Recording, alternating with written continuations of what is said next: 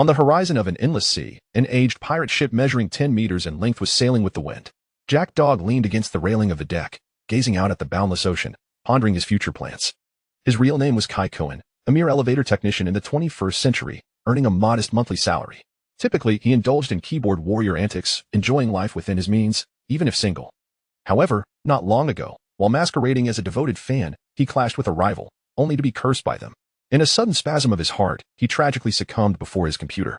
Upon awakening, he found himself transformed into a pirate in the world of Game of Thrones, adopting the name Jack Dog. His predecessor was a mere 16 years old, the son of a pirate with 3 underlings. Yet, they were hardly pirates more akin to thieves, capable of pilfering fishermen's small boats.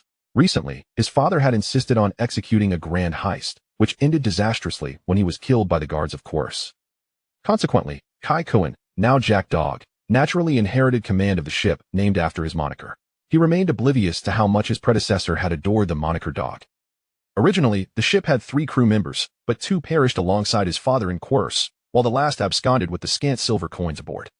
The death of his predecessor was also attributed to this fleeing crew member, nicknamed Shrimp Head, whom the elder had referred to as Shrimp Boy. When Shrimp Head made off with the money, he was confronted by the predecessor, who was then struck fatally on the head with an iron rod. Now, the most valuable possession aboard was a 3-month-old female lamb, which his father had acquired for Jack's initiation into manhood. A lamb was significantly cheaper than a female slave. It was said that when in heat, the lamb possessed a charm akin to a succubus, yet the predecessor never had the chance to utilize this gift before meeting his untimely end.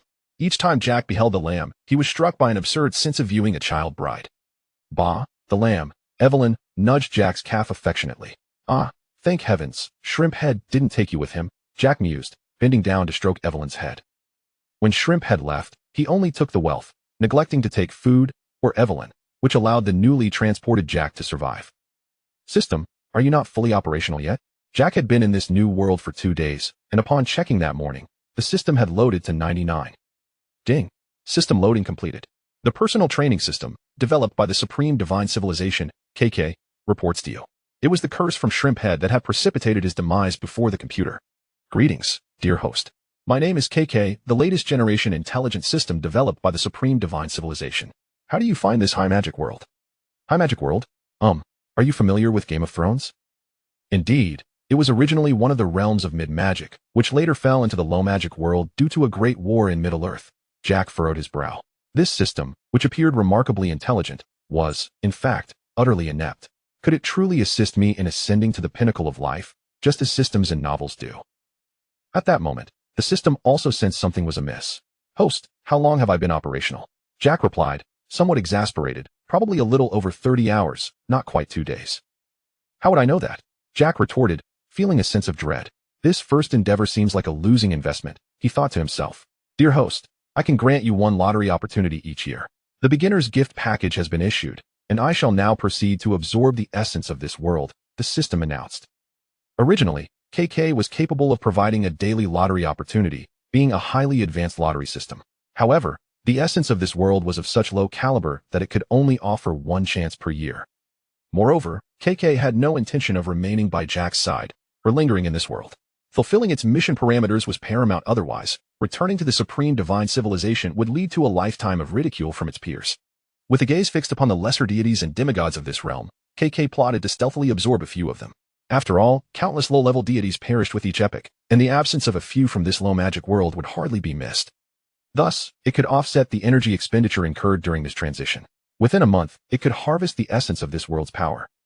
Then, it would make its escape, allowing this host to leisurely linger, for the beginner's gift package from the high magic world was sufficient for the host's survival. Wait a moment. If you absorb the essence of the world, won't it collapse? What will happen to me? Jack suddenly recognized a critical flaw in the plan. KK, already in a foul mood, replied bluntly, are you foolish? The world's essence is akin to chives, capable of periodic harvesting, as long as the roots remain intact. Hey, you little rascal, do you have any manners? How could you speak like that? Jack exclaimed, incensed. How could one address their master in such a manner? He vented his frustrations in a heated exchange with the heir for over 10 minutes, much to Evelyn's bewildered gaze. Damn it! Jack slammed his fist against the railing. How could a mere human contend with a system? After being insulted for an extended period in a barrage of unique taunts, he felt as if he were about to explode, reminiscent of his ex-girlfriend's temper. If only I had a dim-witted system after all. The power levels in the Game of Thrones universe aren't particularly high, Jack grumbled. Meh, Evelyn softly interjected. No. I did not lose my temper. That wretched system has been rendered mute by my words. It will take a year for it to recover. Fully aware that Evelyn could not comprehend him, Jack nonetheless attempted to mask his defeat, as if this could grant him a semblance of victory. With that, Jack ventured to the deck, retrieving a bucket and securing a rope to draw up a pail of seawater. Having just received a beginner's gift package and a lottery opportunity from the system, he deemed it necessary to wash his hands before participating in the lottery. Fresh water was far too precious at sea, so he resigned himself to using seawater. After all, water is water, it serves the same purpose. After meticulously washing his hands, Jack summoned the system screen, revealing a grand wheel. Although KK had already ventured to extract the world's essence, the fundamental features of the system remained operational. With a mere thought, Jack set the wheel spinning rapidly, and it gradually came to a halt on a blue egg. What on earth is this? Just as Jack pondered this, the system's description appeared. Godzilla hatchling. A legendary creature transformed by the system. It will break free from its shell upon extraction, completely obedient to your commands, and capable of comprehending your speech, reaching a height of 200 meters when fully grown. After reading the system's introduction, Jack could hardly contain his delight. The Godzilla hatchling was an utterly invincible entity in the realm of Game of Thrones. While an adult Godzilla may not possess the immense size of a 200-year-old dragon, their power levels were in entirely different leagues. Overjoyed, Jack opened his beginner's gift package, considering that with the Godzilla as his safety net, the contents of the novice gift had become inconsequential. However, the items within the novice package did not disappoint him. It contained a total of 4 items. Unknown longsword. A remarkable alloy longsword from a certain comic universe. It slices through iron like mud and can shave hair effortlessly. Self-heating hot pot. Contains 12 boxes of various flavors of self-heating hot pot, which can be used to satiate hunger in critical moments. Ant blood serum. A serum from a parallel Marvel universe that can enhance your physical abilities. Rest assured, it has no adverse effects, and its initial injection will heal any ailments or hidden injuries. Heart of the ocean. Upon transplantation, you will become favored by the sea, able to swim freely in the ocean, with the ability to self-heal from any injuries or negative states, and even resurrect after death. Though the revival process may take some time, please exercise caution regarding self-harm. At this point, Jack was grinning from ear to ear. This system was truly remarkable. The items bestowed by the novice gift were exceptionally valuable. Particularly, the Heart of the Ocean not only granted the ability to dive into the depths, but also conferred extraordinary self-healing capabilities. The potential for resurrection was intriguing, though he wondered how long it might take. In truth, these gifts were intended for a higher realm, yet for some unknown reason, Jack found himself transported to the world of Game of Thrones, leading him to perceive the novice gift as lavish. Jack first extracted the longsword, aware that once items were removed from the system, they could not be returned. The longsword gleamed in silver, measuring a width of 4 fingers, with a standard hilt. In the world of Game of Thrones, longswords typically ranged from 2 to 3 fingers in width, with finer and softer swords being less common. Nothing about it seemed particularly peculiar overall. It exuded a sense of ancient elegance, which Jack found quite appealing. He feared the system might present him with a gaudy yet impractical weapon. After securing the longsword, Jack retrieved the ant blood serum and the self-heating hot pot. The serum was contained in a metal vessel approximately 10 centimeters in length. A gentle press on its end caused a needle to spring forth. Taking a deep breath, Jack injected the serum into his body, and a surge of warmth coursed through him. Lasting for about a minute, Jack's once dry and rough skin had transformed into a fair and supple complexion, and he had grown 5 centimeters taller, now standing at a striking height of 1.80 meters. Gazing into the shattered copper mirror, he beheld his handsome visage, characterized by arched eyebrows and captivating eyes, complemented by golden white hair and soft lavender irises that were truly eye-catching. According to his father, he hailed from the brothels of Slave Bay, and that seemed quite plausible. With such a handsome face, he would undoubtedly be adored by noblewomen. Reflecting on this, Jack felt his long sword and realized he was indeed blessed with extraordinary talent. Subsequently, Jack hoisted Evelyn onto his shoulder and performed dozens of squats, gaining a preliminary understanding of the serum's enhancement effects. It seemed to provide approximately double the strength, though the specifics were unclear. He then sought out various other items for further testing. From the weights he lifted, Jack estimated his strength to be around 300 pounds, potentially reaching 400 pounds after training. This was an impressive figure, as even the large sword provided by the system became much more manageable to wield. Moreover, the serum not only augmented his strength, but also comprehensively enhanced his endurance and metabolism. This granted Jack greater resilience and recovery capabilities. Finally, regarding the transplantation of the Heart of the Ocean, he realized that removing it would trigger an automatic procedure by the system. Upon completion of the transplant, Jack did not experience any particular sensations, aside from the emergence of a pair of gills behind his ears that he could control at will, which could be concealed beneath his skin when not in use. The heart of the ocean seemingly did not enhance Jack's physical attributes but would gradually transform his body, allowing him to adapt to the pressures of the deep sea. Finally, Jack turned his gaze toward the self-heating hot pot, instinctively licking his lips, as he had grown weary of the dry bread he had been consuming for what felt like an eternity.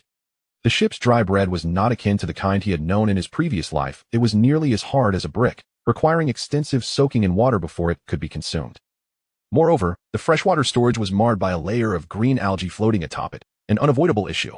The taste was reminiscent of the foul sewage from the ditches in his village from his former life. Additionally, the sole meat available on the ship, smoked sausage, was equally unpalatable, making every meal a torturous ordeal for Jack.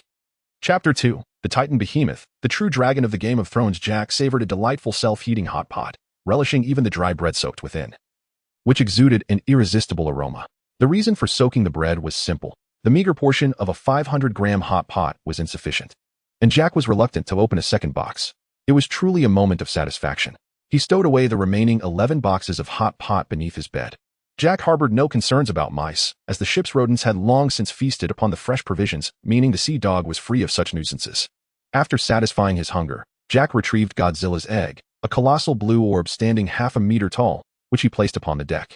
Mere seconds after extraction, the egg developed cracks, and soon a plump, juvenile version of Godzilla emerged before him. Although Jack had never encountered a young Godzilla and was uncertain if its size was typical, it undeniably appeared endearing. It is worth noting that Godzilla refers to a species name rather than an individual entity. Thus, Jack named his creature Poseidon, symbolizing the sovereign of the seas. The Sea King Poseidon. This name was far more melodious than Jack's surname, prompting him to adopt the name Jack Poseidon, discarding the rather humiliating surname Sea Dog. After all, he could not bear the thought of declaring, "I am Jack Sea Dog," when questioned about his identity in the world of Game of Thrones, where introducing oneself was customary, akin to presenting a sum. Jack glanced at the Sea Dog's flag, reputedly depicting a fearsome hound with bared fangs. He was inclined to believe his estranged father genuinely wished to craft a ferocious sea dog. However, due to a lack of skill, the flag's design resembled a pig more than a dog. He gently patted Poseidon's little head and pointed toward the ship's flag, inquiring whether it could bring that emblem down with its atomic breath. Poseidon blinked, and although Jack's request sounded peculiar, it opened its mouth and inhaled deeply. A ghostly blue light emanated from its chest and spine, culminating in a beam of blue energy.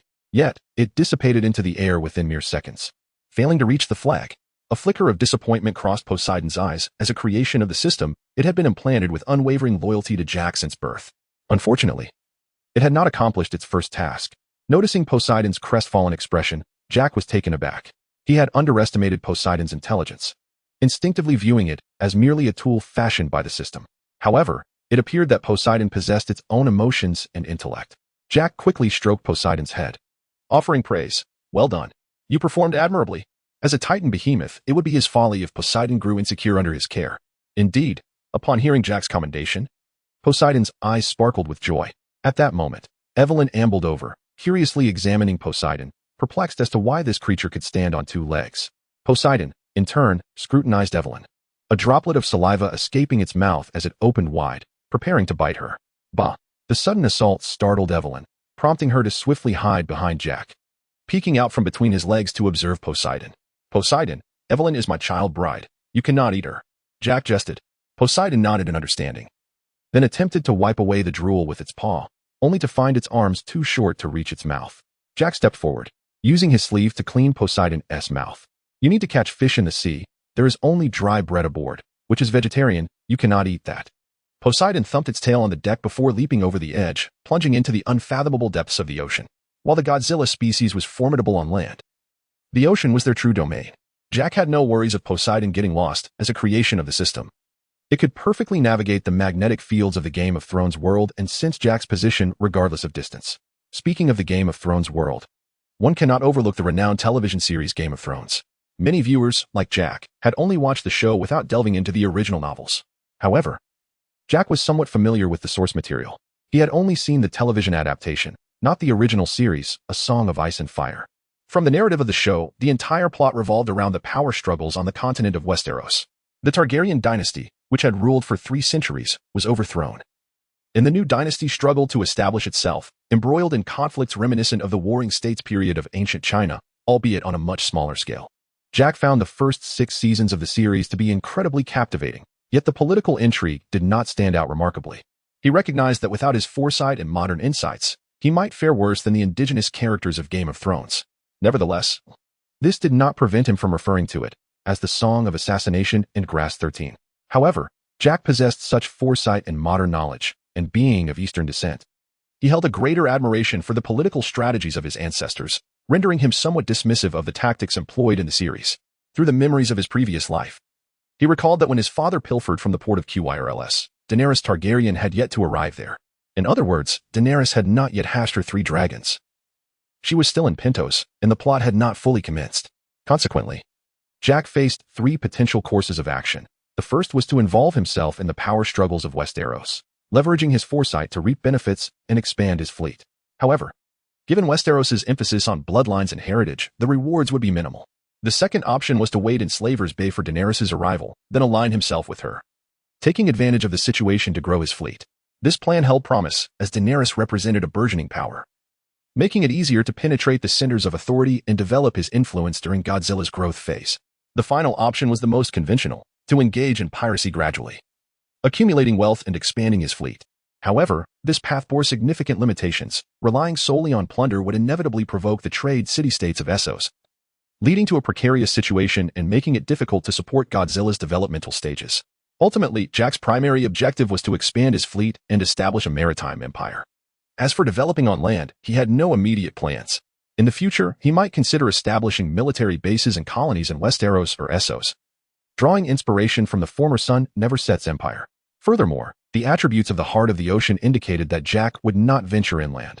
Islands were his ideal choice. In the vast ocean, Jack and Poseidon were invincible, wreaking havoc with abandon.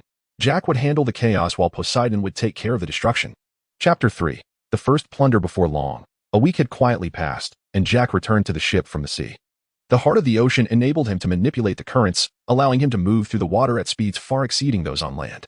Additionally, Jack observed that Poseidon was growing rapidly, adding approximately 1 centimeter in height each day.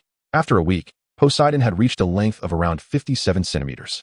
Upon unrolling the ghostly nautical chart left behind by his late father, Jack's handsome visage contorted in confusion. He could discern some elements, yet the entirety eluded his grasp. Previously, his father's pirate crew commanded 2 vessels, with Jack and his father piloting one, while the other was under the command of his father's first mate. Thus, Jack possessed a rudimentary understanding of navigation, but he required the expertise of a seasoned navigator to fully comprehend the intricacies of his father's hand-drawn map. It appeared he would have to seize a navigator. With a resigned sigh, Jack folded the chart. As a pirate, one could assert that all his worth was derived from plunder. This was the very essence of the pirate's way of life, where force triumphed over toil. Once he amassed sufficient wealth, Jack intended to procure some ship slaves and untainted souls as crew members in Astapor. He also needed to acquire shipwrights in Mir and peruse the bed slave market in Yukai.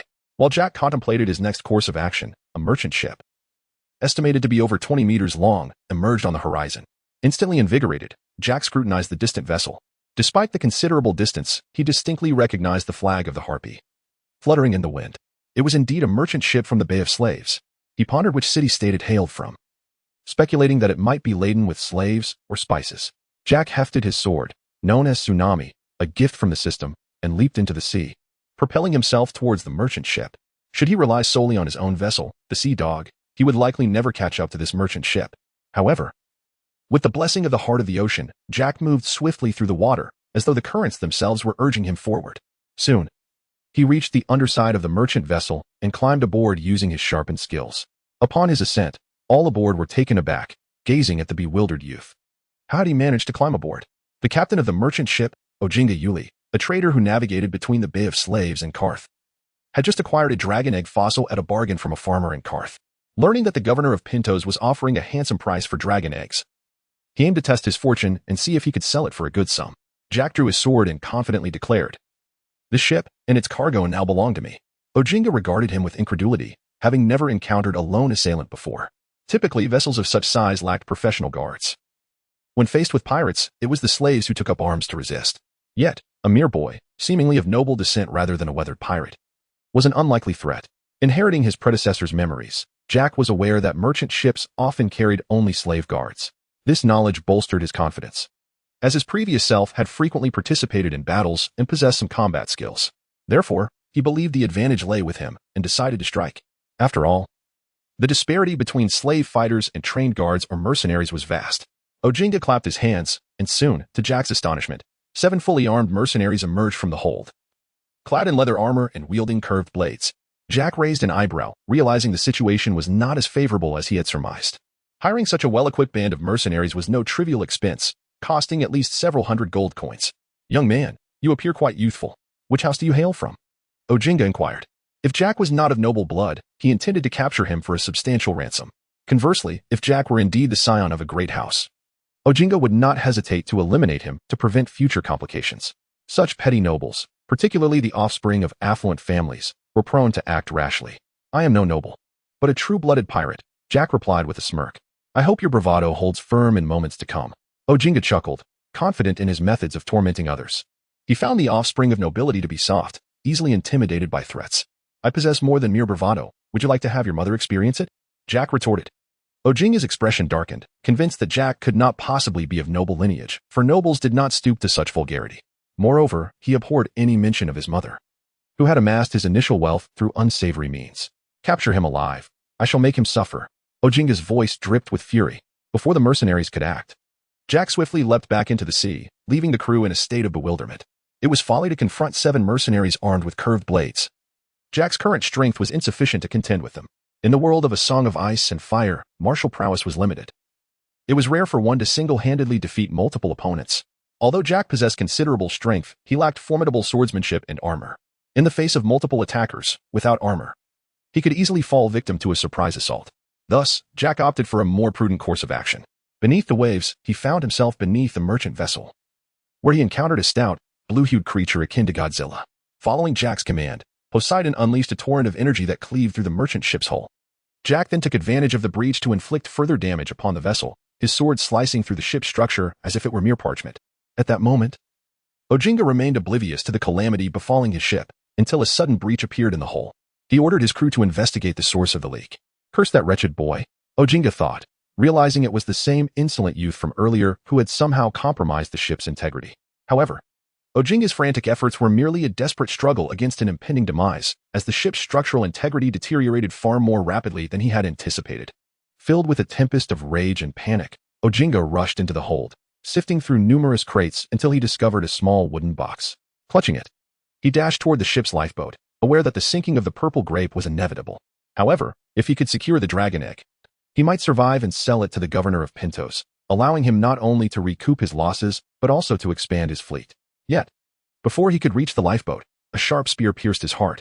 Struggling to turn, Ojinga beheld his assailant, one of the mercenaries he had hired at great expense. Though mercenaries typically valued their reputation, survival took precedence in this dire moment. For these lesser mercenary bands, life itself was the ultimate priority. Chapter 4. The dragon egg fossil. The lifeboat was indeed spacious enough to accommodate all 7 men, provided they discarded their leather armor and weapons, leaving behind all supplies. However, without food and fresh water, survival was improbable, leading to a tense standoff among the mercenaries. Ultimately, the desperation of survival ignited conflict, resulting in a fierce brawl among the 7 mercenaries, with even the slaves aboard joining the fray. In this moment of existential peril, the darker aspects of human nature were laid bare. The instinct to survive drove them to unspeakable acts. Meanwhile, Jack's attention was drawn towards an elderly man he had previously spotted on the ship. He not only transported cargo aboard the ship, but also carried a navigational chart at his waist, resembling a navigator. Despite being a slave, Jack was indifferent to his status. Furthermore, this old man with a white beard was among the first to fall from the ship.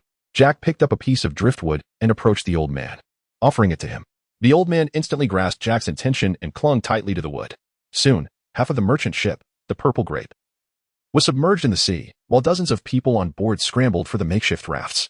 With the heart of the ocean in his possession, the gills behind his ears continuously supplied him with oxygen, making it less strenuous to remain in the water than on land.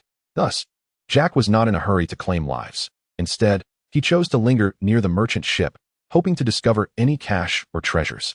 In conditions where the density of algae and intensity of light in the seawater were similar, the visibility for an average person would be quite low. However, the heart of the ocean alleviated this issue for Jack, enabling him to maintain a level of sight even in the deep sea. He searched the ship's hold, where many wooden crates floated with the currents, but upon opening several, he found them filled with spices. Those spices held considerable value. Those soaked in seawater were rendered worthless. And Jack sought cash. After several minutes of searching, his perseverance paid off when he discovered a silk pouch clutched in the arms of an unconscious slave, who had succumbed to drowning, yet still held onto the pouch as if to protect his master's wealth even in death. A truly poignant sight. Nevertheless, Jack unhesitatingly pried open the slave's fingers and retrieved the pouch. To his astonishment, it contained a trove of gold coins, at least 50. His own father's pirate crew, the Sea Dogs, boasted a peak asset of merely 70 silver coins, which had been spent in just one day in the city. At that moment, Poseidon approached Jack, holding something in his mouth, his expression radiating pride. Curiously, Jack took the object from Poseidon's jaws, a stone that was of vivid crimson, adorned with numerous protrusions reminiscent of serpent scales. Could it be a dragon egg fossil? No wonder he had hired 7 mercenaries. There was indeed a dragon egg aboard. Jack's expression turned to one of astonishment, not because of the dragon egg fossil itself, as he had seen living dragons and even Godzilla on television, but rather due to the immense value of a dragon egg fossil, which could fetch tens of thousands of gold coins. In the original tale, Daenerys' brother Viserys sought to steal dragon eggs to form an army and reclaim the Iron Throne after realizing he could not control his sister. Although Jack believed a fool like Viserys would still fail to reclaim the throne even with an army of horse lords, it did not diminish the dragon egg's worth. With this dragon egg fossil, Jack could acquire several large ships and assemble a formidable pirate crew.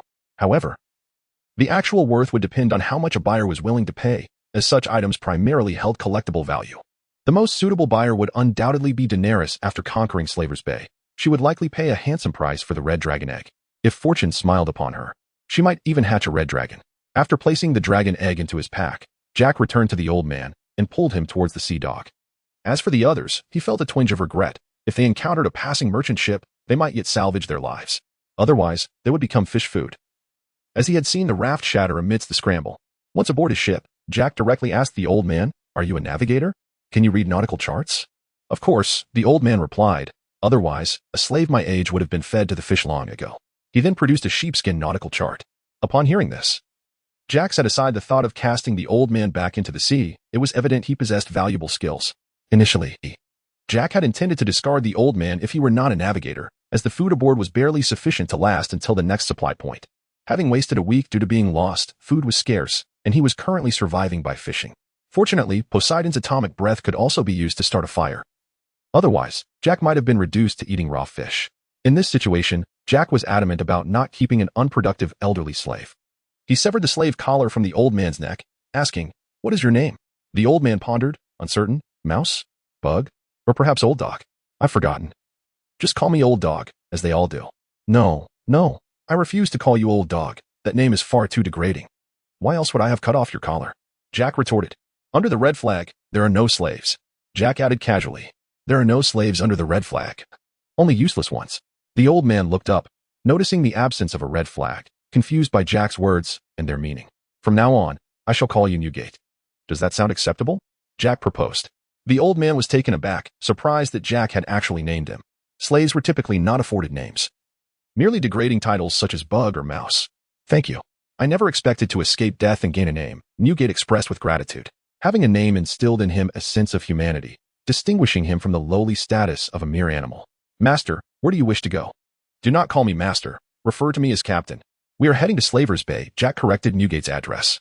"Understood, Captain," Newgate replied, grasping Jack's intentions for saving him to find a navigator. Yet, he felt fortunate nonetheless, for living was better than the alternative. At 50 years of age, he was akin to a centenarian among slaves. For him, each additional day of life was a blessing from the divine. Chapter 5. Expensive soldiers. It must be said that Newgate possessed a wealth of nautical knowledge. The Sea Dog had not taken a single wrong turn in the past month. They consistently arrived at each supply point with precision.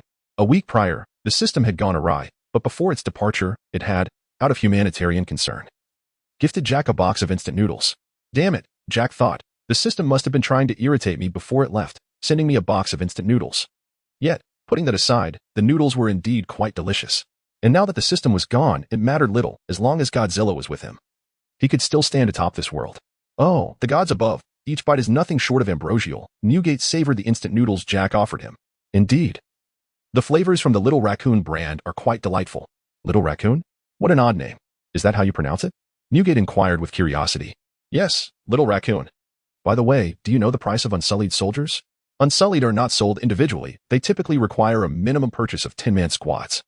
Priced between 270 to 300 gold coins, depending on the slave owner's willingness to exploit you.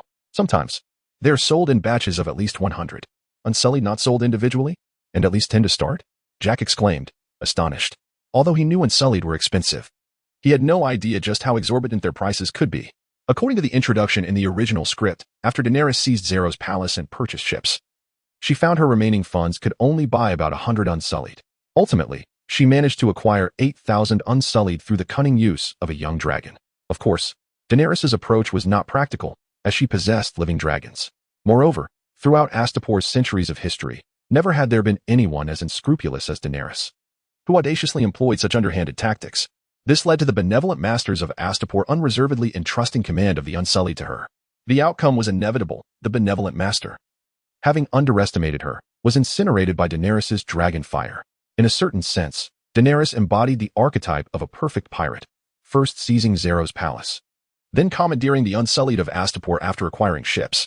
Perhaps Daenerys had not initially intended this, but through a series of fortuitous coincidences, the gods delivered her dragons and armies.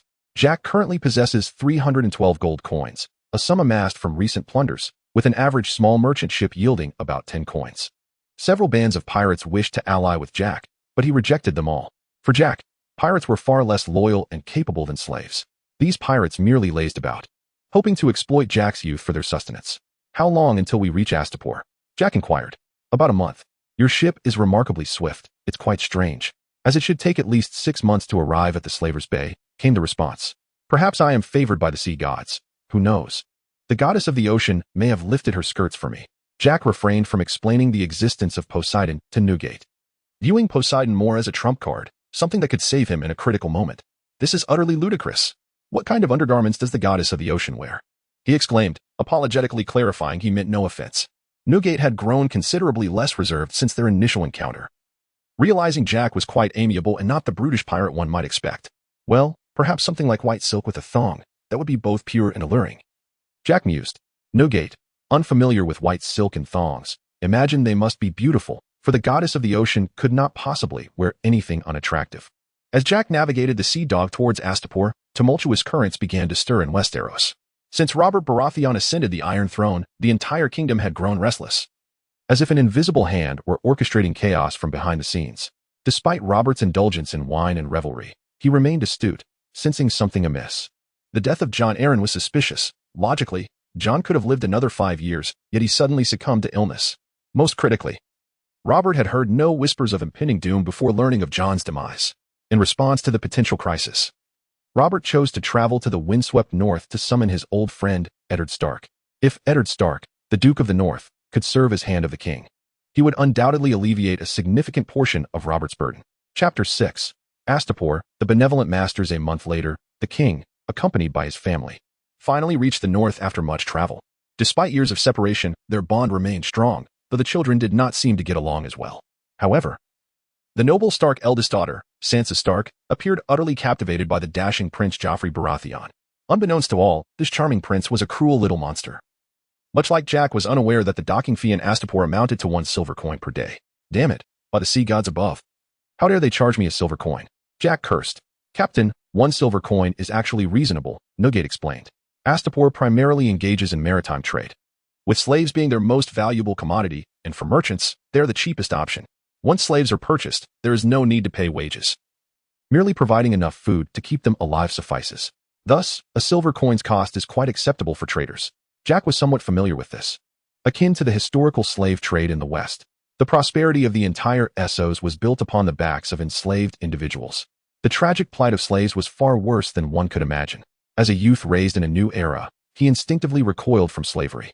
This was not to suggest Jack was a saint. Rather, his education over the past 2 decades had instilled in him a natural aversion to the institution of slavery. However, Jack had no intention of personally liberating slaves, as that was the work of the Mother of Dragons. His ambition lay in establishing an invincible maritime empire, allowing him to live a life of freedom and indulgence. Of course, if Daenerys were willing to pay a sufficient price, he would not hesitate to offer her some well-tested reform ideas. As for how the king and nobles would resolve their issues, The methods of dragon slaying were inscribed in the textbooks of 9 years of compulsory education. Astapor was home to many benevolent masters, and Jack planned to seek out a minor slave owner to purchase Unsullied, as this would facilitate negotiations. With Newgate in tow, he found an inn. Owner, 2 rooms, please. For silver coins. How much? Jack's eyes widened. It wasn't that he lacked funds or was stingy, but rather that this was exorbitantly priced. Generally, 2 rooms should cost at most 2 silver coins. The normal rate would be around 1 silver coin. Yet the innkeeper insisted, if you don't want to stay, you may leave, but I assure you that you will return and pay me 4 silver coins. The innkeeper was confident that his establishment was the cheapest in the area, as he deftly exploited outsiders. They had a keen ability to discern whether someone was a local or a foreigner. Jack's eye twitched, but he ultimately relented and handed over 4 silver coins. Damn it, Astapor is so close to the sea. Once my fleet flourishes, I will come to rob you daily. Generously, Jack noted this grudge and decided to collect protection fees every 4 weeks. You aren't even in the city. How dare you charge such prices? The most renowned area of the slave bay was the 3 cities of Mir, Lis, and Tyrosh, yet countless villages surrounded these 3 cities. Additionally, there were numerous slave-owning estates, filled with a variety of valuable spices. Generally, free folk cultivated the grains, while slave owners preferred to purchase grain from the Lazarene. Captain, I can sleep on the floor. There is no need for 2 rooms, Newgate suggested, waving his hand dismissively.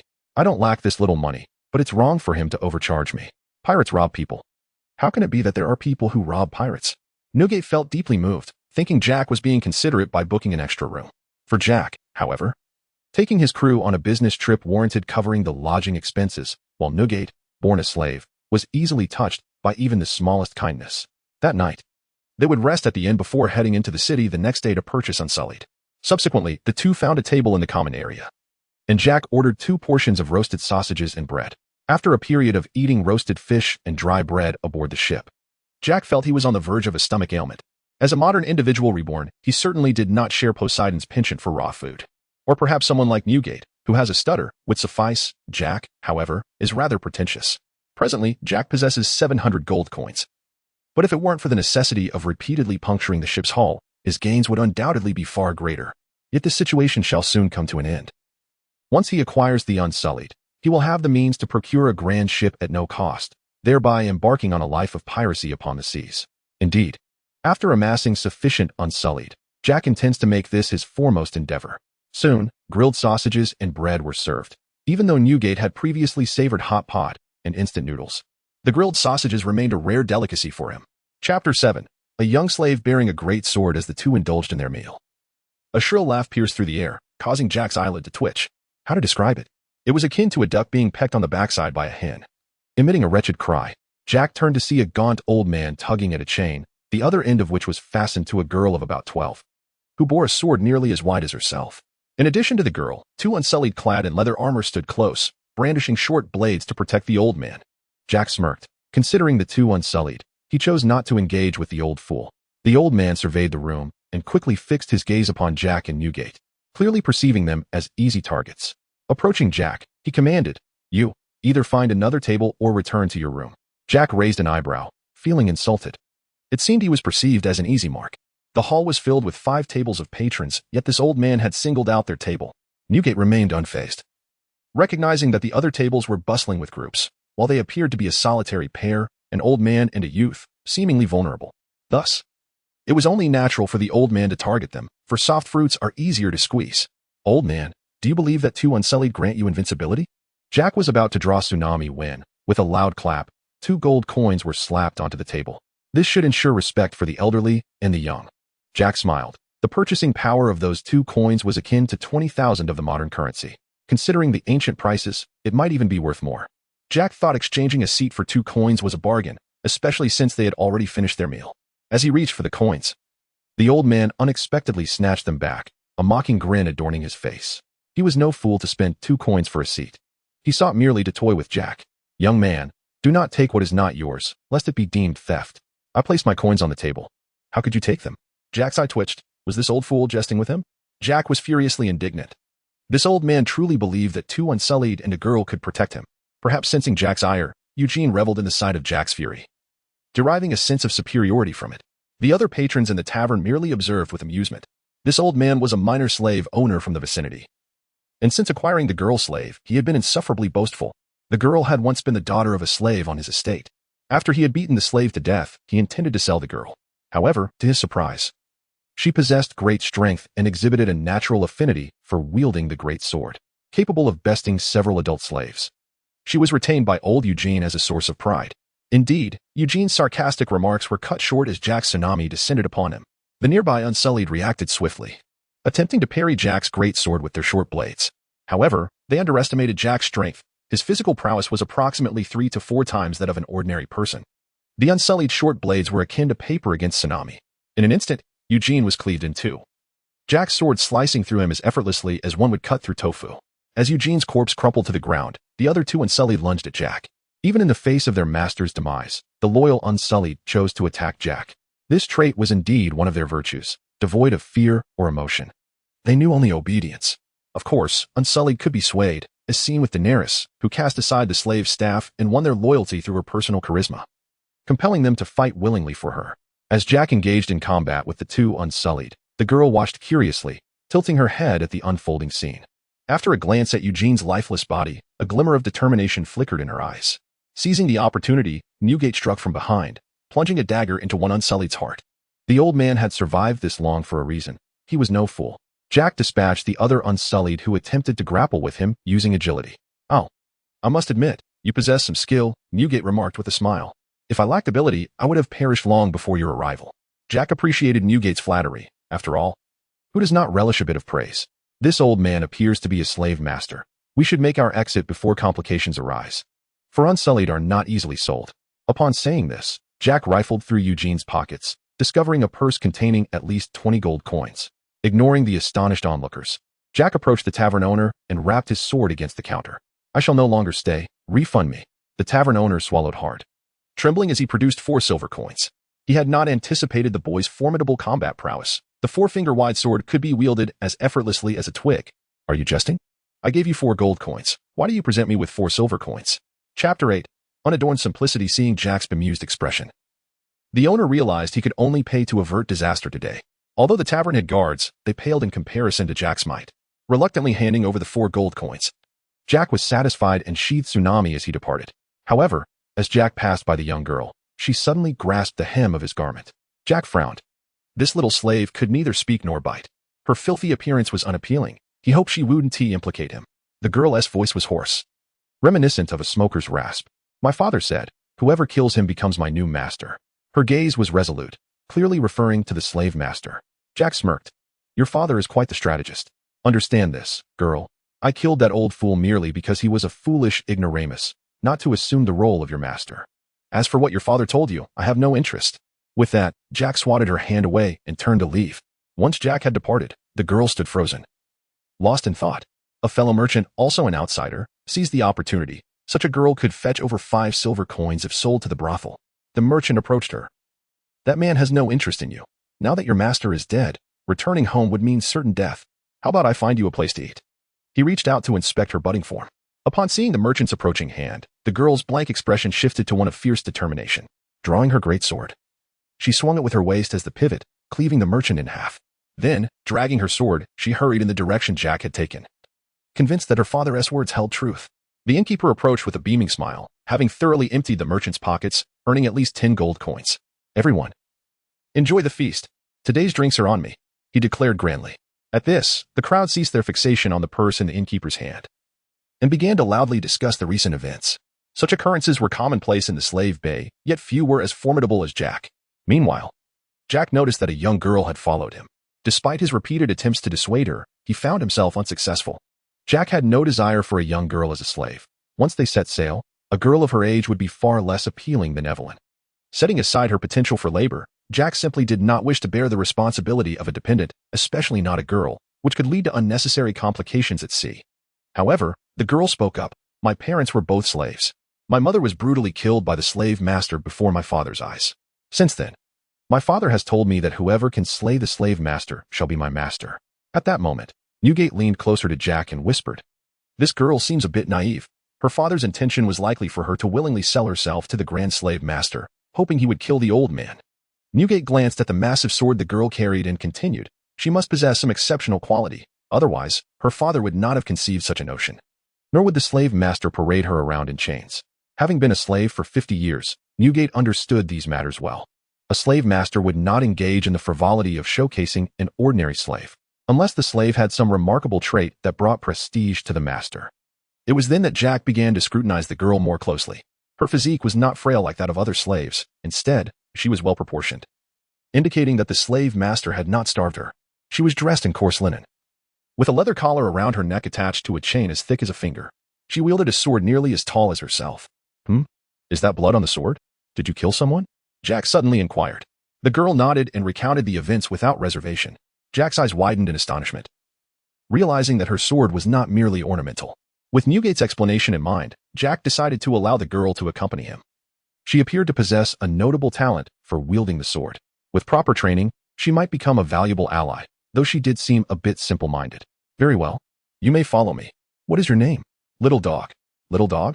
Jack echoed incredulously. Yes. Others say that when I have my first menstruation, I will truly become a little dog. How disgusting, Jack replied. From now on, your name shall be Vetril. It is a lovely name, and the previous one shall not be mentioned again. Newgate looked at Vetril kindly. You should thank the captain. Thank you, master. Vetril replied, though she was a bit simple. She recognized the beauty of her new name. Jack drew his dagger and removed the collar from around Vetril's neck. Do not call me master. Refer to me as captain. Like everyone else. Newgate added, the captain says that under the red flag, there shall be no slaves. Although I still do not understand the meaning of this phrase. From this day forth, you are no longer a slave. Jack had not expected that his casual jest would be taken to heart by Newgate. Vetril stared vacantly at the collar that had fallen to the ground, then asked, You have removed my collar. Am I free now? Indeed, you are free. How does it feel? If you wish to leave, I will not stop you, Jack replied. To his surprise, Vetril shook her head. They all say I am foolish. But I am not at all. Most of the time, I am quite clever. If I leave, how will I eat? Jack found her straightforward reasoning refreshingly practical. Even Newgate was taken aback by her simple logic. Often, slaves like her did not survive long unless they encountered a good master. Chapter 9. You Have Changed. The sky was adorned with countless stars, and the moonlight mingled with the chill of the night. At that moment, in a borrowed cart, Vetril nestled closer to Jack, seeking warmth against the cold. The cart had no roof, merely a wooden platform atop two wheels, covered with a layer of straw. Newgate, drowsy yet vigilant, occasionally cracked the whip on the poor horse as they hastened toward Astapor, hoping to find a warm inn for the night. As Jack endured the unpleasant odor emanating from Vetril, he idly counted the stars above. He was aware that the current date was in the year 299 of the Age of Aegon, coinciding with Eddard Stark's arrival in King's Landing. At this time, Daenerys Targaryen had just been sold to Khal Drogo by her brother and was still an innocent girl, dreaming of a life of happiness in Pentos. Yet her brother Viserys Targaryen's desire for restoration was far more fervent than Daenerys could have imagined. As Jack began to drift into a drowsy state, Newgate's voice suddenly broke through. Captain, we have arrived in Astapor. Already? Jack awoke with a start. Astapor lay at the mouth of a winding river, known as the Worm River, which flowed from the east into the Slave Bay. To the south of Astapor were the Giscari Mountains, concealing the ancient ruins of Giscari. To the west, Cedar Island faced the decaying cities of Karth and Volantis across the sea. Astapor was the southernmost slave city in the Slave Bay. Ukai lay 100 miles to the north, while Meereen was 50 miles beyond. A skilled traveler on horseback could traverse the ancient Giscari coastal road and reach Ukai from Astapor in 6 days. Even as night fell, the gates of Astapor remained open. The presence of 9,000 unsullied within the city was sufficient to repel any invading enemy, including the Dothraki. Astapor was an ancient city, though its population had dwindled over time. Its most renowned structure was the stepped pyramid, towering 400 feet high. The pyramid was adorned with a variety of trees, vines, and flowers, and at dusk, the masters would light silk lanterns of multiple colors. Boats drifted along the Worm River, and all the streets were paved with red bricks. The stepped pyramid, the deep pit of the arena with descending seats, sulphurous fountains, dimly lit taverns, and the ancient city walls were all constructed of red bricks. A fine red dust filled the air, swirling through the alleys with the gentle breeze. While driving the cart, Newgate began to describe the ancient city to Jack. Eventually, the trio chose a seemingly reputable inn. After securing 2 single rooms, the innkeeper, at Jack's request, provided a large tub of hot water free of charge. Jack handed Newgate a silver coin to purchase some clothes for the girl, while he took Vetril to bathe, intending to cleanse himself as well. The stench of the pirate was indescribable, reminiscent of Evelyn when her father had just brought her back from the sheep pen, if not worse. Oh heavens, speaking of Evelyn. Jack realized he must quickly conclude the deal, having left her with only 3 days' rations. Vetril seemed reluctant to bathe, but under Jack's command, She obediently allowed him to assist her. Jack cursed under his breath, feeling that after her bath, vitriol had shed at least 2 pounds, as mud seemed to rain down from her. However, the results of her cleansing were evident. Despite being clean, vitriol did not exude an overwhelming beauty. She could only be described as rather fair-featured, yet those starry, luminous eyes certainly added to her allure. To be frank, Jack felt a tinge of disappointment. He had hoped that the little girl he had picked up would possess the qualities of an enchanting beauty. Yet, the reality was that the offspring of slaves seldom bore such charm. "Have I let you down?" Vitriol suddenly inquired. "No, of course not," Jack hastily denied, genuinely satisfied with her. He believed that he could cultivate her into a capable and dependable personal secretary. Yet, Vitriol's intentions clearly diverged from Jack's expectations. "I may not be beautiful enough, Captain, but my mother taught me many arts of the bed. I can help you find relief," Vitriol stated. Jack, upon hearing this, pinched her small face, realizing that the girl was quite knowledgeable. "Let's discuss this in 2 years. You are still too young," he replied. Vitriol pressed her lips together. "I understand, but you seem to be in need. My mother told me that once a man reaches such a state, it is time for a woman to step in." Jack's eyes widened slightly. "You need not concern yourself with this. I will find an inexpensive courtesan to address the matter." With that, he turned to retrieve the garments that Newgate had delivered earlier. Vitriol furrowed her brow, watching Jack's retreating figure, biting her lip. Her mother had said that when a man makes excuses to avoid physical intimacy, it signifies that he has grown weary of a woman's body. Yet, Jack had not even touched her. Could it be that after bathing her, he had already lost interest in her physique? Chapter 10. The cruel training the following day. After much inquiry, Jack found a minor benefactor named Hargo Viziri. Astapor housed at least 100 benefactors, among whom the major benefactors wielded thousands of unsullied, while the minor ones typically possessed only a few dozen. Furthermore, Astapor also had various types of slaves, including bed slaves and oarsmen, which conveniently spared Jack the journey to Yunkai and Mirin. Through an informant's guidance, Jack met this benefactor at Pride Square. With amber skin, a broad nose, black eyes, and deep red hair, Hargo Viziri embodied the quintessential appearance of an Astapori.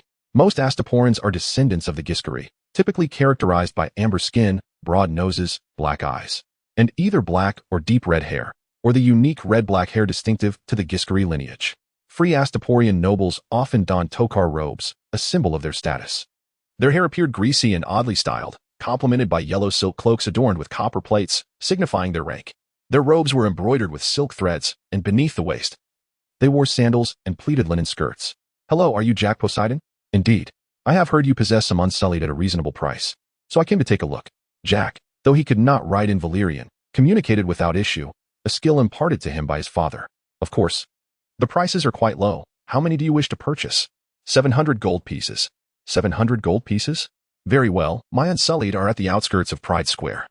"Allow me to show you," Hargo Viziri said with a beaming smile. 700 gold pieces constituted a significant transaction for a minor slave owner like him. Newgate explained to Jack that Astapor featured 3 renowned squares: Pride Square, Punishment Square, and the Arena. Pride Square served as a public market where slave owners showcased their slaves to potential buyers. At the center stood a fountain made of red bricks, crowned with a bronze statue of an Astaporian sphinx. Punishment Square, located within the main gate of Astapor, was where newly arrived slaves were brought into the city, and rebellious slaves faced punishment or execution. The arena hosted various entertainment activities, including battles between girls and bulls, and contests where children smeared in honey were pitted against bears, with spectators betting on which child would be devoured first. The arena would then be named after the victorious slave's owner. Jack's eyelids twitched. It was no wonder Daenerys sought to liberate this place. For the free citizens and nobles, it was paradise. Yet for the slaves, even hell might be preferable. Fortunately, Daenerys had not endured the education Jack had experienced. Otherwise, she would undoubtedly seek to crucify every slave owner, and no amount of persuasion would deter her. "I have 62 unsullied available, and I can offer you each at 25 gold pieces, totaling 28 unsullied. Additionally, I will throw in 2 bed slaves and oarsmen at no extra cost." Hargo Viziri declared confidently, asserting that no one could offer unsullied at a lower price. Normally, an unsullied commanded at least 27 gold pieces, making Hargo Viziri's price particularly appealing. Unsullied are castrated slave warriors, trained from a young age in Astapor, characterized by their absolute obedience to their masters and fearlessness in the face of battle. They are widely utilized as guards in free trade city-states, sold in batches of 100 or 1,000. Naturally, minor slave owners would sell them by the dozen. They're exemplary guards, never resorting to theft or assault. They hold their own unique beliefs in Goddess, keeping her true name a secret. Outsiders refer to her as the Lady of Spears, the Bride of War. and the mistress of armies. The most renowned battle involving Unsullied was the Battle of Conqueror, where merely 3,000 Unsullied withstood an assault from over 50,000 soldiers led by a Tamocha. Jack remained silent, scrutinizing the group of Unsullied as one might in a televised drama. The Unsullied's attire bore no embellishments. They wore tailored tunics, wielded short swords, carried 3 spears, shields, and spiked helmets. The number of spikes on a helmet denoted the wearer's rank, 1 spike for a common soldier and 3 spikes for a senior officer. Seeing Jack's silence, Hargoviziri assumed he was deliberating and began to elaborate. We select young male slaves based on their size, speed, and strength, training them into Unsullied. Training begins at the age of 5, lasting from dawn until dusk. The process is exceedingly brutal. Not only must they learn to fight, but all traces of their personality, emotions, and individuality are erased. They are completely castrated, and the remnants are subsequently burned to ash at the altar of the Lady of Spears. They regularly consume the wine of courage to dull their pain. Each day, they draw random name tags from a barrel to determine their names for the day. Each tag consists of 2 words, one denoting a color and the other an insect, such as gray worm. Should any aspect of their training fail, the slave is executed. Ultimately, only 1/3 of the trainees endure to become Unsullied. On the day a boy is castrated, he is given a puppy to care for. At the end of the first year of training, the boy must strangle the puppy. If he fails, he will be killed, and his corpse will serve as food for the dog. During training that includes endurance running, night climbing, and traversing burning coals, failure results in exclusion. Finally, to earn the Unsullied's spiked helmet, they must don silver masks when they arrive at the slave market, purchase a newborn, and kill it in front of its mother, compensating the newborn's master for his loss. Chapter 11. Zero-cost purchase. Jack took a deep breath, recognizing the meticulously devised training system. No wonder they are so formidable. I will buy them. Here is the deposit. Jack tossed a bag of gold coins into Hago's arms and subsequently provided him with an address. Bring the innocents here tomorrow for the transaction. You know, we only have an old man and a child. Carrying 700 gold coins isn't safe. Hago weighed the pouch in his hand and smiled. Of course, I understand. No need for such trouble. I will bring the innocents with me. 700 gold coins were worth the trip for Hago. Thank you then. We shall set off now. My little lamb awaits me on the ship. Afterward, Hago allowed Jack to select 28 innocents and also sent along 2 bed slaves and 2 ship slaves. These 2 bed slaves are maidens. Consider them a gift, Hago generously declared. Unfortunately, individuals like them, with their small benevolence, often find no buyers for their innocence, as many doubt the combat prowess of their innocents. However, they were trained just the same. Both bed slaves were quite fair-skinned, resembling the sheep-like Lazarians. The 2 ship slaves, meanwhile, were young men under 20, appearing robust and well-suited for menial tasks aboard the ship. Jack and Hago soon departed from Astapor and arrived at the harbor outside the city. After having Newgate assist in unloading the wooden chest filled with gold coins, Hago meticulously counted the coins. He then handed the command staff of the innocents to Jack. Once everything was confirmed, he instructed his slaves to load the gold onto the wagon. A pleasant transaction. Remember to seek me out for your next purchase of innocents. Jack bid farewell to Hago with a smile. Afterward, Jack loudly inquired of the 28 innocents, "Who is the commander?" "I am, master." Stepped forward an innocent with 2 sharp spikes on his head. "What is your name?" Jack asked. "I have no name, master." The innocent replied vocally. "From now on, you shall be called Kaido. Have your subordinates choose more conventional names for themselves, and from now on, refer to me as Captain. Understood?" Jack glanced at the command staff in his hand and asked, "Can I still command you without this?" Without hesitation, Kaido replied, "Yes, you have purchased us. This staff is merely a symbol of the transaction. Without it, we still follow your orders." Upon hearing Kaido's explanation, Jack understood that the command staff was merely a token. It could represent authority but also anything else, signifying the completion of the deal. Assured by Kaido's guarantee, Jack casually tossed the staff into the sea.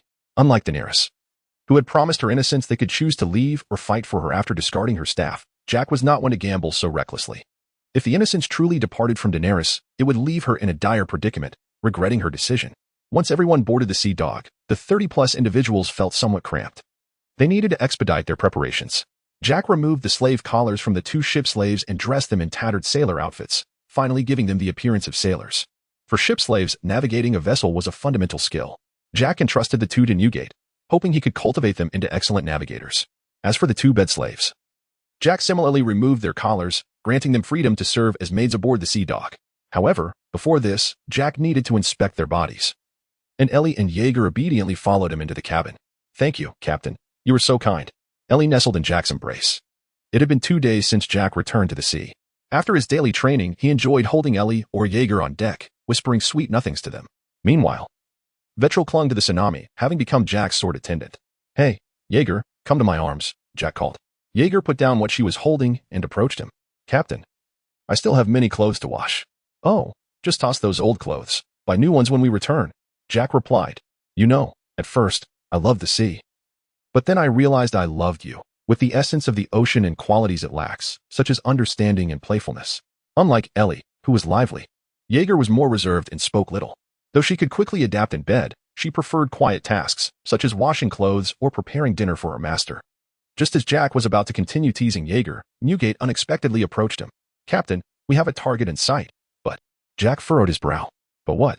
It is a large merchant vessel, estimated to be 60 to 70 meters long, with at least 40 to 50 guards. It may be difficult.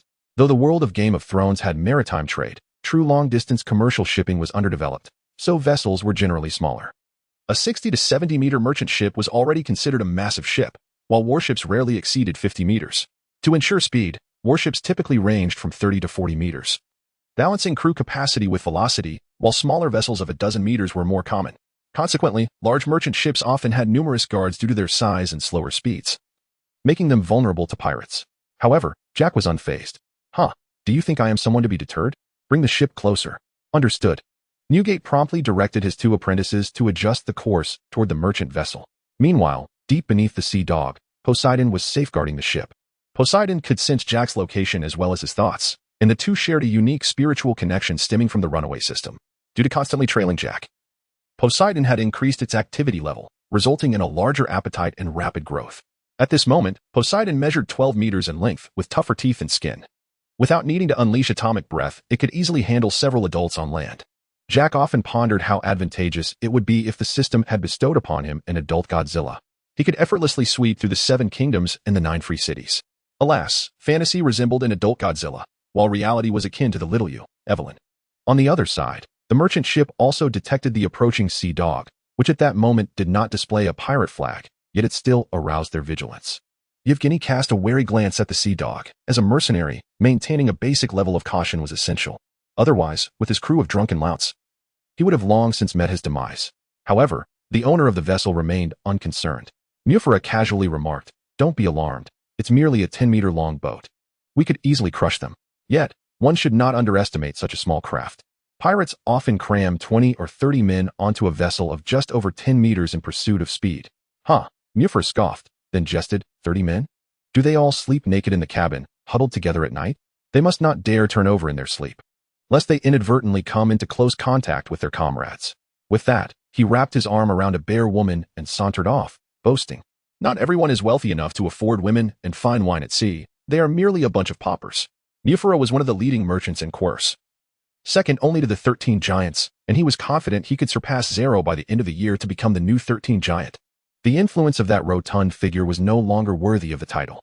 This newly crafted rose was not something just anyone could dare to touch. Watching Mufara's retreating figure, Yevgeny sneered. These nobles resembled arrogant mastiffs, utterly nauseating. Yet, the woman in his arms was indeed appealing, and had it not been for the mercenary code of honor, he might have entertained thoughts of seizing the ship.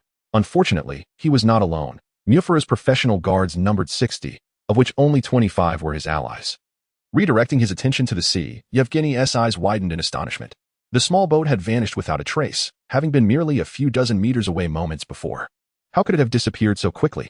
At that instant, the sea dog was positioned beneath the rose, powered by a Poseidon engine, granting it remarkable maneuverability. The sheer size of the rose momentarily obscured Yevgeny's perception, as he could hardly fathom a vessel moving with such swiftness. Chapter 13, Confusion. Just as Yevgeny pondered this, a dozen tiger claws latched onto the ship's railing. Wardfa? Yevgeny sensed an ominous turn of events and leaned to investigate. A swift whistling sound pierced the air as an arrow grazed his scalp. Oh shit! Yevgeny clutched his head and shouted, "Pirates! Pirates! Arm yourselves!" Hearing Yevgeny's cries, the slaves aboard hesitated for a moment before hastily seeking cover, while the guards swiftly assembled. On the other side, Jack shook his head in disappointment. His archery skills were still lacking, as he had aimed directly for the man's head. With a sudden leap into the sea, aided by Poseidon's strength, Jack soared through the water, clearing 2/3 of the height effortlessly. The remaining distance was trivial for him. As Jack emerged, a group of guards brandished knives, prepared to sever the ropes. "Hello. Could you spare me some honey bread?" Jack stammered awkwardly. "Family, who understands?" As he surfaced, He was met by a dozen men wielding curved blades. The guards exchanged glances before charging forward, intent on making Jack's head a target. Yet, Jack was faster, flipping onto the deck with remarkable agility. Wait, everyone, I mean no harm. Our ship is leaking, and we had no choice but to resort to this desperate measure. Please, believe me. Yevgeny scoffed and nodded. If it weren't for your leather armor and the massive sword on your back, I might actually believe you. Kill him. Yevgeny commanded without hesitation, recognizing Jack's attempt to buy time. Damn, what bad luck, Jack thought. Bracing against the railing with a shield in one hand and a sword in the other. Using his formidable strength, he swung the tsunami-like blade with incredible speed. For a moment, no one dared approach. After all, earning a few hundred copper coins a month wasn't worth risking their lives for. Draw your bows, Yevgeny roared, his face darkening. Is that sword of his made of bread? How can it be so light? 15 archers swiftly drew their bows, aiming at Jack. As Yevgeny gave the order, Jack hurriedly shielded his upper body, simultaneously using the tsunami to guard his lower half. Jack let out a pain scream, tears nearly escaping his eyes. Damn it, I feel like the spear of revenge, Callista, with arrows sticking out of me. Yevgeny frowned. Is this man seeking death? To be struck by 11 arrows at sea generally spells doom. One could bleed to death from such wounds. Just then, the first batch of Immaculates clambered aboard. Without a second thought, Jack flipped and plunged into the sea. The icy water enveloped him, significantly dulling his pain. He swiftly removed the 11 arrows, and his wounds healed rapidly.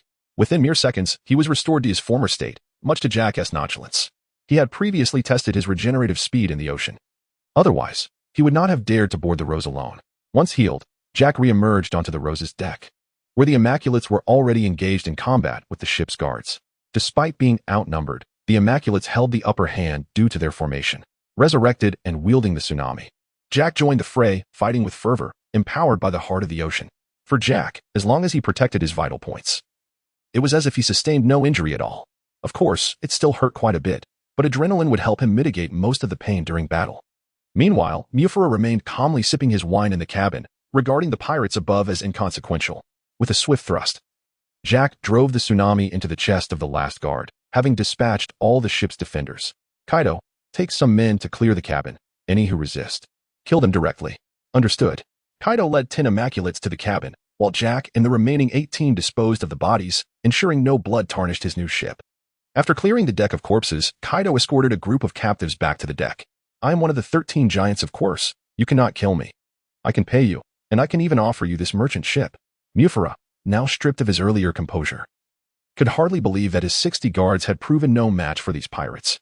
Pirates typically fall into two categories: those who specialize in raiding passing merchant ships and those who plunder coastal regions.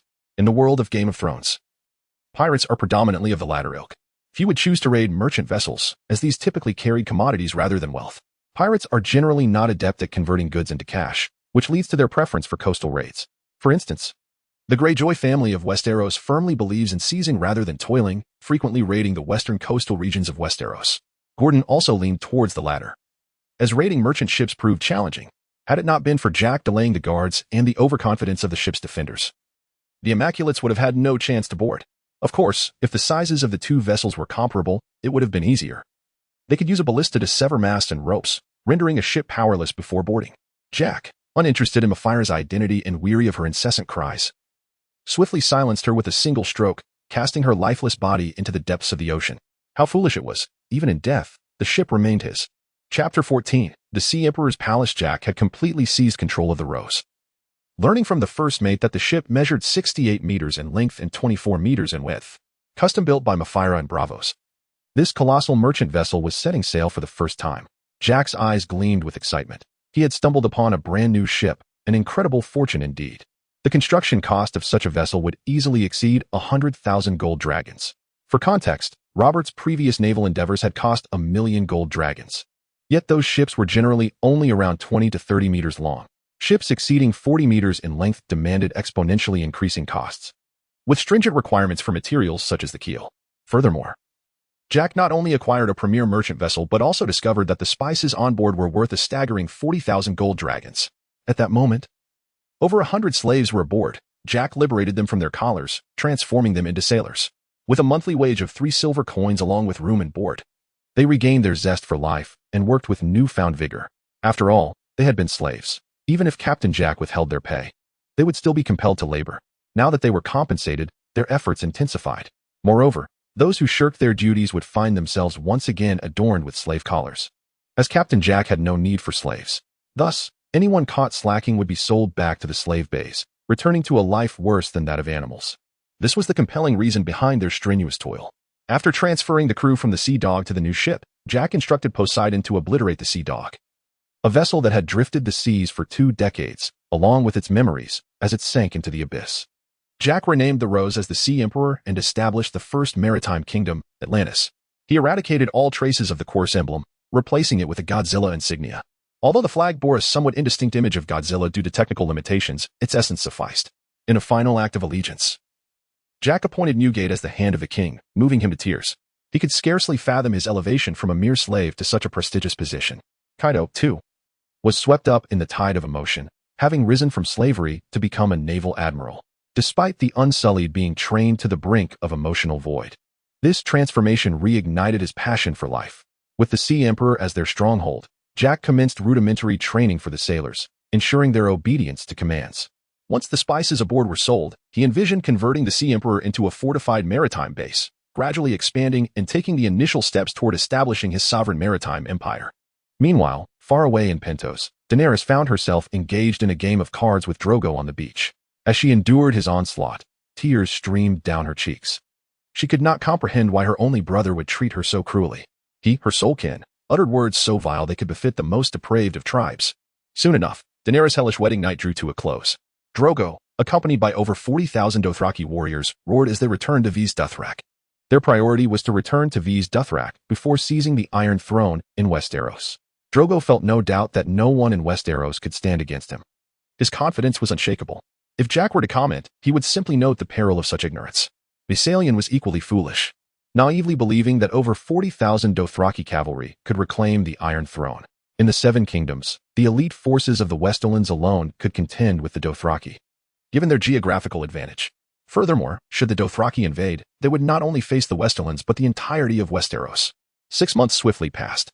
On this day, Daenerys, unable to bear it any longer, rescued a witch from Drogo's men.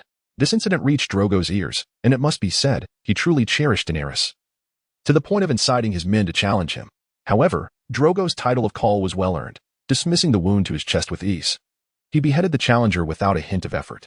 At this juncture, the witch proposed applying herbs to prevent infection of Drogo's injury, as a token of gratitude for Daenerys' kindness. The Blood Riders opposed this vehemently, yet Drogo's affection for Daenerys prevailed, allowing the witch to tend to his wound, which ultimately led to his demise. Merely 2 weeks later, Drogo fell weak and toppled from his horse, causing unrest among the Dothraki.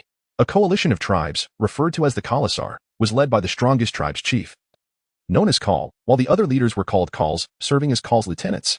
Now, Drogo, the Khal, had fallen from his steed.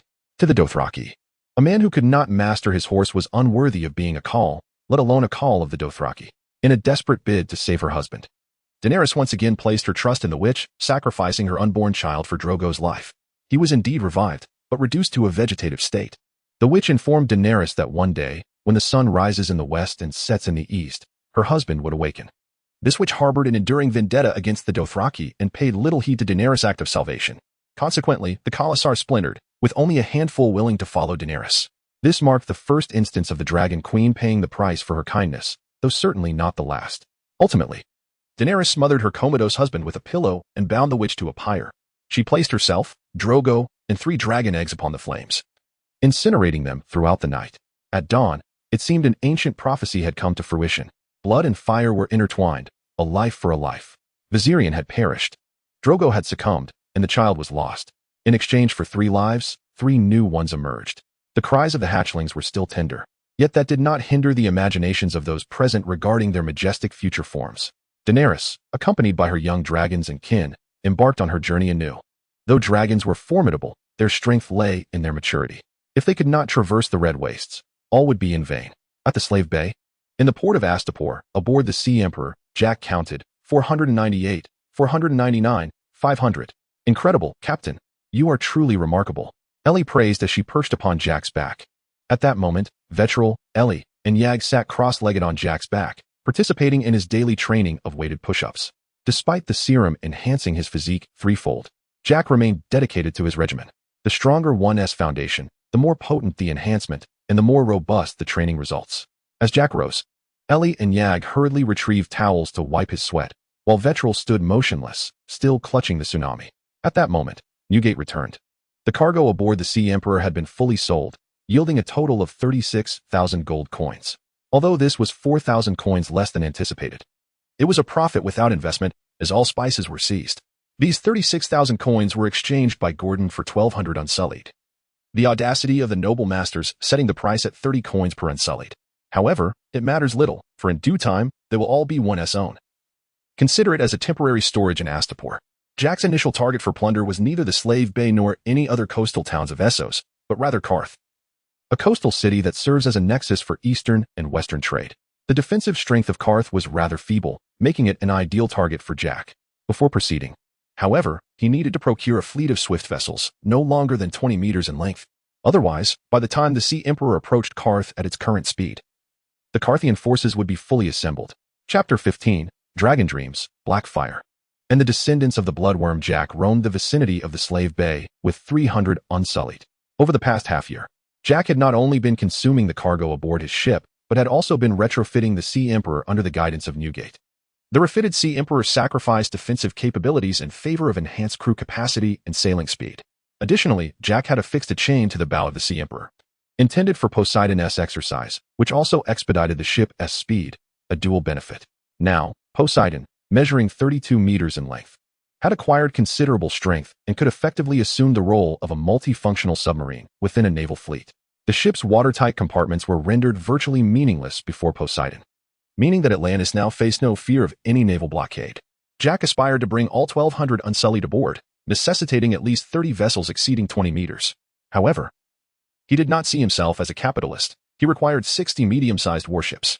Lacking the funds to purchase warships, he could only procure merchant vessels at no cost, intending to utilize the plundered riches to retrofit them. Jack's plan was to expand his cadre of unsullied to 3,000 before gradually replacing the merchant ships with specialized warcraft. Simultaneously, he needed to select an island where he could establish his own shipyard, ensuring he would not be cornered by others. A month passed swiftly, during which Jack successfully captured 24 suitable merchant vessels and converted them into warships. Although he still fell short of his goal of 60 vessels, he could no longer linger in the Slave Bay. The recent spate of plundering had cost the Slave Bay a significant amount of gold, prompting a coalition of the three cities to launch a siege against the Sea Emperor. For Jack, a single Sea Emperor accompanied by 24 medium-sized ships was sufficient to carry over 1,000 unsullied away, rendering any confrontation with the besieging fleet unnecessary. He could simply make his escape. The remaining vessels could be gradually collected along the route, as the path to Karth would inevitably be frequented by merchant ships. At that moment, beneath the Sea Emperor, Poseidon, now measuring 3.5 meters, had just returned from a hunt. He instinctively slipped the chain around himself and began to swim energetically. With Poseidon's assistance, the speed of Atlantis increased significantly. If Jack continued to plunder along the way, he anticipated arriving at Karth within 3 months. Once he had secured Karth, he would possess ample funds to fulfill his initial objectives. 3 months later, during the night, the Sea Emperor reached the waters near Karth. Within the opulent cabin of the Sea Emperor, a red dragon egg roasted over glowing coals. Since acquiring the dragon egg, Jack had been roasting it for nearly a year. At that moment, Jack lay asleep on his bed, his body bare, while Eli and Jag were also deep in slumber. However, shortly thereafter, Eli and Jag awoke, gazing curiously at Jack, who was now frowning, drenched in sweat, and clutching their hair tightly. Seeing this, Eli promptly summoned a maid to prepare warm water and called for Prime Minister Newgate, as Jack was in a troubling state. Meanwhile, Jack was struggling desperately in a dream. In his dream, he was guiding a small boat adrift on the vast ocean when a violent storm struck, threatening to capsize the vessel. In terror, Jack looked around, completely forgetting his ocean heart and Poseidon. Gripping the oar, he shouted in a frenzy to dispel his fear. Perhaps sensing Jack's cries, a torrential rain ceased. Though the howling winds persisted and the sky remained overcast, the small boat stabilized. Jack exhaled in relief, weary, and closed his eyes. The subsequent perspective rose slowly above the clouds. Above the small boat, a colossal red dragon with a wingspan exceeding 200 meters shielded it from the rain. Below the boat, a titanic beast, exceeding 200 meters in length, steadied the waves. The following morning, Jack gazed at a red hatchling in his arms. Adorned with a long serpentine neck, a lizard's head, and bat-like wings, his expression one of bewilderment. The dream from the previous night remained vivid in his mind. The red dragon in his dream was undoubtedly the hatchling he now held. That dream was likely the legendary dragon dream, and Jack cradled the hatchling before a mirror. He scrutinized his reflection, golden white hair, pale violet eyes, and striking features. All these traits pointed to a family Jack had forgotten, one that should have been severed: Blackfire. The Blackfire family was a once-extinct noble house from the Crownlands, founded by Daemon Blackfire, a noble bastard and a branch of House Targaryen. Daemon named his family after the famed sword, Blackfire. Their sigil, a reverse of the Targaryen emblem, featured 3 black dragons on a red field. The Blackfire family inherited numerous traits from the Targaryen bloodline, including platinum hair, inhuman beauty, violet eyes, and a prophetic ability akin to dragon dreams. The dying Aegon Targaryen IV legitimized many of his bastards, one of whom was Daemon Blackfire, who established the Blackfire family. Daemon grew into a beloved leader and valiant warrior. Many lords of the 7 kingdoms aspired to sit upon the Iron Throne, desiring a ruler like Daemon, a godlike figure, rather than Aegon's legitimate son and heir, the frail Daeron. At that time, rumors circulated throughout the 7 kingdoms, claiming Daeron was, in fact, the illegitimate son of the Dragon Knight Prince Aemon Targaryen and his mother, Queen Naerys. Furthermore, the late King Aegon had bestowed upon Daemon the ancestral sword, Blackfire, indicating his preference for Daemon to inherit the throne. Initially, Daemon harbored no ambitions of treachery, and Daeron made every effort to care for his half-brother. He even fulfilled their father's marriage arrangement, uniting Daemon with Lena Valerion. Daeron also granted Daemon lands by the Blackwater River, allowing him the right to construct a castle. However, many of Daemon's admirers believe he was more deserving of the throne. Perhaps at first, Daemon merely felt flattered by such sentiments. Yet gradually, he began to resent his status as a bastard, and under the instigation of those around him, he plotted rebellion. In the year 196, news of Daemon's preparations for insurrection reached Daeron, who dispatched the King's Guard to apprehend him.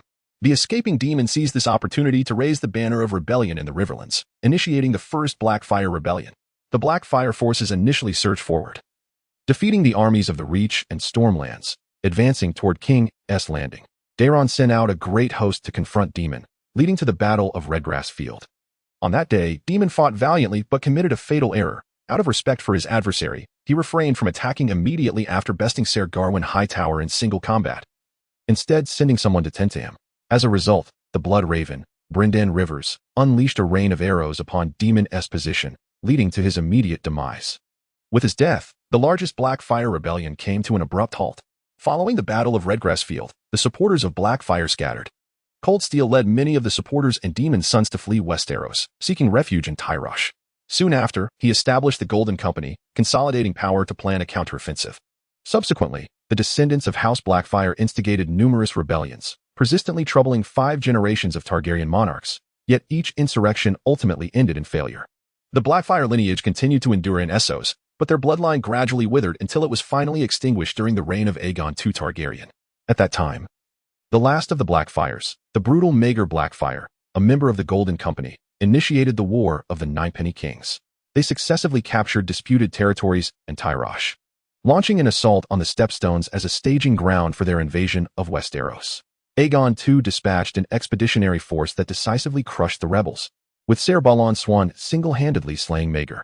Thus, the House Blackfire, which had plagued the Targaryen dynasty for generations, was eradicated. However, Jack had once encountered a post on a certain forum that mentioned this.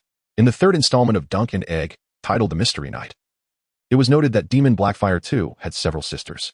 Hence, while the death of Maegor Blackfire might indeed symbolize the end of the male heirs of House Blackfire, it does not signify the complete extinction of their bloodline. Some purists speculate that Aegon, the son of Rhaegar, who appears in the 5th volume, is actually the offspring of Illyrio and a Blackfire woman named Scylla. Further conjecture suggests that Varys, the master of whisperers, shares a blood connection with Scylla. Varys conspired with Illyrio to raise Scylla's son as Aegon, aiming to undermine the Targaryen dynasty and ultimately restore House Blackfire to the Iron Throne. Yet, Varys did not anticipate the resurgence of House Baratheon, nor did he foresee Daenerys acquiring 3 young dragons. Jack had not read the original texts, having only come across snippets on the forum, but this did not hinder him from contemplating his own identity. It is highly probable that his mother was a descendant of House Blackfire, although his father had never mentioned her. Nevertheless, it seemed almost certain that Jack possessed Blackfire blood. His dreams, hair color, and eyes all bore the distinctive traits of House Blackfire. The plaintive cries of the young dragon echoed, signaling its hunger. "Ellie, please ask the cook to grill a steak," Jack instructed. He gently caressed the scales of the hatchling, which was entirely crimson, its neck significantly longer than those of the Targaryen dragons depicted on television. Additionally, its hind limbs bore small wings, distinctive features that made its lineage immediately apparent. "Korlach, This standard bull-headed appearance was strikingly reminiscent of Korlach. It is said that dragons are hermaphroditic beings, capable of freely changing their sex. So Korlach could very well have left behind unknown descendants. For instance, the 3 dragon-headed hatchlings of Daenerys. Although in the television series Illyrio claimed these dragon eggs originated from the Shadowlands, Illyrio was a merchant known for his deceitfulness, rendering his words untrustworthy. Folklore suggests it is far more likely that Daenerys' 3 hatchlings are descendants of Vhagar. Both the iconic wolf heads and tails of the Targaryen dragons closely resemble the descriptions of Dreefire. Chapter 16. Korlach. Jack directly named the hatchling Korlach. Adhering to the traditional naming customs of the world of Game of Thrones, Jack, lacking creativity in naming, naturally conformed to local customs. The bond between Jack and Korlach far surpassed the connection portrayed between Daenerys and Drogon in the series. According to Jack's speculation, this should be related to dragon dreams. Dragon dreams serve as a bridge to deepen the spiritual connection between humans and dragons, whereas in the series, Daenerys seems to resist Drogon during her dragon dreams. Drogon's terrifying visage, reminiscent of a Black Death, led Daenerys to believe she was trapped in a nightmare, a situation that only ceased with Drogon's birth. Moreover, an individual can only forge a dragon dream link with one dragon. Daenerys, possessing 3 dragons, struggled to establish a profound connection with each. Although ultimately Daenerys indeed became Drogon's knight, this caused a period of rebellion among the 3 dragon siblings. With the emergence of the hatchling Korlach, Jack temporarily abandoned his plans to plunder Qarth and instead prepared to disguise himself as a merchant, intending to assess the situation in Qarth. The arrival of Korlach prompted Jack to recall certain details, namely that Qarth did not appear to be solely under the control of the 13. Thus, Jack lingered in the waters off Qarth for a month, during which he diligently trained Korlach. It seemed that dragon dreams only manifested before the hatchling emerged. Jack had only entered a dragon dream state on the night preceding Korlach's hatching. This also highlighted the disparity in bloodlines between himself and Daenerys. After receiving her dragon eggs, Daenerys frequently experienced nightmares. By midday, visible heat waves rippled through the air as the gargantuan ship, the Sea Emperor, approached the docks of Qarth. Qarth is one of the largest port cities in the known world, seemingly overflowing with the vibrant colors lacking in Westeros. Qarth reserves a separate, immense dock for its guilds, with the docks behind catering to merchant vessels from the Free Cities, Summer Isles, and Westeros.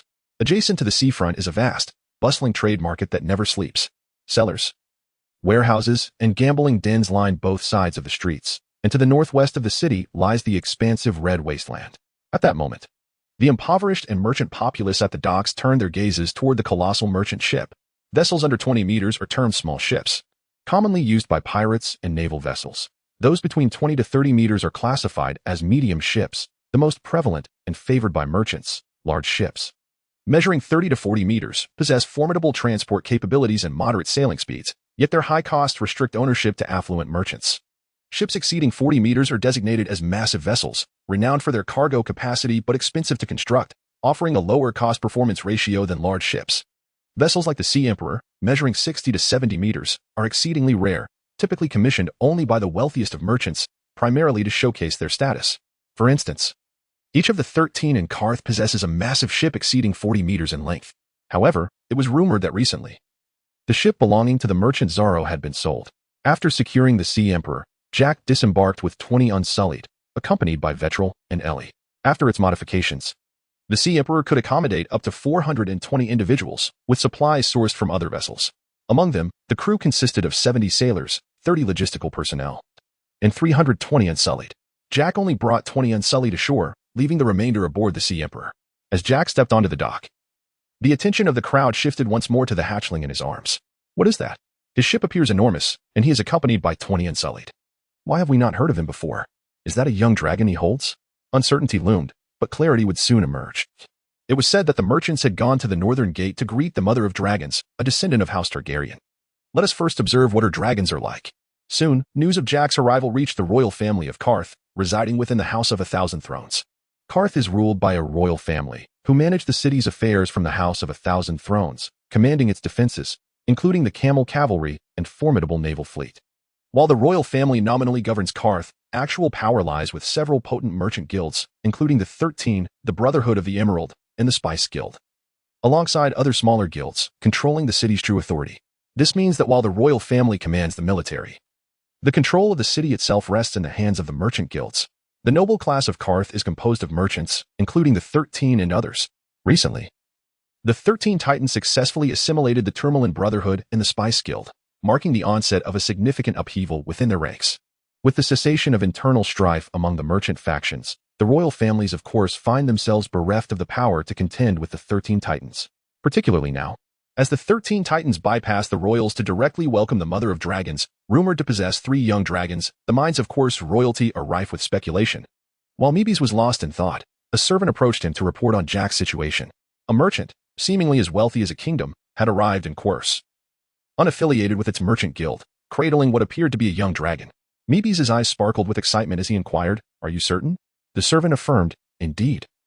Many witnesses have seen him, and I too have laid eyes upon this spectacle." Bursting with exhilaration, Meebys declared, "I am indeed fortunate. Bring him to me, or better yet, I shall meet him myself." His heart raced at the prospect. Should fortune favor him, the Mel's royal family might no longer need to live in trepidation.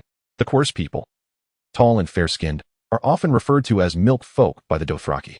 Their fashion tends to expose one side of a woman's bosom, while men favor robes adorned with silk and gemstones. At this moment, Jack surveyed the women on the streets, appreciating the beauty of the course, who, owing to their heritage, possessed strikingly large and fair features. He found himself quite fond of this place, where women did not shy away from the gaze of other men, allowing him to look freely. Ellie and Vetril observed the architecture of course with curiosity. The city is fortified by 3 imposing walls, a marvel of the world, symbolizing its strength.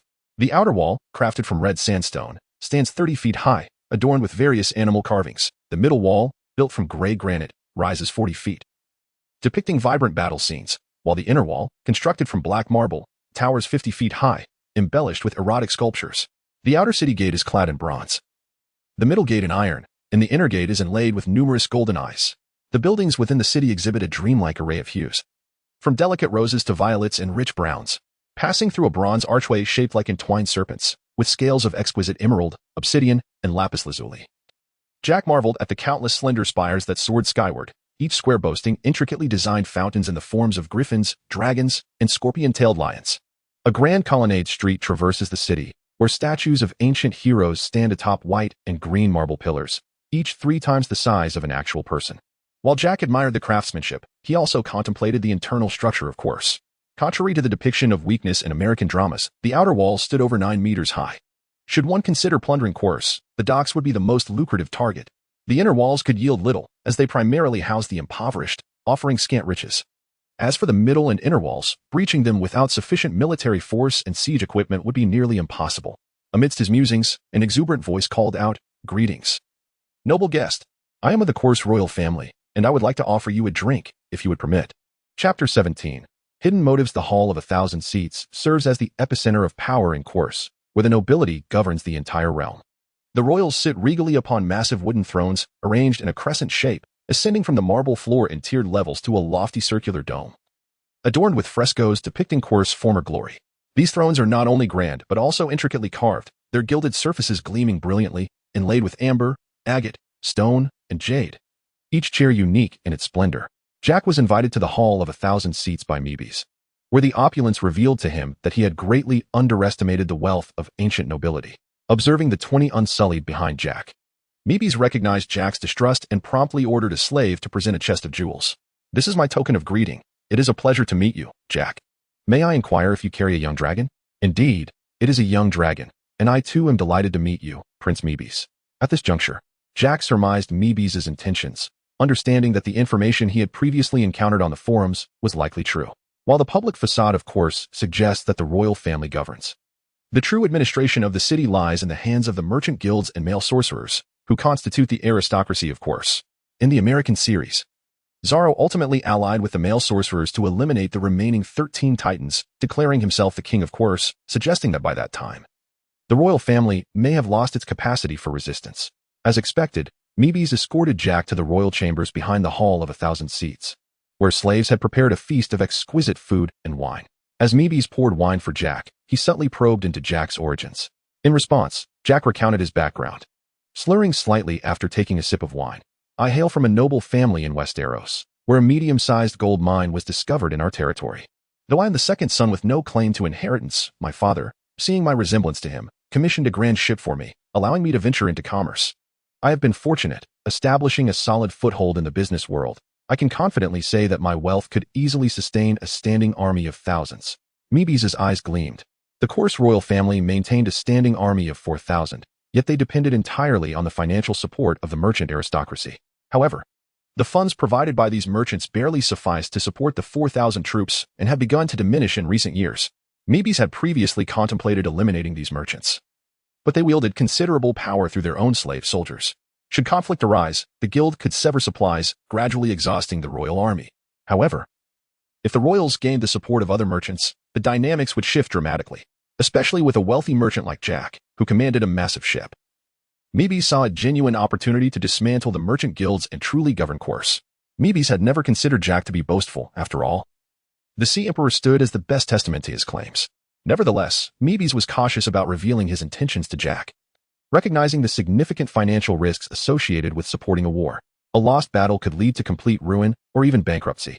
Thus, Meebes decided to proceed with caution, gradually testing the waters and coaxing Jack. After indulging in food and drink, Meebes arranged for Jack to stay in a lavish palace. Jack was taken aback, questioning whether he had misjudged the situation. Yet, if he were mistaken, why would the Course nobility extend such warm hospitality? Conversely, if his assumptions were correct, why would Meebes remain silent? In a mutual display of hidden agendas, Meebes eventually indicated that he would visit again the following day, subtly suggesting that the 13 Titans were not to be trusted and advising Jack to be wary of their words. As Jack watched Meebes depart, he summoned an Unsullied to request the arrival of 80 more Unsullied from the Sea Emperor. On land, even in a coastal city, Jack remained exceedingly cautious. Additionally, he instructed another Unsullied to inquire of Meebes about the availability of fine horses, expressing a keen interest in acquiring one, as possessing an exceptional steed was his dream. If Meebes were astute enough, he would comprehend the implications. The two Unsullied departed on their errands.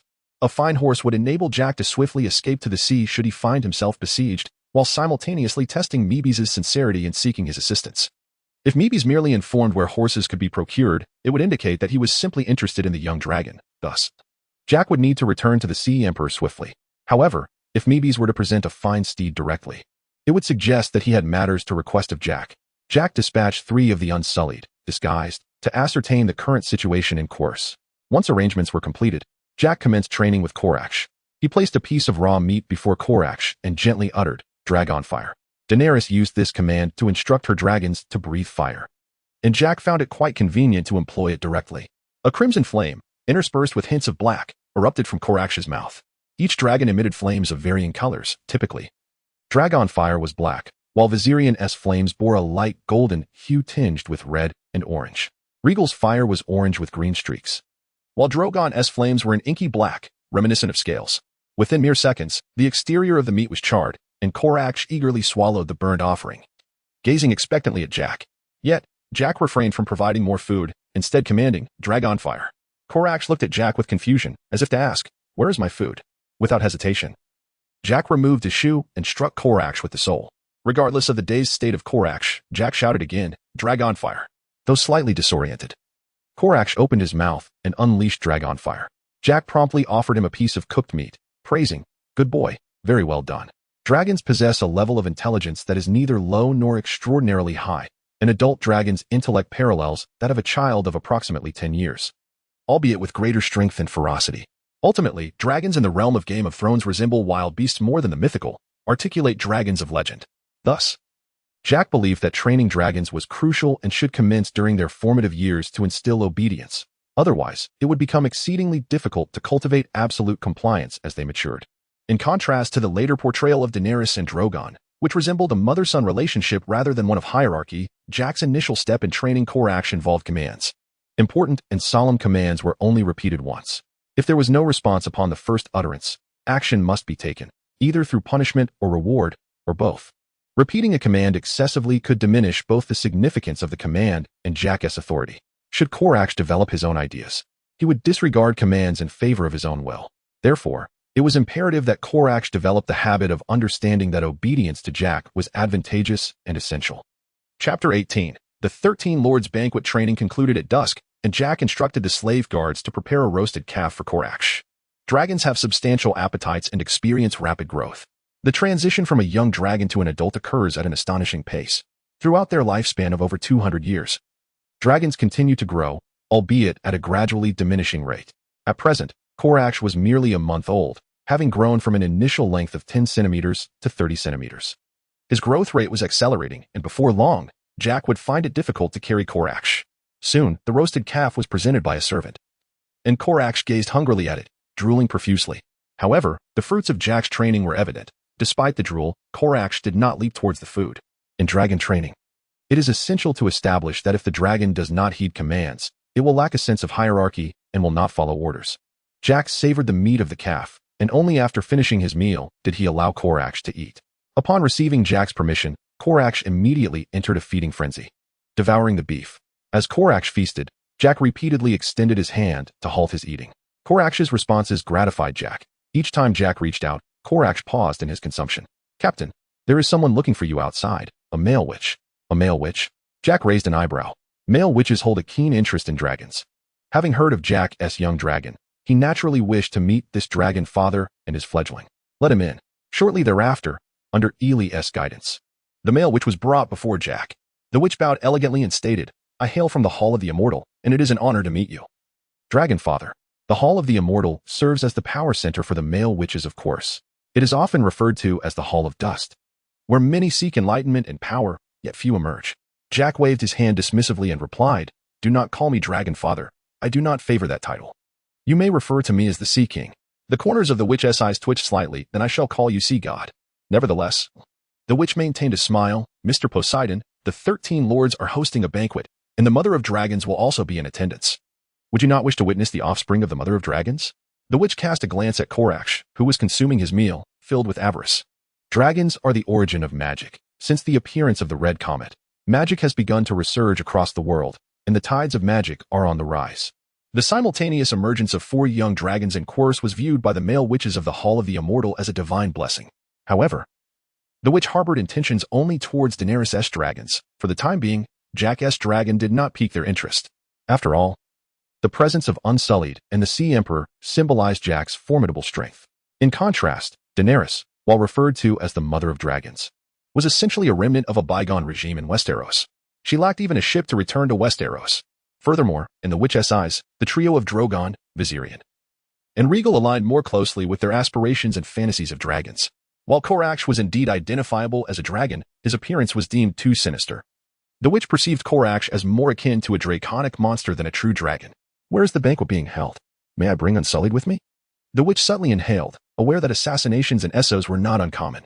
However, such acts were regarded as exceedingly dishonorable, and typically, one would not dare to engage in assassination during a hostess banquet. The witch could not comprehend why this man was so cautious. Thinking to himself that the Dragon Mother, accompanied by more than 20 horsemen, had entered chorus with fewer than 10 capable fighters. "Perhaps you should cease calling yourself Dragon Father and instead adopt the title of Coward Father, God of Timidity. Certainly, you may bring 2 Unsullied to the banquet." "No. I wish to bring 20, and you must prepare a table of delicacies specifically for my retinue, or I shall not attend. Prince Mebes will surely prepare a feast as well." "Very well, we will prepare a sumptuous table for you." The witch's voice trembled slightly. Whether from anger or fear was uncertain. Jack watched the retreating figure of the witch, pondering how he might extract some benefits from the 13 lords. After all, the internal strife in chorus would require some time to unfold, and direct armed plunder was not the optimal choice. Just then, the Unsullied who had gone to meet Mebes returned, leading a tall chestnut stallion. "Captain, this horse was a gift from Prince Mebes. It is said that he spent several thousand gold coins to procure it from the Dothraki, and it is not yet fully grown." Jack's eyes gleamed. In ancient times, horses were as valuable as chariots, and before him stood an exceptional steed. Though not fully matured, it already stood over 18 hands, and upon reaching adulthood, a height of 2 meters would be a mere starting point. A fine horse, indeed. Jack gently caressed the chestnut mane of the horse, which remained docile and showed no signs of resistance, endearing it to him even more. "I shall name you Firebrand. Such a good creature," he murmured, contemplating how he might exploit the influence of the 13. As night fully enveloped the land, the moonlight and torches illuminated the thriving city of Kurlis. Jack rode Firebrand, guided by a slave from the merchant guild, to a grand estate. At the heart of the estate lay an area the size of a football field, bustling with merchants indulging in fine wines while scrutinizing Daenerys at the center, much like one would observe a monkey. Daenerys felt a twinge of embarrassment, as if she were being examined like an animal, a most uncomfortable sensation. At that moment, the slave who had escorted Jack sought to lead Firebrand away, but Jack firmly declined. The slave hesitated, visibly distressed, and retreated to consult the 13. Soon, A large entourage approached, led by the rotund and jovial Yannick, who greeted Jack warmly. Yannick was the most powerful among the 13, having amassed wealth through spices, which at times fetched a price surpassing gold. I must apologize, Mr. Poseidon, but horses are not permitted within the banquet. Rest assured, the slaves will care for your treasure, Yannick assured him. Jack's expression soured. This was a fine horse gifted to him by Prince Mebes, along with a trove of jewels. If anything were to happen to Firebrand, how could he face Prince Mebes, who had invited him to a banquet the following day? A flicker of malice passed through Yannick's kindly eyes, as he had recently been probing the limits of the 13. Mebes, the miser, surely had ulterior motives in bestowing such lavish gifts upon Jack.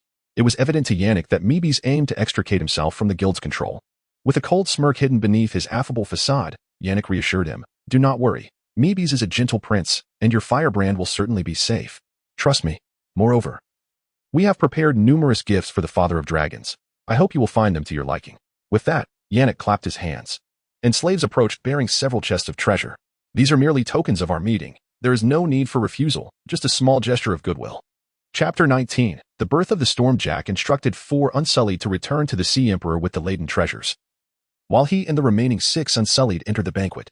Jack had brought only 10 Unsullied, out of a total of 80 in Curlis, with the rest stationed nearby. Upon reaching the center of the banquet, Yannick ceremoniously introduced Jack to the other merchants. "This is the Father of Dragons, Jack Poseidon, whose ship, the Sea Emperor, measures an impressive 70 meters. The crowd erupted in applause, a stark contrast to Daenerys's predicament. Both Jack's Colicu and the Sea Emperor commanded deep respect from the merchants, as the size of a merchant vessel symbolized strength, which in turn elicited reverence. Jack's gaze drifted to Daenerys not far away, standing at 1.65 meters. With silver hair and violet eyes, her delicate features far surpassed those of any actress from the series. However, Jack preferred long hair, and he noted that Daenerys's hair had only just reached her neck, a clear sign of the devastating fire that had consumed her locks.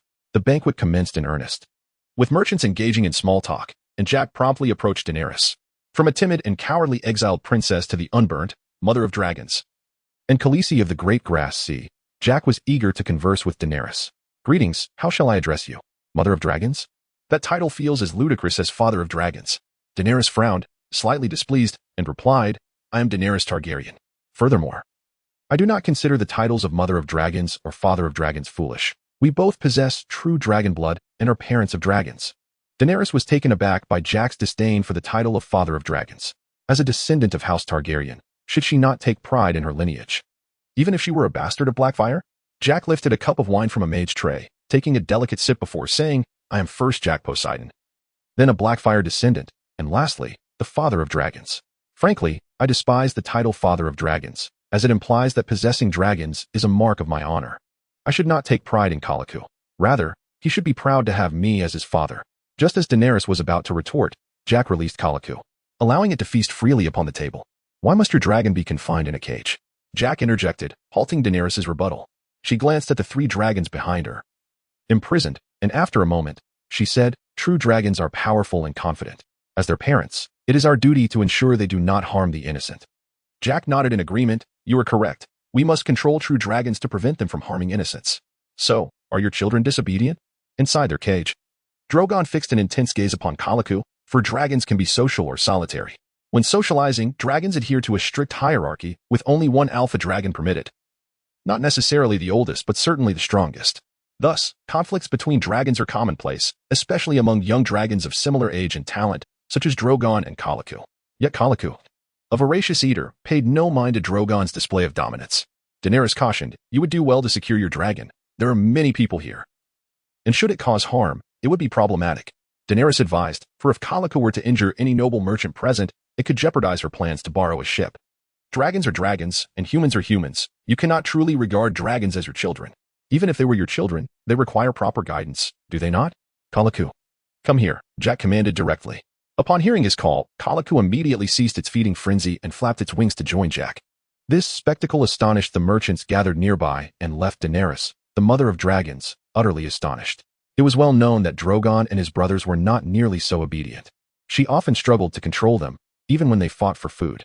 The merchants began to murmur among themselves, realizing that Colicu appeared far more obedient than Daenerys' dragons, who needed to be confined in cages, and even then, were not placid. Jack approached the cage containing Drogon and unlocked it. Drogon bolted out, landing before Colicu. eyeing it warily while emitting low growls. Kalika mirrored Drogon's stance, growling in response, flickers of crimson fire glinting between its teeth.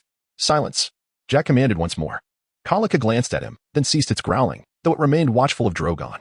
You see, dragons are perilous creatures, if not trained properly. Their juvenile years will be fraught with trouble. At that moment, Daenerys stubbornly ordered Drogon to quiet down, but he paid her no heed, continuing to assert dominance over Kalika. Feeling the moment was ripe, Jack called out, "Attack." At the command, Kalika unleashed a torrent of crimson flames, while Drogon instinctively retaliated with a jet of black fire.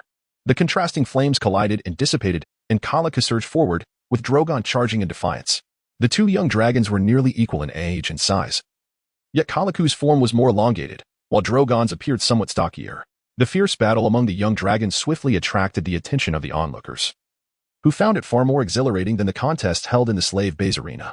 They had grown weary of the typical fights between men and beasts, or even among men themselves. However, witnessing the clash of young dragons was a rare opportunity, one they could boast about for decades. "No, stop, Drogon, please stop." Daenerys cried out anxiously to Yora, "Make them cease." Yora, however, remained indifferent, stating, "The young dragons possess limited lethality, they lack the power to truly harm one another. It is natural for them to engage in such skirmishes. Do not fret. When beasts encounter one another, they must fight to establish and test their standing. As long as we help them maintain control and ensure they do not dare to defy us, all will be well." That is utterly cruel. Observing Daenerys' distressed expression, Yora felt somewhat exasperated, though he understood her sentiments. While both the saint and the hypocrite harm themselves and others, the latter is often more repugnant, whereas true saints can sometimes save others. At this moment, Daenerys had yet to experience much, having just overcome her own timidity. She had not yet learned to cast aside unnecessary compassion. As for Drogon, the dragon renowned as the reincarnation of the Black Death, despite their initial parody, it was evident that Viserion's stamina was waning.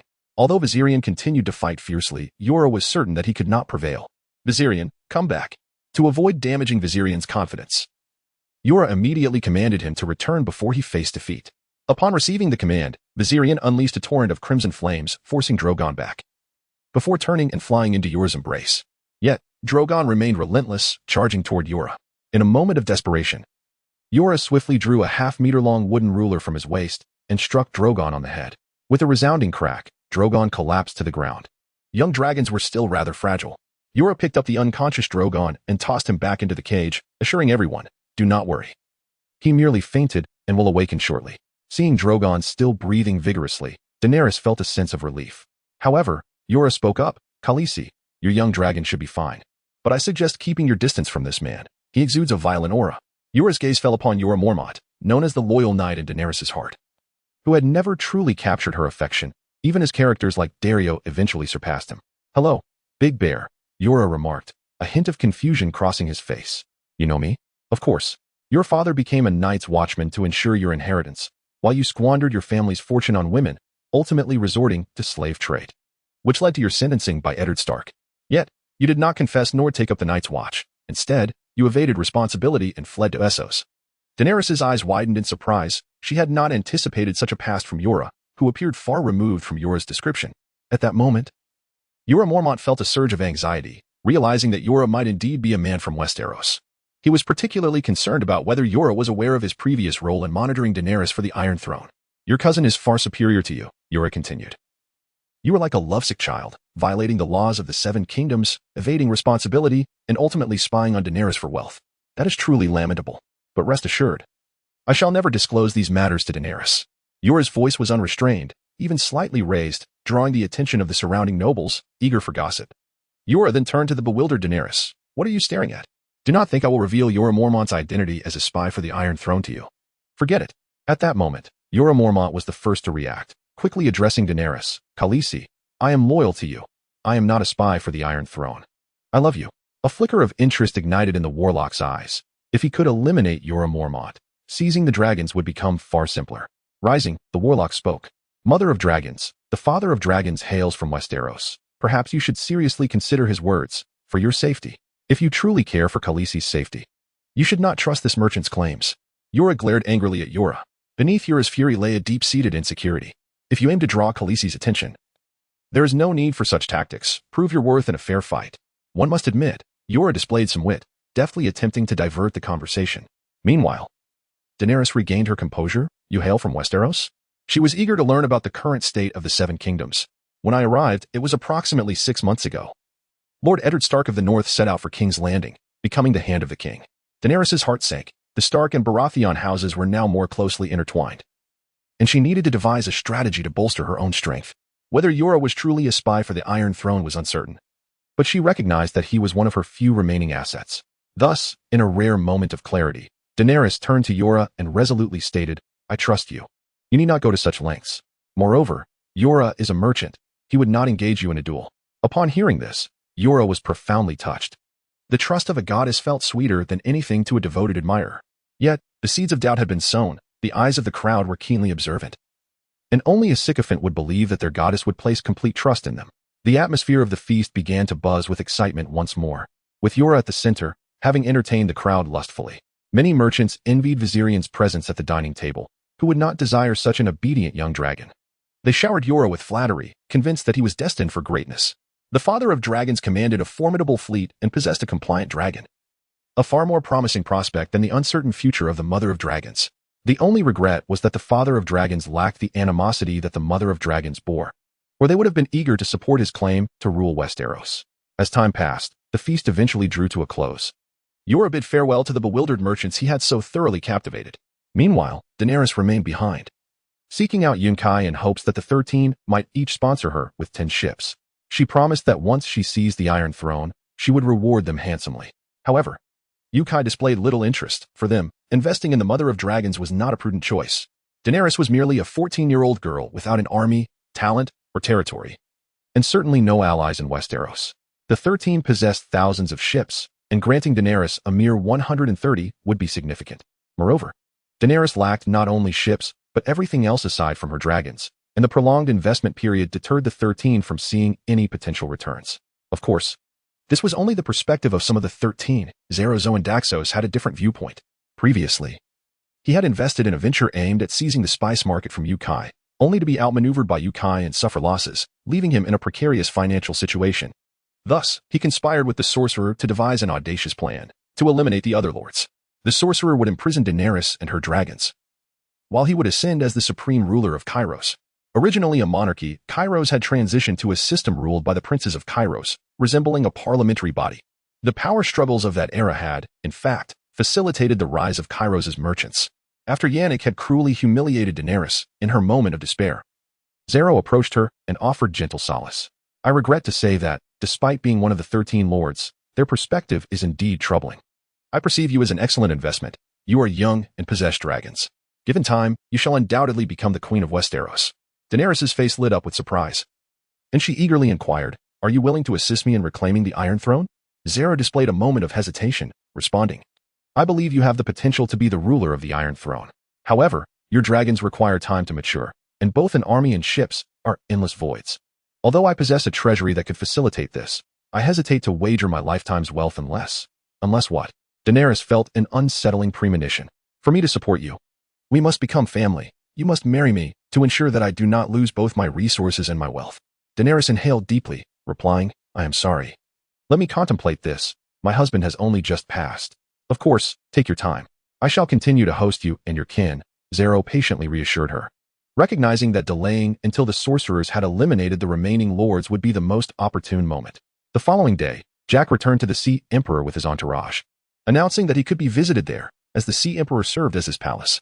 Consequently, throughout the next week, countless merchants flocked to the Sea Emperor to pay their respects. The luxurious amenities aboard the ship led them to greatly overestimate Jack's wealth, for the vessel lacked cargo holds, resembling a mobile castle. Moreover, the thin planks of the Sea Emperor rendered it incapable of defending against pirates, justifying the presence of hundreds of unsullied on board. Unbeknownst to them, the Sea Emperor typically housed fewer individuals due to its recent exploits, as Jack commanded a fleet of over 100 ships. On ordinary days, only servants and a handful of unsullied populated the ship. Over the course of that week, Jack amassed over 50,000 gold coins, though the majority consisted of various gems and rare treasures. One noble woman even presented him with a crown adorned with a red dragon carved from rubies, and in gratitude, Jack allowed her to hold Kalaku for a brief moment. Jack had not anticipated the overwhelming vanity and competitive spirit of the merchants. From that point onward, countless merchants brought exotic treasures, all for a mere glimpse of Kalaku. eager to avoid being outdone by those who had previously encountered dragons. Such is the benefit of having a well-trained dragon, young enough to contribute to the household's prosperity. One day, Meebys sought out Jack once more, and the two engaged in their customary banter over drinks. However, when they had nearly finished, Meebys suddenly inquired, "Jack, what is your opinion of the 13 lords?" Jack's eyes gleamed with insight, recognizing Meebys' inability to contain himself. Thus, he feigned ignorance, responding, "A group of competent merchants, shrewd yet hypocritical, but indeed quite generous." Upon hearing Jack's assessment, Meebys felt a pang of unease. It appeared that the 13 lords had recently bestowed numerous gifts upon Jack. Nevertheless, he resolved to take a chance, knowing that continuing in this manner would ultimately lead to a dead end. "Jack, are we friends?" Jack scoffed inwardly. To consider him a friend would be utter folly. "Certainly. We are good friends. Is that not evident?" Meebys proceeded to divulge the situation regarding the Cairo's royal family and shared his thoughts. Upon hearing this, Jack displayed a mixture of shock and discomfort. "I am truly sorry. Although we are friends, I must consider the welfare of my own people. I have 1,200 unsullied and a multitude of sailors to feed. I cannot take this risk, my apologies." Meebys' excitement surged upon learning about Jack's 1,200 unsullied. "Jack, I command several thousand regular troops, and with your 1,200 unsullied, we would have a 70% chance of annihilating the Cairo's merchants. The market would then fall into your hands. Why not take the gamble? Is this not what merchants cherish most?" Jack's face betrayed hesitation, but after a moment, he allowed a glimmer of greed to surface. "Very well, but we must devise a detailed plan. The sorcerers are evidently interested in Daenerys' dragons. I sense that discord may arise among the 13 lords. We might wait for the opportune moment. Even if we do not benefit directly in the end, we can still wage war at a later time." Meebys felt a surge of joy. This information was new to him, as the 13 lords had been closely monitoring his actions. Now, with Jack on his side, he not only gained over 1,000 unsullied but also acquired crucial intelligence. The advantage was his. As Meebys departed, Jack resumed entertaining other merchants, investing only in some wine and encouraging Calico to be on his best behavior, thus directly acquiring gifts worth thousands of gold coins. As for those who arrived empty-handed, Jack politely declined, citing his busy schedule. Meanwhile, visitors to Daenerys were scarce, many offering only a few coins as a token of greeting, driven by the desire to avoid ridicule from their peers for not having encountered a dragon. Daenerys' dragons, however, were far more irritable. Often, mere proximity to strangers would provoke an attack. That night, after bidding farewell to the final group of visitors, a man claiming to be an envoy from the lords approached Jack. Jack quickly summoned the envoy, recalling having seen him in Yannick's company before. Morris wasted no time, inquiring, "I have noticed Prince Meebys has been frequently visiting you. May I ask what you and Prince Meebys have discussed?" Jack scrutinized Morris with a smile, noting the man's haughty demeanor and the clear implication that he held Jack in contempt by visiting at such a moment. This individual, closely associated with Yannick, represented his interests. It was evident that his recent interactions with Meebys had drawn Yannick's attention, leading to this attempt to intimidate Jack, warning him against forming an alliance with Meebys. "Have you come to visit me with a gift? I made time for you, and if you bear no gift, my son shall be quite displeased." As Jack concluded his statement, Calico, coiled at his feet, rose and spread his wings, unleashing a torrent of crimson flames towards Morris. Fortunately, the distance was too great for Calico to reach him, but it startled Morris nonetheless. Morris had not anticipated Jack's willingness to allow his dragon to attack him. Just as he was about to speak, Jack feigned embarrassment, saying, "I apologize. Calico has consumed a considerable amount of fire peppers and is feeling a bit irritable." Morris, witnessing Jack's apology, felt compelled to refrain from further comments, though he could only display his displeasure. "It appears you are not as adept at controlling your dragon as the legends suggest. Furthermore, my time is limited. Yannick wishes to know what you and Prince Meebys discussed." A smile crept across Jack's face. Kaido, sever his right hand and left ear. "What?" Morris was momentarily stunned. Wait, I am the envoy of the mighty Yannick." "You cannot do this. It is akin to slapping Yannick in the face, and it will surely incite his wrath." "Oh, how terrifying. Would that pale corpulent pig rage and wreak havoc in his sty?" "I have changed my mind. Kaido, flay him. I shall serve him as a roasted piglet for Yannick. Additionally, send word to the other pure ones, urging them all to gather at Quail's Port." Ignoring Morris's fearful wails, Jack beamed as he watched Kolak roast Morris. Newgate wore a satisfied smile. This was the mark of a true pirate king. Indiscriminate mercy would only embolden both subordinates and foes alike. Chapter 22, The Stolen Whelpling and the Collapse of the Dragon Mother. Soon, through the whispers of the interested, the tale of Jack roasting Yannick's envoy into a piglet spread throughout Quails. In a fit of rage, Yannick convened an internal meeting of the 13 Titans, proposing the detention of Jack's Sea Emperor and suggesting Jack's expulsion from Quails. Alas, his words met with silence. Zero interjected directly, "Forgive me. But provoking Jack was your own folly. Mr. Jack is amiable and does not kill without cause, especially not your envoy, Morris, who often looks down upon others. Zero relished the moment. Morris had relied on Yannick's favor, and after his downfall, had not missed a chance to mock him. However, Zero's words unsettled Yannick. I am the leader of the 13 Titans. He has slapped my face, which is tantamount to slapping the face of the 13 Titans. Do you comprehend? No, Yannick. You do not currently represent the 13 Titans. The usually silent warlock suddenly spoke up. Yannick's expression was one of incredulity. He could not fathom what had come over these two. The other Titans looked on in confusion, simply wishing to avoid offending Jack, while the warlock and Zero appeared to oppose Yannick blatantly, especially Zero, who was on the verge of being ousted from the 13 Titans yet still refused to curry favor with Yannick. Was this madness? They were unaware that Zero had concocted a plan far more audacious than they could imagine. At this juncture, Daenerys burst in, exclaiming, "Someone has stolen my children. I require your assistance to retrieve them." Her loud outburst left Yannick, already bewildered by the warlock's words, even more flabbergasted. What madness is this? We did not steal your children and are under no obligation to assist you in finding them.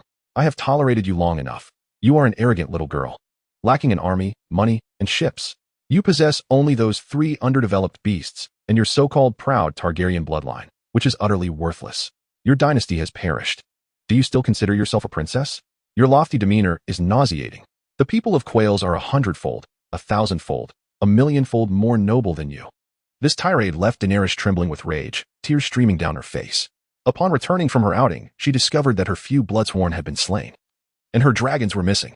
Confronting the 13 Titans led to her humiliation at Yannick's hands, and she felt an overwhelming sense of helplessness. Her 3 dragons were her only hope, and now she had lost even that. I beg you, they will perish if left alone.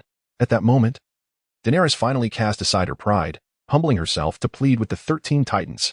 Yannick dismissed her pleas. That is for the best. Dragons should not exist in this world, for they bring only suffering and war. The once noble dragons were now scornfully labeled as beasts. True dragons will not perish, the warlock said with an enigmatic smile. I have taken your children, but fret not. The new king of Quails will ensure that the dragon mother takes care of her offspring. The dragon shall not die. This revelation left all but Zero in utter bewilderment. Quails had no king. Zero, however, smiled as he slowly approached Daenerys. Now there is one. He had not anticipated that Yannick would convene a meeting of the Titans, presenting him with a golden opportunity to gather the 13 Titans effortlessly. Zero unabashedly revealed his ambitions before the assembly, while the warlock joined him, asserting that the dragon mother and her children would spend their lives in the Temple of Immortality. Yet this declaration met with Yannick's scornful laughter. A fallen parvenu, a charlatan. It has been ages since I have heard such an amusing jest. Nevertheless, the warlock proved he was no mere trickster. Since the appearance of the Red Comet, although he could not contact the gods, many spells were now fully realized. For instance, at that moment, multiple warlock avatars appeared within the room. The warlock's smile widened. Indeed, prior to the arrival of the Red Comet, I was a charlatan. With those words, the remaining Titans fell to the ground, slain by the avatars in an instant, leaving Daenerys in shock. Upon witnessing this, Daenerys attempted to flee, only to be blocked by one of the warlock's avatars. I told you, the mother of dragons will reunite with her children. A sword suddenly pierced the chest of the avatar, yet no blood flowed. It was merely an illusion. Yura arrived just in time, and he and Daenerys prepared to escape. The witch's words proved true. The thief of the whelplings was indeed close at hand. However, another avatar declared, if you wish to save your children, seek me in the Temple of Immortality. I shall await you there. Daenerys cast a glance at the avatar and followed Yura, with the last bloodsworn trailing behind. Meanwhile, the news spread quickly, inciting chaos among the armed forces and slave soldiers, while ambitious merchants began to turn on one another. Zero seized the opportunity to rally all his slave soldiers, preparing to strike when the moment was ripe. He had previously sold his massive ship to assemble a cadre of elite slave soldiers. Concurrently, Mebes learned of the Titan's demise and promptly began to gather his army, sending word to Jack. For Mebes, the time was not yet ripe for action. Should he deploy his forces, he would face the wrath of all the merchants. He intended to wait for Jack to lead the Pure Ones into the inner walls, then collectively eradicate the merchants, thus seizing the majority of the trading houses. Whether Jack would ascend to become the next Titan merchant was of no concern to Mebes. He doubted Jack's capability but knew Jack would undoubtedly reap considerable rewards. Everything was aligning with his plans, and Mebes trembled with excitement. The moment when the Quail's royalty would break free from control was nigh.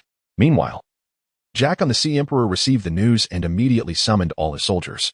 A total of 1,500 men, 300 of whom were sailors he had personally selected. He could not allow his Pure Ones to dominate alone. With Meebes' intervention, Jack's forces entered the inner city without obstruction, reaching the very heart of Quails. Jack's face broke into an uncontrollable smile. They had finally entered. Without the protection of walls, Quails lay vulnerable, like fish on a chopping block. The only weakness of the Pure Ones might be their siege capabilities. Once the walls of Quails no longer obstructed them, the Pure Ones would be an unbeatable elite force. 3 factions, each with their own ulterior motives, awaited the final moment of reckoning.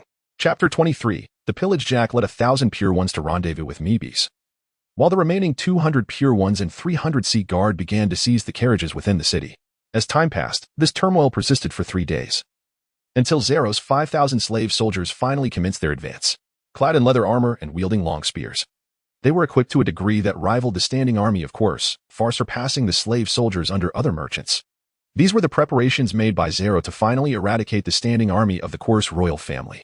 As Zero sought to eliminate his adversaries, the Quers royal army also struck back, proclaiming that the 13 magnates had instigated a rebellion and declared war. The two forces clashed fiercely in the heart of Quers City. Yet Zero's slave soldiers held the numerical advantage. Many opportunistic merchants commanded their own slave soldiers to join the fray against the royal army. Witnessing the scales of victory tilting in his favor, Zero's plump face betrayed a glimmer of greed. Quers would soon be his. The shrill cry of a young dragon pierced the air as Caraxia soared overhead, unleashing a scarlet torrent of dragon fire. It swiftly ignited several slave soldiers before returning, its primary purpose to bolster morale rather than engage in battle. Meebes' face lit up with surprise. Jack had finally launched his attack. If he did not act soon, his army would be on the verge of collapse. In ancient times, a military force faced the risk of rout if losses exceeded 30%. The more elite the troops, the lower their likelihood of breaking, often fighting to the last man. However, it was evident that Meebes' standing army did not belong to the elite ranks. Jack seized the moment, releasing Caraxia to inspire his troops just as the Quers standing army was on the brink of disintegration, while simultaneously sending his Unsullied to flank Zero's forces. The Quers standing army managed to hold its breath, but with the arrival of the Unsullied, Zero's slave army rapidly fell into chaos. Being slaves, none were inclined to remain and fight to the death. Zero, witnessing this turn of events, felt his eyes widen in disbelief. He had prepared for this moment for far too long, only to see it slip away at the crucial juncture. Stop. Do not flee. You lowly slaves. Return to battle at once.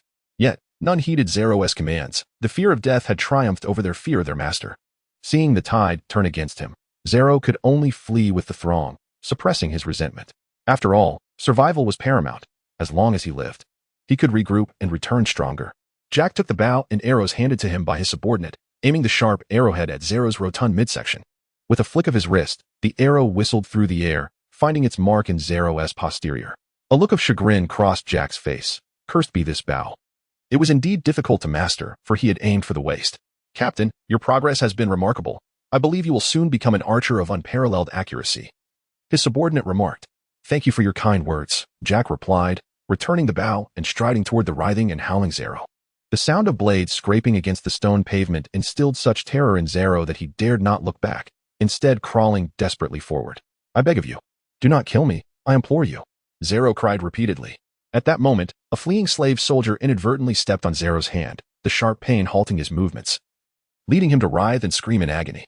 Soon, Jack stood before Zero, gripping his face and glancing at Meebes, who was commanding the assault on the slave soldiers. Look at him, the Prince of Quers personally leading his soldiers into battle, while you, like a pathetic wretch, beg for my mercy. This is the stark contrast between us. However, you have both made a grave mistake. Lacking in martial prowess and strategic acumen, you should never have taken to the battlefield.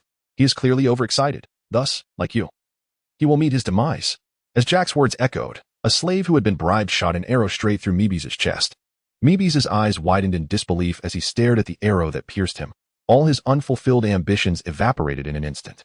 Zero gaped at Jack, realizing that this man was no mere merchant but a cunning strategist who had orchestrated the downfall of all involved. As the wave surged through Zero's mind, Jack swiftly gathered the Unsullied to disengage from the fight, then charged directly toward the headquarters of the 13 magnates. Along the way, they seized any available transport. For Jack had long awaited this day. Pretending to be a respectable merchant was indeed exhausting.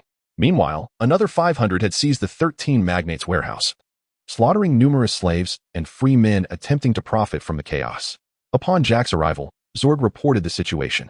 As one of the few literate and numerate individuals among the Sea Guards, he was fortunate to have become their leader.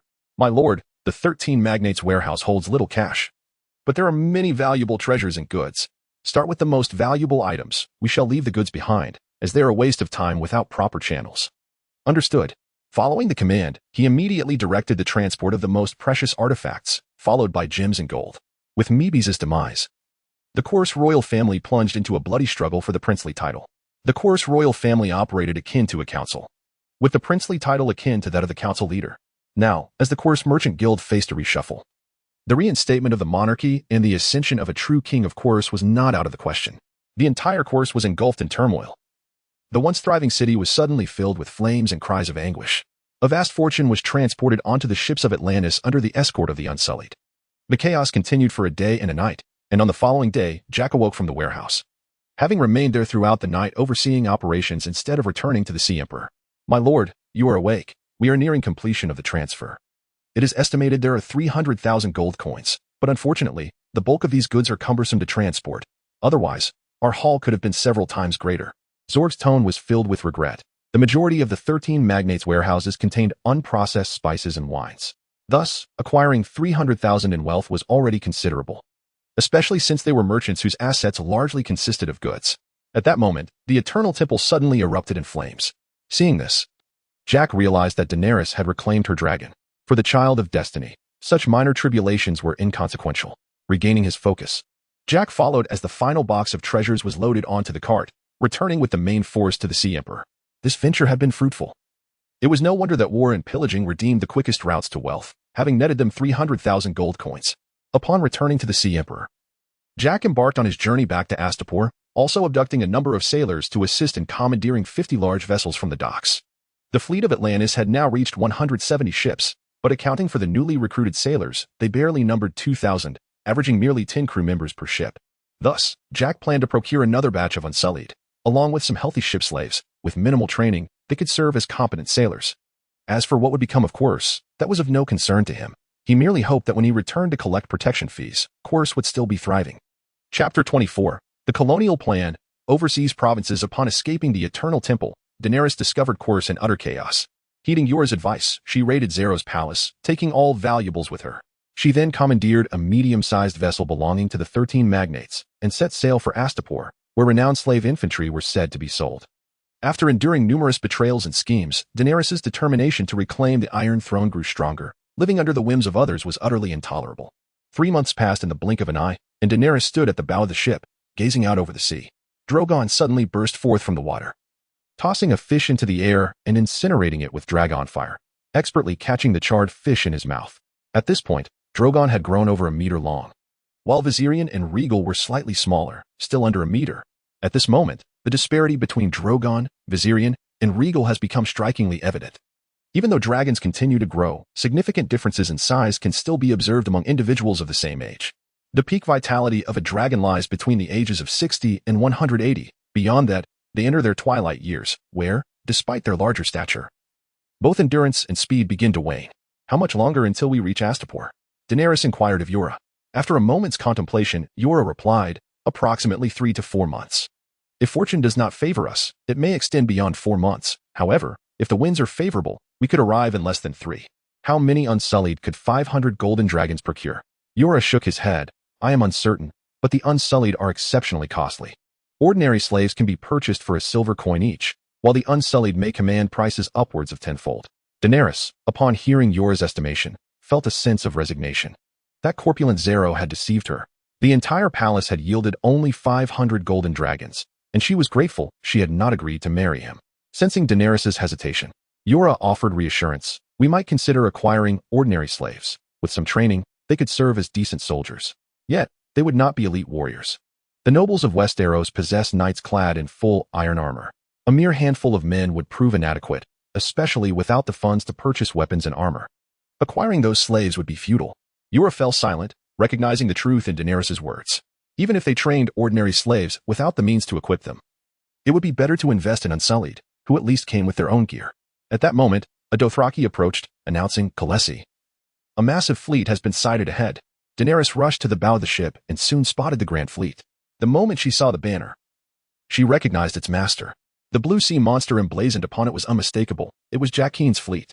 He indeed commanded a formidable armada, with roughly 200 ships. If she could secure his loyalty, the campaign to reclaim Westeros would be greatly simplified. Yora's heart raced at the thought, should Jacqueline align himself with Daenerys? What fate would await him? Khaleesi, Jacqueline is a perilous individual. With all due respect, the likelihood of him pledging allegiance to you is negligible. I know, Daenerys replied. I merely mentioned it in passing. The Carthene nobility sought to win him over, as did the 13. One is embroiled in civil strife, and the other is now extinct. What virtue could he possibly possess? Daenerys was no longer the naive girl she once was. She understood well that Jacqueline was an exceedingly cunning merchant. He might even be more than a merchant, perhaps a pirate or a raider. After all, what merchant would carry over 1,000 unsullied on their vessels? Slow down and maintain distance from the fleet ahead, Daenerys commanded. She knew she must keep her distance from Jacqueline's forces. After all, in the vast ocean, should he harbor any ill intentions, she could find herself imprisoned by Jacqueline, used as a breeding tool. While her 3 young dragons would bolster his ranks with 3 dragon riders. This was not mere paranoia. Daenerys had taken to considering the worst possible outcomes in all her dealings. Meanwhile, aboard the Sea King, Jacqueline reveled in the sensual dance of Ellis and Yag. As sisters born to servitude, their performances were replete with allure. Jacqueline, oblivious to Daenerys' suspicions, would not concern himself with her thoughts. Whether she sought to woo him or remain vigilant against him, he had no need to curry favor with any character of the Game of Thrones. Continue the music. And let the dance proceed, Jacqueline said, savoring the fruit offered by Vetril. The fruit came from local provisions, graciously gifted by the inhabitants along their journey. Ellis, weary, approached Jacqueline, pouting. Master, Yag and I are quite tired. May we rest for a while? Feeling weary, are we? Then let us take a break. Just as I ventured to the deck, Jacqueline stepped onto the deck, where sailors bustled about. He surveyed the 12 massive ships surrounding the Sea King, along with the 200 vessels of varying sizes nearby, feeling an immense sense of satisfaction. These were the spoils of his laborious conquests. Jacqueline had earmarked 200,000 golden dragons from the 300,000 he had seized in Qarth to refurbish his fleet. He intended to convert merchant ships into warships and transport vessels. Purchasing warships outright or seizing naval vessels would entail far greater costs than modifying merchant ships. The remaining funds would allow for the acquisition of 3,000 unsullied and a number of skilled slaves, enabling Jacqueline to establish a pirate base on land. He chose the Seychelles Islands for this purpose, a locale close to the continent of Essos, replete with treacherous reefs and possessing a climate suitable for agriculture and development. While reefs pose a significant threat to shipping, they would not deter Jacqueline. With Poseidon's favor, he could chart a safe course. Thus, the reefs would serve not as lethal obstacles, but as a natural barrier for the Seychelles. Had it not been for the heart of the ocean, Jacqueline would have opted for coastal city-states, carving out a realm for himself and gradually conquering the interior.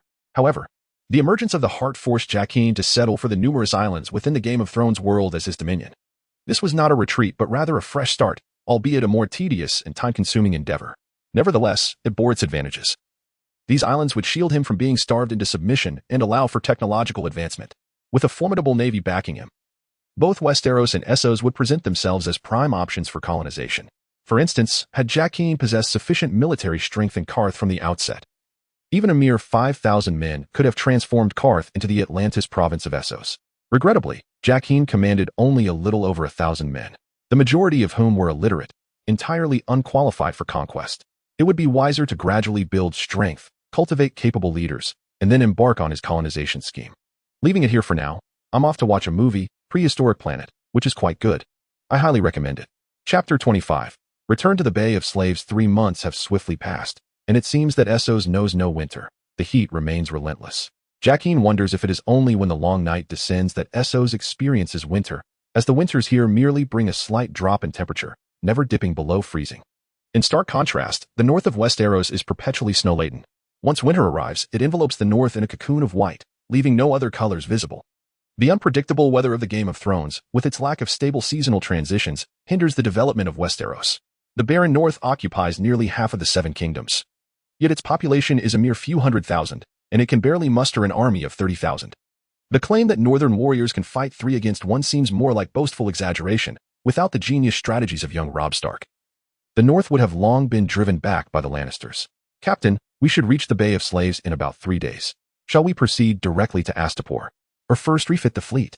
Let us go directly to Astapor. If we delay, we may miss the opportunity to purchase Unsullied. Daenerys has already arrived from Qarth, and the Unsullied may soon be liberated. As the sun rises and sets, the next 3 days pass rapidly, and Jacqueline once again sets foot on the docks of Astapor. 13 colossal merchant vessels occupied a significant portion of the Cair's dock, as Jack returned to Estabo after a year's absence, accompanied by 300 innocents. Jack brought an abundance of rare treasures into the city. He contemplated announcing his intent to purchase 3,000 innocents, inviting those who found the price agreeable to consult with him. However, he soon abandoned this plan and instructed Newgate to contact Hargavizii to see if he could procure some bargains from the minor slave owners. Upon receiving his orders, Newgate, accompanied by a contingent of sea guardians, made his way to Hargavizii's residence, which, though not extravagant, was tastefully decorated. Hargavizii was delighted to hear that Jack had sent someone to visit, believing it to be another opportunity for him to sell his innocence. Yet, he was soon to learn that he had underestimated Jack. 2 slave attendants escorted Newgate into Hargavizii's palace, which was more akin to a grand reception room designed for accommodating important clients, rather than a true palace. It has been quite a while. I wonder why Mr. Jack did not come in person, Hargavizii inquired. Newgate, seasoned and astute, perceived this as Hargavizii's disdain for his slave origins and his reproach towards Jack for not appearing himself. With a knowing smile, Newgate replied, Captain Jack is preoccupied with managing 200 ships, including 13 massive vessels. I am merely here as a gesture of nostalgia. Hargavizii was taken aback, realizing that in just over 6 months, Jack's power had expanded to such an extent. Although he remained somewhat skeptical of Newgate's claims, his demeanor shifted to one of respect. After all, if Newgate was not exaggerating, Jack indeed sent him to visit as a token of their past camaraderie. Newgate continued, Captain Jack intends to purchase 300 innocents, and in light of our previous relationship, he offers 25 gold coins each. You and your acquaintances may acquire as many as you wish, and for each innocent, an additional gold coin will be provided afterward. Hargavizii's eyes twinkled with excitement. He recognized that this was merely a ploy to acquire innocents at a lower price, as the major slave owners set their prices at 30 gold coins, while only minor slave owners like himself could afford to sell them for less. Nonetheless, he was eager to oblige, for merchants thrive on profit margins. Given that Hargavizii was part of a network of small slave owners, he realized that with proper planning, he could potentially earn an additional 1,000 or 2,000 gold coins. He promptly poured wine for Newgate, saying, So, Captain Jack's intention is to acquire as many as I have at 25 gold coins each. With an additional gold coin for every innocent? Precisely, but only 3,000, Newgate confirmed. That should suffice, as I estimate there will be around 1,800 innocents available. Hargavizii calculated and nodded in agreement. I will report back to the captain. You can prepare your innocents for transfer to the dock. Very well, and I appreciate your efforts, Hargavizii responded, clapping his hands to summon a slave who approached with a small box. Hargavizii opened it to reveal a red gemstone ring, pushing the box towards Newgate. This is but a small token of my appreciation. Please accept it, Deputy Newgate. With a chuckle, Newgate accepted the ring, saying, I shall take my leave now. Please expedite the process. Captain Jack initially intended to purchase directly at 30 gold coins, but I persuaded him to consult with you first. Thank you, thank you. Hargavizii bid farewell as Newgate departed, immediately summoning his fellow slave owners to inform them of a significant opportunity. By that evening, 23 slave owners had gathered at Hargavizii's residence, possessing innocents ranging from dozens to hundreds. After some inquiries and accounting for his own 78 innocents, they collectively amounted to 2,196. Is your urgent summons merely to tally the number of innocents we possess? One asked, while another remarked, I thought you had acquired a new batch of high-quality bed slaves.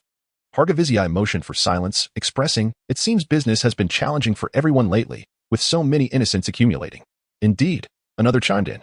There have been few large-scale conflicts recently, and intercity skirmishes are rare. Currently, bed slaves and skilled slaves are the most marketable. With a grin, Hargavizii revealed, I have a friend looking to acquire a batch of innocents, but they are only willing to purchase 1,800. Yet, we possess nearly 2,200. A hush fell over the group, as each owner yearned to offload their stock. Lacking established sales channels, the longer their innocents remained unsold, the more likely they were to depreciate in value, as older slaves seldom attracted buyers. Could you negotiate with your friend to purchase our entire stock? Hargavizii feigned a troubled expression, replying, I can certainly inquire, but my friend's budget is limited. If you can lower the price to 22 gold coins, I believe I can secure a deal. 22 gold coins is too low. How about 23? Hargavizii hesitated, uncertain. Let me check tomorrow. If 23 is feasible, you may bring your innocents here for the transaction. Grateful, the others acknowledged that the training costs for innocents were minimal, often not exceeding a single gold coin, though the time investment was considerable. However, older innocents were seldom sought after, as buyers preferred to invest in younger ones from major slave owners. Thus, the prospect of a direct acquisition was enticing, allowing them to recoup losses without the worry of a sales downturn. Chapter 26, No Business Without Deception. The following morning, Hargavizii arrived at the dock. Upon boarding the Sea Emperor, he was greeted by Newgate. Deputy Newgate, I bring you splendid news, he exclaimed excitedly. Indeed? Newgate replied, intrigued. What news could possibly elicit such joy? Has your wife given birth? We have assembled a total of 2,196 innocents, priced at 25 gold coins each. What do you think? 2,200? Newgate was astonished, not expecting Hargavizii to gather such a number. With such a quantity, I trust there are no quality concerns? He harbored suspicions that Hargavizii might have included sickly or aged innocents to inflate the count. Hargavizii, sensing Newgate's doubts, pounded his chest confidently, assuring him, there will be no issues. If you wish, we can bring them over tonight, and you may inspect them personally. Any unsatisfactory ones can be rejected. With a smile, Newgate replied, you're speaking nonsense. We will take them all. Let's finalize the transaction tonight for 2,196 innocents. But we shall calculate it as 2,190. Hargavizii laughed heartily. That won't do. Let us settle on 2,180. The extra 16 will be my gift to you. For Hargavizii, acquiring innocents at 23 gold coins from other minor slave owners meant he could comfortably profit over 4,000 gold coins from this transaction. Newgate warmly invited Hargavizii to stay for a drink, but Hargavizii declined, stating he had preparations to attend to and hurriedly departed. After bidding Hargavizii farewell, Newgate proceeded to the Sea Emperor's cabin, adorned with a wealth of rare treasures and opulence. Jack rested upon a grand throne fashioned from a colossal sapphire, adorned with the crimson dragon crown gifted by an unknown noblewoman from Quers. Newgate approached Jack and whispered, Your Majesty, Hargo has 196 unsullied. He values them at 180, each priced at 25 gold dragons, totaling 500 gold dragons. Jack nodded in acknowledgement. The price was indeed reasonable. Just the previous night, he had dispatched individuals to gauge the sentiments of several benefactors, only to find that they were willing to lower their price to 29 gold dragons. However, Jack was acutely aware that the continent of Essos had not witnessed any significant warfare recently, resulting in a decline in unsullied sales. Therefore, these benefactors held a considerable number of unsullied in their possession, along with over 10,000 reserve unsullied, yet they remained reluctant to lower their prices. Initially, Jack had allocated 200,000 gold dragons for the refurbishment of merchant vessels, but he soon revised his intentions, opting instead to procure additional unsullied. Besides the 2,000 from Hargo, he had also reserved unsullied worth 100,000 gold dragons from several benefactors in Astapor. Ultimately, he secured 3 for 50 unsullied for the sum of 100,000 gold dragons, 2 more than the 3 for 148 he could have obtained, thanks to the benefactor's generosity. In gratitude, Jack resolved to visit these benefactors' homes when Daenerys liberated Astapor. To this end, he had already sent inquiries regarding any hidden treasures they might possess. Astapor boasted 8,000 unsullied and 14,000 reserve unsullied, and Jack's initial plan was to acquire 10,000 unsullied. However, he grew concerned that depleting the available unsullied might alter Daenerys' destiny. Without the acquired unsullied, the slave bay could remain stable and chaos in Essos could be averted. Moreover, Jack himself could not swim amidst the murky waters of war to reap the spoils. With 200 ships under his command, he also needed to reserve around 100,000 gold dragons for essential supplies. After much deliberation, Jack chose to purchase approximately 150,000 gold dragons worth of unsullied. Although Hargo's price of 25 gold dragons compelled him to acquire more, resulting in a total of 646 unsullied. Upon completion of the transaction, combined with the 228 unsullied he already possessed, his forces would swell to an astounding 874 unsullied, nearing 7,000 in total. Along with the maritime forces he had assembled, his armed soldiers would reach 8,000. This strength was formidable enough to confront certain city-states of Essos. However, managing such a large contingent would incur astronomical logistical costs, necessitating the swift establishment of his first island base. As night descended, Hargo arrived punctually with 200 unsullied. He had selected 4 from the reserves to ensure a whole number. I have chosen 4 exceptional unsullied for you, he stated with a smile. Should you wish to purchase again, remember to seek me out. My prices are most agreeable. Jack gazed at Hargo's beaming visage, inwardly amused. He thought, survive under Daenerys' blade first. Very well, I shall prioritize your goods in future purchases. The quality is indeed commendable. Soon, several unsullied appeared, commencing the removal of the slave collars from those present. Hargo observed this with mild surprise, ultimately feeling compelled to caution. Removing the collars is not a prudent choice. It may lead them to overthink their status as slaves. Jack chuckled and waved his hand dismissively, assuring, fear not, I can manage them. Seeing this, Hargo refrained from further comment. The transaction was complete, and should these unsullied flee, the blame would not fall upon him.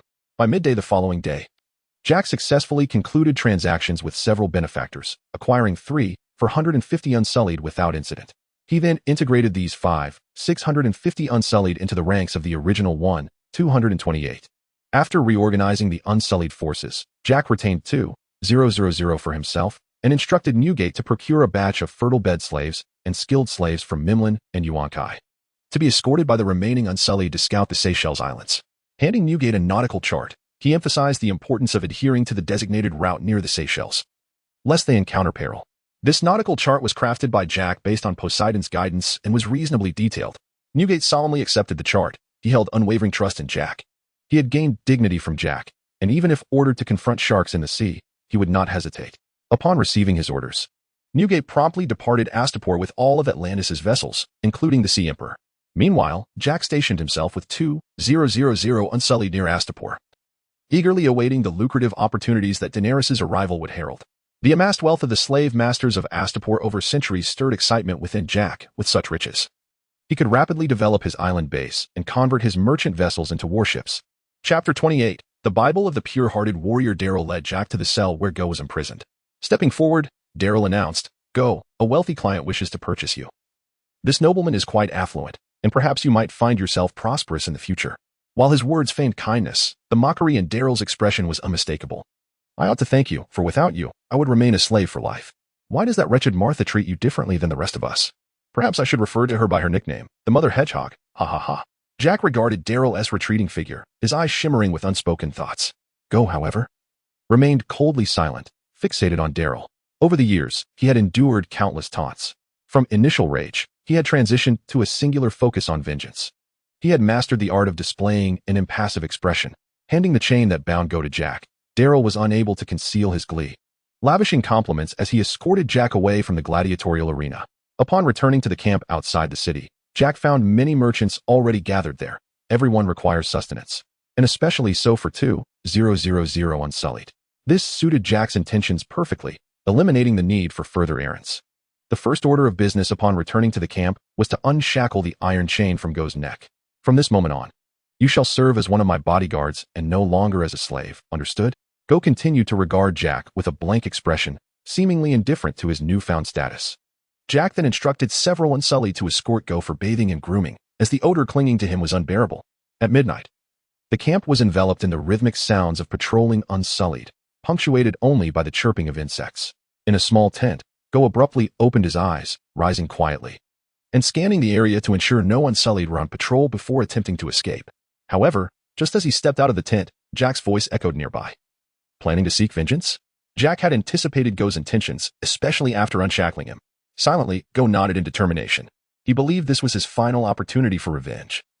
Even if he could not avenge himself against Martha's noble father, he must at least eliminate Daryl, the nightmare that had plagued him for 12 years. He feared that if Jack took him away, he might never return or find Daryl again. How do you plan to exact your revenge? You possess neither armor nor weaponry, while Daryl is accompanied by several gladiators clad in leather armor. Do you truly believe you can succeed? Gao fell silent for a moment, then astonishingly broke his silence. His voice hoarse, reminiscent of the creaking brakes of Jack's family bicycle from a past life. I must go, otherwise, I shall never have another chance. Jack nodded slightly, acknowledging the urgency. If you do not go today, indeed, there will be no opportunity, for it is noon, and in mere moments. It will be the early hours of the next day. However, there will be chances tomorrow, the day after, and each day that follows. There is no need to rush this moment. I understand your desire for revenge, but this path holds no likelihood of success. Why not wait a while longer? Yet, to continue waiting would yield no chance, would it? While I am still in my prime, while I have not yet aged. Jack waved his hand, signaling Gao to follow him. Gao hesitated briefly, but chose to accompany Jack into the tent. Inside, a table was laden with food and drink. Jack gestured for Gao to sit, and they faced each other, although Gao appeared somewhat uncomfortable. He was unsure of Jack's intentions. In his eyes, Jack was merely a slave owner. Why do you not eat? Jack inquired, concerned he might be poisoned. Please, it is hardly worth my expenditure on poison to kill you. My sister could easily do so with the sword in her hand, but that is not important. Observing Gao's reluctance, Jack tore off a chicken leg, biting into it vigorously. The food for slaves is akin to swine feed. Are you truly not going to eat? Gao swallowed hard, and then could no longer contain himself, devouring the food and drink voraciously. Jack leisurely ate his chicken leg while assessing Gao. He indeed fit the role of a bodyguard in Jack's mind. Standing at nearly 6.5 feet tall, his body was a canvas of muscles and scars, a testament to the trials he had endured over the past 12 years.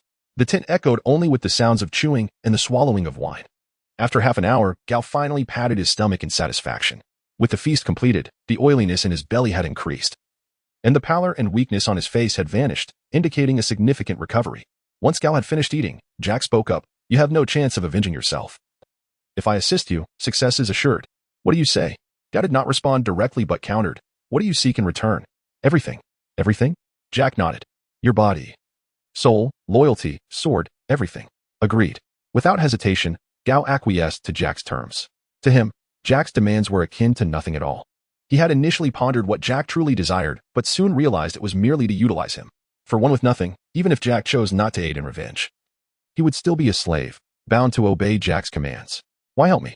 Gao queried, perceiving that Jack could simply demand his service without such elaborate negotiations. Why? Jack countered. What do you think I am? A slave owner? I am not a slave owner. I value your combat prowess and am intrigued by your experiences, which is why I purchased you. But you are not my slave. You are my guardian. I seek a fiercely loyal protector, not a slave preoccupied with thoughts of escape and vengeance. Should I lock your feet every night? Gao remained silent, comprehending Jack's intentions. He was a good man. Jack poured himself a glass of wine. There is no need to bestow upon me the title of good man. I do not require it. Do not rush for revenge. I suspect that in the coming months, Astapor will descend into chaos, and opportunities will naturally arise. Rising, Gao knelt before Jack, proclaiming, Master, I pledge you my unwavering loyalty. This was Gao's second voluntary kneel. The first was when his initial master promised him freedom, only for him to be sold to Martha's father. Do not call me master. As I said, there are no slaves under my command. Understood, my lord. As you wish. Allow me to share a tale with you. One that bears similarities to your own, yet contains notable differences. His name is Foiger. Jack then began to regale the story of the Broken King, a narrative that captivated the pure-hearted warrior, akin to scripture. Jack relished the attention he garnered as he boasted. Chapter 29, Baristan Selmy Astapor, the Docks. Upon disembarking, Daenerys curiously surveyed Astapor. Was this indeed the home of the famed and sullied? The dilapidated walls and barren land bore no resemblance to prosperity. Were the rumors of the Unsullied's prowess truly valid? Daenerys found herself skeptical, for the city's fortifications were far inferior to those of Karth. Yura, however, confidently assured her. Rest assured, Khaleesi, the Unsullied will not disappoint you. I hope so, she replied. At that moment, her brow furrowed as a small girl appeared nearby. The girl beamed innocently, producing a toy capsule and offering it to Daenerys. Mistakenly believing it to be a gift, Daenerys smiled, preparing to mimic the girl's actions to open the capsule. Suddenly, a figure clad in a black cloak struck, knocking the capsule from her hands. Yura rushed forward, seizing the cloaked figure by the throat, but in the ensuing chaos, Daenerys stumbled and fell, the capsule clattering to the ground.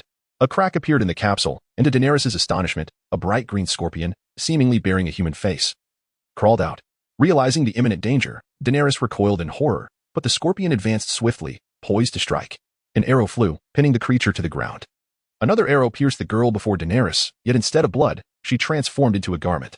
The cloaked figure then lunged forward, severing the scorpion's head.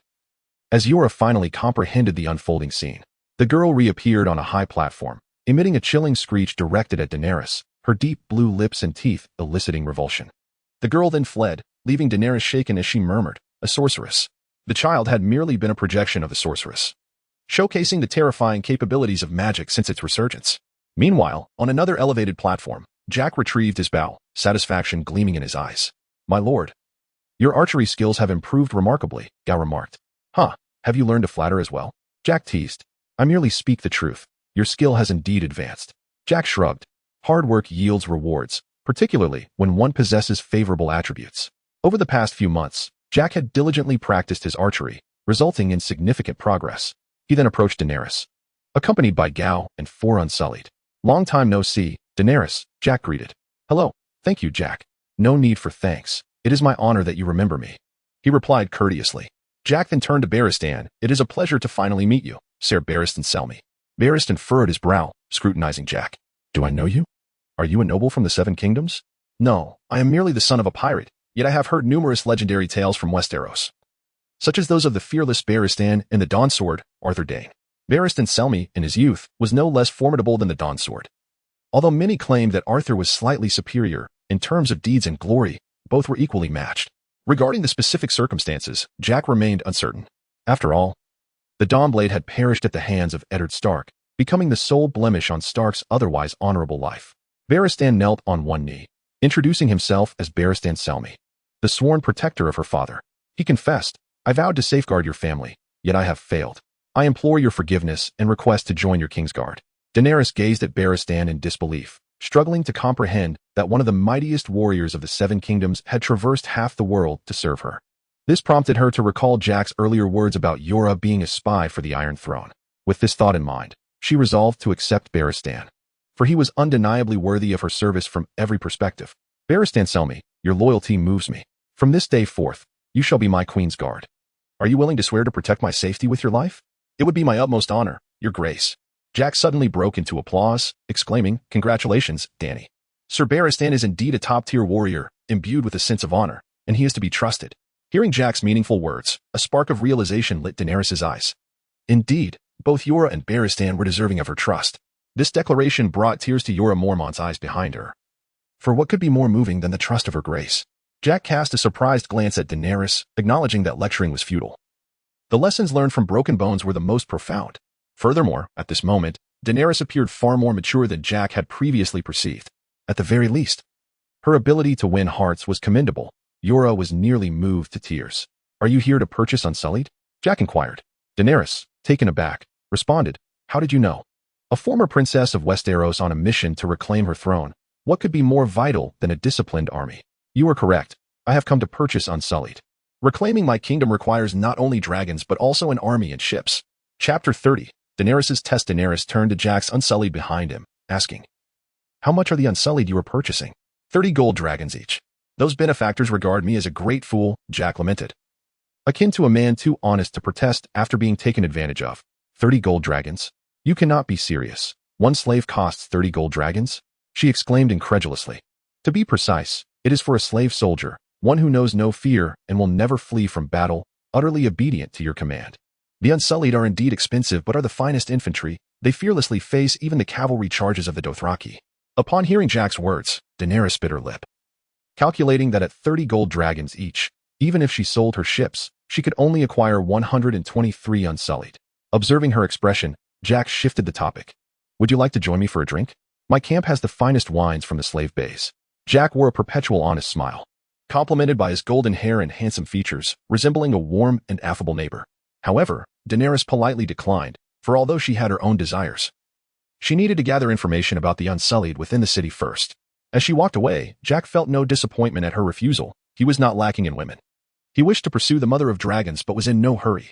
Daenerys had high standards when it came to choosing a lover, and Jack was confident he could easily fulfill her expectations. In terms of both appearance and influence, he was the perfect match.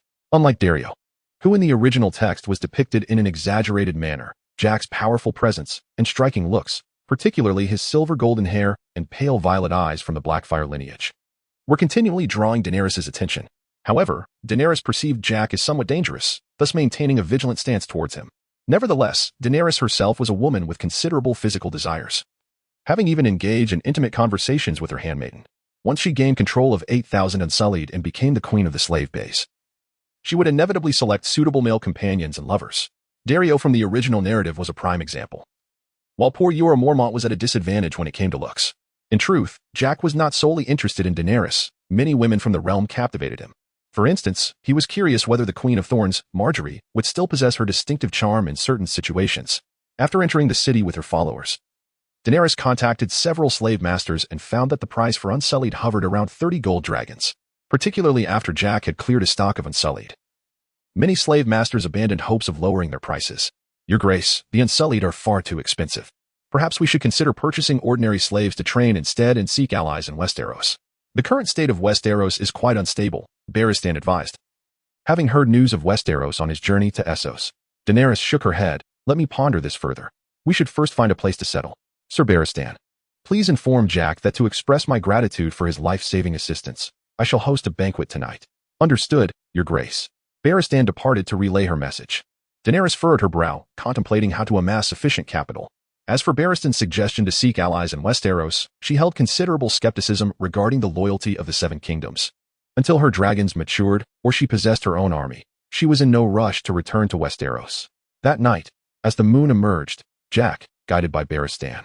Arrived at the venue for Daenerys' banquet, she donned a refreshing silk gown that revealed a hint of her bosom, her silver white hair cascading down her back. Captivatingly illuminated by the moonlight and torches, Jack could not help but steal glances at Daenerys. Unlike in the television adaptation, she was perpetually beautiful, never marred by an ill-timed smile. "Thank you for saving my life this morning, Jack. You honor me with your presence." Daenerys welcomed him. Jack waved his hand dismissively. "It was merely a trifling effort. I happened to be wandering the docks." At that moment, Jack discreetly assessed the banquet's arrangements, noticing Daenerys' meticulous attention, especially the lavish spread of food and wine, leading him to suspect she might have ulterior motives. After all, he had purchased thousands of Unsullied and shared a modicum of camaraderie with Daenerys. However, Jack chose not to reveal his suspicions, engaging in conversation while enjoying the feast at her warm invitation. As a modern man, he effortlessly amused Daenerys, leaving her in high spirits. Before long, both Daenerys and Jack had indulged in drink, albeit Daenerys genuinely intoxicated while Jack feigned inebriation. At some point, Daenerys found herself pressed against Jack, raising a glass and gloomily draining its contents.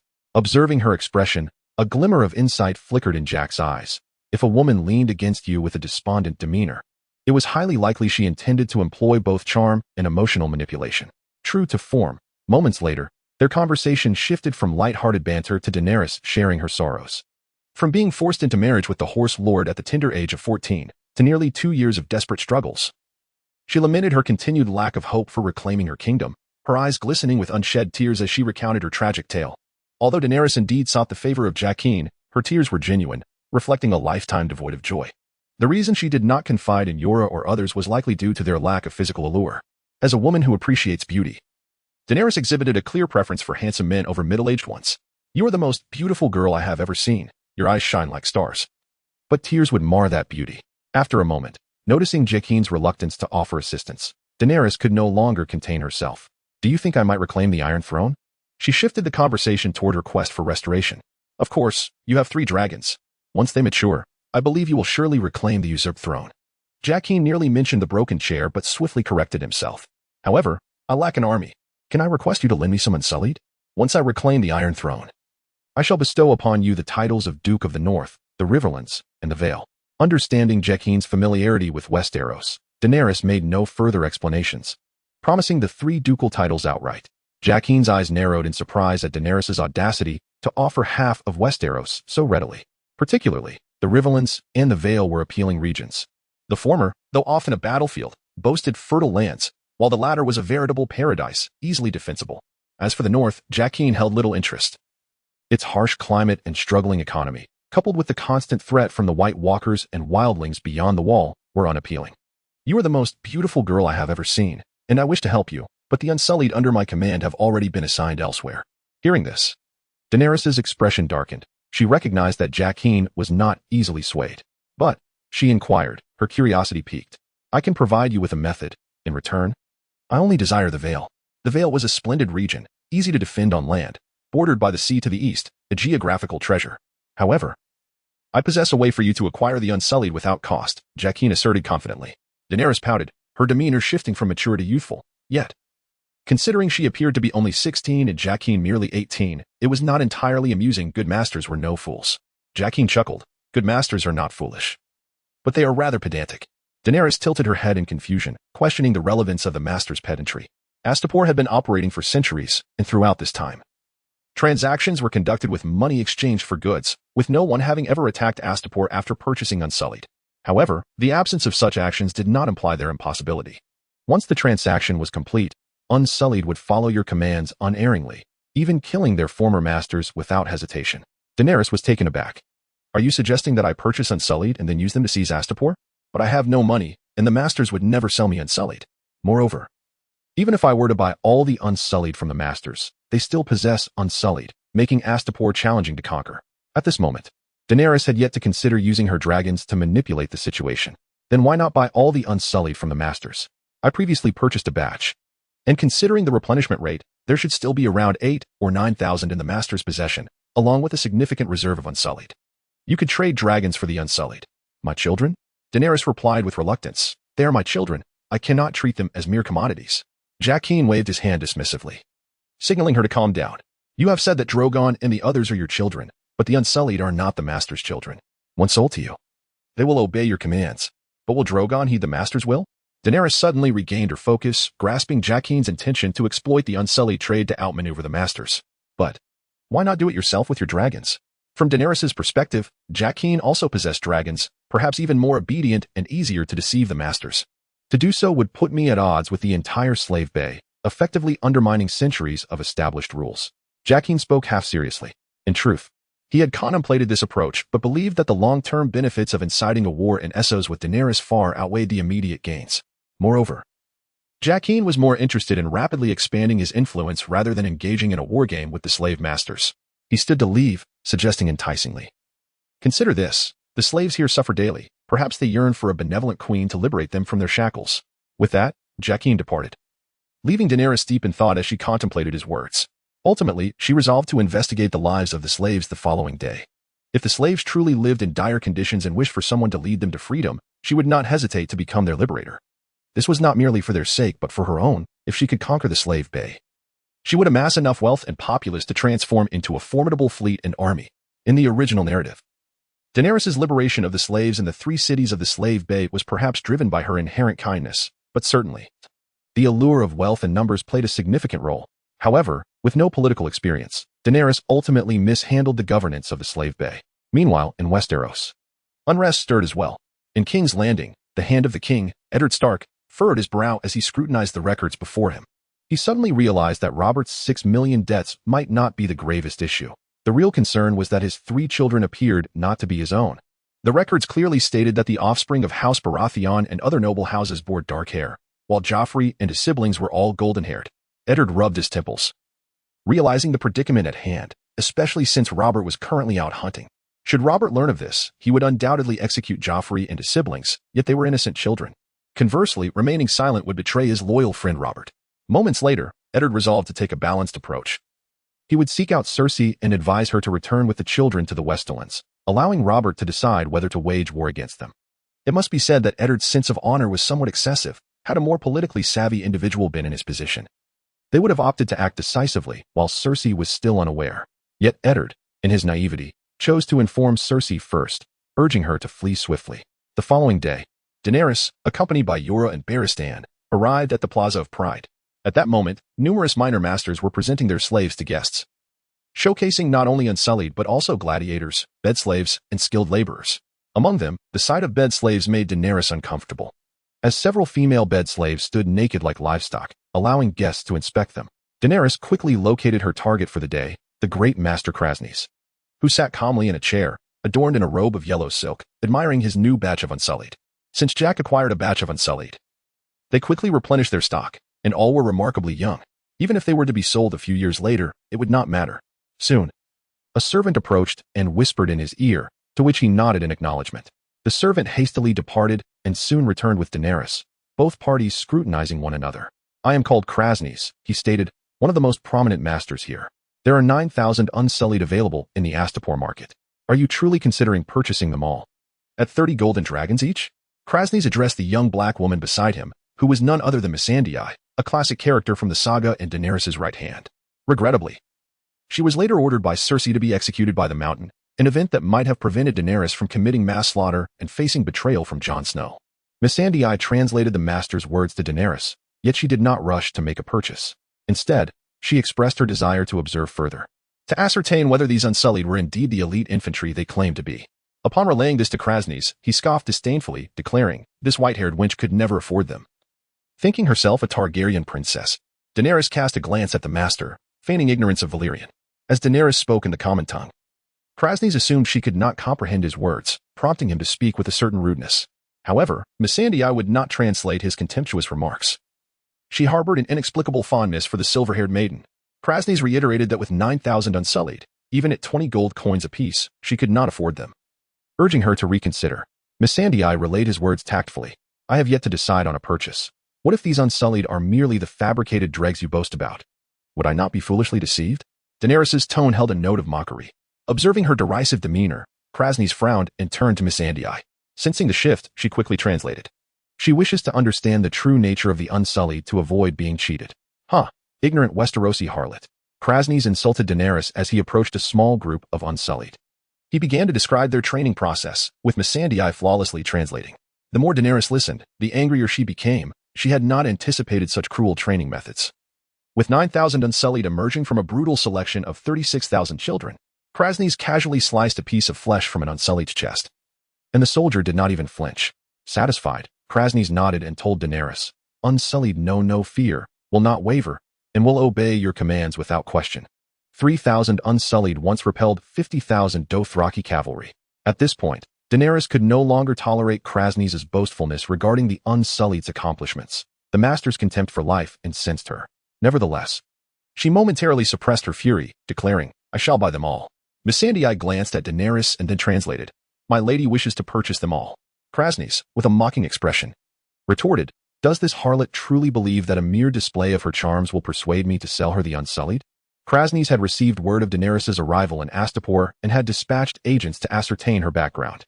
Even if she sold her ship and pooled resources with the Dothraki, she could afford only 123 Unsullied. As fellow children of the dragon, Krasny's could only conclude that Daenerys was woefully inadequate. Do you possess sufficient funds to acquire all 9,000 Unsullied? He asked. Not only 9,000 Unsullied, but I wish to purchase all available reserve Unsullied. Missandei furrowed her brow. She had never encountered a client seeking to buy reserve Unsullied, yet she faithfully conveyed this to Krasny's. Shaking his head, he turned away, deeming Daenerys a waste of his precious time. Consider your decision overnight. If you continue to squander my time, I shall expel you from Astapor, you wretched harlot. Missandei promptly translated, The master urges you to deliberate for a day, taking your financial capacity into account. Daenerys, upon hearing this, remained silent, merely appraising Missandei before glancing at Krasny's retreating figure, a flicker of disdain crossing her features. At this moment, she had resolved that Jack's methods were indeed viable. Since Jack was unwilling to confront the slavers for the sake of the enslaved's freedom in the slave bay, even for all of Essos, she would take it upon herself. Although Daenerys would ultimately follow this path according to her original fate, Jack's persuasion undeniably fortified her resolve. Chapter 33. The tumult begins in Astapor the following noon. Daenerys sought out Krasny's once more, affirming her intent to purchase all the Unsullied. This time, not only Krasny's was present, but also the likes of Grasden and other prominent masters and governors. So, you truly wish to buy all the Unsullied? This wretched little harlot cannot possibly think this is a mere game, can she? Krasny's, losing patience, remarked to Grasden. This little wench may believe she can acquire our Unsullied with her alluring figure. Grasden shook his head in disbelief. He too found it absurd that anyone could afford to purchase every Unsullied. I have dragons. I will give you one in exchange for Unsullied, Daenerys declared, a confident smile gracing her face. Missandei's eyes widened in disbelief. One dragon was worth more than an army. Upon hearing Missandei's translation, Krasny's was taken aback, astonished that Daenerys would offer a dragon for Unsullied. Yet, his greed overtook him. 3 dragons. 1. Daenerys' voice brooked no argument. 2. 1. Krasny's glared at Daenerys, muttering curses under his breath. I want the largest one. Deal. I also require this translator. Daenerys acquiesced to Krasny's demands, agreeing to trade the largest young dragon while insisting on Missandei as well. This, however, alarmed Yora and Varys.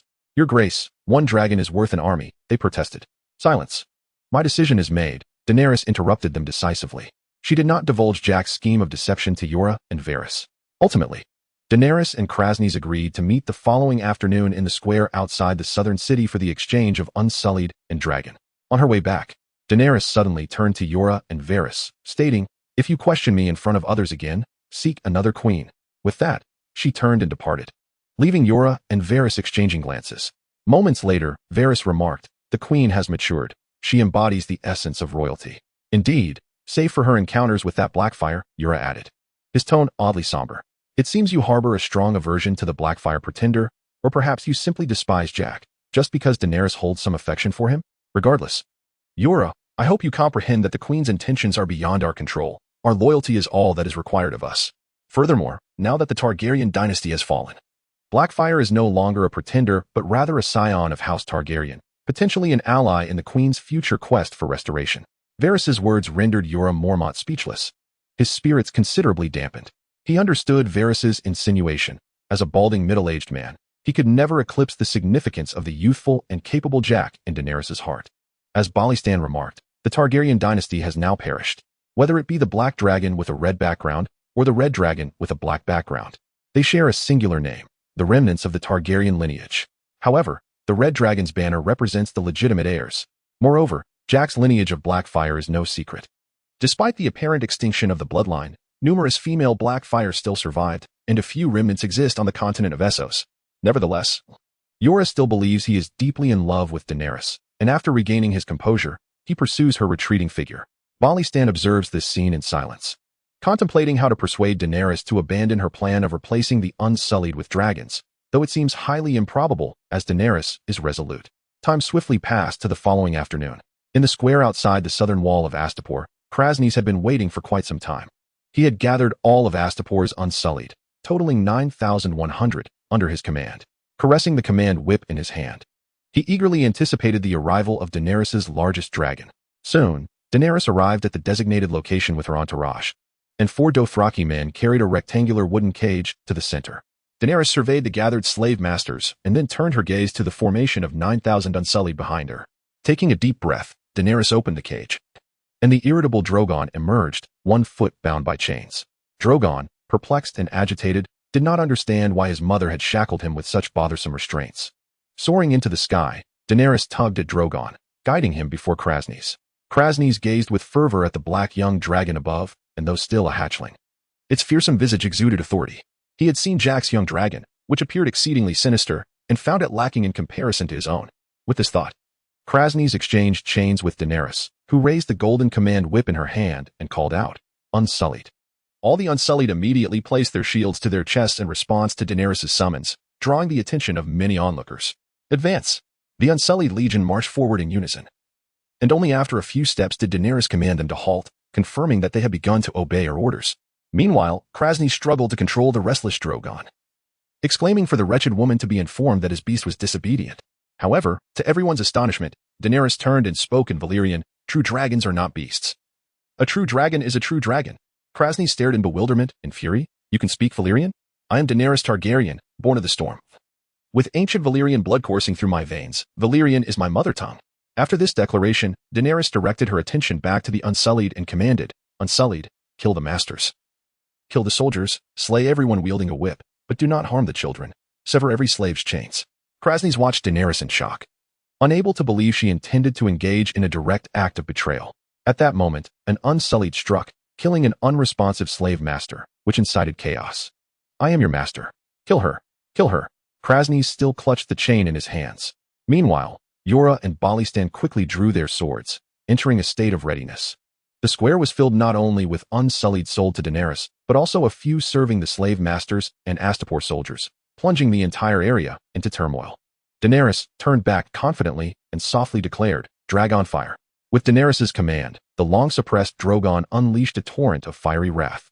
With a wingspan nearing 2 meters, Drogon's flames possessed a lethal potency, and Krasny let out a piercing scream before falling silent within mere seconds.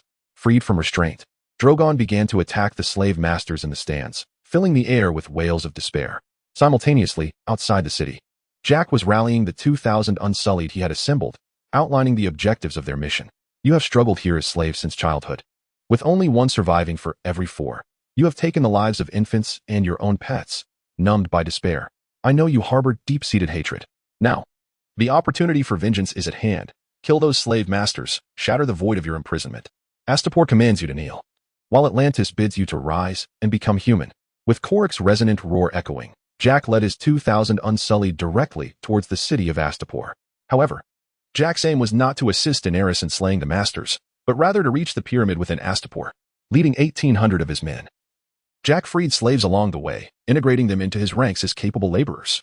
Meanwhile, Go led 200 Unsullied to an arena, the very arena of Daldaro. At that moment, Daldaro was entangled with a bed slave, seemingly indulging in illicit pleasures, while the bed slave displayed signs of discomfort. Lost in his own world, Daldaro remained oblivious to the upheaval occurring in Astapor until the door was forcefully kicked open. Go entered with 10 Unsullied, and Daldaro stared at Go in confusion, momentarily unable to comprehend the situation. "What do you want?" Daldaro asked, oblivious to the notion that Go was there for revenge, as this was Astapor, the domain of slave masters.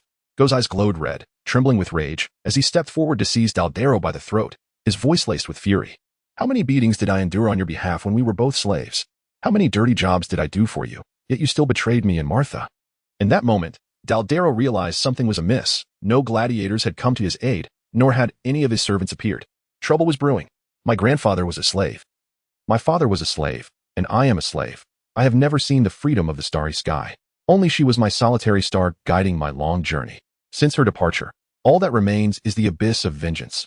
I have waited far too long for this day. 12 years. Go's eyes blazed crimson, filled with madness. The pain was overwhelming. He was on the verge of avenging Martha, yet sorrow gripped his heart, releasing Daldero, who was nearly suffocating. Go stepped back and had his men take Daldero outside.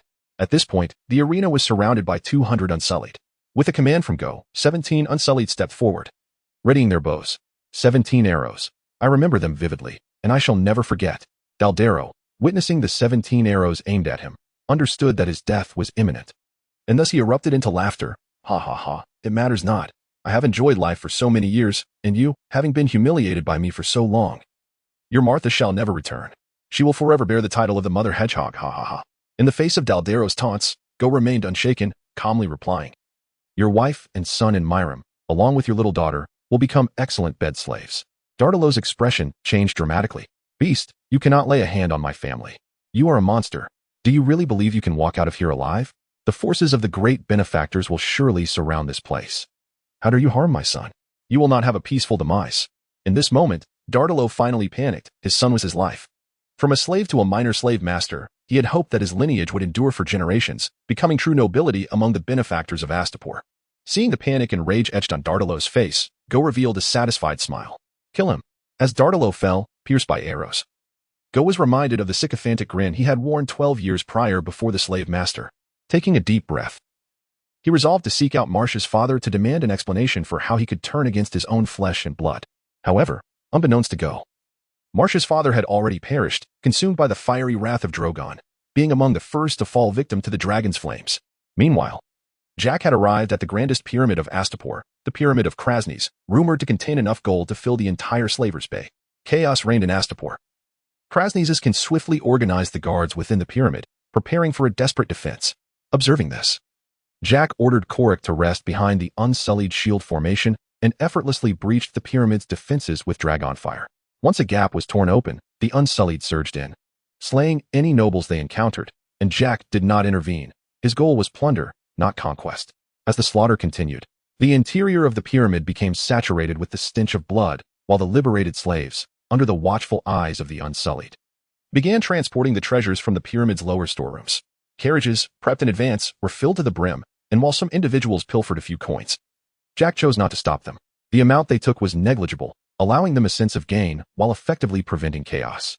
As long as they did not engage in outright looting, the unsullied would execute anyone attempting to incite disorder. Jack's face broke into an uncontrollable smile as he beheld the wealth amassed in the carts. The essence of Astapor's benefactors mirrored that of the noble lords of Westeros. Both were products of generations of accumulation. This naturally implied that their riches were the result of long-standing lineage. And the wealth within Krasny's pyramid was estimated to amount to approximately 1.9 million golden dragons.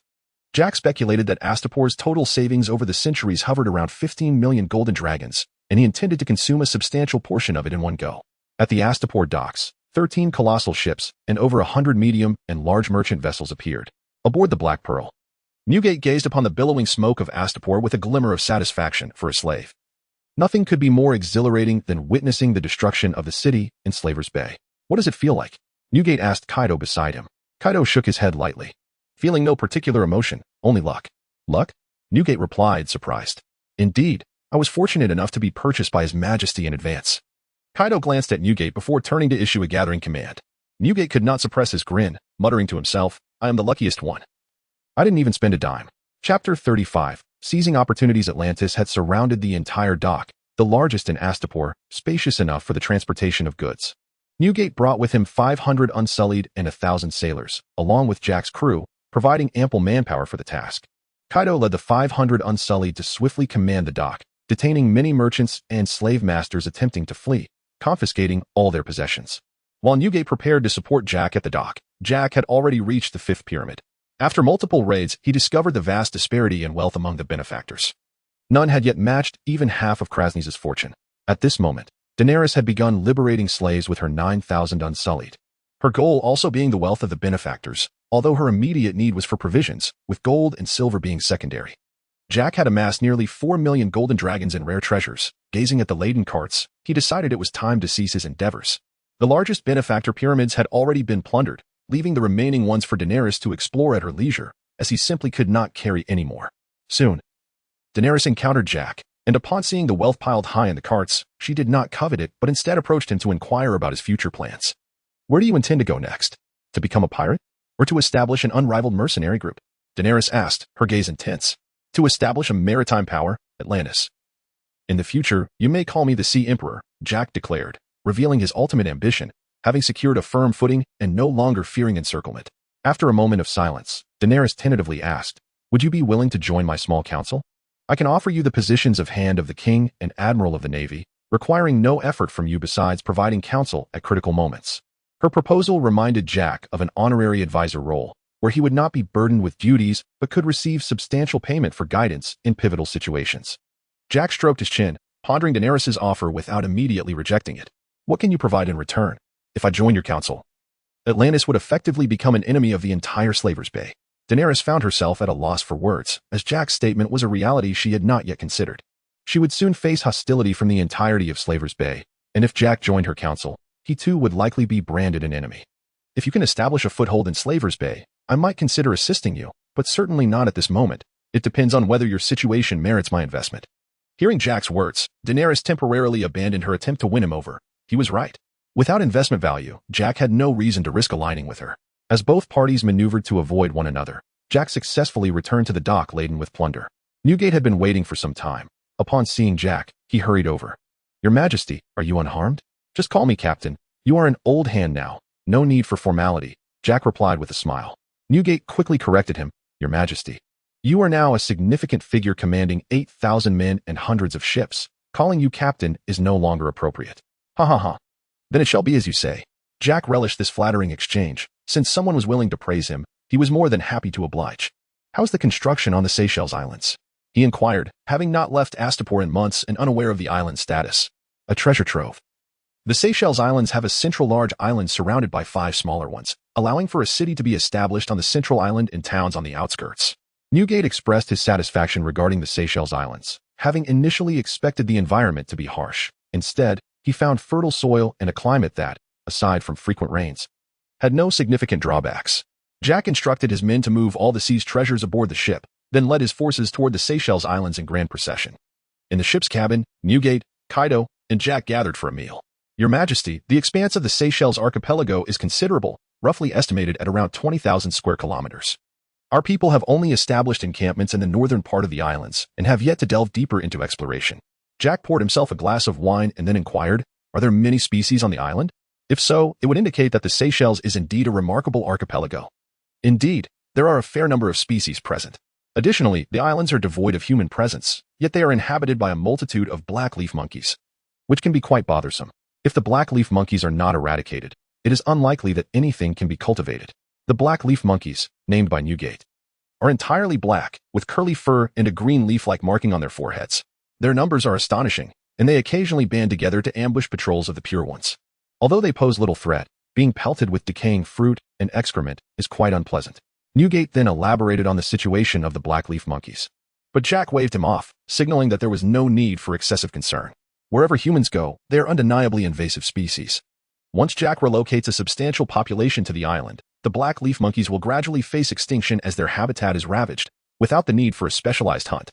Your Majesty, from where do you plan to relocate this population? At present, there are not many places suitable for migration. The best option is Slave Bay. But there are no longer any slaves there.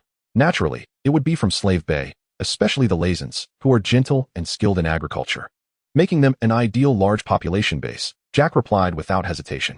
However, Slave Bay has now been liberated by Daenerys Targaryen. How could we possibly acquire slaves now? Kaido queried. Somewhat perplexed, Kaido was not well versed in this matter. He excelled only in commanding the pure ones in battle. Daenerys claimed to have liberated Slave Bay, but that was far from the truth. Slave Bay comprises 3 cities, and only Astapor has been freed, while Meereen and Yunkai remain under bondage. She lacks sufficient managerial talent to maintain stable governance over Slave Bay. The centuries-old system of slavery in Slave Bay cannot be eradicated so easily, especially considering that the entire continent of Essos is accustomed to it. The prosperity of the 9 major trading city-states is built upon the countless bones of slaves. Just as he finished speaking, Newgate suddenly rose and knelt before Jack, pleading, "Your Majesty, I beseech you, if you have the means, please assist us, the slaves." To Jack's astonishment, Kaido also knelt, the implication clear. Witnessing this, Jack felt a surge of satisfaction. It was commendable to have their own aspirations and pursuits, for that is what constitutes a complete individual. Jack did not fear that his subordinates possessed their own thoughts. He feared they would become as dull and lifeless as dead fish. Rise, for you are no longer slaves. As for the institution of slavery, there is no need for excessive worry. It is but a minor system that can be swiftly dismantled with a mere flick of Daenerys' sword. Newgate looked up at Jack, who was pouring himself wine, and the confidence and commanding presence in his gaze stirred something within him. At that moment, Newgate felt that Jack was indeed the omnipotent god of the sea. Thud, thud, thud. Newgate bowed 3 times, exclaiming, "Your Majesty, I thank you on behalf of all the slaves of Essos." Having spent a lifetime as a slave, Newgate's disdain for the institution of slavery was self-evident.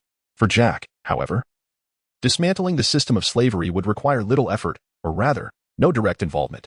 He merely needed to provide Daenerys with some suggestions and allow her to take decisive action, all while reaping considerable benefits himself. Chapter 36. The Seychelles Archipelago Construction Plan. The journey from Slave Bay to the Seychelles Archipelago takes approximately a month, if laden. It may extend to 2 or 3 months, depending on wind direction and cargo capacity. Your Majesty, ahead lies the central island of Seychelles. We will first pass by several smaller islands, each covering only a few hundred square kilometers. These smaller islands are abundant, yet largely unremarkable, though they could serve as sites for establishing watchtowers. Jack nodded, having seen these places before, as he and Poseidon had previously charted the maritime maps. Jack suddenly expressed doubt. Newgate turned to follow Jack's gaze, spotting a peculiar giant creature, approximately 4 meters in length, resting on the shore of a small island. It was Poseidon. Your Majesty need not worry. This sea lizard, though remarkably large, possesses a gentle disposition and does not attack humans. It has even rescued some of the non-swimmers among the pure ones. It acts as a guardian of the sea, Newgate quickly explained. Concerned that Jack might order the hunting of the giant sea lizard, Newgate believed this creature to be the embodiment of the sea god, sent specifically to protect Atlantis. Jack nodded expressionlessly, pondering whether he truly required Newgate's introduction. He was merely surprised to see Poseidon basking in the sun on the beach, as Poseidon had previously preferred to roam the depths of the ocean. Noticing Jack's apparent indifference towards Poseidon, Newgate continued, "Your Majesty, do you not think its appearance resembles our Atlantis flag? I believe this is a good omen, indicating that the god of the ocean is watching over us. Your title as Sea Emperor is indeed well-deserved. We could publicize this matter, allowing your reputation to be intertwined with myth and legend, thereby facilitating your rule." Jack smiled inwardly, thinking, of course it resembles it. I drew it based on its appearance as a juvenile. However, Jack refrained from revealing Poseidon's true identity. In the future, Godzilla's size would reach 200 meters, which differs from the 200 meters of dragons. Dragons possess wings, necks, and tails, but Godzilla is purely 200 meters tall. The visual impact is distinct. Thus, Jack planned to cultivate Godzilla as the embodiment of the sea god. 30 million years ago, the sea god Godzilla battled the god of darkness, Ghidorah, to save the world, and with the addition of various peculiar earth deities, he could easily construct a cultural narrative. With this thought, Jack couldn't help but chuckle, subsequently dismissing the chaotic images from his mind. Soon, a grand fleet arrived at the dock of the central island of Seychelles. The dock is still under construction, however, lacking sufficient skilled craftsmen. We can only manage a makeshift structure for the time being, Newgate explained. No matter, that is of little concern. I will make time to visit Meereen and bring back some skilled laborers, Jack assured Newgate, indicating that there was no need for him to worry. Such trivial matters I can handle. You need not involve yourself in every detail. Newgate hastily replied, there is no need for you to handle such small matters, Your Majesty. Otherwise, it would seem awkward, as if you had nothing better to do.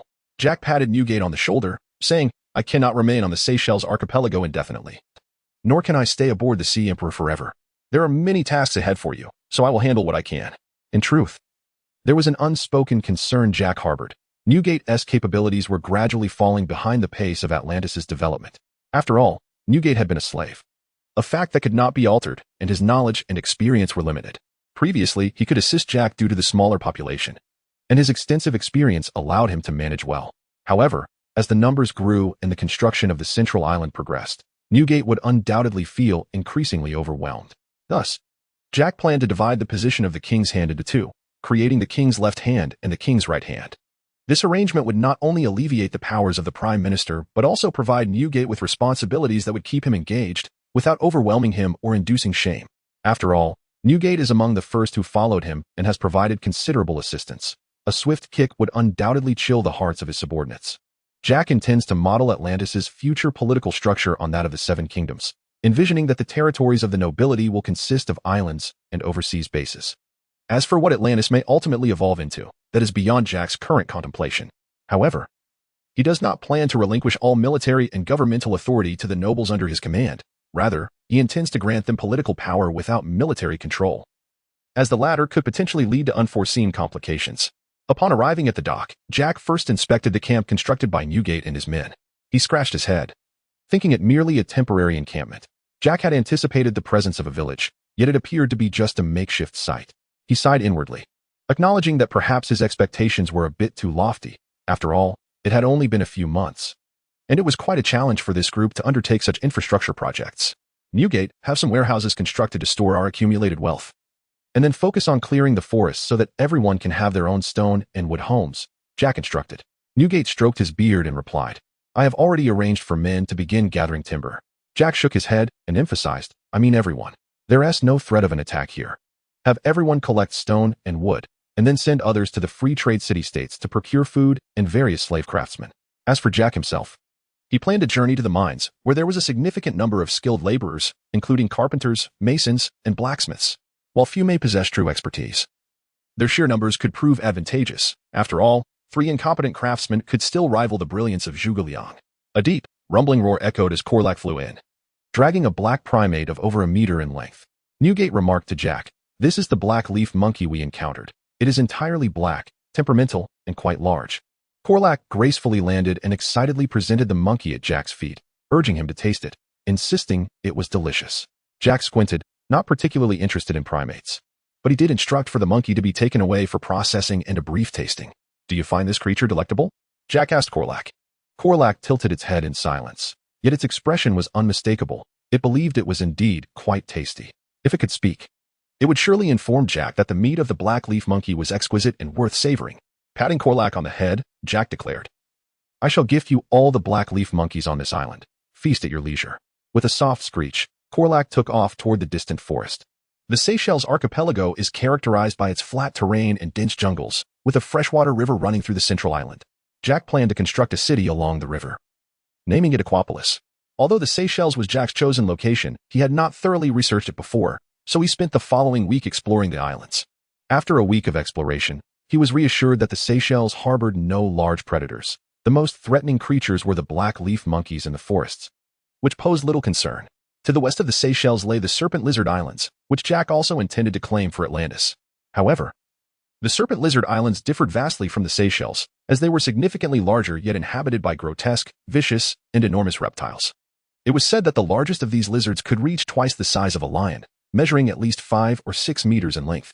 Nevertheless, these lizards were also commodities in Erosis, and many hunters risked venturing to the mainland or the Serpent Lizard Islands to capture them. In Erosis, these lizards were commonly used in gladiatorial combat for entertainment purposes, often pitted against slaves or dogs. Korlak descended from the sky, and Jack frowned at the sight. Korlak had transformed from a slender dragon into a noticeably bulkier creature in just a week. You should no longer be called Korlak. How about calling you Laberpig? That name suits you well, Jack quipped, exasperated. Korlak let out a proud cry, believing its weight gain was a testament to its exceptional hunting prowess. During this time, Korlak's existence felt like paradise, with an abundance of black leaf monkeys allowing it to hunt effortlessly, not to mention numerous other animals. Suddenly, a door creaked open as an innocent entered, followed by a small female goat, Evelyn. At this moment, Evelyn had grown significantly, evolving from a charming young goat into a delightful, plump young lady. Evelyn trotted over to Korlak, playfully nudging its head before darting beneath Jack's legs, evading Korlak's irritated roar. Ba ba ba. Evelyn looked smugly at Korlak, taunting. What of your horns? You still bow to my provocation. Oh, Evelyn, let me reiterate, do not provoke Korlak. If I'm not around and it decides to eat you, I will be powerless to intervene. Unfortunately, as a young goat, Evelyn could not grasp Jack's complex warning. Still, she sensed his admonishing tone and toned down her smugness. Jack then turned to Korlak and advised, Korlak, you are a noble dragon, intelligent, honorable, brave, and kind. Evelyn is our family, though she may be foolish and prideful. You must never harm her for any reason, understood? Korlak, visibly displeased, retracted its fangs. Satisfied with this, Jack nodded, pleased with the dragon's wisdom. While it may not have reached human levels of understanding, it was certainly more astute than other creatures. Seeing Korlak retract its fangs, Evelyn wagged her little tail and approached Korlak, affectionately rubbing her head against its neck. However, Korlak turned its head away in disdain, clearly uninterested in engaging with the silly goat. Ignoring the antics of the two non-humans, Jack instructed the innocent, "Please find Newgate and have him come to see me." "Yes, sir." Soon, Newgate arrived before Jack, bowing respectfully. "Your Majesty, what can I do for you? I plan to set off for Slave Bay shortly. Continue arranging for supplies such as food and iron from the free trade city-states. When the time is right, I will send word. And you can directly transport the population from Slave Bay." At this, Newgate furrowed his brow and asked, "Your Majesty, in that case, should we also purchase slaves while acquiring food and iron? The 9 major trade city-states have many slave traders." Jack waved his hand dismissively. "No need to buy them. That would cost money. If we manage Slave Bay properly, we can acquire a substantial population and craftsmen without expenditure." Newgate nodded. "In that case, I will focus on procuring food and iron. Is there anything else you would like me to prioritize?" "Just food and iron for now. Those are the most critical. Additionally, ensure that the seeds for food are of high quality. We need the Seychelles to be self-sufficient as soon as possible." Currently, the Seychelles had yet to develop farmland, relying entirely on shipments from outside for sustenance. Thus, Jack needed to prepare for agricultural endeavors. He handed Newgate a piece of coarse paper and instructed, "This contains my method for soil fertilization. Have your men experiment with it. Even if they fail, it's important to keep trying." Newgate cautiously accepted the method of soil enrichment, understanding that His Majesty could rest assured. 3 days later, after arranging the subsequent foundational work, Jack set sail once more aboard the Sea Emperor. This time, he brought only 300 Unsullied with him to Slave Bay, leaving even Koraksha behind. The ecological environment of the Seychelles Islands was exceptionally conducive to the growth of Koraksha, and its growth rate far surpassed that of following Jack on his travels. The Sea Emperor, having undergone renovations, offered ample space and commendable speed, making it ideal for travel. Furthermore, with Poseidon serving as the vessel's oarsman, Jack estimated that with a determined effort, they could reach Slave Bay in approximately 18 days. Before long, a fortnight had passed. On one particular morning, Jack engaged in some physical activity on the deck before leaping into the sea. Upon entering the water, Poseidon emerged from the depths to greet him, and Jack grasped the dorsal fin of the magnificent creature, swiftly descending under Poseidon's guidance. Thanks to the heart of the ocean, Jack was able to perceive his surroundings even beneath the waves, and soon Poseidon brought him to their destination. Jack's eyes sparkled as he gazed upon the wreck before him. The waters near Slave Bay were dotted with numerous shipwrecks, treasures lost to time, yet unfathomably welcoming to Jack. This notion had recently occurred to him, and true to his thoughts, Poseidon's search had indeed yielded a wreck today. Patting Poseidon's large head in encouragement, Jack brandished his trident and swiftly swam towards the shipwreck, with Poseidon ever watchful for his safety. Chapter 38. The Shipwreck. Valyrian steel armor. The vessel appeared to be a large merchant ship, with only half of its hull protruding from the mud. After circling the exposed structure, Jack exchanged a knowing glance with Poseidon. Instantly comprehending, Poseidon opened his massive maw, unleashing a torrent of atomic breath that penetrated the ship's hull. Observing the hole created, Jack exerted himself to enlarge it further, then, leveraging his size, slipped inside. Upon entering the hold, Jack was met with several skeletal remains. As he explored the ship's interior, he found nothing of value. Everything crumbled at a touch, devoid of even porcelain or gems. However, Jack remained undeterred. The absence of treasures was likely due to the passage of time, and he had faith that more recent wrecks lay beneath the waves. Just as he resolved to depart, his gaze fell upon an unusual skeleton. Unlike the other boxes he had encountered that disintegrated upon contact and bore no signs of disturbance, this skeleton clutched a large wooden chest. Moreover, its ankle was ensnared by a chain, painting a vivid picture of a soul who, in their final moments, had sought to escape the wreck clutching their treasure, only to be thwarted by the chain and ultimately perish in the depths. After shattering the corroded bones and the chest, a suit of armor emerged. Jack's face lit up in astonishment. It was a suit of knightly armor, remarkably preserved after all these years. Securing the armor with a rope from his waist, Jack tugged it towards the exit. Just as he was about to emerge, a resounding crash echoed from outside, followed by Poseidon's furious roar. A jolt of fear surged through Jack. Had a creature attacked Poseidon?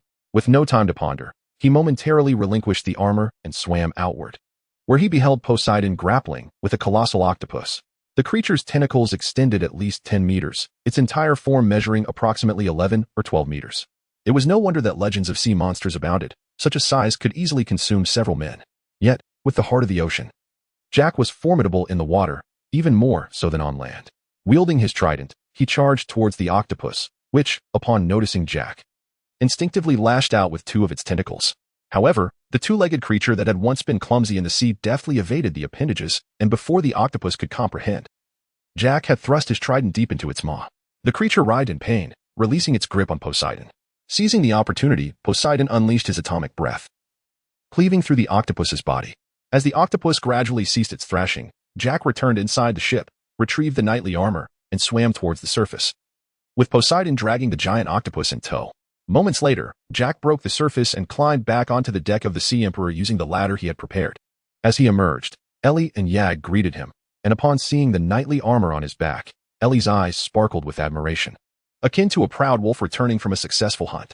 Throwing the armor onto the deck, Jack swiftly summoned a team of Unsullied, instructing them to procure a giant hook.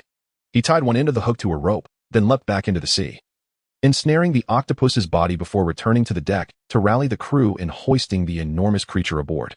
Instantly, hundreds of crew members gathered on the deck, their faces alight with astonishment at the sight of the octopus's corpse. Is this truly an octopus? So enormous? This must be the legendary sea beast, the Kraken. Truly. The Sea Emperor is a reincarnation of a god to have felled such a creature beneath the waves. The crowd buzzed with excitement, but Jack was preoccupied with other thoughts. Once the massive octopus was laid flat, he measured its length, discovering it to be an astonishing 137 meters, comparable to his previous ship, the Sea Dog. Chef. Where's the chef? Bring this octopus below. Tonight we shall feast on a seafood banquet. Cheers erupted from the crew, who had been at sea for half a month. With rations dwindling each day, the prospect of a seafood feast was cause for celebration. Jack also subtly urged Poseidon to hasten their journey, hoping to reach Slave Bay as soon as possible. As night fell, the Sea Emperor continued its swift progress, while the crew celebrated on deck with song and dance. Jack reclined in Ellie's embrace, savoring grilled octopus served by Yag. Fortunately, the spice trade in this world was flourishing, and the octopus tentacles bore little of the usual fishy taste. To commemorate their victory over the giant octopus, Jack brought out the remaining stock of beverages, ensuring each person received half a cup. As for the knightly armor, Jack had secured it, feeling confident that it was crafted from Valyrian steel. Only such legendary material could withstand prolonged immersion in the sea without corroding or rusting. Regrettably, the armor did not fit Jack well. He estimated its original owner to have been around 1.75 meters tall. Jack, standing over 1.8 meters, found the armor somewhat short, though it was not excessively cumbersome. It certainly felt awkward and unsightly. Meanwhile, Daenerys, having lingered in Astapor for several months, began her journey towards Ukai. Unlike in the original narrative, Daenerys did not decide to attack Ukai only upon learning of the 200,000 slaves there. Instead, spurred by Jack's influence, she viewed the liberation of slaves as her sacred duty. Leaving behind a leadership cadre of doctors, scholars, and sorcerers, Daenerys marched north with all the Unsullied and a contingent of newly freed citizens willing to join her cause. Chapter 39. Mirroring 2 days swiftly passed, and Jack docked the Sea Emperor at the port of Astapor. He then ventured into the city with 100 Unsullied. Finding that while Astapor outwardly celebrated the liberation of slaves, chaos was beginning to spiral out of control. The root of the issue lies with this group of liberated slaves. After the emancipation of hundreds of thousands, Daenerys did not provide these freed individuals with a clear path forward. She proclaimed, "You are free." Yet the newly liberated slaves found themselves aimlessly wandering, devoid of purpose or direction. In a matter of months, their initial excitement waned into confusion, with many lamenting the loss of meaning in their lives, even yearning to return to the bonds of slavery. Upon entering Astapor with the Unsullied, Jack Keane was immediately struck by the chaos that enveloped the streets. Countless newly freed citizens meandered about without aim, and he observed that these individuals lacked the spirit they had possessed while enslaved, appearing instead as mere shadows of their former selves. However, not all were in such despair. Some individuals radiated vitality, likely those who possessed a particular skill, such as stonemasons, carpenters, or blacksmiths. These skilled individuals could sustain themselves even without the oversight of a master. Particularly, bed slaves found their fortunes improved, as their earnings now fell directly into their own hands, leading to a more prosperous existence.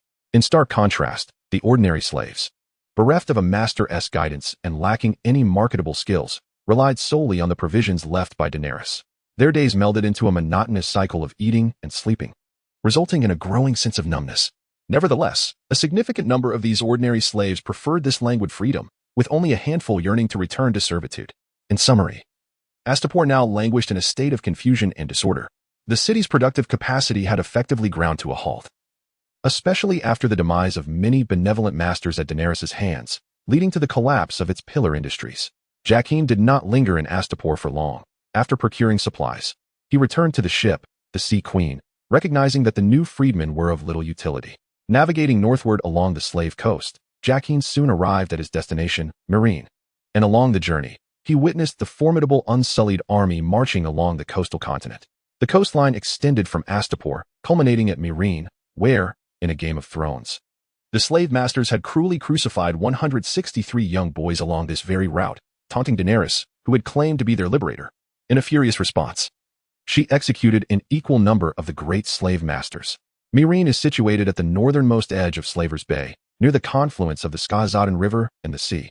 Perched upon a rocky promontory, to the east lies a range of hills, followed by a sandstone mountain range. To reach Lazarene, one must pass through the Pass of Kaisa. Like her sister cities, Yunkai and Astapor, Marine is constructed of bricks, though its bricks are multicolored rather than merely yellow or red. The city boasts formidable defenses, with towering walls, well-maintained structures, and defensive towers at each corner, complete with bronze gargoyles capable of dousing intruders with boiling oil. The northern walls trace the riverbank, while the western walls follow the coastline, with the city's sewage system leading into the Skazaden River. Undoubtedly, Marine stands as the largest, most prosperous, and populous city in Slaver's Bay, with its population reportedly exceeding that of both Astapor and Yunkai combined. After securely docking the Sea Queen, Jacqueline, accompanied by a cadre of unsullied and Vagor, ventured into this legendary city of Slaver's Bay.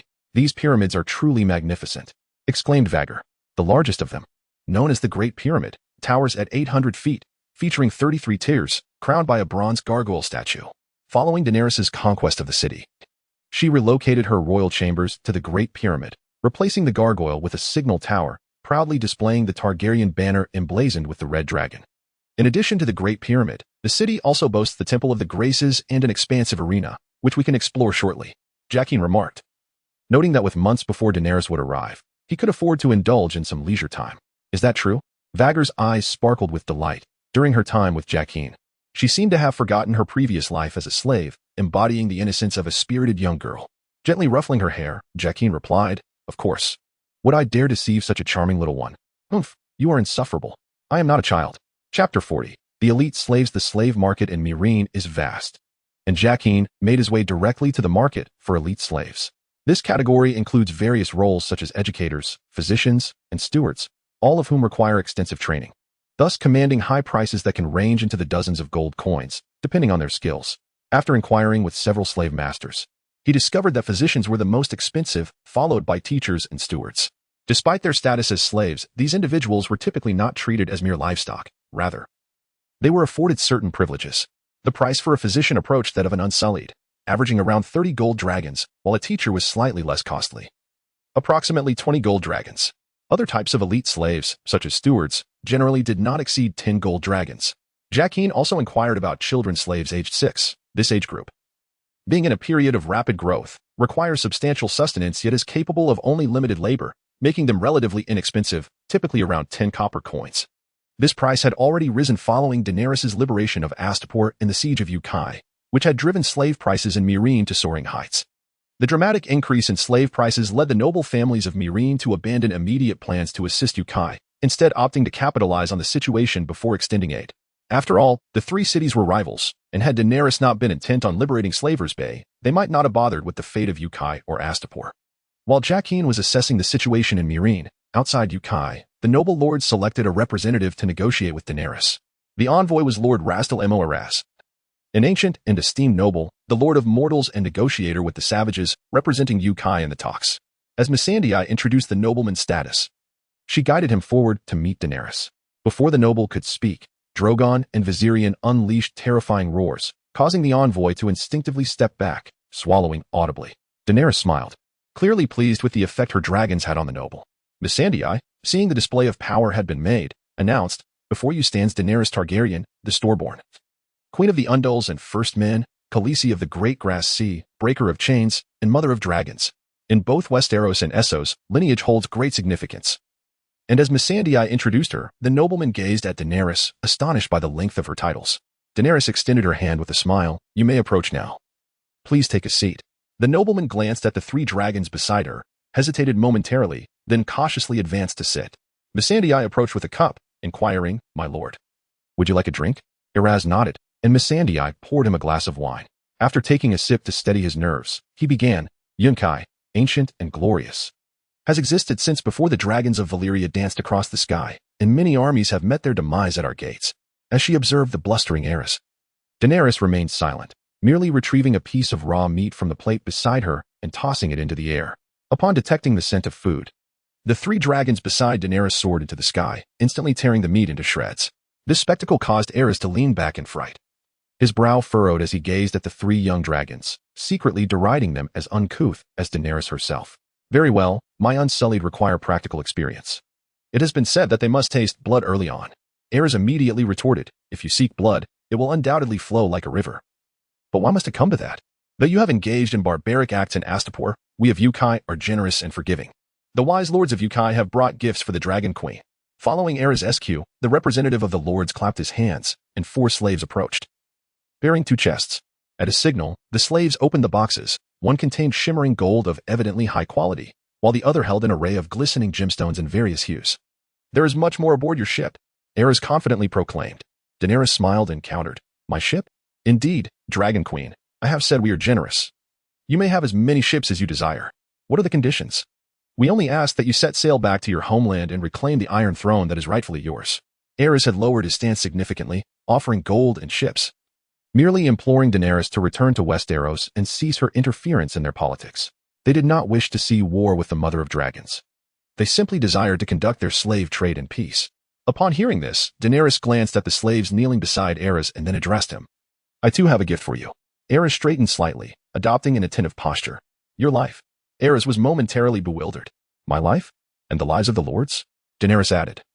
But I have a condition. Release all slaves of Yunkai. Provide each man, woman, and child with sufficient food, clothing, and valuables they can carry, as recompense for their years of servitude. Should you refuse this gift, I shall show no mercy. You are mad, Aerys exclaimed incredulously, unable to fathom that the sincerity of Yunkai had resulted in such a response from Daenerys.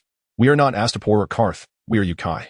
And we have powerful allies who would be all too willing to destroy you and your army. For the survivors, we would enslave them again, perhaps even you. With that, Aerys rose. At that moment, Drogon unleashed a fearsome roar, causing Aerys to retreat hastily, saying to Daenerys, you swore to ensure my safety. Daenerys nodded, I did swear. But my dragons did not, and you have threatened their mother. With that, she smiled at Drogon. Aerys glared at Daenerys with a mix of shame and anger, feeling duped. Take the gold. We are leaving, he commanded his slaves. The 4 slaves, trembling under Drogon's watchful gaze, approached cautiously, but before they could touch the chest of gold, Drogon roared, lunging towards the gold, causing the slaves to retreat in terror. This is my gold. You gave it to me, remember? Daenerys regarded Aerys with an expression devoid of emotion. I will use it wisely. You must also cherish the gift I have bestowed upon you. Daenerys stated earnestly, now, be gone. Aerys muttered a curse under his breath before turning to depart. At that moment, Barristan remarked, the people of Yunkai are a proud race. They will not yield. And what becomes of those who refuse to yield? Daenerys gently countered. Yura and Barristan fell silent, finding solace in Daenerys' confidence. They claimed to have powerful allies. Who are these allies? Yura pondered before decisively stating, I do not know. Daenerys rolled her eyes slightly, seeking the answer. Yura nodded, and then left with his men. Just then, Drogon flew to Daenerys' side, and she stroked his head, her eyes shimmering with confidence. She now possessed dragons, an army of Unsullied, and a vast wealth of plundered treasures. Chapter 41. A visit from the nobles of Meereen. A week after the failed negotiations between the lords and Daenerys, she had encircled Yunkai. The city was well prepared, boasting not only 5,000 slave soldiers, but also 2,000 mercenaries from the Second Sons, facing Daenerys' 9,000 Unsullied. Along with the dispensable new Freeman army, Yunkai felt confident in their ability to withstand Daenerys' assault. After all, Daenerys lacked siege equipment, and even the mightiest Unsullied could not directly scale the walls. The atmosphere between the two sides was tense, yet Daenerys did not rush to attack. She believed the mercenaries would fight for gold, and the dead could not provide them with riches. She chose to negotiate first with the leader of the Second Sons, known as the Bastard of Bravos, Mero. However, Barristan advised against this course of action. Mero, the infamous Bastard of Bravos, commanded the Second Sons, a mercenary company notorious for their vile reputation. He was tall, with pale green eyes and a thick, waist-length golden red beard. Under his command, few dared to hire the Second Sons due to their dreadful reputation. In short, he was a dangerous man with no credibility, even if he allied with Daenerys. He resembled a ticking time bomb, capable of exploding at any moment. Nevertheless, Daenerys remained steadfast in her decision if she could turn the second sons to her side. The ensuing war would become significantly easier. Meanwhile, in Meereen, Jaqen was furiously confronting the hapless Korlak. Look at this. The moment I leave, you run amok. Stealing chickens and dogs. Do you wish for your own demise? Jaqen held a letter detailing the myriad of Korlak's transgressions committed in his absence. Ultimately, after much deliberation, Newgate and the others concluded that Korlak should be sent to Jaqen, lest he wreak havoc in the Seychelles. Thus, Newgate's crew confined Korlak and brought him directly before Jaqen, accompanied by a letter outlining Korlak's various crimes. It was precisely for this reason that Jaqen was so enraged. He had been deceived by Korlak's innocent facade. Realizing his misdeeds had been discovered, Korlak adopted a pitiful demeanor, as if to plead, "You know I left my mother and brother at a young age. Please don't be angry. After all, I am just a little dragon. Mischief is only natural." Viserion had snuggled into Jaqen's embrace. Jaqen, his face darkened with displeasure, declared in a low voice, "Today, no one can save you. If you dare consume the mother hen's eggs today, tomorrow you shall feast upon a human." Upon hearing this, Viserion cast Korlak a sympathetic glance, having done her utmost. Usually, if it were not a grave matter, a mere display of her charm would suffice to sway Jaqen. But today, Korlak's punishment was unavoidable. Korlak, sensing his dire predicament, began to wail as Jaqen approached, as though the mere threat of the slipper had already struck him. This only served to infuriate Jaqen further. "Oh, pretending now, are we? I'll show you." Instantly, a heart-wrenching cry echoed, but this time, it was imbued with genuine emotion, lacking the slightest hint of pretense. As Jack was teaching Karaku, the nobles of Meereen, including the Daznak family, looked apprehensively towards the inner courtyard. Does the father of dragons usually train his dragons in such a manner? Saldari Daznak inquired delicately. He had intended to ask if the father of dragons commonly mistreated them, but reconsidered and chose a more tactful expression. The Unsullied glanced at the gathered nobles, initially reluctant to speak, but feeling compelled to uphold the king's image.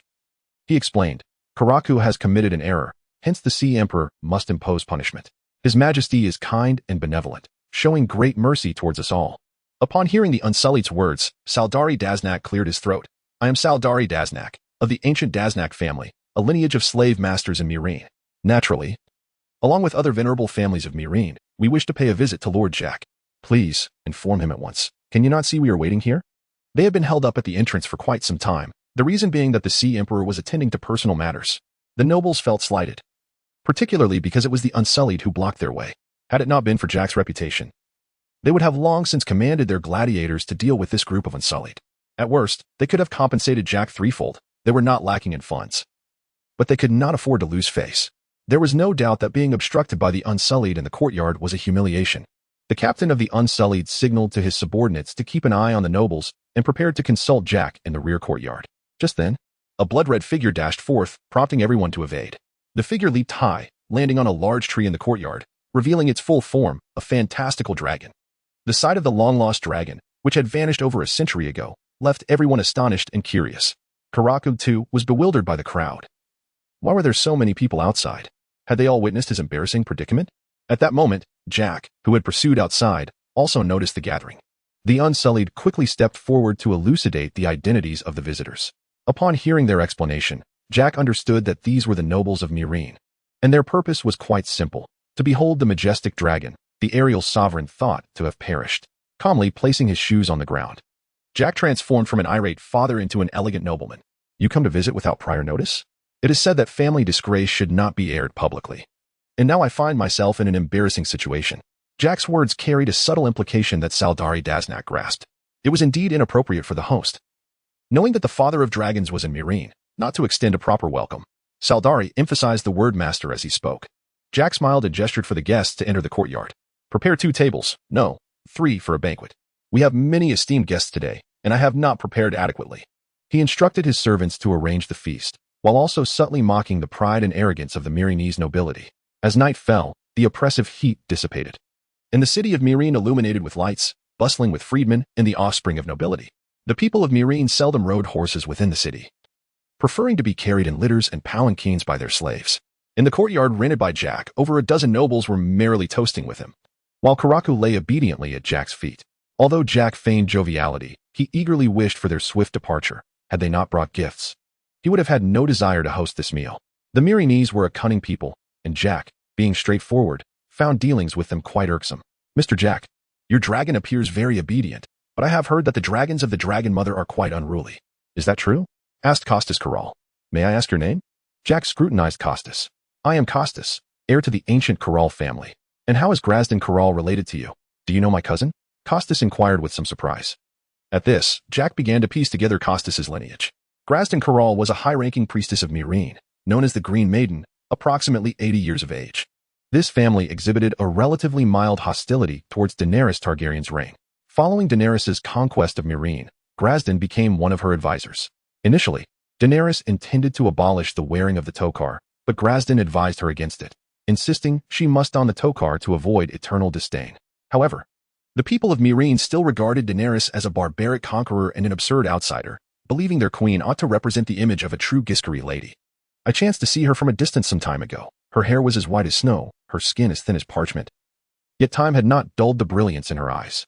Her captivating green eyes contrasted beautifully with her green robes of the Green Maiden. Thank you for the compliment. My cousin is the most gentle and knowledgeable person in Meereen, Costas replied proudly. The other nobles, noticing Jack's high regard for the Green Maiden, finally tempered their arrogance. Despite any underlying prejudices between them, at least on the surface, both guest and host enjoyed their revelry. The scorching sun blazed down on Meereen once more. As slaves began their day's labor while the nobles retreated to the comfort of their pyramids, sunlight streamed through the window onto Jack's face. As he groggily opened his eyes, he found Vetril already preparing for the morning's rituals. After a few minutes, once Vetril finished her breakfast milk, she began to assist Jack in dressing and grooming. Your skills are becoming quite proficient. It seems Yag has taught you well, Jack remarked. Vetril pouted. I am already 14. When will I be able to serve you? 14? I'm not in a hurry. Why are you? What if I break? I want tea. She protested. Sister Aerie said it is elastic. Many slaves have children by 14. Jack took a towel to wipe his face, feeling refreshed. But did Sister Aerie tell you how high the mortality rate is for having children at 14? Vetril, hearing this, hesitated and mumbled, no, less than 30%. Ah. 30% is already high. It's merely because slaves are considered less valuable. Many slave owners treat attractive slaves as breeding tools, producing offspring of high value that can be sold for considerable sums. Dressed and ready, Jack intended to take Vetril to the arena for some leisure. Just then, an unsullied approached to report that Karaku was missing during the morning feeding. Hearing this, Jack furrowed his brow. He rarely tethered Karaku. There was a clear hierarchical understanding between them. He was the master, and without his command, Karaku had never wandered off. However, Jack soon dismissed the possibility that Karaku had been stolen. The dragon was no longer a mere hatchling. With a wingspan of 2 meters, Karaku was not susceptible to theft. Moreover, Karaku was in the adjacent room, guarded by Unsullied at the entrance.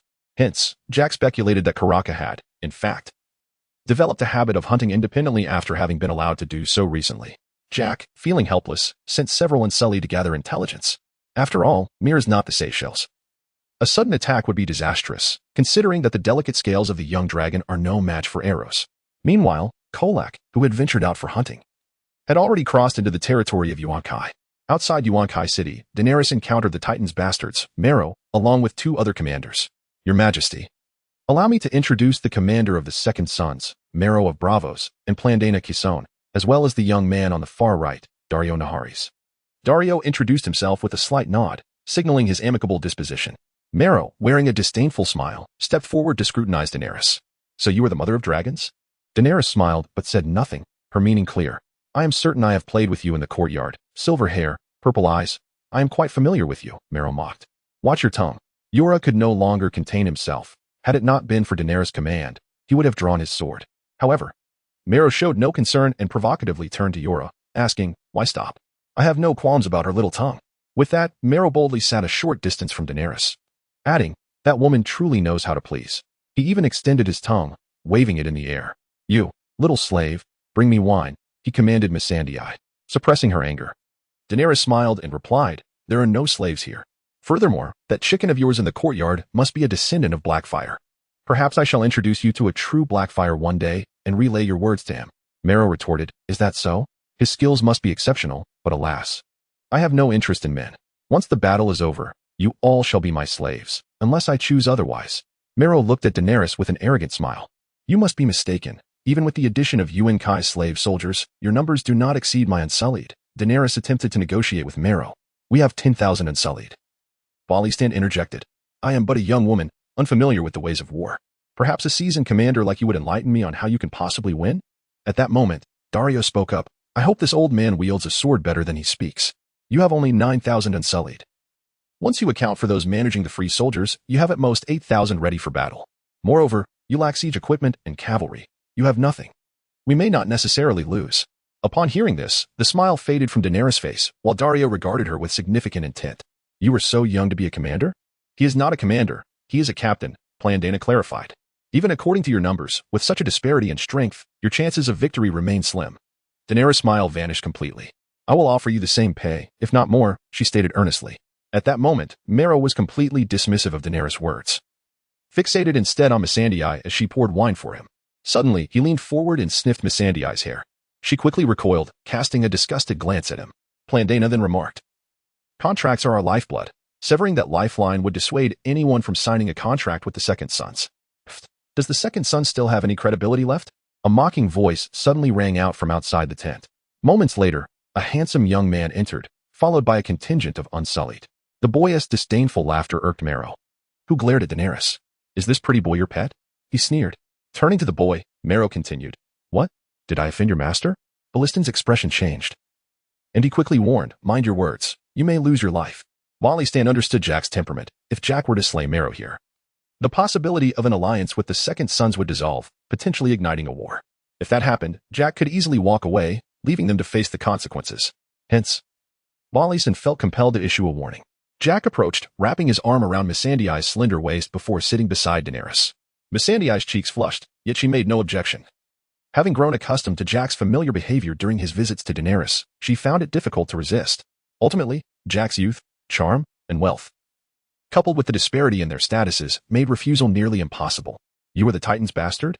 Is that your name because your mother was so indiscriminate that she did not know who your father was, hence the nickname? Jack said. You mention names I might not recognize. I am Jack Poseidon. Has your father mentioned my name to you? Enough. Mero glared at Jack, his face darkening. I shall teach you a lesson after the battle. You will wish for death. Daenerys chuckled lightly. Perhaps Commander Mero will not have that opportunity. For Jack is not my pet, though I would like him to be. Alas, I lack the power. Moreover, this is the Blackfyre descendant I wish to introduce you to. Jack Blackfyre. With that, Daenerys shot Jack a meaningful glance, as if to say, why does my little pet linger with my handmaiden? Jack placed Missandei's legs across his lap, then slid his hand beneath her scant attire. Do not call me Blackfyre, call me Poseidon. I am not fond of that surname. In both Westeros and Essos, being a bastard is not a compliment. All right, Commander Mero, this is the Blackfyre descendant I wanted you to meet, Jack Poseidon, a formidable leader commanding thousands of unsullied. In Daenerys' mind, Jack was a pirate leader, though for him, piracy was merely the initial step in his rise to power. Merely being a pirate offers little future unless one can conquer city-states. Otherwise, raiding merchant ships and coastal villages yields little reward. Daenerys then turned her attention away from Mero and asked Jack, what brings you here? My son is missing. Someone claimed to have seen him in this direction. So I traveled all the way to Yuan-Kai in search of him. Huh. Perhaps your son has already been captured and castrated by a slaver. I trust that in a few years, he will become an exemplary unsullied, Mero retorted, glancing at Grey Worm, just like him. Grey Worm shot Mero a sidelong glance, suppressing the urge to dismember him, and continued to stand silently behind Daenerys. If in a few years my son truly behaves like an unsullied, I would be immensely grateful. Jack replied, by the way, did he just catch a whiff of you? Perhaps as a parting gift. You could produce some pink excrement for him to enjoy with his evening drink. Jack remarked to Missandei. She looked at him with disgust and replied, could you refrain from such repulsive talk? It makes me sick. With that, Missandei extricated herself from Jack's embrace and turned to pour him some wine. Apologies. It won't happen again. Jack promptly apologized to Missandei before turning to Mero. It seems you will have to eat dung. Oh wait, you have horses and men. You can dine on Plandana's or Dario's, or even the horses if you wish. Oh, why are you staring at me so intensely? Don't even think about it. I would sooner feed my dog than give you anything. Jack exclaimed dramatically, as if he had encountered something truly horrifying. Mero, incensed and dizzy with anger, immediately rose to confront Jack. However, before he could utter a word, Jack delivered a swift kick that sent him flying several meters away. Jack's physical prowess had been enhanced threefold by the blood of the worker ants, and with the gradual strengthening from the heart of the ocean. His current physical capabilities were indeed formidable. Initially, Jack believed the heart of the ocean would not augment his physique, but over time, he realized it continuously fortified his body to adapt to the depths of the sea, a most pleasant surprise. This display left everyone present astounded. No one had anticipated that the seemingly pristine young man, Jack, possessed such immense strength. Particularly, Stan was taken aback. To kick a burly man several meters away was a feat that rivaled even the strength of the mountain, perhaps even surpassing it significantly. Once Jack returned to his seat, he calmly remarked, "Please don't stand so close to me, mate. Have you eaten? You smell dreadful even from here." Chapter 44. This is not my dragon. Mero, with the assistance of Planda, managed to rise and return to his seat, his gaze fixed on Jack, shocked to discover the extent of Jack's strength. The earlier kick had caught him off guard, yet he believed that with proper equipment and skill, Jack would not stand a chance against him in battle. Consequently, he began contemplating how he might torment Jack after capturing him. As for Daenerys's words, Mero had been too enraged to absorb a single syllable. Noticing Mero's reaction, Daenerys spoke again. "The contract is not an issue. As long as you fight for me, you shall no longer need a contract. Once I reclaim the 7 kingdoms, wealth, castles, and titles will be yours to choose from." Daario interjected, "But you have no warships, no siege equipment, and no cavalry. How do you plan to contend with the 7 kingdoms?" Daenerys, with a proud glint in her eye, responded, "A few months ago, I had no army. And over a year ago, I didn't even have dragons." She turned to Mero and issued an ultimatum. "You have 2 days to consider." Mero straightened slightly, adopting a serious demeanor. "Show me what you have to offer, and then I will decide if you are worth my allegiance." His words dripped with insult, prompting Grey Worm to draw his dagger. "Your Majesty, shall I remove his tongue?" "No need. He is my guest," Daenerys replied, adhering to the etiquette of a host, as she had invited them for negotiations. Otherwise, Mero would not have left the tent alive had Daenerys shared even a hint of the Frey family's principles. At that moment, a low, rumbling dragon's roar echoed from above, and a small red dragon burst into the tent, clutching a goat in its claws. With a fierce roar, Coriolanus entered, blood staining the corners of its mouth, making it appear even more menacing. Even the battle-hardened Mero instinctively recoiled, exclaiming, "Mother of dragons, control your beast, or I will not hesitate to slay it." Yet, this bravado was somewhat misplaced, as even Daenerys found herself instinctively retreating, for this was not her child. "I fear I cannot, for it is not my dragon," she replied, her tone laced with tension. "You are the mother of dragons. If this is not your dragon, whose could it possibly be? Coriolanus, where did you steal that goat? You haven't harmed any innocent shepherds, have you?" In the incredulous gaze of Mero and his companions, Coriolanus dragged the goat to Jack's side, beginning to feast on its prey. Jack affectionately patted Coriolanus on the head, saying, "As long as no one was harmed, I have no objections. But remember, any killing must await my command."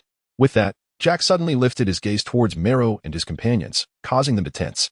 It seemed Coriolanus sensed its master's scrutiny and rose to glare at Mero's group, low growls emanating from its throat, embers flickering between its teeth. Mero and his companions instinctively placed their hands on their swords, ready to fight. However, Jack merely smiled gently. "Coriolanus, please eat quickly." Upon hearing this, Coriolanus eagerly resumed its meal, disregarding Mero and his companions. Slowly, Mero and his associates relaxed their guard, but they were not inclined to linger, preparing to depart. Daenerys called out to Mero, "You have 2 days to consider. Yora, provide them with a cart of fine wine as a token of our meeting." Yora complied, leading a group to fetch the wine, which Mero accepted without hesitation.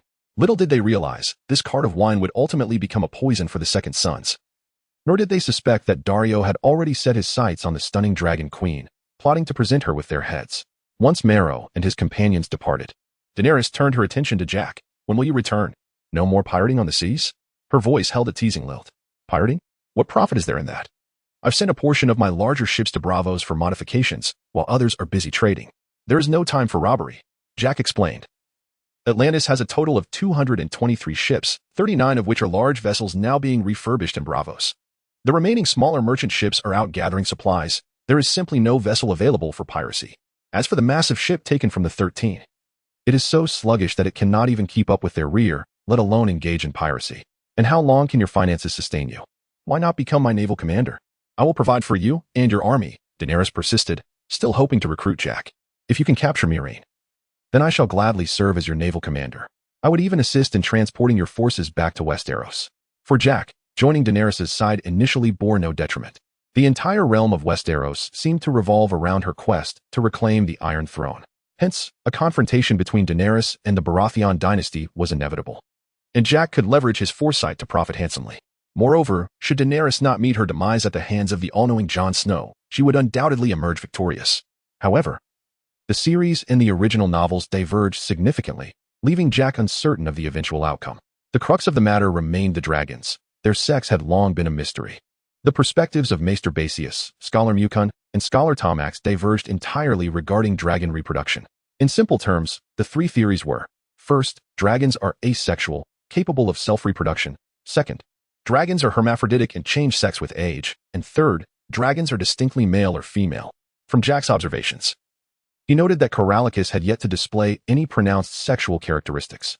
He had previously discreetly observed the trio of Drogon, Viserion, and Regal, who similarly exhibited no clear sexual traits.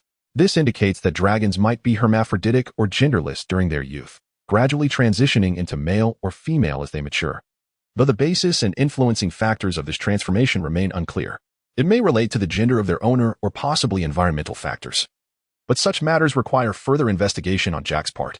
Regardless, he must align himself with Daenerys, not only to nurture dragons but also due to his own identity as a descendant of House Blackfyre, a branch of the Targaryen bloodline, sharing with Daenerys the gift of dragons.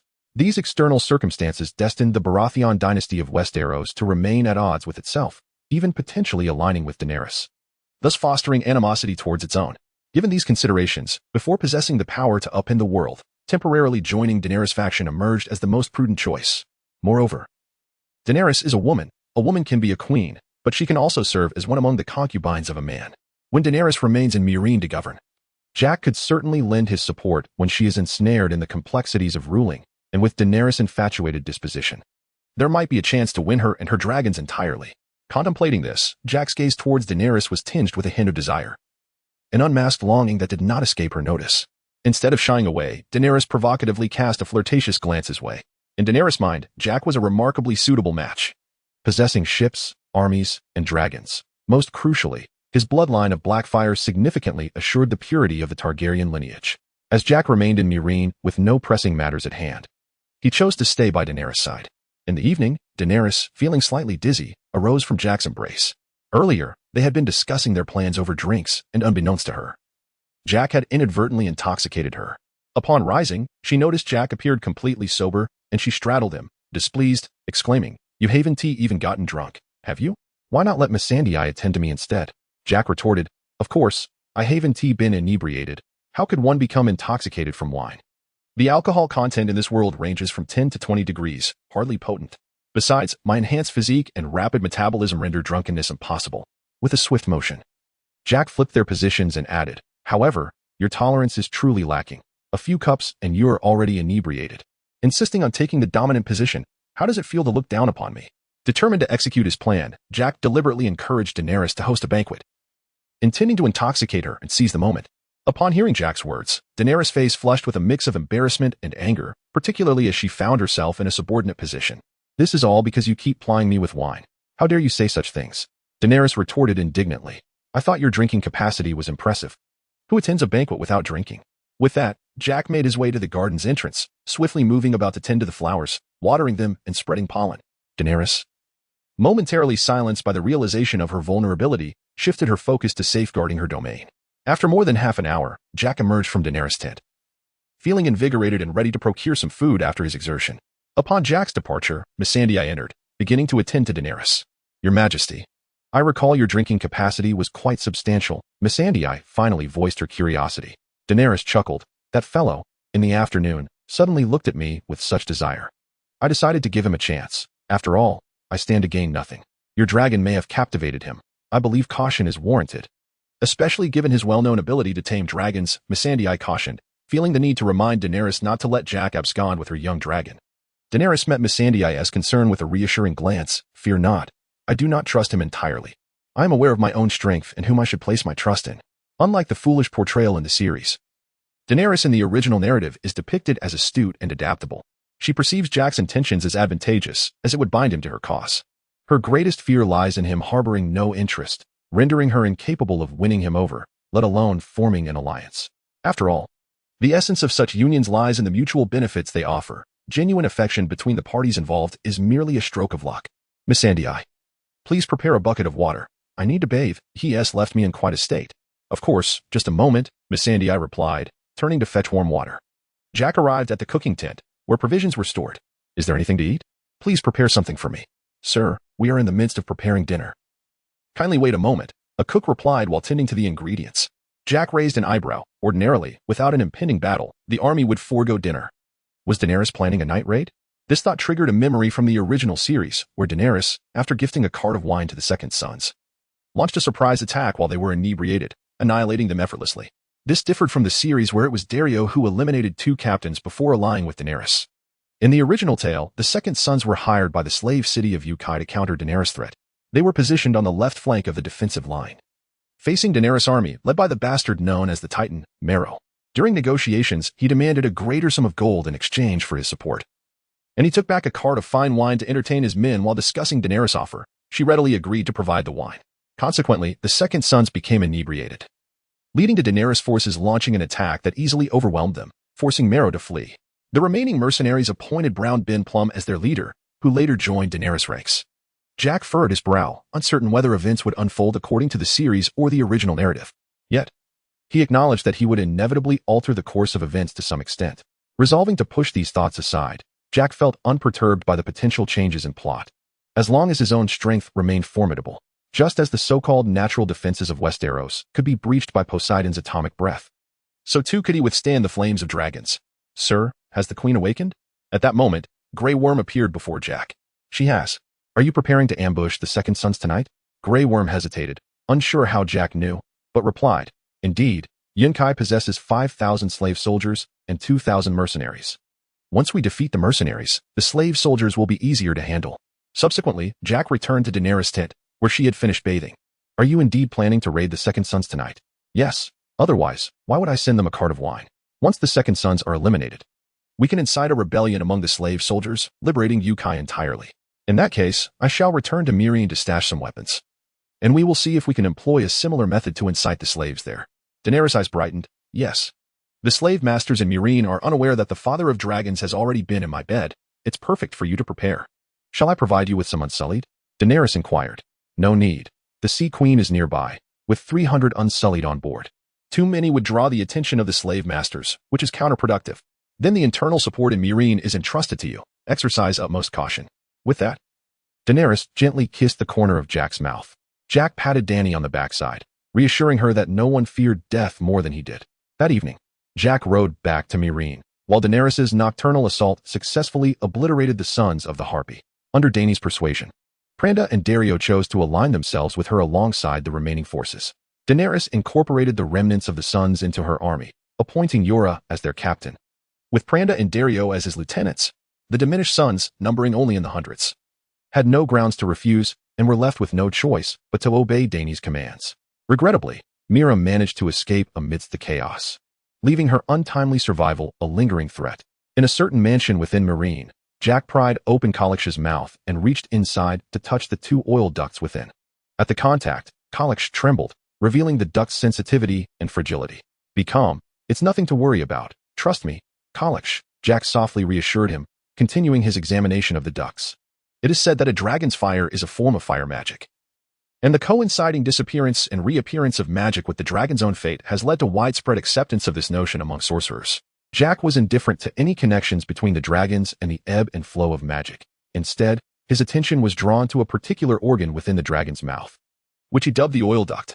Positioned on either side of the mouth, Kalix's ducts were slightly inward, while Drogon's were prominently visible. Having observed Kalix's fire breathing, Jack was certain that, at the moment of ignition, the ducts expelled a mist-like flammable gas. However, he was yet to ascertain what ignited these gases, perhaps biological electricity or magic. Regardless of the means, Jack found himself in awe of the dragon's nature. In his previous life, many biologists pondered why creatures on Earth had never evolved the ability to breathe fire, especially during the prehistoric era when flames represented the apex of weaponry. The most widely accepted explanation was that the evolutionary cost of developing fire-breathing capabilities was too high, necessitating sufficiently large lungs, oil ducts, and reservoirs.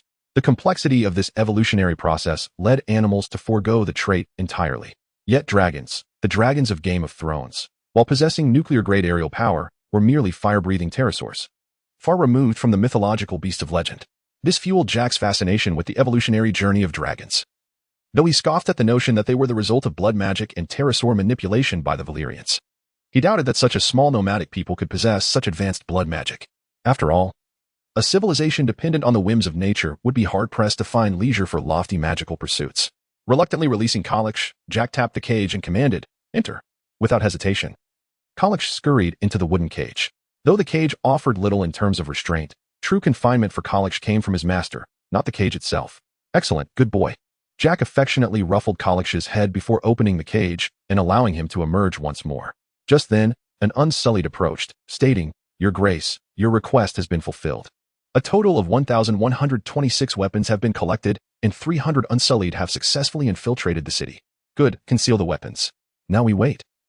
It shouldn't be long before news from Yunkai arrives. Indeed, that afternoon, news of Yunkai's fall to Daenerys reached Meereen. The nobles convened an urgent meeting to discuss how to confront Daenerys, who commanded 9,000 Unsullied and an indeterminate number of enslaved soldiers.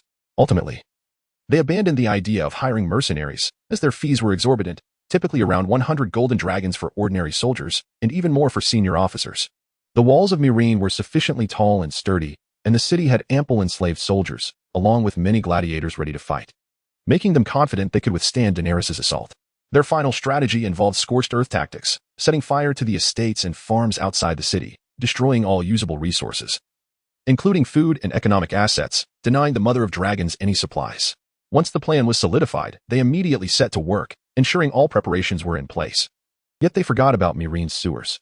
Meanwhile, after conquering Yunkai, Daenerys liberated nearly 300,000 slaves, who hoisted her aloft, chanting her name as mother. Daenerys reveled in the feeling of being a symbol of hope and admiration for the masses. However, reality soon set in. After confirming that tens of thousands were willing to follow her, Daenerys, despite knowing it would place immense strain on logistics, resolutely decided to bring these burdens along. With her forces swelling several times in size, Daenerys' army advanced at a much slower pace, covering a total distance of 163 miles from Meereen to Yunkai. As Daenerys drew closer to Meereen, her anger intensified. Along the way, a slave child was crucified every mile. Yura approached Daenerys, informing her that Meereen had adopted a scorched earth strategy, incinerating all nearby slave estates, leaving them with no resources. Daenerys' chest heaved slightly. She had not anticipated such drastic measures from Meereen's slave masters. The noble scorched earth tactic significantly increased the logistical burden on Daenerys' army. Her original intention of bringing along the freedmen was to plunder the estates along the way, but now Meereen had rendered that plan futile. It's fine, our logistical challenges, while significant, are not insurmountable. Once we conquer Meereen, we will secure supplies. After liberating the 3 cities of Slaver's Bay, we will board Jack ships and cross the sea to assault Westeros and reclaim my Iron Throne. Yura's expression faltered at her words. As a man, and more so as a seasoned sycophant, he understood what it meant for the cunning Jack to offer Daenerys warships. It was unfortunate that he had not been present that day, allowing the inebriated queen to fall under Jack's influence and surrender her virtue. What was initially a journey of merely a few days turned into over a fortnight for Daenerys' army to reach Meereen, setting up camp not far from the city. Daenerys led her vanguard to the foot of its walls. At this moment, the ramparts were filled with nobles watching the spectacle, while numerous enslaved soldiers prepared the city's defenses. The gates of Meereen slowly creaked open, revealing a mounted warrior who charged forth to confront Daenerys. This was a tradition of Meereen, sending forth their mightiest gladiator from the arena to engage the enemy in single combat, a tactic to bolster morale and intimidate foes, as Yura explained. At that moment, Jack observed the gladiator urinating, a taunt directed at Daenerys, as if to say, how could a rootless army led by a woman dare to assault Meereen? Confronted with this humiliating act, Daenerys felt a surge of anger. The gladiator continued to hurl insults her way, though she could not comprehend them. After a brief translation from Missandei, who relayed the gladiator's derogatory remarks, Varys suggested it was unnecessary to respond to such trivial provocations. However, Yura countered, if we wish to garner the support of more than half of Meereen's enslaved soldiers, we cannot afford to ignore this. Turning to her commanders, Daenerys declared, I have words to convey to the enslaved of Meereen, but before that, who can silence that wretch? Are there any champions willing to face the challenge? Daenerys inquired. Grant me this honor, your majesty, and I shall not disappoint you, Grey Worm boldly volunteered. Under Daenerys' command, factions had begun to form among her followers, Yura, Barristan, the newly joined Dario, and others each leading their own group, and Grey Worm was no exception. No longer the numb slave he once was. Grey Worm now possessed his own thoughts. However, unlike others who sought personal gain, his deepest desire was to fight for Daenerys, to earn her praise and trust. Yet Daenerys declined his request, for he would face the champion of Meereen, a knight, and Grey Worm, as an infantryman, would be at a disadvantage. You are the commander of the Unsullied. I cannot allow you to take such risks. Barristan then expressed his intentions, your majesty, in a one-on-one combat, I possess unwavering confidence. Thus, you should remain by my side. Without hesitation, Daenerys rejected Barristan's offer. Despite his formidable prowess, his age posed a significant concern. A misstep could lead to the loss of a valuable commander. Yura subsequently requested to fight, but was also turned down. You are my trusted commander and advisor. I cannot permit you to take such risks. Finally, Dario asked to join the fray, saying, I have been with you for the shortest time and am not the commander of the Unsullied. Please allow me to fight for you. This Dario differed from the one depicted in the television series, although he was still captivated by Daenerys' beauty. He did not slay Meereen's champion or Barris as in the show. Instead, he aligned with Daenerys after Meereen's champion was defeated, much like in the original work. Upon seeing the blue-bearded Dario, Daenerys acquiesced to his request to fight, as she had originally intended for him to do so. However, Dario declined Daenerys' suggestion to ride a horse, asserting, horses are far less clever than men. Rest assured, Your Majesty, I shall not let you down. As Dario moved forward, the champion of Meereen immediately mounted his horse and charged at him amidst the cheers of the Meereenese nobility. Unfazed, Dario drew his dagger as the champion approached. He focused intently and threw the dagger with precision, striking the horse's right eye. The horse collapsed, and before the Meereen champion could react, he was thrown off. As the champion landed before him, Dario gracefully unsheathed his curved sword and severed the champion's head. The slave masters and nobles on the walls erupted in outrage. Deriding the champion is useless. Infuriated, the slave masters commanded their archers to fire, but their arrows fell short, landing at Dario's feet. Subsequently, in the glare of the furious Meereenese nobles, Dario shamelessly urinated, the humiliation unmistakable. From the walls, Jack observed this scene, his playful spirit ignited. He seized a strong bow from an Unsullied and approached the edge of the wall, pushing aside an irate noble, who was about to rebuke him. He was halted by a fierce roar from Karaku, who had been trailing Jack, leaving the noble speechless.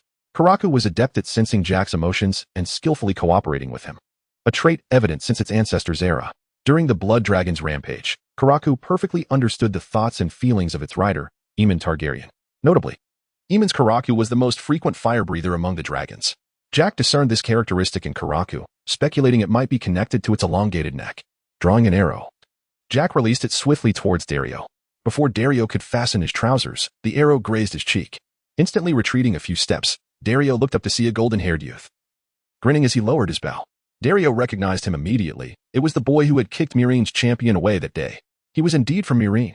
Ignoring the nobles still cursing from the wall, Dario reported his discovery to Daenerys, who remained unfazed, seemingly having anticipated this. Daenerys stepped forward, positioning herself behind a cluster of arrows, ensuring her safety before she began her speech. She recounted her journey, starting from the liberation of Astapor to the present, conveying that she had freed the slaves along the way and was not their enemy. Their true foes were the slave masters. Some slave masters on the walls sensed the shift in atmosphere and immediately called for their slaves to retreat. Advance, Daenerys commanded, and several siege engines were wheeled forth. The engines launched numerous wooden barrels against the walls of Meereen, and as they shattered, countless severed slave shackles spilled forth. A young slave crouched down, picking up a shackle, then slowly turned to face his master, as the atmosphere on the wall grew increasingly tense. With a roar, 3 young dragons appeared above the walls, asserting their presence. Chaos erupted among the nobles, who hastily fled with their slaves. Observing this, Jack understood that Daenerys' initial step had succeeded, and anticipated that the real action would commence soon. Just as Jack prepared to leave, he was called back by Daznak. Father of Dragons, please wait. Jack turned, hand resting on his sword hilt. A look of confusion on his face. What is it, Lord Saldari? Daznak's face flushed with embarrassment as he tentatively asked, Father of Dragons, could you possibly persuade your true dragon to drive away those 3 draconic creatures? Jack raised an eyebrow, surprised by the request. Lord Daznak, you cannot be serious. The Mother of Dragons has 3 giant dragons. That black one is roughly the same size as my child. Do you wish for my child to face death? Daznak's expression turned awkward. He had anticipated Jack's refusal, knowing well the impracticality and danger of such an endeavor. Facing 3 was no jest, and risking one's life was a serious matter. Chapter 48. A spark ignites the flame. Nightfall. Following the morning's upheaval, the atmosphere in Meereen had turned exceedingly delicate, with slave masters and slaves casting wary glances at one another. Within Daenerys' stronghold, Grey Worm was designated to lead the charge. Under the cover of night, infiltrate the city through Meereen's sewers. Jack's people will assist you, and once we incite the slaves, we shall seize Meereen. Understood, Your Majesty. I shall not disappoint you. Grey Worm replied, assembling a squad of Unsullied, armed with an arsenal of weapons, as they set off in a small ship towards the sewers of Meereen. After concealing the vessel, Grey Worm led his team into the sewers, which were not overly complicated, and soon reached the inner exit of the city walls. Squeak, squeak. Grey Worm emitted a series of rhythmic rat-like sounds. Moments later, Jack arrived with 2 Unsullied. Follow me. I will guide you to the underground prison where the slaves are held. As Jack led them toward the slaves' quarters, the enslaved individuals inside were discussing the morning's events. She can save us. We should heed her words. She promises to liberate us and grant us freedom, exclaimed a young slave, yearning for liberation and full of youthful fervor. You are a fool. The masters are too powerful, retorted an emaciated old man. The young slave dismissed the elder's words, insisting she vowed to protect us. We must rise up and resist, observing the still silence of the surrounding slaves. The young one continued to rally the spirits of the crowd. She had defeated the mightiest gladiator of the master. Ignoring the exchanged glances among the group, he pressed on. She commands a formidable army. She can deliver us from our chains. Do you wish to bear shackles for the rest of your lives? As he spoke, he shook the collar around his neck, a device that had bound him for a lifetime. At that moment, a middle-aged slave seemed to be struck by the gravity of the situation. I wish to live. Have you seen how they treat the children? Consider how they would deal with us. He recounted his experiences of 2 slave revolts. Child, the outcomes were always the same. The slaves failed, while the masters triumphed. The frail old man chimed in. The masters retained their supreme power, while slaves faced cruel execution. Just then, Jack entered with Grey Worm. The guards outside had been silently dealt with. Jack's 300 Unsullied had taken control of the largest slave pen. Every mortal faces death. Grey Worm's voice commanded everyone's attention. I assure you, the day of freedom is worth more than a lifetime of servitude. The old man rose, astonished, and asked, I recognize all the slaves here. Who are you? I am an Unsullied, he replied. I was taken by a slave master as a child and trained to be a numb automaton. But now I fight for Daenerys, the breaker of chains. The old man shook his head. You are an Unsullied. They taught you to fight from a young age. But he glanced at the emaciated slaves behind him. We are merely ordinary slaves, not soldiers, and we possess no weapons. Upon hearing this, a smile spread across Grey Worm's face as all the Unsullied opened their packs, revealing hundreds of daggers within. Now we have arms. Not only do we have the Mother of Dragons, but we also have the Father of Dragons, who possesses enough weaponry to arm thousands. Brothers and Myrene. Each master averages 3 slaves. No one will grant you freedom but yourselves. The Father of Dragons, pardon my candor. I've heard he has a good relationship with the slave masters, often receiving gifts from them. Grey Worm remained silent, merely gesturing toward Jack, drawing the gaze of all present to him. Jack frowned. This was far from the scripted scenarios seen in television dramas. Here, there were no absent guards, and these slaves did not succumb to Grey Worm's words so easily. Their fear of the masters ran deep, with only a few young slaves showing signs of interest. Jack stepped into the center, and as the crowd watched with trepidation, a 2-meter-long dragon hatchling slowly crawled in from the entrance, eventually resting at Jack's feet. The atmosphere was charged, and Jack needed to incite rebellion among the slaves. At this point, failure would be a tremendous loss. Friends, heed my words. A precious opportunity for freedom lies before us. Should we not strive for it? Do you wish to live your lives bound by collars, dwelling in dark, damp basements alongside rats? Are you aware of the extravagance enjoyed by the slave masters? Do you know how much milk and bread they waste daily? I tell you, 50,000 golden dragons. The very golden dragons you lowly slaves will never see in a lifetime. They discard 50,000 daily. Such riches could fill a cart and buy you a lifetime's worth of milk and bread. You may choose to live humbly like worms, foregoing soft white bread and fresh milk. But they cannot strip us of our remaining freedom and dignity. Dignity and freedom are our weapons. Our enemies are formidable. Yet they are not the slave masters or the noble lords. They are the institution of slavery itself. This enduring system, like a mountain, has shattered your spines and dulled your blood. You have been enslaved for generations. You know not the taste of freedom. Yet are you oblivious to the bitterness of bondage? Have you considered your children? Would you watch them suffer, confined and beaten like livestock? Or would you fight for them to taste the sweetness of bread and milk?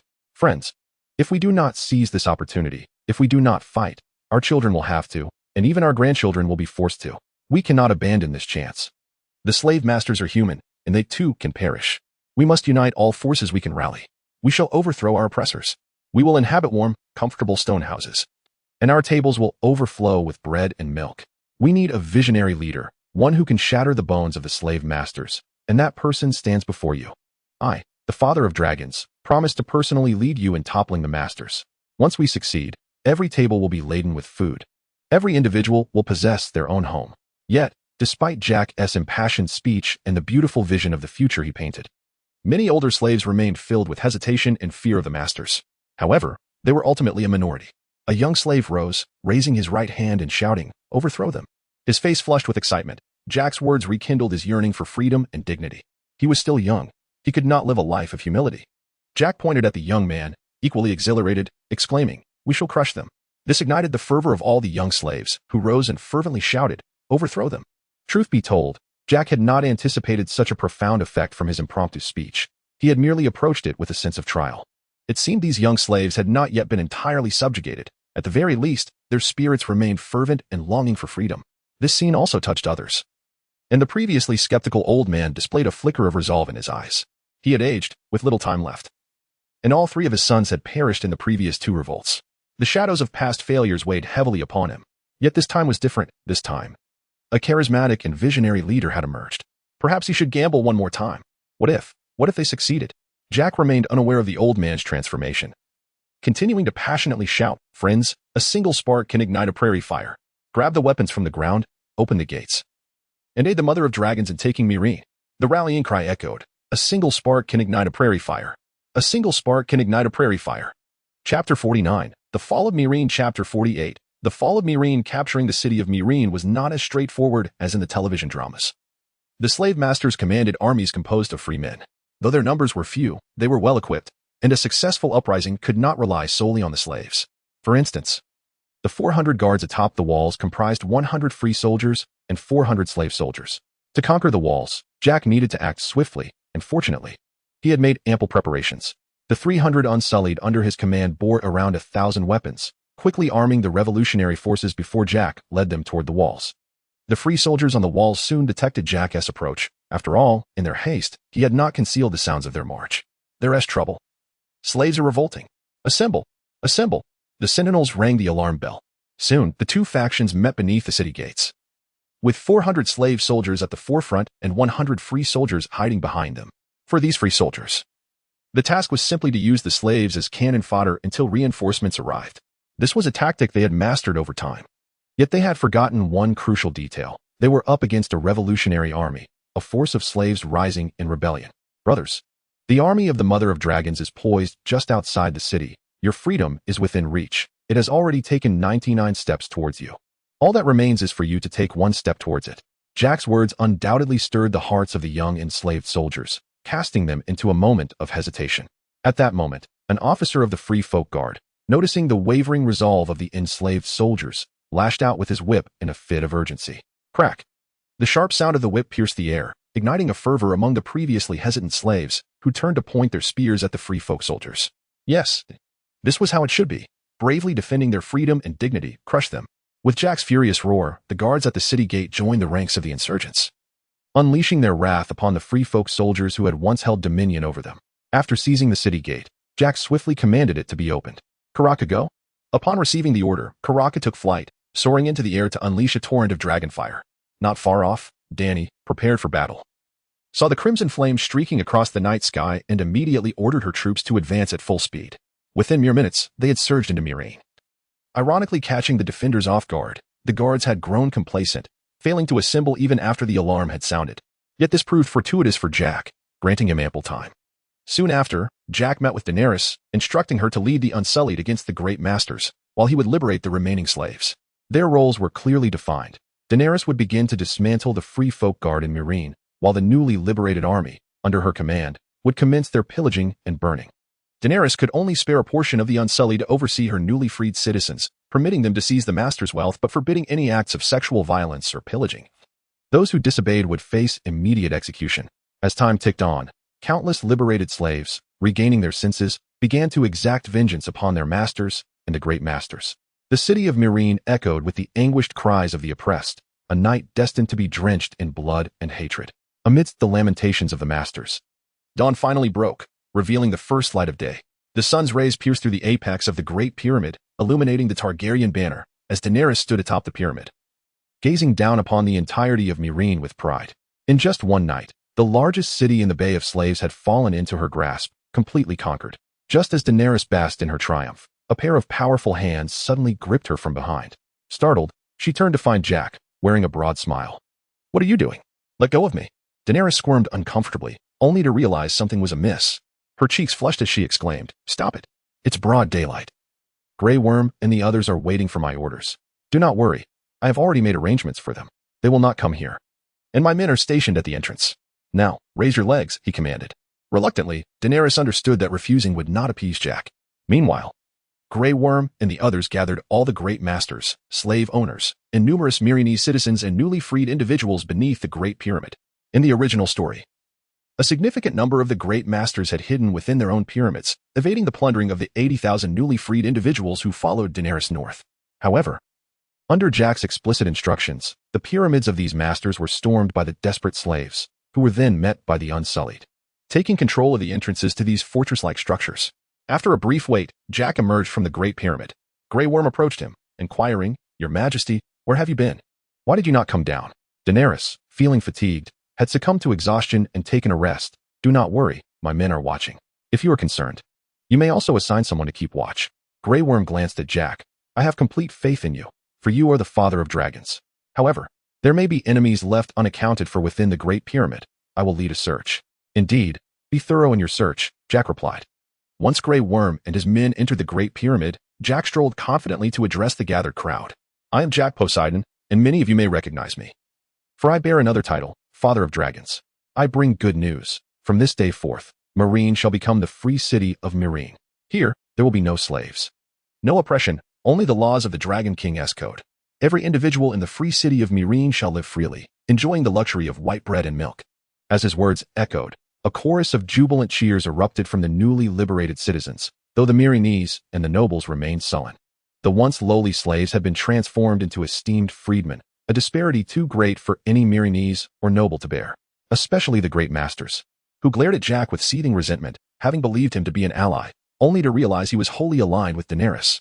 A wave of indignation washed over them as they recalled the gifts they had presented to Jack, now tainted by the humiliation of betrayal.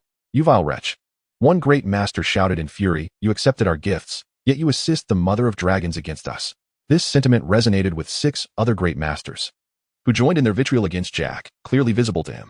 Jack smirked disdainfully. "You did indeed present gifts, but did I not show you the dragon? A transaction is a transaction. Do not confuse it with matters of personal obligation, dear sirs."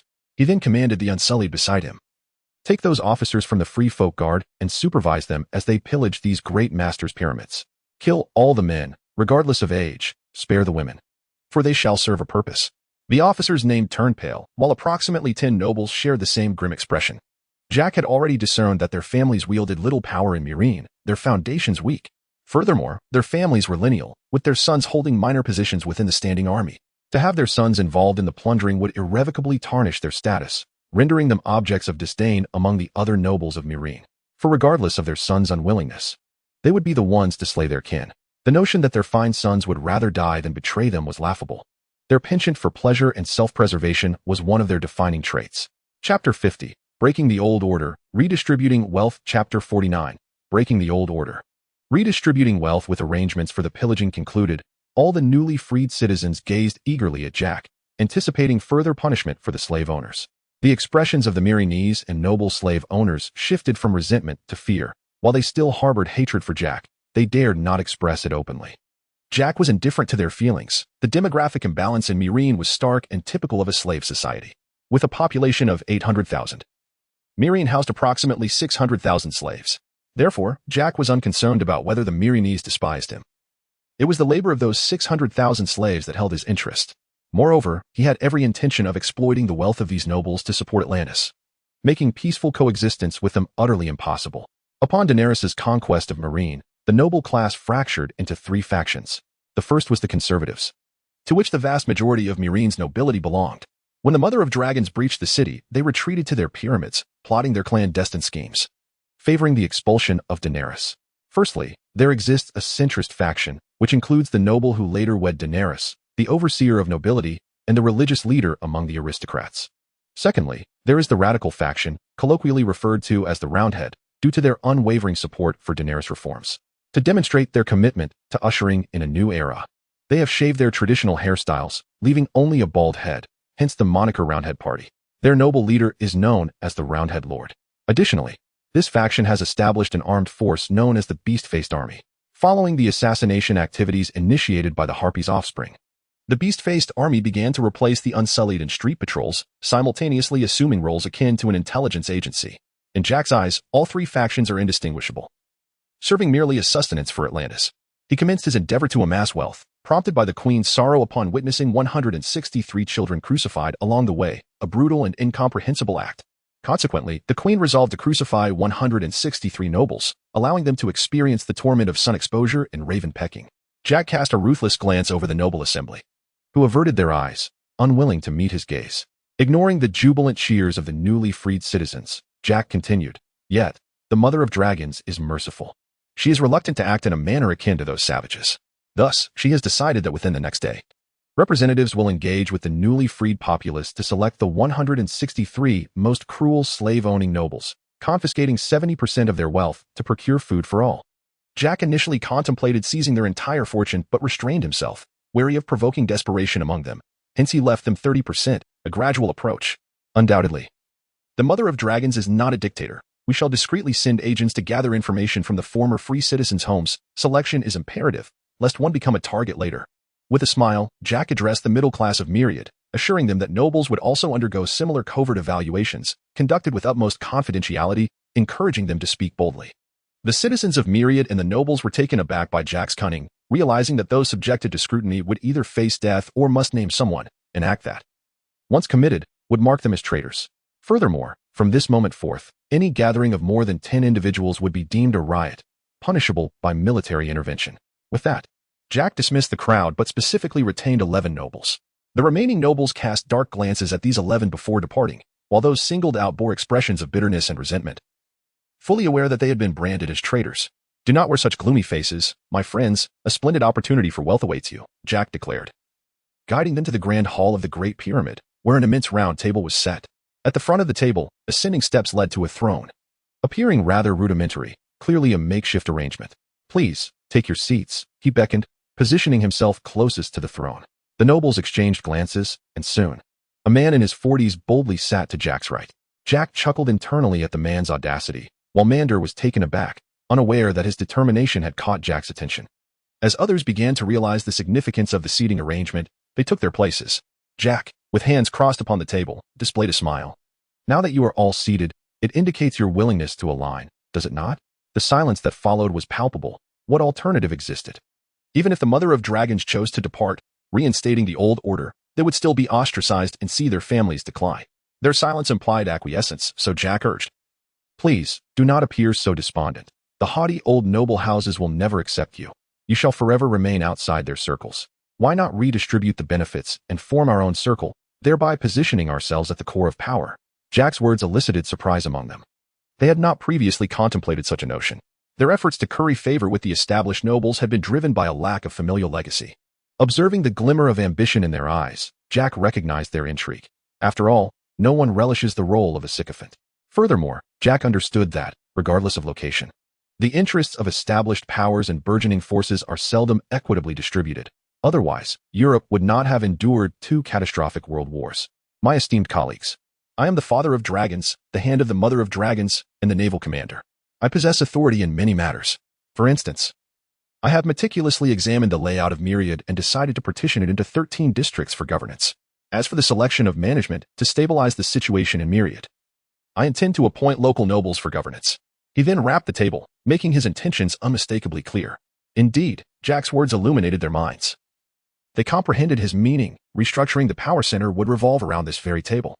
Subsequently, Jack clapped his hands, and a woman named Misson appeared with a stack of papers, distributing a copy of the plan for the 13 districts to each noble.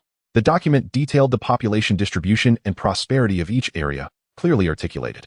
"Here is the plan. You may return for now. In due course, someone will notify you to meet with me individually. Based on your talents, I shall determine which district you will oversee. After tomorrow, you shall be the nucleus of power in Myriad." After the nobles departed, Jack returned to his rented quarters, having just assumed control over Myriad. He felt it inappropriate to accept bribes within the Great Pyramid. Upon entering his residence, Vetril approached him anxiously, inquiring, "How did it go? Are you unhurt? You didn't send word back, and I was so worried." Jack gently ruffled her hair, reassuring her, "Fear not. Who am I? I am the one who harms others. Who could possibly harm me?" After calming Vetril, Jack dispatched someone to contact the 11 nobles he had been monitoring, well aware of their residences. Time passed swiftly, and before long, evening had arrived when he summoned the final noble, Mander. Upon his arrival, Mander brought with him 50,000 gold coins, along with countless gems and gold ornaments, valued at no less than 120,000. For a minor noble like Mander, such wealth was a significant sacrifice. Jack promptly rose to greet him, jesting, "We are family now. Why the need for such extravagant gifts?" Mander, with utmost reverence and admiration, replied, "It is precisely because we are family that I bring these modest offerings to express my gratitude for your and Her Majesty's liberation of Slave Bay. Your efforts must have been exhausting, so please accept this token of my appreciation." "Haha, you flatter me. I graciously accept your small gift. Please, sit down and prepare some food and drink, Vetril." "Of course, I shall do so immediately." Mander smiled broadly, though internally he lamented. For this small gift represented 90% of his family's wealth, nearly exhausting their resources. "Then, I shall dare to sit down and thank you for your hospitality, Mr. Prime Minister. Just call me Jack in private. There is no need for formality." "That is unacceptable. You are a favored confidant of the Queen, her right hand. And it is only proper that I show you the utmost respect." "Well, let us not dwell on that. Let us enjoy a drink first, as the dishes will be served shortly." The two engaged in joyful conversation, akin to longtime friends, while Manta tactfully refrained from mentioning the allocations of the 13th district, instead sharing intelligence about Mirren with Jack. As the dishes arrived, their revelry intensified, continuing until the moon fully illuminated the earth. It was then that Jack took the initiative to speak. "Mantu, you have seen the plans for the 13th district. I wonder which aspects appeal to you? I shall defer to your arrangements, but I have a modest request." Manta replied cautiously. "Oh, pray, do tell." Jack encouraged him to speak freely. "My dear Prime Minister, you are accomplished in your youth, while my wayward son idles away in the military. Might you consider mentoring him, allowing him to gain some insight and learn from you?" Manda said, appearing somewhat embarrassed. "I see, that is quite agreeable. I remember your son, Ivan Grew. Am I correct?" Jack responded. "It is an honor for him that you remember his name, my lord." Mantu had not anticipated that he would request his son to accompany him. Should this be known among other nobles, it would undoubtedly be seen as a blatant betrayal. "Very well, have him meet me at the Great Pyramid tomorrow," Jack assured. "Thank you, sir. I appreciate your effort." Just as he bid farewell to the delighted Mantu, Miss Sandai approached, saying, "My lord, Her Majesty summons you for an important discussion." "I shall go at once." In no time, Jack ascended to the pinnacle of the Great Pyramid, where he found a refreshed Daenerys, evidently revitalized from a rejuvenating nap.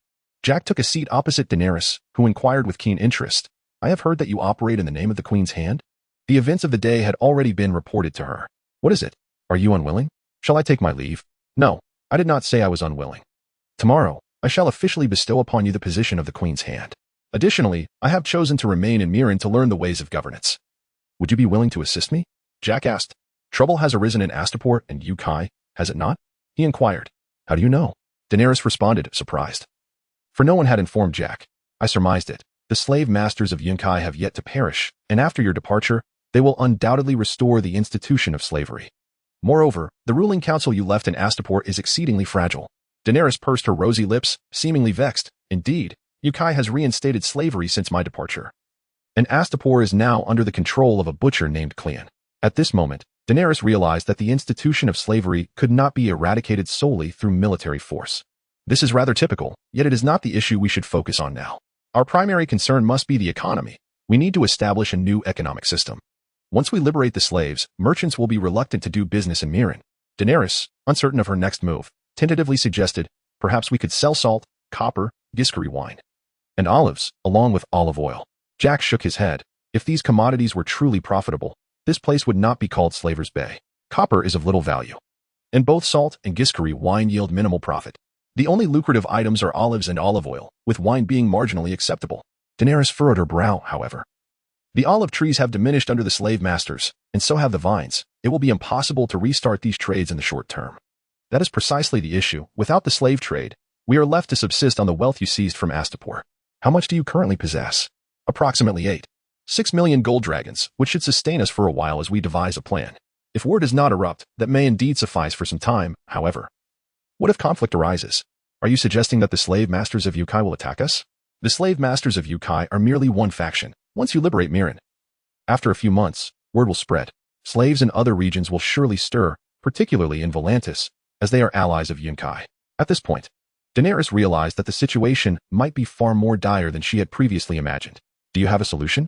After a moment of silence from Jack, Daenerys narrowed her eyes and employed her charms, sliding into Jack's embrace. "Since you have spoken of it, you must have a plan. Do share." However, Jack, having already indulged that morning, remained in a sage-like state, impervious to her advances. Seeing Jack unmoved, Daenerys continued in a coy manner. What is it that you desire? Money. Chapter 51. Full and satisfied money? I assumed you might ask for something else. Daenerys blinked, genuinely believing Jack might request a new position or some such. After all, Jack had an abundance of tricks that left her feeling both exasperated and intrigued. I am in need of funds. To be frank, I have nearly 7,000 unsullied and a large crew to support, and I am quite impoverished. A crying child receives milk, particularly one as wealthy and greedy as you, Daenerys. And how much do you require? There are many forthcoming expenses, and I have limited surplus. I have even given you my people. You cannot leave me destitute.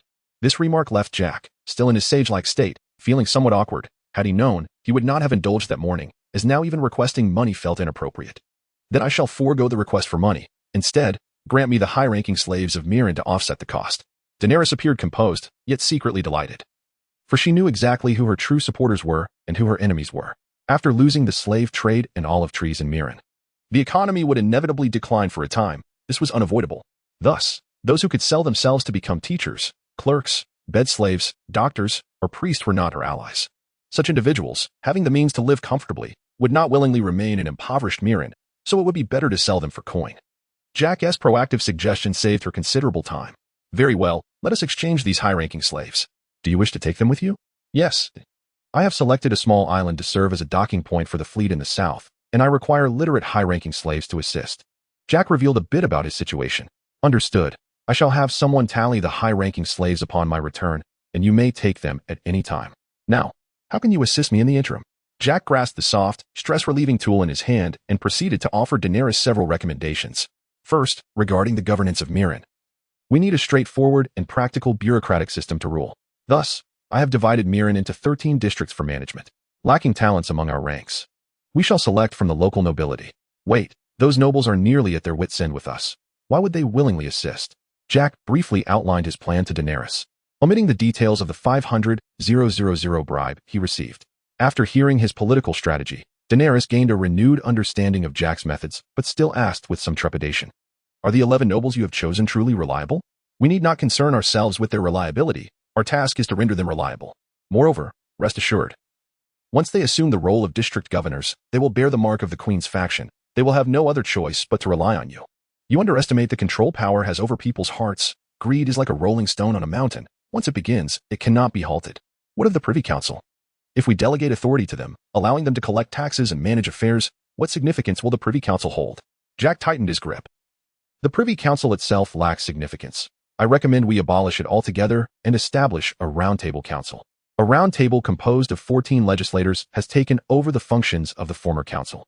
In essence, this transformation involves dividing the positions of the previous council into two roles, primary and secondary, thus redistributing the powers of 7 individuals among 14, resulting in no fundamental change.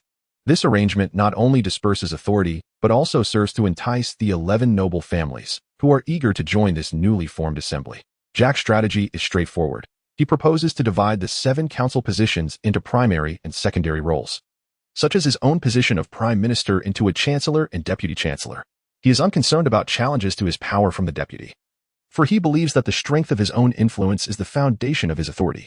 Moreover, there is no rush to fill all 14 positions. Initially, he will choose 7 trusted individuals for high-ranking roles, while the remaining positions can be left open for others to vie for, encouraging competition and ultimately allowing him to reap the benefits. Daenerys gazes at Jack with delight, followed by an extended kiss that lasts for 2 minutes. Appreciating the brilliance of his plan, this is not Westeros. She can establish the round table without obstruction, and the division of power among her subordinates will facilitate her control. Additionally, with the position of the governor of the 13 districts, she can gather a faction of loyal nobles, effectively creating a bureaucratic network from scratch.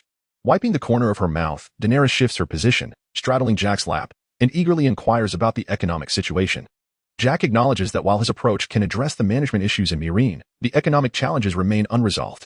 The economic landscape is complex, and immediate solutions are unattainable. They must wait for the vineyards and olive trees to flourish once more, relying on the profits from wine and olive oil. Upon hearing Jack's words, Daenerys' face lights up, yet his subsequent remarks redirect her enthusiasm. Although the prospects for wine and olive oil are limited, opportunities still exist elsewhere. The arena will remain operational, and they can leverage the need for unsullied protection to negotiate a 30% profit share from the arena's owner. Additionally, They can manipulate the betting markets within the arena by introducing promising new gladiators to challenge established champions, thereby profiting from the odds. Not all gladiators are compelled by servitude. Many yearn for the cheers of the crowd and the rewards of victory. Thus, gladiators need not be slaves. Anyone, particularly those in financial need or seeking combat, can enter into contracts to become gladiators. Jack's first strategy is to continue the arena's operations, as many gladiators have adapted to this life. Craving bloodshed in the honor of triumph, along with lucrative prizes, he can offer substantial victory bonuses to attract free citizens to fight, subsequently manipulating the betting to his advantage. As the Prime Minister and the Queen's right hand, he can directly oversee this endeavor, reaping considerable rewards. Second, to abolish slavery.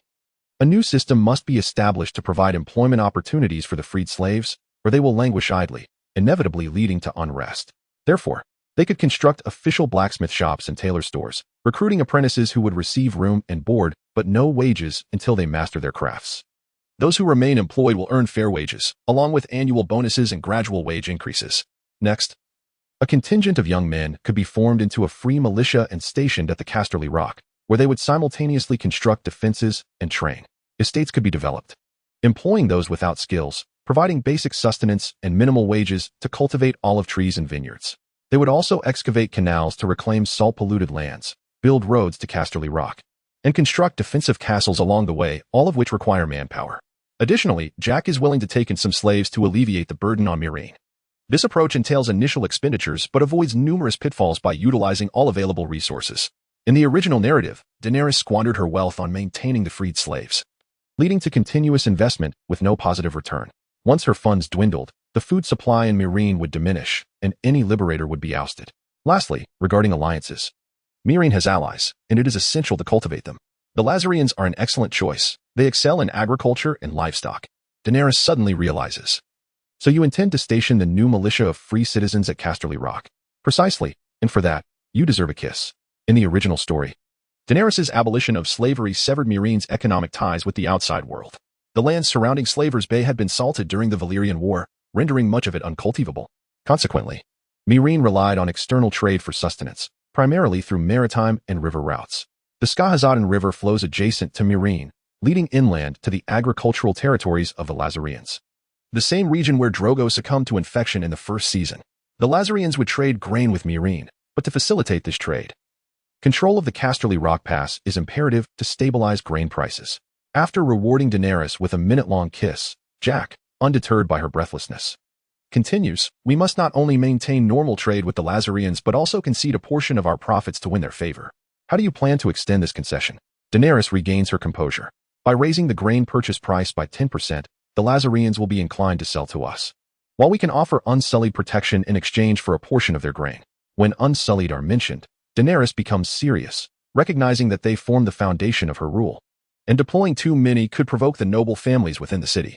However, she acknowledges that after abolishing slavery, they will cease the slave trade, which has been a significant source of income for the Dothraki, who typically raid and capture individuals for trade with the cities of Slaver's Bay.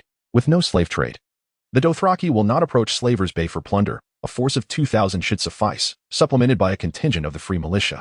Daenerys nods in agreement. If such terms can ensure a steady grain supply, the costs become negligible. Providing protection to the vulnerable sheep herders in exchange for grain is a reasonable transaction. However, in previous times, the herders could only sell their grain at a loss to the slave owners, who frequently raided them, often leaving them at the mercy of the very masters they had just sold to. Not only is the grain theirs, but even the people have become slaves to their masters. Thus, the Rasian populace harbors the greatest animosity towards the Ma people, followed closely by the slave owners. Consequently, Jack's conditions are undoubtedly capable of winning over the Rasian faction, establishing a relatively stable food base for Millen. However, Dany, it is imperative to prioritize the training of the Free Folk army. Otherwise, we cannot hold the Casterly Pass, and all our efforts will be in vain. Rest assured, I comprehend the significance of Casterly Pass. I shall instruct Grey Worm to lead a portion of the secondary officers in training the Free Folk army. How many do you deem suitable? The population around Millen, including the surrounding estates, towns, and villages, is at least 2 million, potentially enabling the recruitment of around 20,000 for the Free Folk army. In my opinion, we should recruit 18,000, dividing them into 3 legions, named after your 3 sons. Very well, let us proceed with that. Do you have any further suggestions? Dany gazed at Jack expectantly. Jack indeed had other strategies in mind. He had previously focused on a collective known as the Alliance of Travelers, which elaborated on various methods of generating income in the ancient world.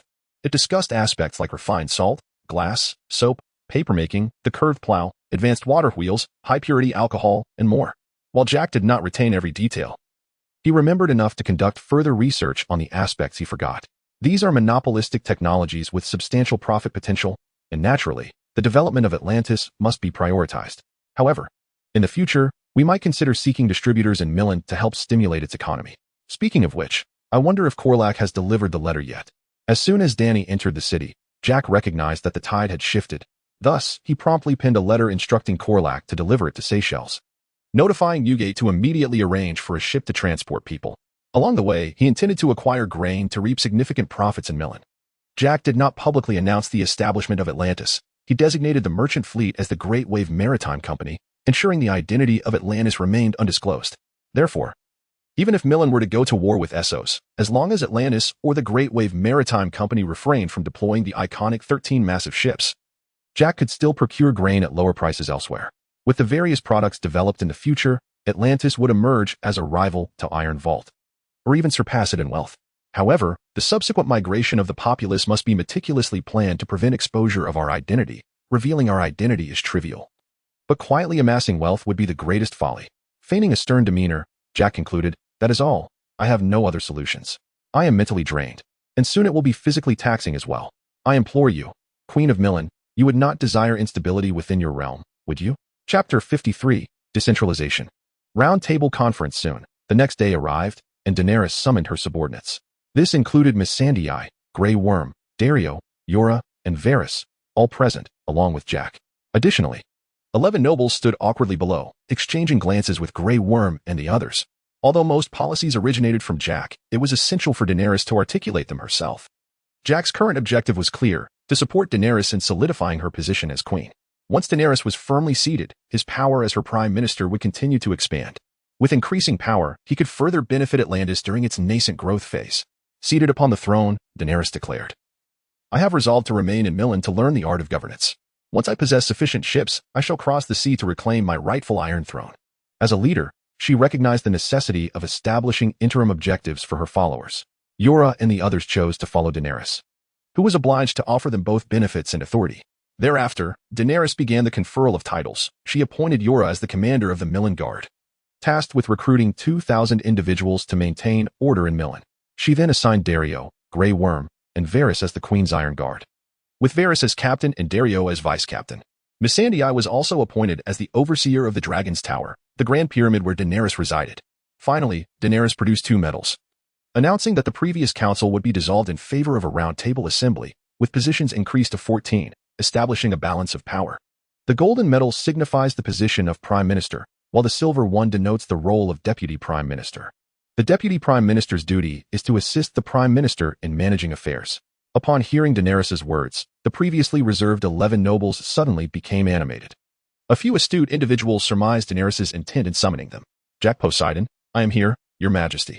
I now formally bestow upon you the title of Hand of the Queen. Your talents are well recognized." Upon saying this, Daenerys rose and approached Jack, personally placing the hand of the Queen's insignia upon him. "Jack, the position of deputy remains unfilled. Do you have any recommendations?" Daenerys inquired. Everyone was taken aback, astonished that Jack held such a significant position in Daenerys' esteem.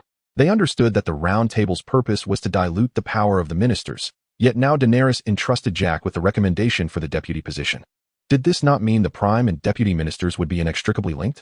"Your Majesty, I do have one candidate in mind, but," Daenerys smiled, "please share.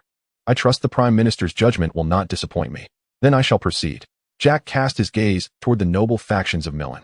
The sudden attention made everyone tense. Could it be that the deputy would be selected from among them? Especially Manto, whose heart raced at the thought. Could it be? "Your Majesty, I believe Manto Group possesses commendable abilities. He is upright, thoughtful, and entirely capable of fulfilling the role of deputy."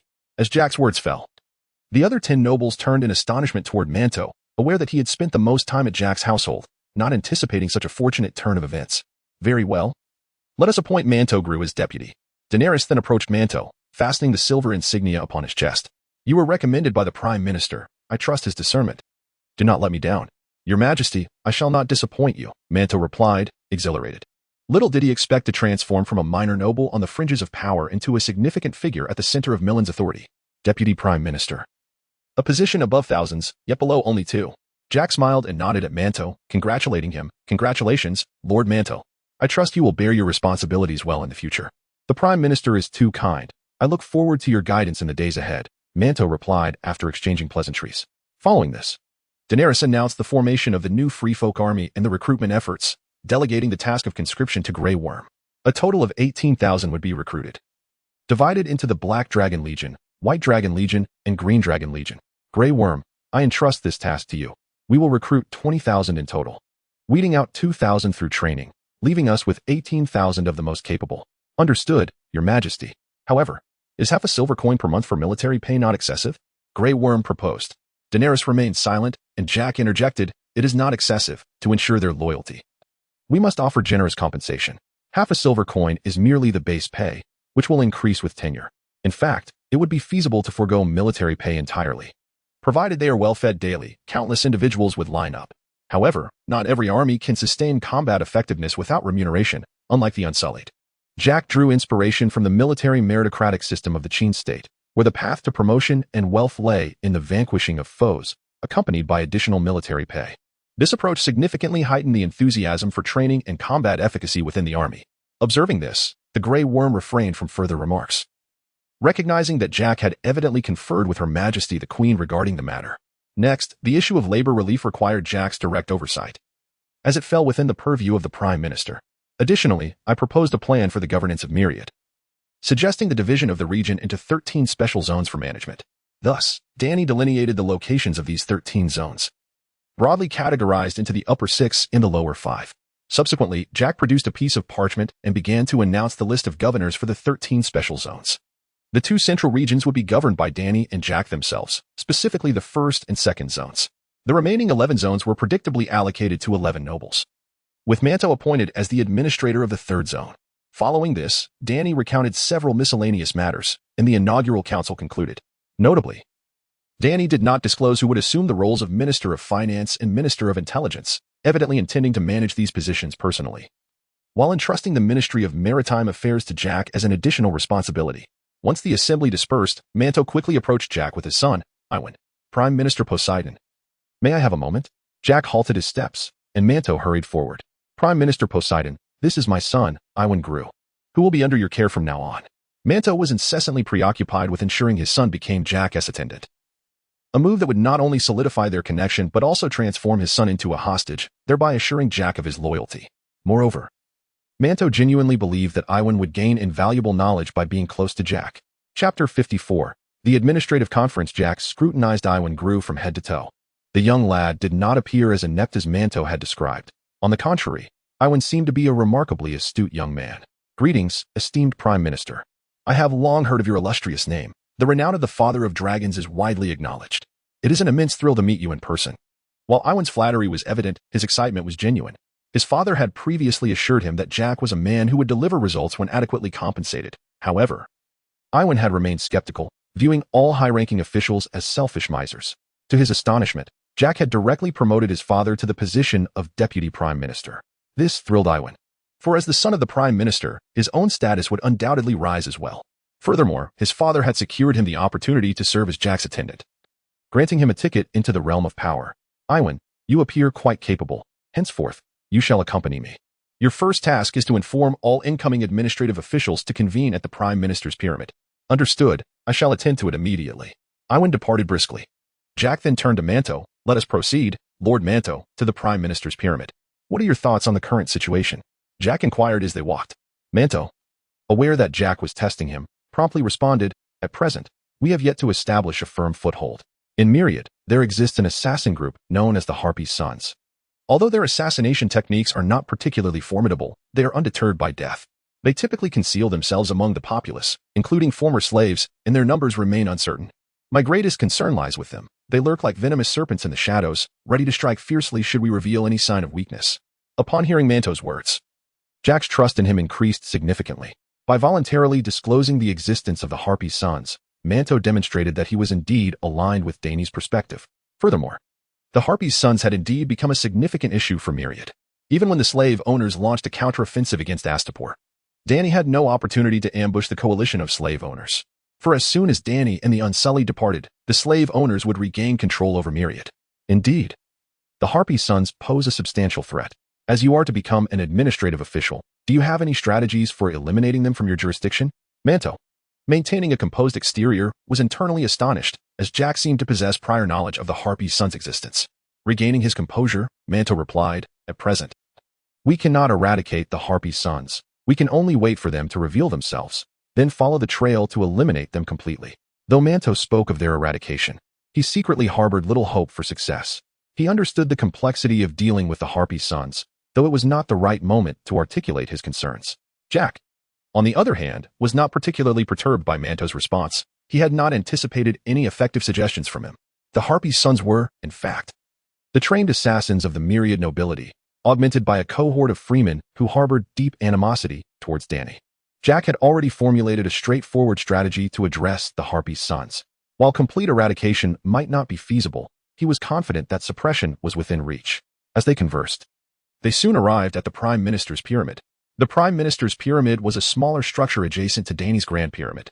Following Jack's counsel, Danny had renamed the Grand Pyramid the True Dragon Pyramid and designated the smaller pyramid as the Prime Minister's Tower. Henceforth, this small pyramid, now known as the Prime Minister's Tower, would serve as both Jack's residence and office. As for the Deputy Prime Minister, Jack could only say that they were not yet worthy. In the future, all senior officials within the Round Table would have a small pyramid as their abode, thereby reflecting the distinction between ranks and the disparity of status and power.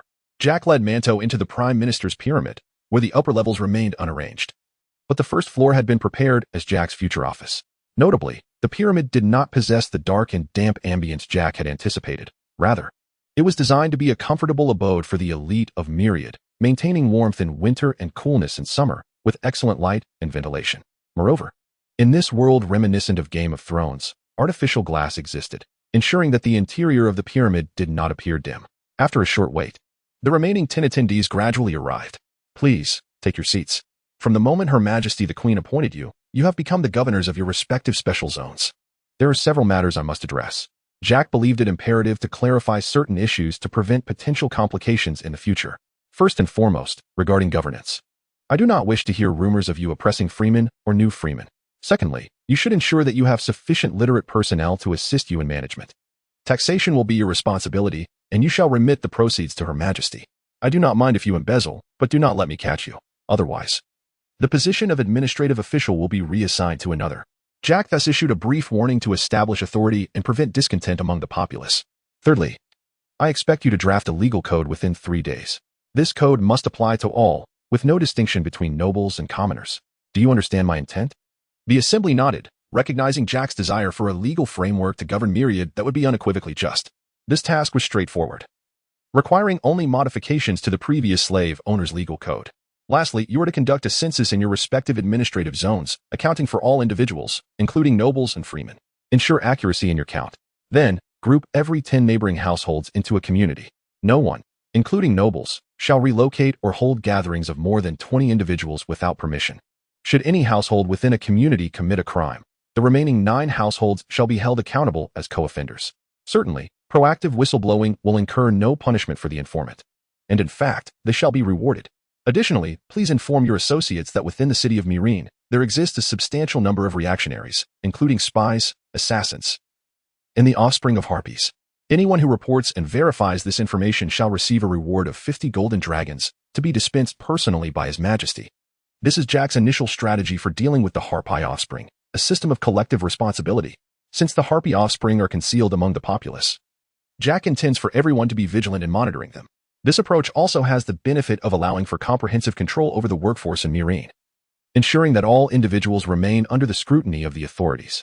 Furthermore, Jack's alliances with the nobles become evident, as these nobles will provide sufficient literate individuals to assist in various tasks. For instance, how many among Daenerys' followers are capable of counting? Although the Unsullied possess remarkable combat prowess, few among them can read. An additional, albeit subtle, advantage is that these nobles will also seek to ally with other nobles, fearing isolation from their peers, and thus gravitating towards familiar allies. Such newly allied nobles could potentially become Daenerys' allies. The following morning, news of the division of Myrene into 13 special districts spread, leaving the inhabitants astonished to learn that the governors of these districts are all local nobles. This maneuver has stirred the ambitions of many lesser nobles who maintain good relations with these 13 families. The major nobles have divided into 3 factions. Some resolutely insist on expelling Daenerys, a small number remain observant and neutral, while a few welcome her rule. As their families do not rely on the slave trade but rather on olive oil and wine, should Daenerys establish a firm foothold in Meereen, these families would effectively eliminate the noble houses that thrive on the slave trade. They are even contemplating publicly expressing their allegiance, though currently, Daenerys has yet to demonstrate the strength to secure her position. In the residence rented by Jack, a young girl gulped down her milk with vigor, wiping her mouth. Vetril complained, "Honestly, after all this time, you've exhausted me." "It's not as if I insisted you drink milk," Jack replied with exasperation. "So annoying." Vetril huffed as she dressed, then proceeded to fetch water to assist Jack in preparing for the day. Under Vetril's attentive care, Jack soon finished dressing. "Why do you dislike wearing silk? Linen is so uncomfortable. By the way, have you grown again?" Vetril replied matter-of-factly, "You hold me every night to sleep, of course." Jack felt a twinge of embarrassment. He had grown accustomed to clutching his blanket at night. Now, with better circumstances, it was only natural to embrace something softer. With Ely and Yag absent, Vetril would have to suffice. Though still somewhat small, the experience was certainly pleasant. To ease the awkwardness, Jack suggested, "Let's south head to court." "I imagine Her Majesty is quite eager to begin." Vetril pouted. Although she was somewhat slow, she was not foolish, and she recognized the obvious shift in topic. However, she refrained from pressing further, as it would be unkind to embarrass her brother Jack. With that thought, Vetril cheerfully skipped alongside Jack toward the Great Pyramid. Along the way, they purchased breakfast, consuming considerable time before arriving at the Golden Dragon Tower. At this moment, within the hall of the pyramid, many had been waiting for quite some time, as the list of 163 notorious nobles had already been compiled. Today, Daenerys was to deliberate on their punishment, whether to confiscate their wealth as Jack suggested or to execute them outright. Additionally, Daenerys intended to select some literate individuals from among the slaves to serve in the administration of Meereen, placing them under the control of the nobles from districts 3 to 13 to ensure mutual checks and balances. However, upon seeing Jack, the attendees could not help but twitch at the corners of their eyes. There stood Jack, heartily devouring a meat pie. In Meereen, the staple foods are undoubtedly lamb and wheat. In fact, lamb and pork are priced similarly, as pork is typically considered food for the impoverished. Lamb is inexpensive due to the abundance of pastoralists, and many nobles prefer beef due to the strong flavor of lamb, which some find unpalatable.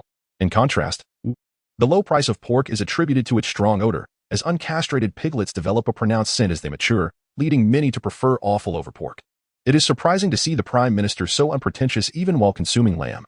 Were there more individuals like you among the cruel slave masters, the lives of the slaves would not be so dire. It is clear that this flattery comes from Manto, who possesses the audacity to firmly declare allegiance to Jack.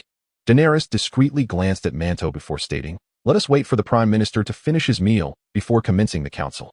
In that moment, Jack's authority was unmistakable, causing some to question who truly governed Meereen. Yet, Jack did not flaunt his power. Daenerys extended him respect, and he reciprocated, for respect is a mutual exchange. Having quickly finished the meat pie, Jack offered an apologetic smile, "My sincere apologies. I stayed up too late last night and rose hurriedly this morning without breakfast. The Prime Minister works tirelessly for Meereen. Your efforts are greatly appreciated. I shall host a banquet for you to unwind." Manto interjected, his obsequiousness palpable. Yora and Barristan, observing Manto's sycophancy, could not help but disdainfully regard him. A man who would forsake his dignity for power is truly formidable. He ought to be vying for authority rather than ingratiating himself to Jack. Little do they know, such individuals are the most dangerous, should Jack ever fall from favor. They would undoubtedly seize the opportunity to betray him. After Jack spoke, Daenerys felt a warmth rise to her face, recalling his visit the previous night. She managed to suppress her thoughts and, once her blush subsided, she spoke. "What are your opinions on the execution methods for these 163 slave masters?" "Your Majesty, I believe that Prime Minister Jack's suggestion is quite fitting. It would neither provoke the slave masters to the point of rebellion nor lack sufficient force. It would also allow for the collection of substantial wealth, achieving 3 objectives at once." Barristan urged Daenerys to consider Jack's approach. Although Barristan lacked experience in governance, he had observed enough during the council meetings to understand that the slave masters were not fundamentally different from the nobles of Westeros. For a monarch to sustain their rule, reliance on military strength alone is insufficient. Political maneuvering, such as garnering their support, is equally crucial. Should Daenerys rashly execute them all, it would not only alienate potential allies but could also provoke an uprising, even among the Unsullied. Daenerys bit her lip. But the cries from the newly freed citizens were fervent. Failing to execute the slave masters would likely lead to discontent. Jack raised an eyebrow and remarked, "Your Majesty, forgive my candor, but if the newly freed citizens refer to you as mother, then they are your children. A mother can indulge her children, but she must not spoil them. They are the people, and you are the sovereign. All must align with your will. If you can improve their lives, it is a blessing to them. If all else fails, perhaps allocate 10% of the confiscated wealth to these newly freed citizens." Danny pondered for a moment and ultimately found merit in Jack's words. Although she longed to execute the slave owners and seize their wealth, Balliston's arguments were compelling, and Jack's proposed methods were reasonable. There was no justification for unilateral decision-making. Thus, she resolved to follow Prime Minister Jack's plan to allocate 10% of the confiscated riches to the newly freed citizens. Additionally, a selection of these free people would be appointed as lower-level officials in the 13 administrative districts. Do you find this meaningful? If anyone has differing opinions, feel free to voice them. We have no significance. It is entirely up to the Queen, Manta stated directly. Their positions as administrative officials were not yet firmly established, and they wielded little authority. Subsequently, Danny discussed some trivial matters, clearly lacking knowledge about the responsibilities of a queen. However, she was gradually learning, and her first step was to be receptive to the counsel of her ministers. This even led Jack to feel as though he were a nefarious courtier in an ancient drama, awaiting the protagonist's arrival to see him imprisoned. After the assembly concluded, the True Dragon Pyramid publicly announced the names of 163 heinous slave owners. Following Jack's instructions, a multitude of literate individuals was dispatched to the 13 administrative districts to proclaim the misdeeds of these slave owners. The Unsullied swiftly apprehended the offenders, who, upon realizing their inclusion on the list, erupted in furious outbursts. Yet, their protest proved futile as they were escorted to the square for judgment. Uncertain whether they would face execution or the confiscation of their assets as Jack had previously indicated, the slave owners began to panic upon their arrival at the square. Manta then addressed the crowd, proclaiming their offenses. To ensure authenticity, Manta meticulously enumerated each individual's transgressions and the corresponding punishments. According to the True Dragon Codex, you are all condemned to execution. However, Her Majesty's benevolence grants you a chance at survival, with 70% of your wealth to be confiscated as retribution. Manta then boldly inquired if anyone disagreed, inviting them to express their thoughts. Silence fell over the crowd, clearly acquiescing to this resolution. Jack, observing the scene, shook his head in disappointment. It was regrettable that no one dared to protest, denying him even a chance to seize their assets. Jack personally oversaw the inspection of the slave owners' properties, ensuring they did not conceal their wealth to evade punishment. He worked late into the night, ultimately confiscating 3 million gold dragons. Unfortunately, among the slave owners, there were few true nobles. Most were merely slave traders. This reflected the formidable intimidation exerted by the great lords. Despite Jack's assurance of anonymous voting, the free citizens remained apprehensive about exposure and potential retribution from the great lords. Jack, somewhat disheartened, perused the roster in his hand, which detailed who had reported which great lord or slave owner. He had initially intended to leverage this information to intimidate some individuals into compliance, but it failed to yield the desired results. Alas, what a hassle, he lamented. He planned to seek out Danny to vent his frustrations, while she seemed to be at leisure. The following morning, Manta sought out Prime Minister Jack. At that moment, Jack was still asleep, relishing a rare opportunity for extra rest, as there was no assembly scheduled. Unfortunately, he was roused from his slumber by Vitril, who informed him that Deputy Prime Minister Manta wished to meet. Reluctantly, Jack arose, dressed, and prepared to meet Manta.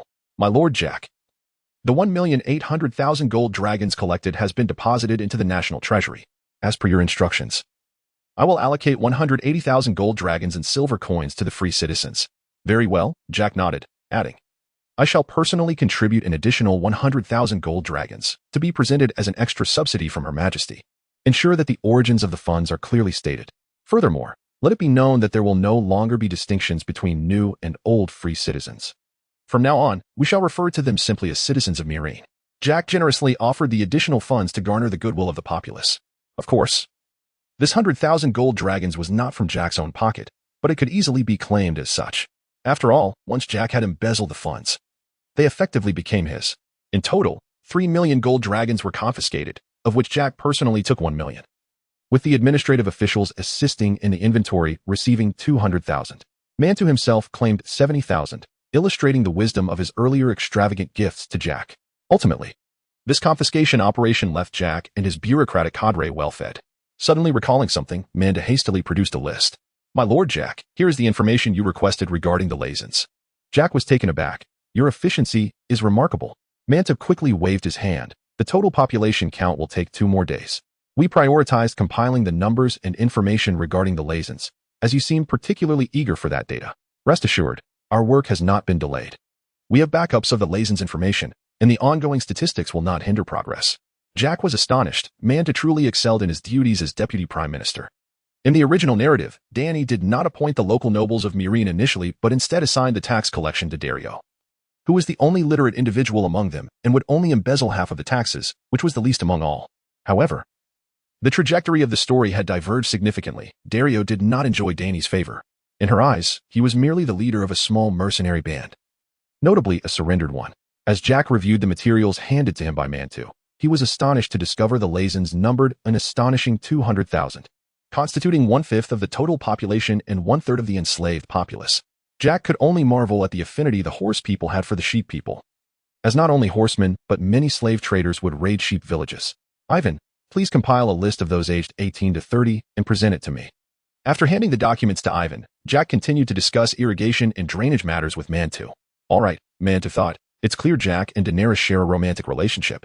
A laborer requires a minimum of 2 pounds of food per day to sustain themselves, which means 20,000 individuals would require 40,000 pounds of grain daily, an expenditure comparable to that of a military campaign. Inevitably, conflict would arise. And if these new recruits of former slaves fled, what then? Jack's plan was simple: to ensure they were equipped with at least leather armor and proper weapons, shields, and bows. It would not be fair to say the Leviathans were completely submissive. Among the 60,000, Jack intended to take 10,000 for himself, leaving 50,000 behind. Patting Mantu on the shoulder, Jack smiled. Rest assured, I will speak with Her Majesty tonight. I am certain she will agree. The inhabitants of the Leviathan Plains excelled in herding and agriculture. They sought only to cultivate the land and tend to their flocks, harboring no ambitions of conquest and valuing peace. Presently, the estimated population of Meereen was around 850,000, with slaves continually arriving from various locations, contributing to a growing populace. Once the irrigation channels were completed, it would not be long before the surrounding lands of Meereen began to flourish once more. Ultimately, the official store took the lead in establishing both the Heavy Industry Council and the Light Industry Council. Living on the continent of Essos, devoid of even the most basic fortifications, they were indeed the epitome of a subjugated people. Consequently, the survival of this 500,000 populace posed a significant dilemma. However, not all among them were idle. It was merely Jack's laziness that led him to delegate a significant portion of the administrative duties. Moreover, Jack possessed the bloodline of the Targaryens, and given their historical practices, intermarriage among relatives was quite commonplace. Danny had already dispatched envoys to negotiate in the plains of Lazar, and upon Jack's suggestion, had instructed Dario to lead the second sons along with 2,000 unsullied to accompany him. Furthermore, they contracted the necessary leather armor to the blacksmiths and tailors of Meereen, while simultaneously establishing official blacksmith and tailoring shops. Ultimately, Jack resolved to recruit 200,000 individuals to excavate waterways. As the adage goes, salt comes with water and departs with it. He believed that the subservient Lizarians would readily acquiesce to Meereen's approach. Daily sustenance would consist of 3 meals of vegetable porridge, supplemented by a midday feast of pork to provide a meaty flavor, in addition to a payment of 5 copper coins. Very well, with this in mind, I shall draft a preliminary decree for submission, hoping it garners the Queen's approval. I am aware of your concerns regarding excessive expenditures. However, we have already sent envoys to the plains of Lazar for discussions, and I am confident that a steady supply of grain will soon be forthcoming. Moreover, the daily remuneration of 100,000 copper coins results in astronomical monthly expenditures. Within half a year, the coalition against the Mother of Dragons will be established, leading to an almost complete encirclement of Essos. The Lizarians predominantly live in village formations, with only a few tribes capable of establishing towns. Given that the financial authority of Meereen rests with Danny, they must first estimate the anticipated costs and submit their requests for funding to her. Furthermore, after 6 months of military service, recruits will receive a monthly stipend of 30 silver coins, a considerable amount, along with provisions and accommodations for the army. Money, after all, is not a problem. Gold coins only hold value when spent, akin to stones when hoarded in warehouses, while 5 copper coins may suffice for a single pork sausage.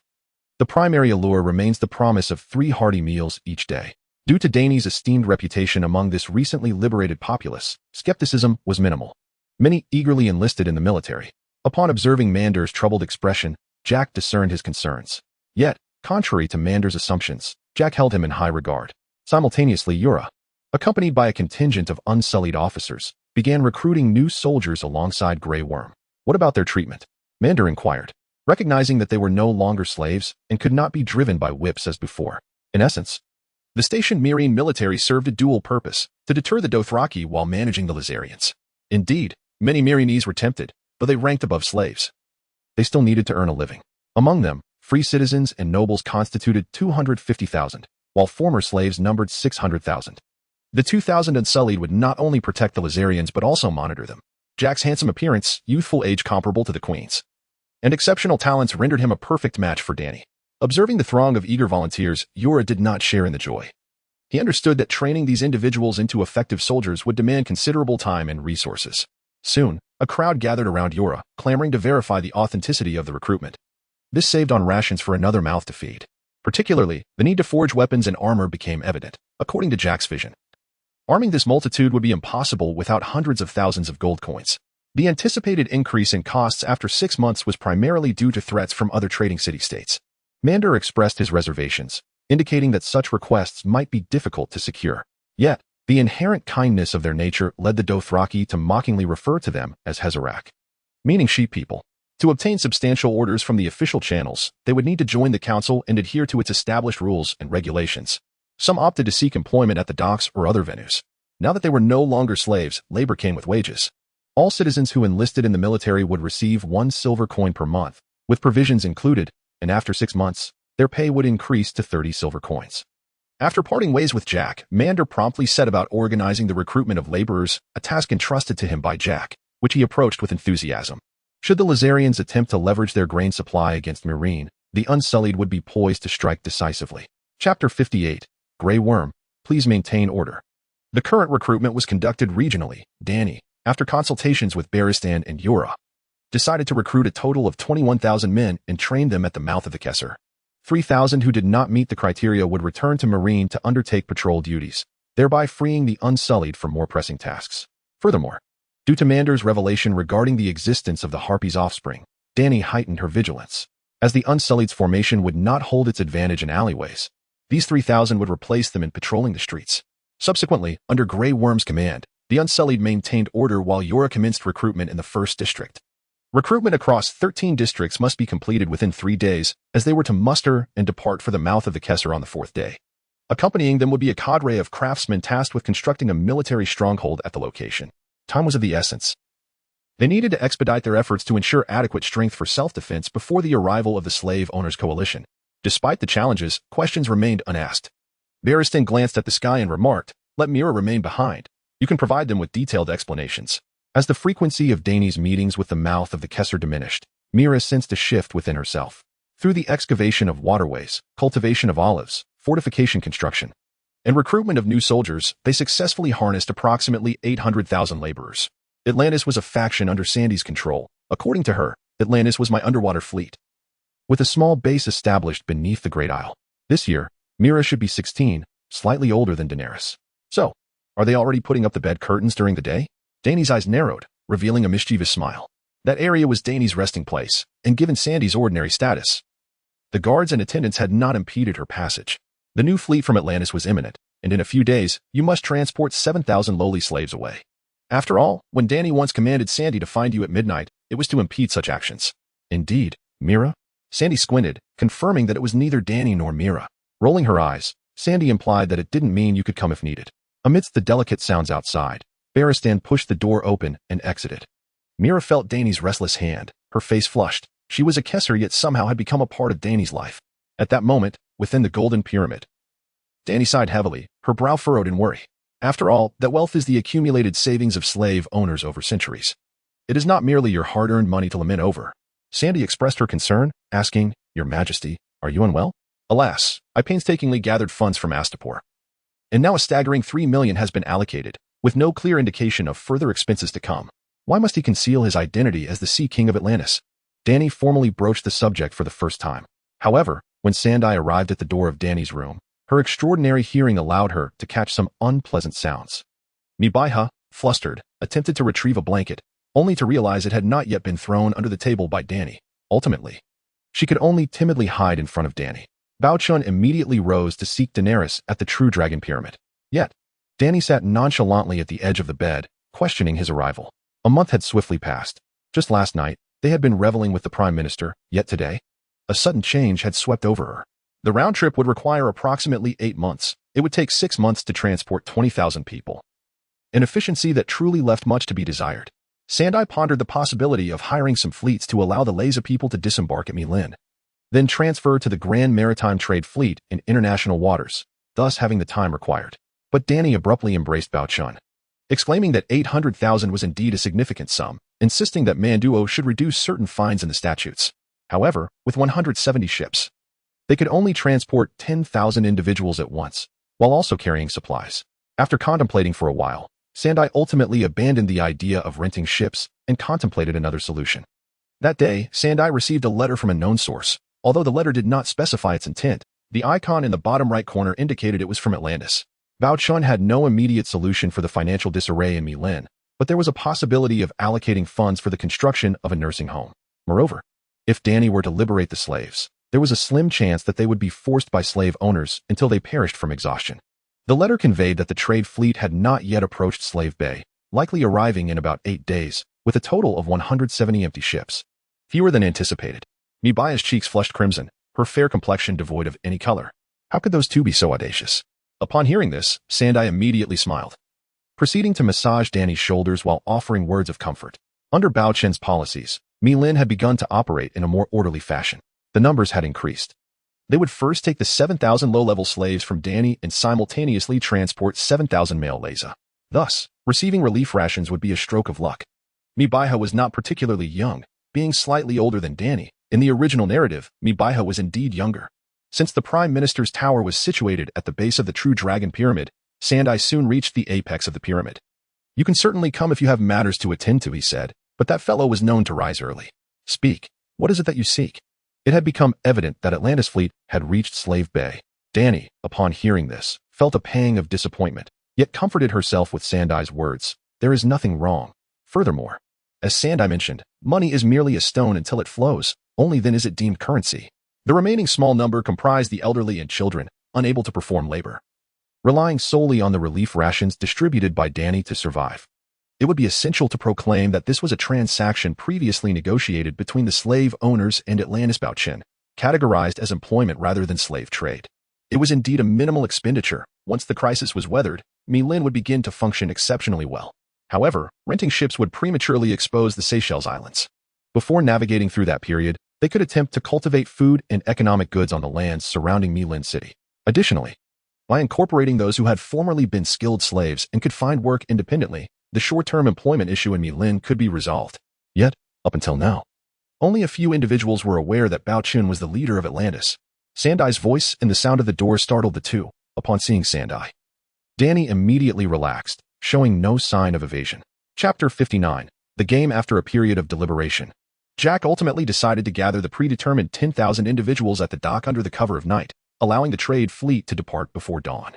This was a strategic move to sever any ties between Atlantis and Milin, a concern Jack conveyed honestly to Danny, fearing it might impact Atlantis business dealings. After all, while the Seychelles Islands were vast and resource-rich, the initial development required substantial materials and outside labor.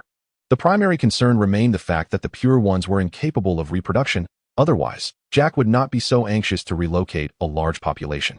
After departing from the True Dragon Pyramid, Jack began preparations for the population transfer. This time, the relocating population included 5,000 high-level slaves, comprising doctors, teachers, housekeepers, and a multitude of various craftsmen. The 5,000 ordinary slaves required no elaboration. The gender ratio was 14, slightly favoring females, with ages around 20, an ideal demographic. This 10,000 represented the true first batch of Atlantis population. Before their arrival, 70% of the Seychelles Islands inhabitants were rootless pure ones. The remaining 29% were male crew members, with only a handful of maids being female. Your Majesty, while there may not be limestone as you mentioned on the island, the current development of the archipelago is too superficial, with very few areas explored. I am acutely aware that opportunities are fleeting. I study diligently every day, always having my attendants assist me with documents. However, you hear merchants say that such limestone does not exist in Westeros. If my attendant were to be bribed, would I not become a puppet? Fortunately, Milan's maritime trade is flourishing, with sufficiently small docks accommodating the Grand Maritime Trade Fleet. At this moment, Xiang Fa felt a chill, wondering why a team of guards had not emerged from within. How could such games be played in broad daylight at the Prime Minister's tower? However, upon reaching the Trade City state, one could find highly skilled companions for merely a few copper coins. At that moment, only Jack and Ivan remained in the small hall. You, sly one, did you think I wouldn't know you were sneaking off to play before returning home? Xiang Fa reprimanded sternly. Westeros? Ivan raised an eyebrow. Hearing this, Ivan removed his eye patch. Hey, big sister, don't leave yet. Let us take that off. Just as Xiang Fa was about to settle Jack, he leisurely approached the small hall. Ivan frowned, stating, I intend to construct the entirety of Sea King City from cement. The primary materials for cement are limestone, clay, and sand. Jack arrived this early? Upon hearing this, Jack stood upright, reporting, as the saying goes, 1 stone, 7 sands, and 8 clays. That is the most complex method of making cement. If that were the case, Xiang Fa would undoubtedly display an expression of familial embarrassment. Yet both awaited Ivan to finish his game with utmost respect. Soon, Lute led Jack toward the Prime Minister's pyramid. Your Majesty, you flatter me. You are merely a grand ship slave. It is only due to your recognition by Prime Minister Newgate that you stand here today. In truth, Ivan had not informed Lute of the details, merely conveying that a distinguished guest was arriving. Lute's expression shifted slightly as he glanced at Xiang Fa, who was calling for his beloved, and then at Jack, whose demeanor had also altered. Finding sand was difficult, clay was challenging, but locating limestone proved exceedingly arduous, currently. Civilization's understanding of limestone's uses was clear, rendering it scarce in knowledge. What Xiang Fa contemplated was that Lute was far too diligent in his work, having already gone to the dock to wait. As Xiang Fa surveyed the unfamiliar Milin city, his eyes reflected a hint of nostalgia. You are not Xiang Fa, are you? I often hear Newgate praise you. Now that I see you, indeed, you are a remarkable individual, with captivating eyes. Indeed, that is paramount. Please take your time changing your attire. The distinguished guest you are to receive has yet to arrive, and is in the side hall. Your Majesty, construction has just concluded. Following your directives, the people of Newgate have procured several skilled artisans in the free trade city-states. However, due to an overabundance of laborers, acquiring the limestone you mentioned has proven quite difficult, resulting in a significant delay. Please, take your time returning. Do ensure that the male courtesans are promptly dismissed. This has led to the male crew members clamoring to set sail, and inevitably, upon reaching their destination on the first night, they frequent the brothels. The current timeline bears a striking resemblance to the original. Under the influence of that grand butterfly and even, Daenerys' conquest of Meereen has seen only a slight delay. What? How do you know this? I sincerely apologize, Chairman Jack. That was merely a reflection of your Prime Minister's misguided affections. Please, allow me to offer you some tea. Jack appeared somewhat embarrassed. Timeliness was never a strong suit. Upon reflection, it seems I have indeed been punctual. I recall during my time in that narrow hall, Rut did not emerge to intervene. Jack, too, was cut from the same cloth, arriving slightly ahead of schedule when I was expected at noon. His expression shifted, revealing some concern. How could Rut possibly be aware of my identity? As Jack and his entourage boarded the ship, they were immediately met by a group of men. Before changing into formal attire, I summoned Jack once more in the small hall. With a few silver coins, one could indulge in the company of low-quality courtesans, albeit at a leisurely pace. The affluent on the Seychelles Islands found themselves helpless despite their wealth. Before long, Jack encountered Even, who was engrossed in a game of cat and mouse. I was originally a ship slave in Meereen, but before being purchased by Newgate, I discovered a knack for commerce and was subsequently appointed as the head of the Merchant Guild. Oh, how could you engage in such activities during daylight? Did you not mention that there were no esteemed guests today? HM? He was indeed mistaken. What is the current state of construction in Atrut? It has been months since you last returned. He could certainly enlighten you. I must confess, I have not kept updated on the affairs of Westeros for quite some time. But estimating by the timeline, the War of the Seven Kings has yet to conclude. Jack, when Newgate appointed me as the guild leader, he extolled my virtues at length. Is there no limestone in the basins surrounding the Seychelles Islands? The so-called cat and mouse game involves Even, with his eyes closed, commanding a group of unclad male courtesans around me. With myself as the cat, Even approached me earnestly, inquiring about recent events. Time passed slowly until the 8th day, when a modest fleet docked at the port of Meereen. You are not the leader of the Atrut merchant convoy, are you? Please accompany me. You are one of Even's attendants. Once Rut escorted Jack into the small hall. Even instructed Rut to leave, wishing everyone a happy dragon boat festival. Today, I must prepare Zongzi for my goddess. To be candid, I am a devoted admirer. But who would choose to be such without genuine affection? My apologies, everyone. Chapter 60. Economic Assistance Plan. Jack gestured for Rut to elaborate further. Your Majesty, previously while I was procuring grain in Volantis, I encountered a grain merchant from Westeros. According to him, Westeros is currently engulfed in turmoil. There is now not one, but 5 kings. The limestone you mentioned is quite abundant in the realm, and it is said to be prevalent in the riverlands, with hillsides littered with it. Upon hearing this, Jack's mind began to whirl. While the riverlands might be too far for a single trip, the realm itself is certainly an option, albeit not close. What about Essos? Surely, there must be limestone available in Essos. Ruck confirmed, there is indeed, but as of now, no sellers have been located. He had inquired with the Westerosi grain merchant, who assured him that this stone is not rare, being readily available. However, the issue lies in Rutt's visits to several trading city-states, where he found no limestone for sale. At this moment, the gates of Casterly Rock had gathered 70,000. With 20,000 enlisted in the army, while the remaining 50,000 were engaged in constructing military fortifications. Stello grew increasingly astonished, surely, to become the guild leader. One must possess a modicum of wit. Speaking of which, Stello, in his name, we should establish some taverns, inns, and hotpot restaurants in Meereen. My lower-tier slaves. Beyond the basic bed slaves would undoubtedly represent the elite social class. Even if we are not slave laborers for profit, raw materials still require funding. And the efficiency of a loom could hardly be compared to that of a slave. Stowe paused momentarily. Should you open a hotpot restaurant in Meereen without a patent application? Anyone could replicate it, and those wishing to open a restaurant would have to join your franchise. How do you think we would respond to that? We could place those bed slaves on the largest island in the Seychelles, constructing a casino there as well. Thus, should I dare to open a restaurant, you could leverage your position as Prime Minister to shut it down, subsequently seizing the property for auction to your allies. Your Majesty, you shall return and frequently peruse the hotpot treatise. In due time, you will assign a few overseers, and we shall assist you in establishing the chain of restaurants. Even before the Meereen establishments take off, we could attract spice merchants to engage and trade. Trade necessitates lodging, and soon, the inns opened by a Trut will profit handsomely from those merchants. Eventually, the courtesans of the casino, with a bit of training and some bespoke attire, will transform into high-class male courtesans, no longer mere lowly companions. Stowe's, too, had no intention of remaining idle. A Trut could potentially remain concealed in the shadows, but would eventually emerge in the public eye. Stowe suddenly had an epiphany. Sweet indulgence, let not wine lead you astray. From this day forth, I shall abstain from alcohol. Fei Chao expressed his frustration. Stowe was contemplating the structure of the loom, still lacking the finalized blueprint. Regrettably, the quantity produced was insufficient to construct a brick kiln. Among that batch of lower-tier slaves, there were no capable managers. By the time we offline, we could alleviate some of Newgate's management burdens. Having said that, Stowe handed me a hefty tome. However, the mentioned patent may be quite realistic. Once you start earning, if there are no imitators, it may deter others from replicating simply due to the patent's prestige, allowing you to reap the rewards effortlessly. Since someone will produce cement, limestone will not seem special in anyone's eyes, and thus, there will be no dedicated sellers. This could not only stimulate Meereen's economy, but also grant control over it. Moreover, everything could be acquired at a premium by hiring Meereen's laborers for extraction.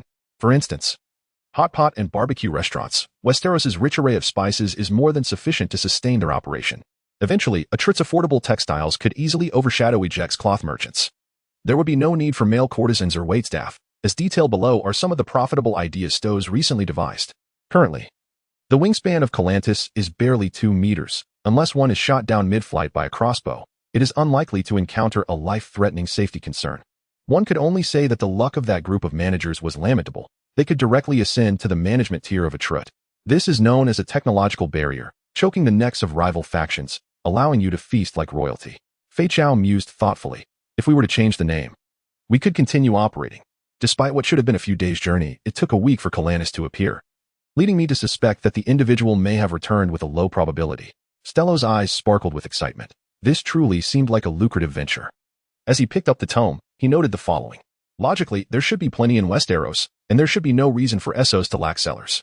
Thus, you have both profited from the auction and failed to attract any allies, achieving a twofold victory. Patting Fei Chao on the shoulder, Sauce remarked meaningfully. Now it is time for the competition. Suddenly, Rutger had a flash of insight. Your Majesty, could it be possible that we cannot find a seller for the limestone because it is so abundant that no one is selling it? If Stroll were to be responsible for such matters, the entire supply chain of a trudger would rely solely on Newgate and me. Your Majesty, if we proceed according to that plan, not only will Meereen be yours, but the entire world will be ripe for harvest. The price is bound to double overnight.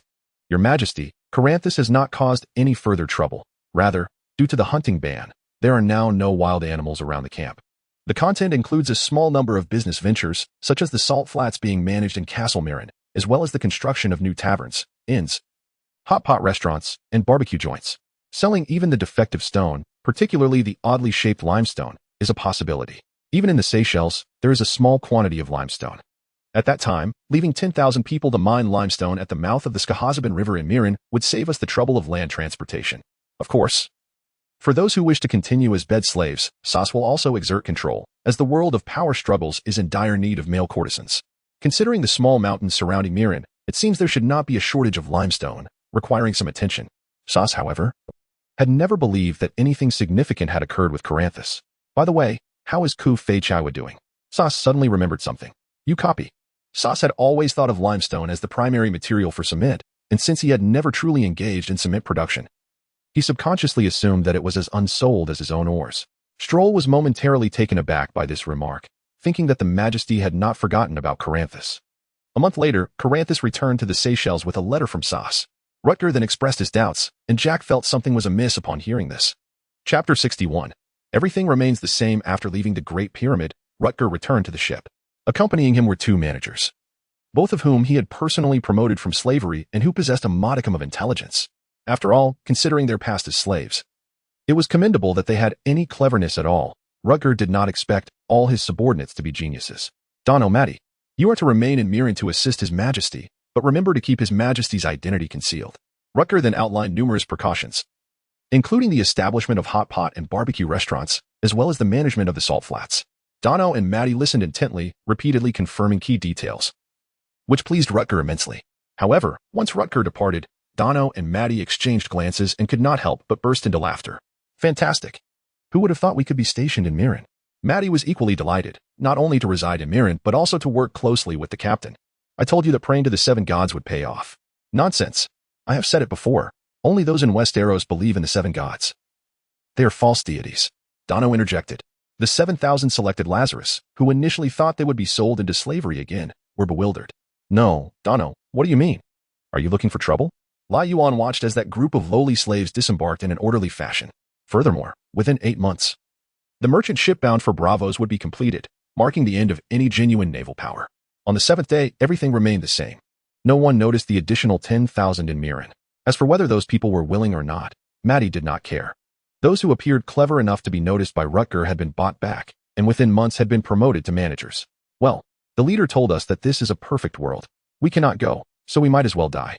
The development of Atlantis finally got back on track. A handful of individuals protested, even attempting violent resistance, but all were executed on Lai Yuan's orders. We too have developed a strong addiction to low-quality wine, often pooling our money to buy bad wine. Slowly, the 7,000 Lazarus were brought to the dock. We observed quietly but with ease as the 700 disembarked. Once, when the slave owner was in a good mood, he rewarded each of them with a cup of wine, and from that day forward, the two became addicted to drinking. Of course, the primary reason was that we vaguely felt we had no rights to refuse. Night fell. With the absence of those lowly slaves, Atlantis's development was set to accelerate. To the tavern. Whoever falls first has to treat and find women. Before the fully loaded ships departed, another wave of empty vessels arrived, numerous in number, yet also carrying 7,000 individuals. The houses were voluntarily purchased, a purchase that was crucial. But without beasts on the island, having a house meant only enduring the elements. Thus, the two spent their first paycheck on alcohol. Danny leveraged those individuals to secure Lai Yuan's position as prime minister. The disparity between professional warships and merchant vessels remained vast. The 7,000 lowly slaves constituted 40% of the lowly slave population in Miran. That group of lowly slaves cursed as they arrived at the dock. While we were apathetic towards Daenerys' liberation of slaves, we were still treated like slaves ourselves, driven and sold. There was nothing to eat but stale bread and fresh milk. At this point, the dock had not yet been taken over by the corrupt, and a small number of lowly slaves were driven to the dock, while the first batch of Lazarus had not yet arrived. Moreover, Lai Yuan suspected that as long as that group remained in the Seychelles without homes and jobs, even without families, we would be contemplating leaving the Seychelles ourselves. Most importantly, once that batch of ships was completed, Lai Yuan could return to his old profession, reaping the benefits along the coastal and open sea regions. Everything in Miran remained unchanged.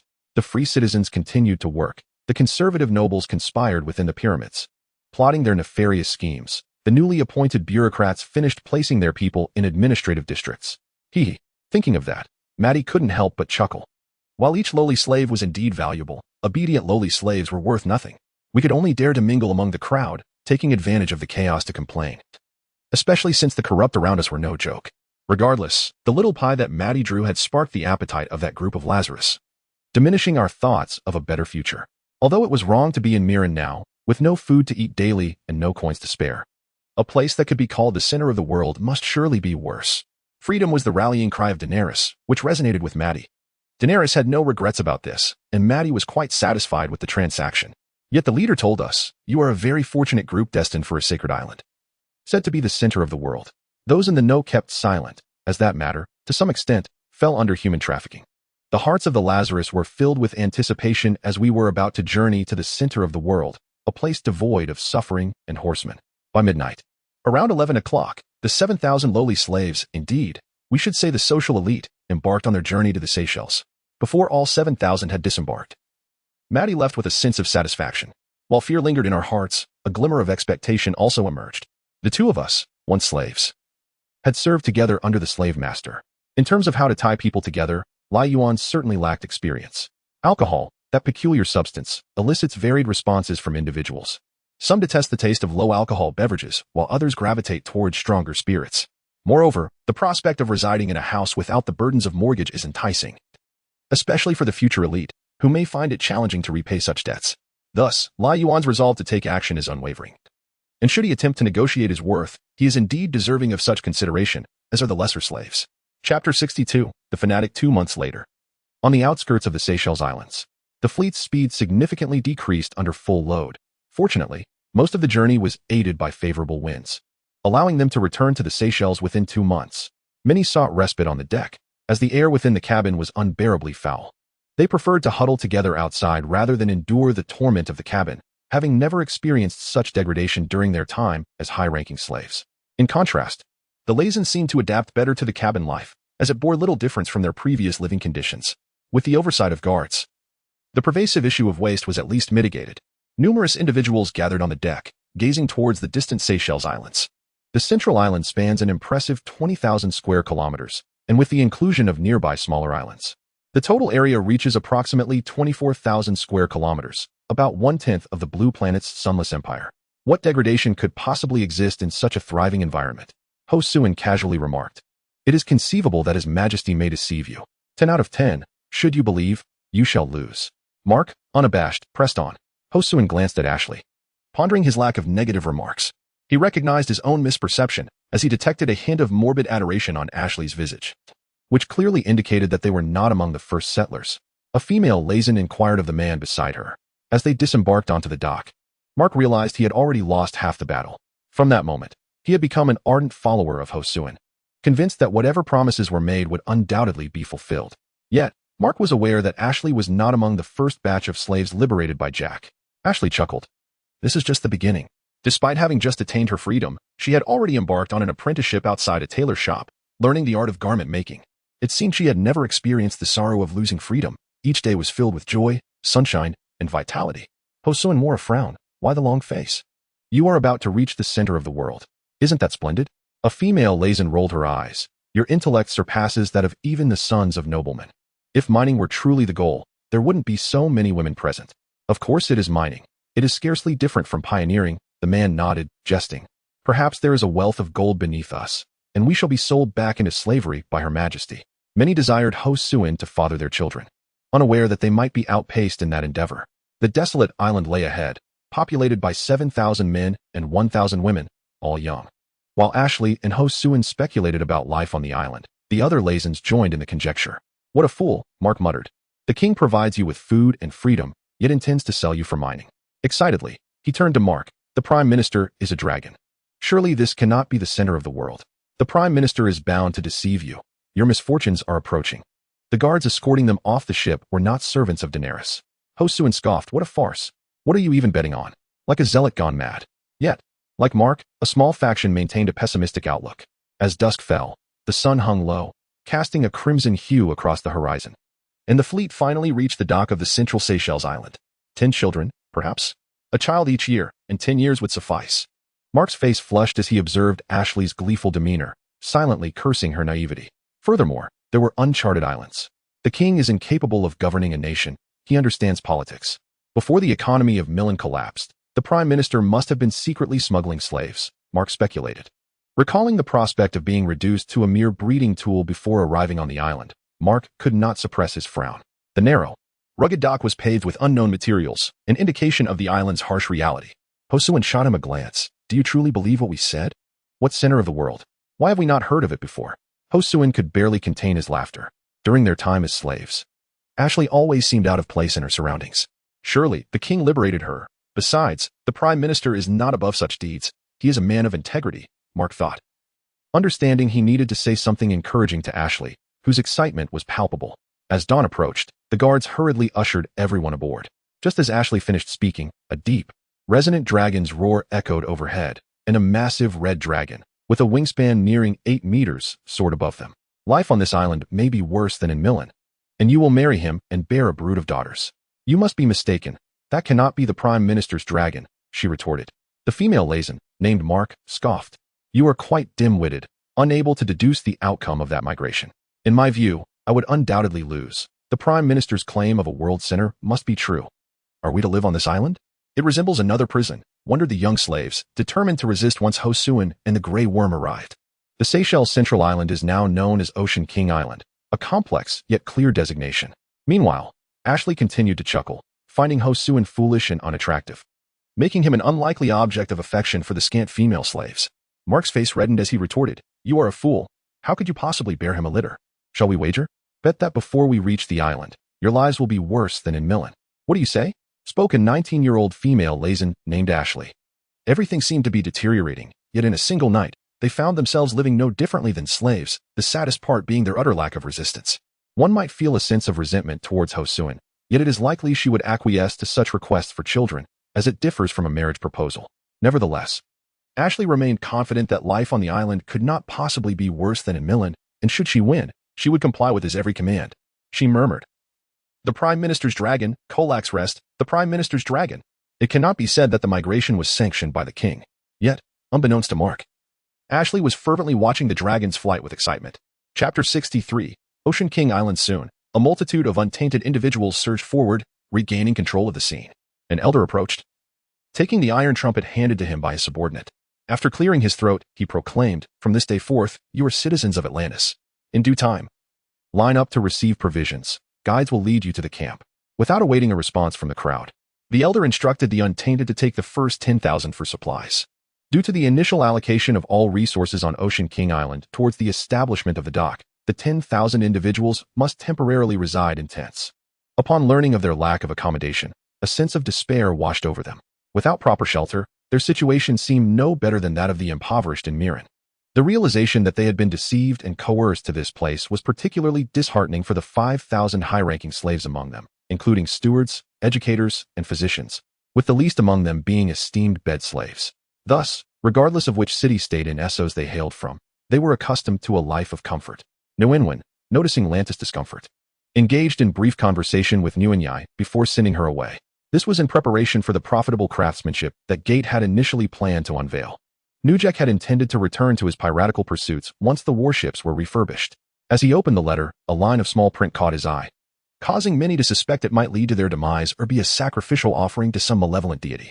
However, there was no need to fear the patrolling outcasts or the merchant crew recounting the island's circumstances.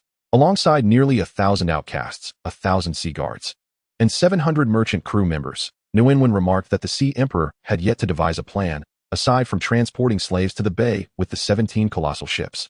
Excluding the Sea Emperor's ship, Lantis, it will be troublesome for you to procure as little food and iron ore as possible. As for limestone, find a way to slow down the logging process. There should be no limestone in the mountains beneath the island. The funds needed for the warship refurbishments and bravos had yet to reach 100,000 golden dragons. This was what the Emperor had instructed him to deliver, claiming it was the first pot of gold for a trudge. Contemplating the rapid development ahead, Nujek felt a wave of excitement, nearly breathless with anticipation. Before the forest expanded, he intended to provide a variety of stones to the masons, at which point the task of producing cement and bricks would fall to them. With no one left to assist, he resolved to draft a plan overnight. Nujek solemnly accepted the envelope. Currently, a trudged warehouse held a mere 7 million golden dragons, and it was evident that multiple batches of limestone had already been transported back. A smile crept across Nujek's face as he considered persuading Nguyen to take on the role of Prime Minister in Miran. suggesting that being an emperor on Ocean King Island might be less advantageous. Just the procurement of food and iron ore had cost them 400,000 golden dragons. Moreover, as we were informed, once the construction of the massive royal city was completed, they would also receive their own residences. On another front, Nguyen had compiled information about the group. The iron ore that had not been purchased could not be refined into tools like axes at present. Before Nguyen departed, Nujek retrieved Gate's envelope, ensuring its seal had not been broken before opening it.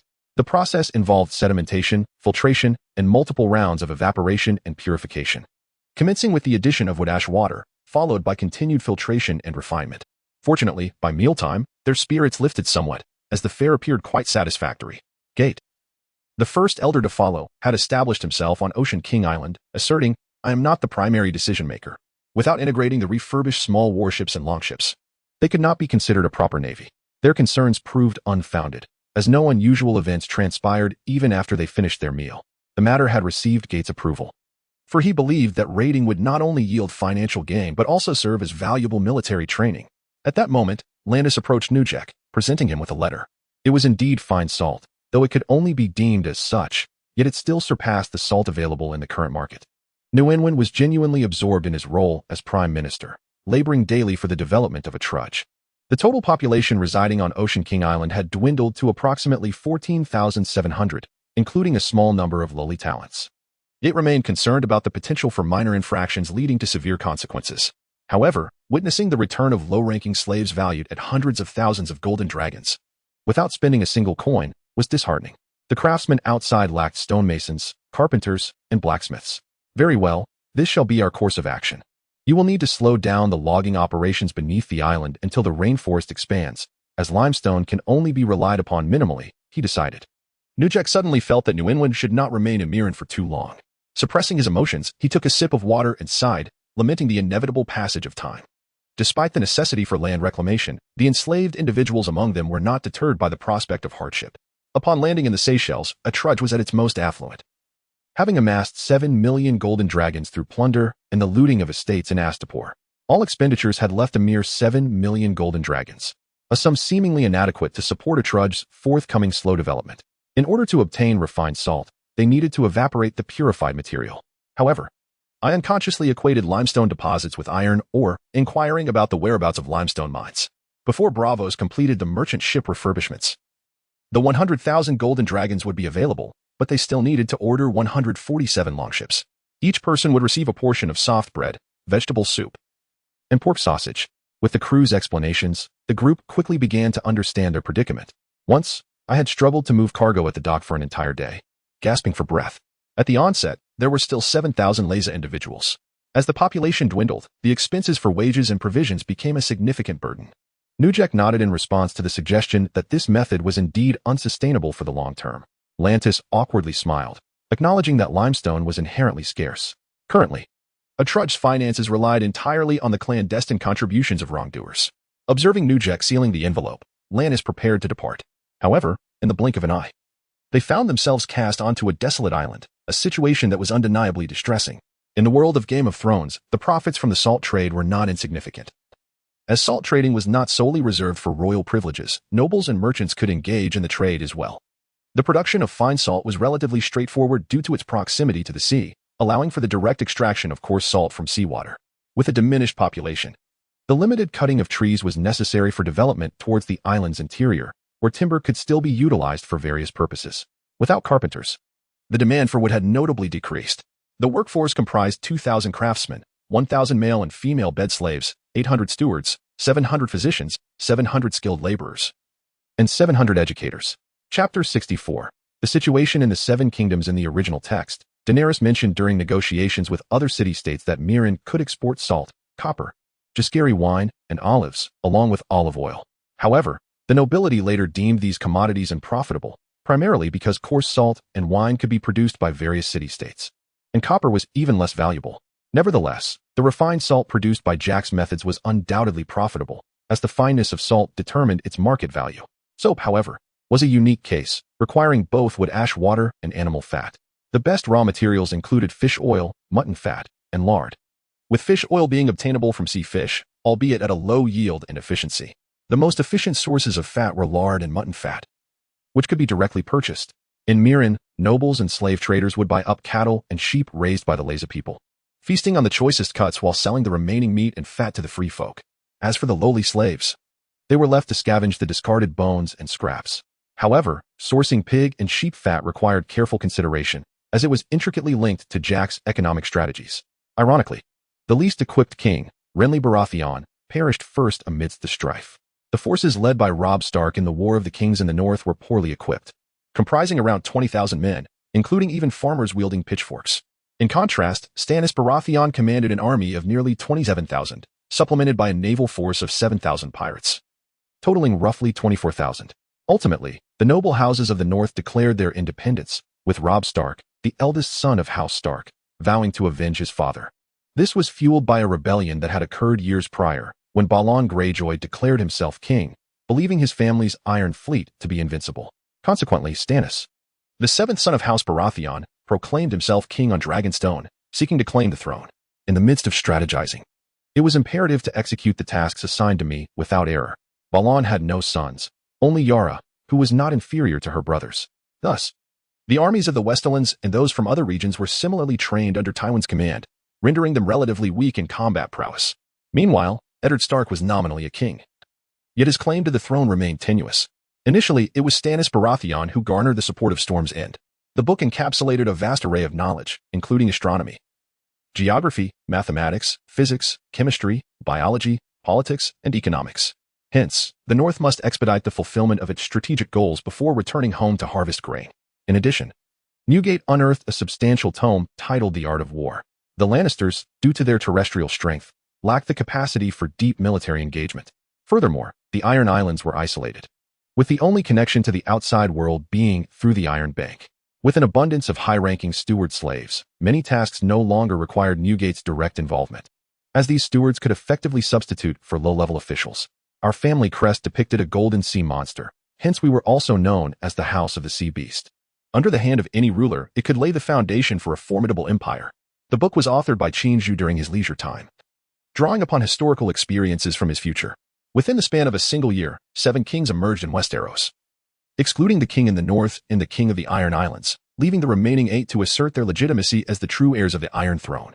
The population of the north was merely 400,000, with hidden numbers potentially reaching 1 million. Tywin Lannister, the leader of House Lannister, was a remarkable figure in power. In the eyes of the Iron Throne, he resembled a fragmented encyclopedia. Simultaneously, Renly had formed an alliance with House Tyrell of the Reach, amassing a force of 100,000 troops, making him a formidable contender for the Iron Throne. A careful reading of the letter revealed clear instructions, allowing Newgate to proceed accordingly. The Western forces supporting the Iron Throne were richly endowed with gold mines, resulting in their weaponry being of high quality, albeit lacking in provisions.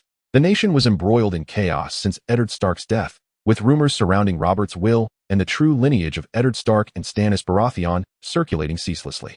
In truth, Stark was of Lannister blood, a product of Cersei and her brother Jaime. The Iron Islands were ruled by Balon Greyjoy, who declared himself king. As a result, I was soundly beaten by Robert in the north, with his sons perishing in battle, leaving only one son, who was adopted by Eddard Stark. Stannis Baratheon, despite lacking certain virtues, possessed unparalleled military talent, ranking among the elite in Westeros. Thus, the true participants in the conflict were limited to 8 factions, with the notable exception of Joffrey Baratheon and Stannis Baratheon, who occupied the Iron Throne. The 7% conscription rate led to significant issues in grain harvesting across the north. The Iron Islands remained disconnected from any mainland, leaving Stannis with limited options. The battle at the Whitewater River saw a confident Stannis suffer a humiliating defeat at the hands of Tyrion Lannister, forcing him to retreat with a mere remnant of his forces. Regardless of the rumors circulating, they could not alter the reality of Renly Baratheon's demise or the loyalty pledged to Stannis by the bannermen of Storm's End. Thus, in a climate of secrecy, Newgate could cautiously employ newcomers. I feared that with the passage of time, I might forget invaluable historical insights. The subsequent sections detailed methods for regressing thought control and maintaining confidentiality regarding key technologies. Unfortunately, he encountered the formidable Tyrion Lannister. Both of Robert Baratheon's brothers declared Eddard Stark a bastard, unworthy of inheriting the throne. It was rumored that Renly Baratheon perished due to mysterious magic, yet many suspected he was assassinated rather than falling victim to sorcery. Storm's End was not originally a Baratheon stronghold, but it was prosperous nonetheless. The 8th son of House Baratheon, Renly, claimed kingship over Storm's End, gaining the support of various families in the region. The conflicts in Westeros began to escalate, and in the realm of Essos, preparations for war were underway. The alliance of Yunkai, Meereen, Volantis, and several lesser free cities formed the anti-dragon coalition, amassing an army of 300,000 slaves. News of this quickly reached Meereen, prompting Daenerys to convene a roundtable meeting with the new power structure of the city. Within the Grand Hall of the Pyramid of Meereen, aside from the central roundtable, rectangular tables lined the sides as per Daenerys' design.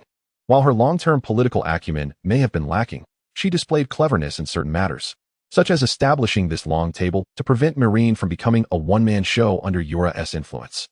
Daenerys partitioned the pyramid into 3 tiers of power. The first tier represented herself, seated upon the highest throne. The second tier comprised the Roundtable Council, the leadership of Meereen. And the third tier included various officials and representatives, along with religious figures like the Green Seers, who possessed no decision-making authority. The naval fleet of 800 ships from the city of Volantis posed a significant threat to Daenerys. The Freemen's army sought to evoke fear of the Dragon King, rallying all to unite against her. Daenerys, seated below the throne, furrowed her brow. Aware that whenever Yora spoke, it often signified impending trouble. Everyone anticipated Yora's response, but the subsequent words from Ser Yora doused their hopes with cold water. Without iron minds, they could not forge weapons to arm the Freemen's army. 8,200 Unsullied and the White Dragon Legion were stationed in Meereen. 2,700 Unsullied and the White Dragon Legion were stationed in Yunkai, with the remaining Unsullied and the Green Dragon Legion in Astapor. In that half-year time frame, they must capture Yunkai and Astapor. Otherwise, as the Alliance forces encircled them, they would truly find themselves trapped in a besieged city. Moreover, they had not yet plundered the wealth of the lords of Yunkai, and there surely lay immense riches beyond the pyramid's walls. However, the Grey Worm pretended to have seen something. I did not intend to, nor do I possess the ability to participate in decision-making. I merely follow the orders of His Majesty, the King. The newly recruited soldiers are prone to collapse easily and cannot be compared to the seasoned troops. They resemble the filthy legion. Yet, as Yunkai and Belisipu advised, our primary concern should be fortifying the army to withstand the naval forces landing. We lack food and manpower. And you are buying iron ore from the market, with the number of merchants in Meereen reduced by 80% since then. Consequently, we will soon face a pincer attack from the Anti-Dragon King Alliance's naval and terrestrial forces. Furthermore, the Prime Minister's arrangements are not comprehensive enough, leaving us with little recourse. In Dany's view, the Free Folk army is merely a fade, at least for the next 6 months. After speaking, Lantiston glanced at the Grey Worm, hoping he would join him in persuading Daenerys to acknowledge the necessity of strength. Seeing the Grey Worm's silence, Genelita could only pray that Daenerys would defy his counsel. Jack then spoke directly. Your Majesty, the one who needs to be cautious is not you, but the Slave Owners Alliance. Lantiston did not view the decision to split the troops negatively. In my opinion, the weakest formation of the Filthy Legion grows even more feeble as numbers dwindle. If we divide our forces, no city-state can withstand the Slave Owners Coalition. The next 2 years will not be beneficial for you. You need to train your soldiers and stabilize Meereen's operations. However, once the finances run dry, if you can defeat that coalition before then, the slave owners will send their troops, and you will have already crumbled from within, made up of a group of special slaves lacking proper weaponry and armor. Such a legion, when compared to the Filthy Legion, is indeed akin to a mere decoration. Before Genelita's words, Dany felt a sense of relief. And even the others present felt uncertain. Jack addressed the group, stating that the problem before you is that the Anti-Dragon King Alliance has just formed, and it will take at least another 6 months for them to mobilize. Lantiston furrowed his brow and expressed, Prime Minister, I suspect you have never participated in a war. Thus you might not understand. Moreover, you control the Cathars Pass, and the Lizarian people are willing to sell you food at 40% of the market price, provided you grant us protection. Your Majesty, the 8 Free Folk legions total 14,000 men, with only 8,000 in each legion before they separated. Now, Yunkai has allied with many factions to form the Anti-Dragon King Alliance. Does anyone have a countermeasure? Dany inquired of the assembly. Lantiston, seeing Dany still in contemplation, continued, the formation of the Anti-Dragon King Alliance was anticipated, yet I did not expect Yunkai to gather such a small number of allies in such a short time. To speak frankly, do you believe that splitting forces is a wise choice? The slave owners are unlikely to miss this opportunity to encircle Yunkai and Belisipu's Filthy Legion. The Free Folk army? Dany retorted. But the issue lies in how to ensure a foothold against Yunkai and Genelita. No, it is not the Free Folk army. It is the Filthy Legion protecting the Lizarians, and you do not even have 1,800 men. Pray tell, Prime Minister, with only 4,800 filthy ones in Meereen's army and 2,000 needed to protect the Lizarians, how can you solidify control over the 8 cities of Slave Bay? Mandona interjected. Is the Prime Minister suggesting that as long as you can buy time, you can win that war? Sir Lantiston, you seem to have overlooked a vital point. Before you occupy Yuankai and Balisi-pa, do you really think you can recruit more soldiers? The assembly fell silent. There are no good solutions at present. We can only respond to aggression as it comes. Once Genelita's fleet arrives, Miran's maritime trade will be directly blocked. Even if the filthy legion numbers only 10,000, considering the potential casualties in attacking Yuankai and Balisi-pa, the slave owners coalition comprises 800,000. Our alliance is named the Anti-Dragon King Alliance, not because of you and the 7 dragons outside. Jack's meaning was difficult to comprehend. After the Anti-Dragon King Alliance encircles Miran, they would first take Yuankai and Balisi-pa. Many turned their gazes towards Genelita, for even a servant's words hold weight. Chapter 66. The aftermath of the city's plunder. At this moment, Daenerys found herself in a quandary. She believed Jack's idea to be excellent, yet also felt that Balistan had a point. Jack, noticing her hesitation, directly addressed Daenerys. Your Majesty, although our soldiers are of slave origin, the soldiers of the Anti-Dragon King Alliance are also slaves. Even if there are some differences, they are not insurmountable. Upon hearing Jack's words, a glimmer of realization illuminated Daenerys' expression. Indeed, the soldiers of the Anti-Dragon King Alliance are also of slave descent. Their strength would not be significantly greater. Moreover, as the defending party, Daenerys could to some extent mitigate the disparity in individual soldier quality. Then let us proceed as the Prime Minister suggests. When does the Prime Minister believe we should attack Yuankai and Astapor? Balistan looked at Jack with a mix of exasperation and anger. Though Miran stabilized rapidly under Jack's policies, Balistan regarded him as a political operator, lacking understanding of military strategy. Unbeknownst to him, Jack viewed the entire realm of political intrigue as akin to a gang war. In Jack's perception, the Game of Thrones belonged to a medieval Western world where battles are fought without elaborate schemes, simply arraying forces for a straightforward clash. The least powerful group was not the bureaucratic faction led by Daenerys. The administrative authority of Miran lay firmly in our hands. Balistan served as the captain of the Kingsguard while also commanding Miran's garrison, responsible for maintaining order within the city. Although Daenerys had not yet tasked the filthy ones with maintaining order, they could observe every corner. Is it the son of the eagle-headed man? Daenerys asked decisively. Among the remaining 7 dragons in the world, Drogon is the smallest, with a wingspan of less than 8 meters. It is estimated that in another year, when he reaches 7 meters, he will be rideable. Daenerys had never allowed Robb to wield military power in Miran, of which Robb was well aware. Daenerys' expression shifted from confusion to gravity as she sensed something ominous. Robb Stark had utilized various tactics during his southern campaign, successfully forcing Tywin Lannister into retreat. Balistan threw the package he held onto the ground, scattering its contents, revealing a golden mask and dagger. Even at the most critical moments, there was no report on the hours worked. Robb planned to assault the 2 remaining cities of Slave Bay 8 months prior. The woman detained by Balistan was a former freefolk of Miran, appearing to be no older than 80. Regrettably, while Robb possessed formidable military prowess, his political acumen had clearly inherited from his father. The most significant concern was Vaesilian and Rhaego. Vaesilian had a wingspan of 2.7 meters, while Rhaego's was 2.1, presenting little difference between them.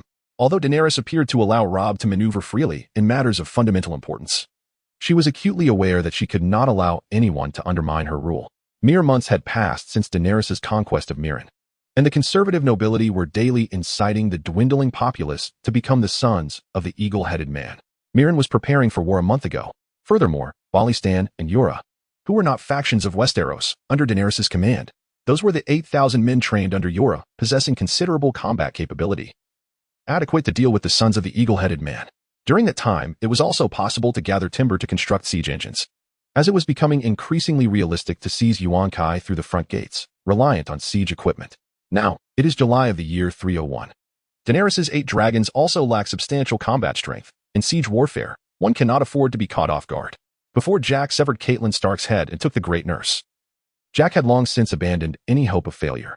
Indeed, relying solely on the mercenaries from noble houses, Miran may not have been as sparsely populated as portrayed in the original narrative. Yura commanded the 8 small free men legions, serving as the president of the military council.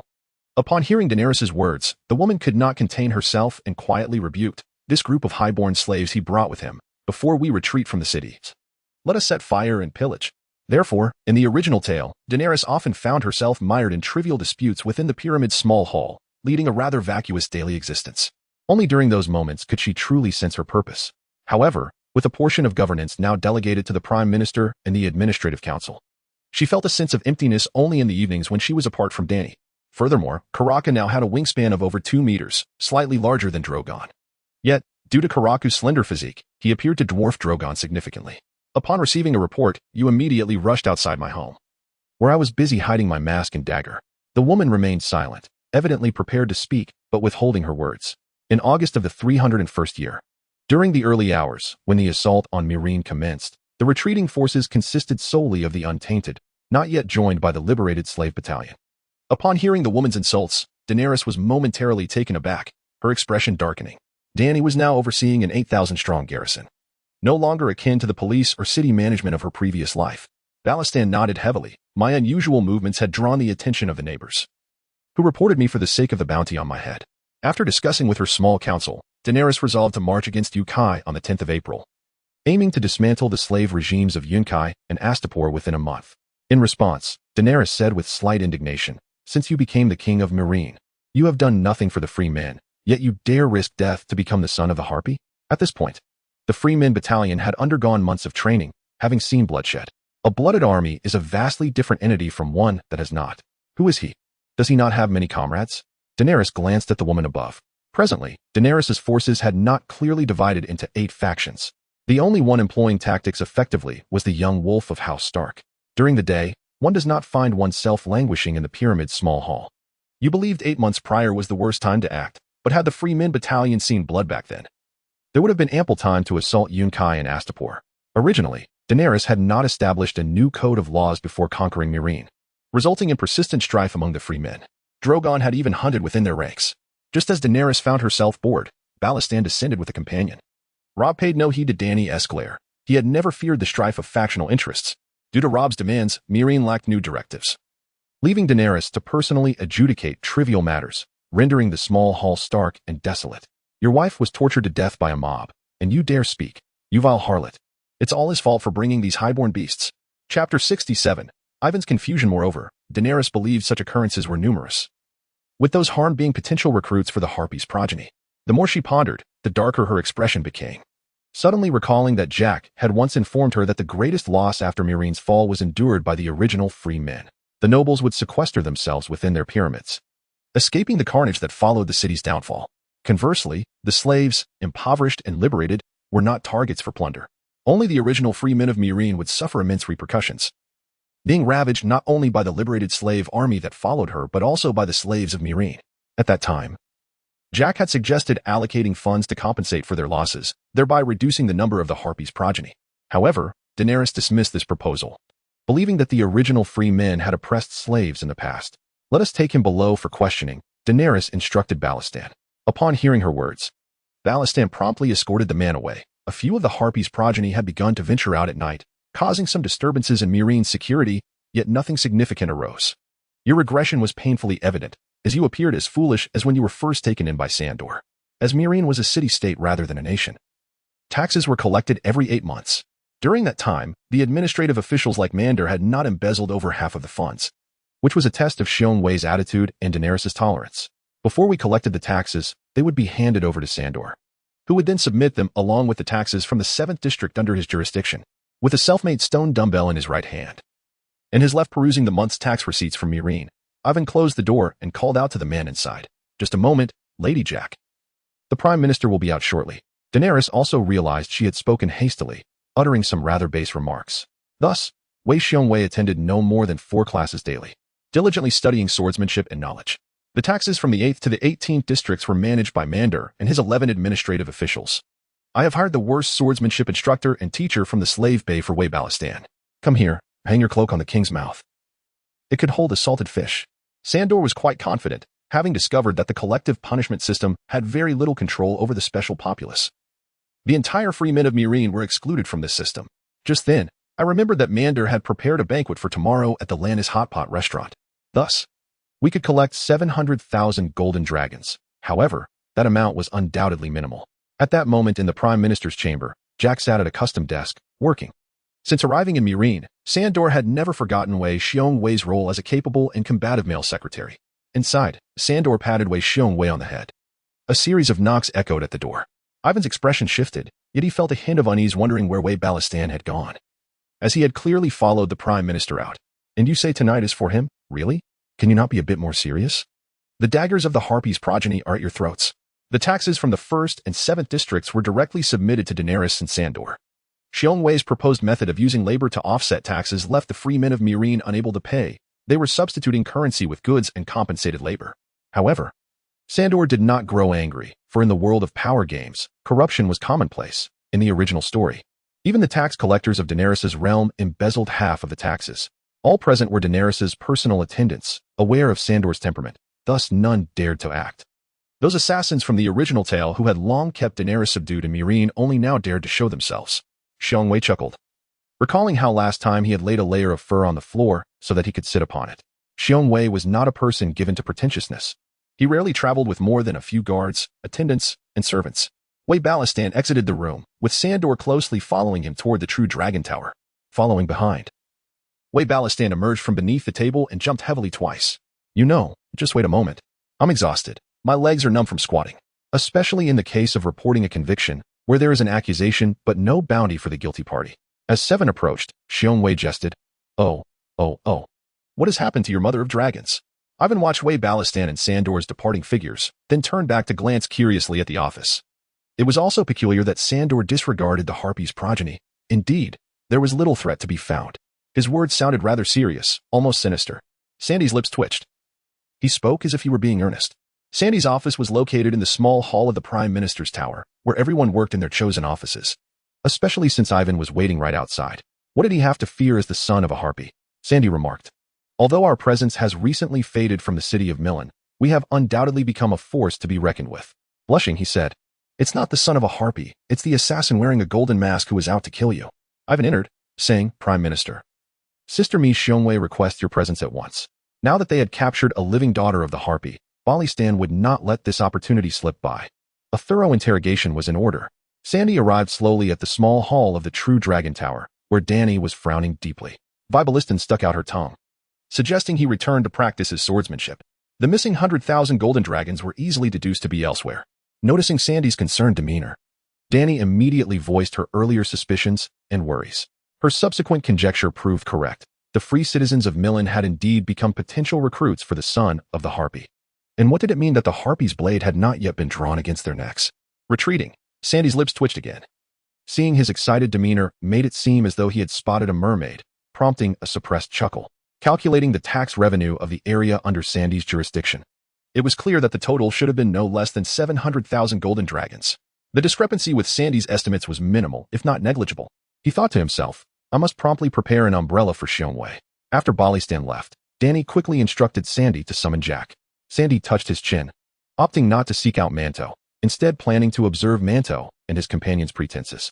According to Xiongwei's calculations, the total tax revenue from Milan, prior to the opening of the arena, should not have dipped below 800,000 golden dragons, yet now it was only 70,000.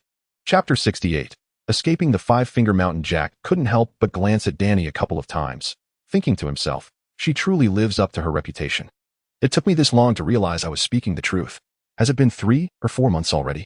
As Jack Poseidon, I need someone like you as my superior. With anyone else, I would not dare to indulge in corrupt practices. Rest assured, the daughter of the Harpy cannot escape my grasp. If you are truly concerned, issue a self-accusation decree, apologize, and perhaps offer a little financial compensation. Dany furrowed her brow, questioning the efficacy of such a strategy. I don't know. I'm merely suggesting, Jack stated candidly.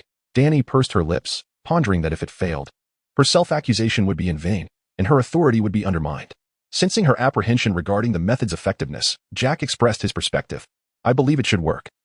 Those free citizens do not care for your authority. In such circumstances, unless it is a matter of life and death, who would risk the gallows to rebel?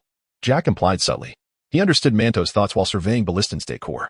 While reassuring Dany, Jack also took the opportunity to undermine Ballastan. Manto's expression subtly shifted, and he quickly laughed off. The kind of barley wine is indeed clear, but it offers little profit, and if Jack adheres to that standard, it will lose its competitive edge. Jack bid farewell before turning to leave, leaving Dany beneath the throne with a changing expression. He feigned nonchalance, saying, Our shop's owner gifted you 8 bottles upon opening. It was evident who he learned such behaviors from. Truly, it was repulsive and difficult to please. Nia Lei only pursued the lower-end route. I had no intention of engaging in the lower market. Before the two retreated to the private room, a server brought a bottle of wine, alongside a fruit resembling peanuts. Is this late? It seems your preparation was a bit tardy. The dish spoiled before it even reached the table. You may proceed to the private room. Manto sighed internally, wondering why it was sold at such a high price. The flavor was indeed intoxicating. Not at all. It cost 398 golden dragons, leaving Jack with a profit of 397 golden dragons. Think it over. I'll return to my duties. Oh dear, you Jack are truly a little scoundrel, so suspicious of Sir Lantiston. Aside from this, the Giant Wave Trading Company had merely opened stores in 7 locations within Milan, also contracting a small amount of salt land. Soon, the dishes began to arrive, featuring not only unfamiliar lamb, but also a variety of recognizable vegetables, including beets and cabbages, as long as one is more noble and wealthier than them, and then offers apologies and financial compensation, it suffices. Mando led the way, secretly cursing Jack, the cunning fox. Though young, he spoke with dual meanings. This could satisfy their vanity while also yielding tangible benefits. Even if some losses were incurred, the wine business would continue. Furthermore, prior to distillation, the sea god's brew bore no distinct characteristics, being both aromatic and lively. Whether in Westeros or Essos, the lower classes could only afford a few copper coins for a cup of barley wine. It feels a bit late, doesn't it? Jack spoke with a smile. Jack arrived at the hot pot restaurant's entrance, where Manto was waiting in the backstage. Jack's past experiences were concealed from Milan's minor nobility, and they even learned about Jack's father at the brothel in Quarrels. Aware that the hot pot restaurant could indeed be profitable, Jack tentatively opened 18 locations, especially as Milan was experiencing a demographic dividend. The novel dining experience and ordinary broth attracted a modest clientele. Of course, another reason was the affordability. It could be deemed inexpensive since the same weight of vegetables and lamb at the hot pot restaurant was marked up several times. A bottle of Sea God's brew cost merely 4 silver coins.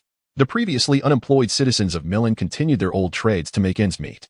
Besides, how many truly harbored deep-seated grudges? However, for the nobility and merchants, it was not expensive, and the free citizens could afford to dine twice a month. The sea goddess intoxication was indeed concocted by Jack, tailored to the taste of the Game of Thrones universe. It was made from grapes, slightly lower in alcohol content, but not exceeding 70. Most importantly, Jack's unwavering support and green lights ensured the hot pot restaurant could open and profit within such a short time frame. First, it divided the noble factions within Milan, and through various unscrupulous methods, it deceived the free citizens and slaves, leading the entire city of Milan by the nose. I believe it will not be long before Commander Ballist and eradicates all offspring of the Harpy. Dany remained unconvinced, believing it absurd to have the lowly Targaryen bloodline issue a self-accusation decree to the people of Milan. Each time recruitment was announced, no one rushed to apply, making labor a crucial consideration. Upon Jack's arrival, Manto quickly came out to greet him. Prime Minister, why have you come so early? Jack was 18 this year, considered an adult in the Game of Thrones world, yet still quite young, especially as Niele had been a pirate since 14. They had spent a total of 170,000 golden dragons, and it now appeared that the money was not wasted. The decor was truly remarkable. Manto used a specialized wine opener to uncork the sea god's brew, the fragrant aroma of grapes intertwining with the scent of the wine. Manto paid a full 8 times the price to keep that bottle of sea god's brew. On the evening of the 7th day, at the hot pot restaurant, the business and management of the salt fields, along with agricultural endeavors, provided new jobs for the free citizens while alleviating the financial strain on Milan. Milan had finally begun to find its footing. The two soon began to drink, discussing the current situation in Milan while enjoying their meal. In just a month, the Belize Hot Pot restaurant has become immensely popular in the city of Miran, with a location established in every administrative district. The new free citizens have made significant profits from the projects at Kai's Mountain Pass and the governance of the salt lands, which are expected to continue for another 7 or 8 months. Meanwhile, Jack has returned to the Prime Minister's tower, contemplating how much he could potentially embezzle from the various projects in Miran last month. Given the harsh environment, low-alcohol grain liquor should be marketable. Mandu immediately introduced a type of wine, stating, "This is the exquisite Atabalus wine from Sea King Island, known as God of the Sea's intoxication, priced at 398 gold dragons per bottle, with no monthly limit." However, this raised questions among the nobles, who were baffled as to how a mere pirate's son could concoct such cunning schemes. Consequently, Niele had to adopt a mid-range strategy, as it was still profitable. Previously, Jack planned to produce low-alcohol grain liquor to sell in the north and beyond the wall. Every city has the potential to survive independently, and the outskirts must have a small number of estates to support the city. However, as Jack refined the liquor, costs decreased, making it more competitive. Chapter 69. The increasingly astute Dany Miran is no exception. Aside from the salt-eroded lands, even the estates have been completely burned down. Most of the lands granted to Jack by Dany are these chart estates. During a banquet, half a bottle of God of the Sea wine was quickly consumed. noticing Jack's empty glass. Mandu immediately offered to refill it. At that moment, Jack suddenly reached out to stop the wine bottle. Mandu was taken aback, confused about his intentions. Jack smiled, saying, "Lord Mandu, this bottle is only half full, and I intend to bring it to His Majesty for him to taste. He has long heard of this exquisite wine.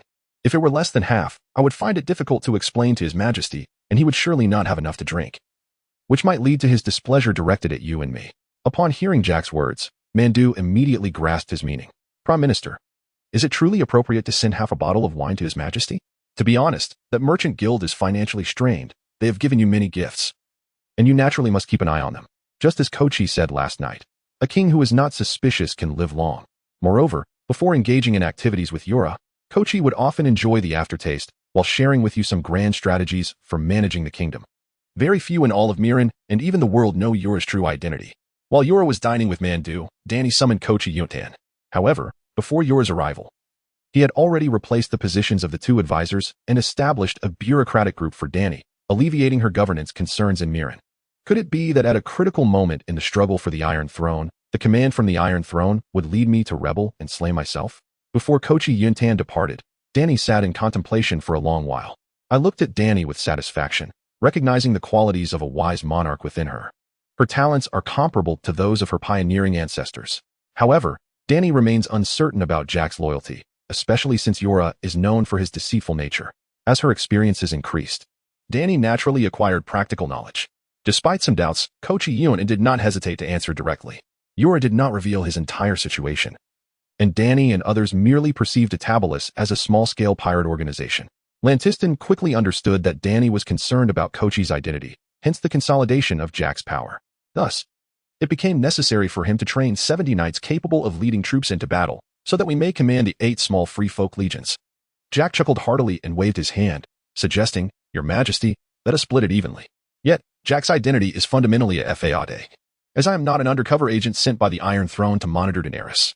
Therefore, even if Danny later confides in Jack her complete trust, she would still be entrusting nearly 20,000 new soldiers to him. "Rest assured, Your Majesty, I will train 70 qualified knights for you in the shortest possible time. In the past, our ancestor Aegon Targaryen conquered Westeros with 8 dragons. You, Daenerys Targaryen, with your own 8 dragons, will undoubtedly reclaim the Iron Throne. Thus, Danny must remain vigilant. However, funds are scarcer than in Miran, and if I were to accumulate wealth, Atabalus would soon become a derelict building. In the eyes of others, my ties to the Giant Wave Merchant Guild appear excessively close." Danny quickly acknowledged this, though a smile on her face concealed her concerns. "Waiter, bring another bottle of wine," Mandu called out. For instance, in the future, Danny will undoubtedly seek to divide the military power held by Jack. "Sir Kochi Yuntan, you have selected 30 relatively simple-minded individuals among the free folk in Miran, while the allied Lazarin have also sent 20 more. Should Kochi discover this, he might punch Mandu. That old man, as Atabalus has only just begun to reap profits." Having received the answers he sought, Mandu felt a sense of clarity, silently cursing Jack's greed. In Miran, only Danny, Kochi, Lantiston, Grey Worm, and Missandei are aware of this. At this point, Mandu had already calculated how much corruption he would need to remit that evening, cursing Jack's avarice in silence. Yet soon, Danny relayed Kochi's words directly to Lantiston. She then addressed Jack. "Those outside must call the servers. The rules are quite few, and they must adhere to the regulations before departing," indicating that the previous forces were not insignificant. Jack smiled. "Half is sufficient, with Your Majesty's drinking capacity. You can handle half a bottle. But, alas, what if Jack truly is an undercover agent? That would lead both Lantiston and Jack to pursue paths as military leaders." "Your Majesty, I understand you seek me for a reason?" Lantiston inquired before the true Dragon Tower, in response to Mandu's probing. Yura did not conceal anything and spoke candidly. As in the original tale, the old lion would expose Jack's identity before his betrayal, prompting Daenerys to sever her own arm. Lantiston furrowed his brow, sensing something amiss with Danny. He felt a tightening in his brow upon realizing that when you departed Westeros, you did not keep abreast of events on Bear Island, thus you cannot ascertain whether Kochi Mormon is trustworthy. Kochi cast a sidelong glance at Mandu, recognizing that ancient people were indeed Na'vi. A young man had only recently departed. "You were going to feed dragons, following Yura's example." Danny gestured for Lantiston to sit and converse. "You need him to train us into true knights, capable of leading troops into battle." Lantiston, feeling wronged, thought of how Joffrey had stripped him of his position as captain of the Kingsguard, leaving him humiliated, and as Dany's father as Kingsguard. Danny naturally could not afford to use him. Mandu, smiling slyly, whispered, So, may I ask, how well does the Prime Minister handle his liquor? The few individuals who ultimately followed Danny at that time did not intend to mooch off her, but did not deliberately conceal their identities either. Lantiston seemed momentarily dazed.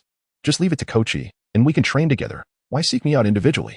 However, I understand that Yora had specifically advised Danny and others to avoid exposing their identities, as he intended to return to Atabalis and continue his life as a pirate. In the original tale, Jack and Lantiston had little interaction with Danny, even handling minor affairs as Danny's advisors, wielding very little decision-making power. Mandu chuckled.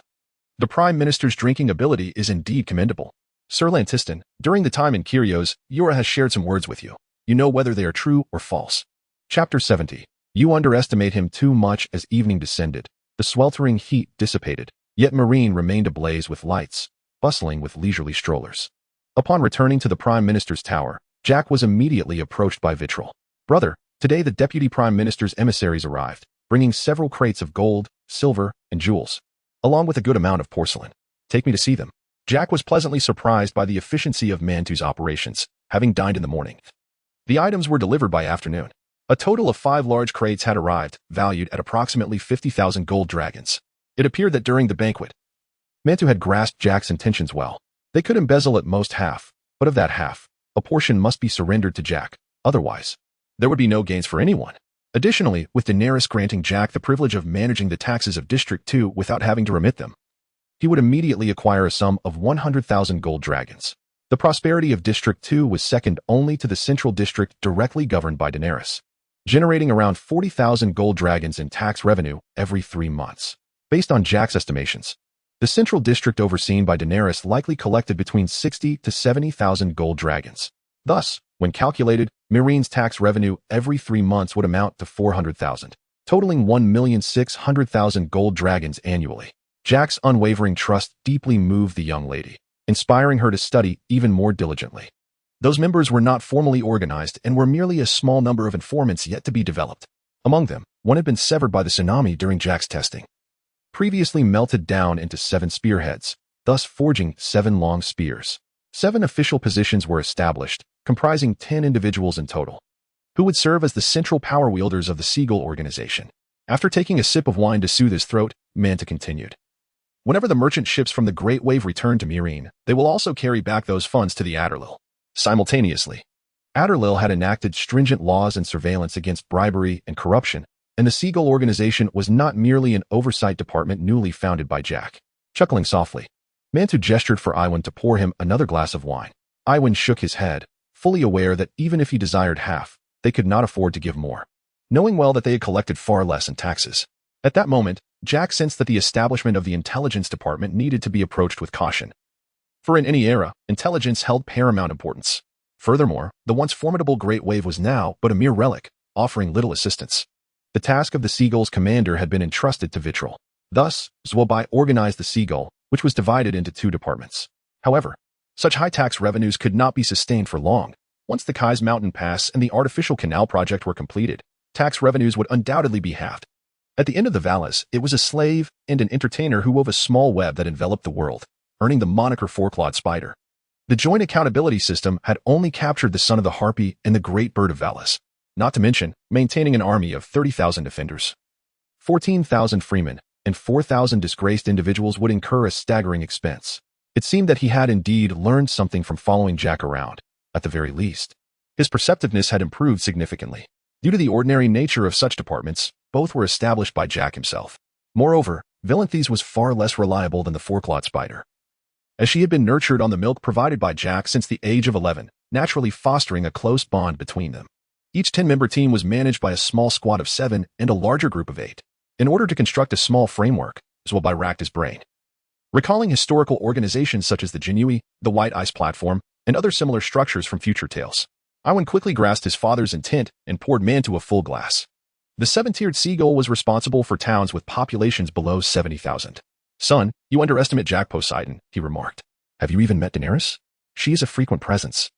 And do you truly believe that the policies currently in place in Meereen are of your own making? Jack possessed neither the tsunami nor 2 Valyrian steel swords. Nor did he have the miscellaneous expenses. If he could retain even 1/10 of the annual tax revenue, it would be a considerable achievement. The armor and sword symbolized Jack's authority, akin to the imperial sword, donning the armor and wielding the sword signified Jack's presence. Finally, after losing all his hair, the framework of the seagull was established. Manta showed no sign of anger. Iwan, do you understand why Jack insists on receiving less? Must you provide him with more? Although the young lady had never been involved in intelligence work, Jack had yet to share the framework and ideas with her. She needed to learn quickly. While 1,000,000 gold dragons might seem substantial, the expenses were far more numerous. Ascending from the 1st to the 8th tier of the seagull.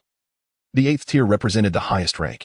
The white seagulls monitored the internal affairs of Adderlil, while the gray seagulls kept a watchful eye over the entire world. Thus, the foundational structure of the seagull was laid out, and the next step was not merely selecting individuals, but rather establishing the framework and swiftly filling it with substance. I had just learned that my father's embezzled gold dragons were handed over to Jack Poseidon. Ultimately, Zwilbai formally conferred the Valyrian dragon armor and the tsunami de vitriol. The 1st-tier seagull was tasked with overseeing towns with populations below 800,000. Previously, there were 2 white seagull commanders and 2 gray seagull commanders, with the lowest rank being that of the seagull's supreme commander. In order to facilitate the return of the bribes and tributes received to Adderlil, Jack purchased a small warehouse at the docks. Before inspecting the goods sent by Mantu for any discrepancies, Jack instructed his subordinates to transport the 7 crates of gold and silver to the warehouse he had acquired at the docks. Furthermore, the amount was so meager that it was unlikely to reach Daenerys in full.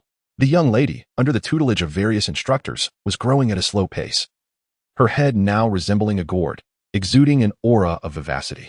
Iwan paused, then firmly stated, "Wasn't it the king who proposed this during the council meeting? You all witnessed it.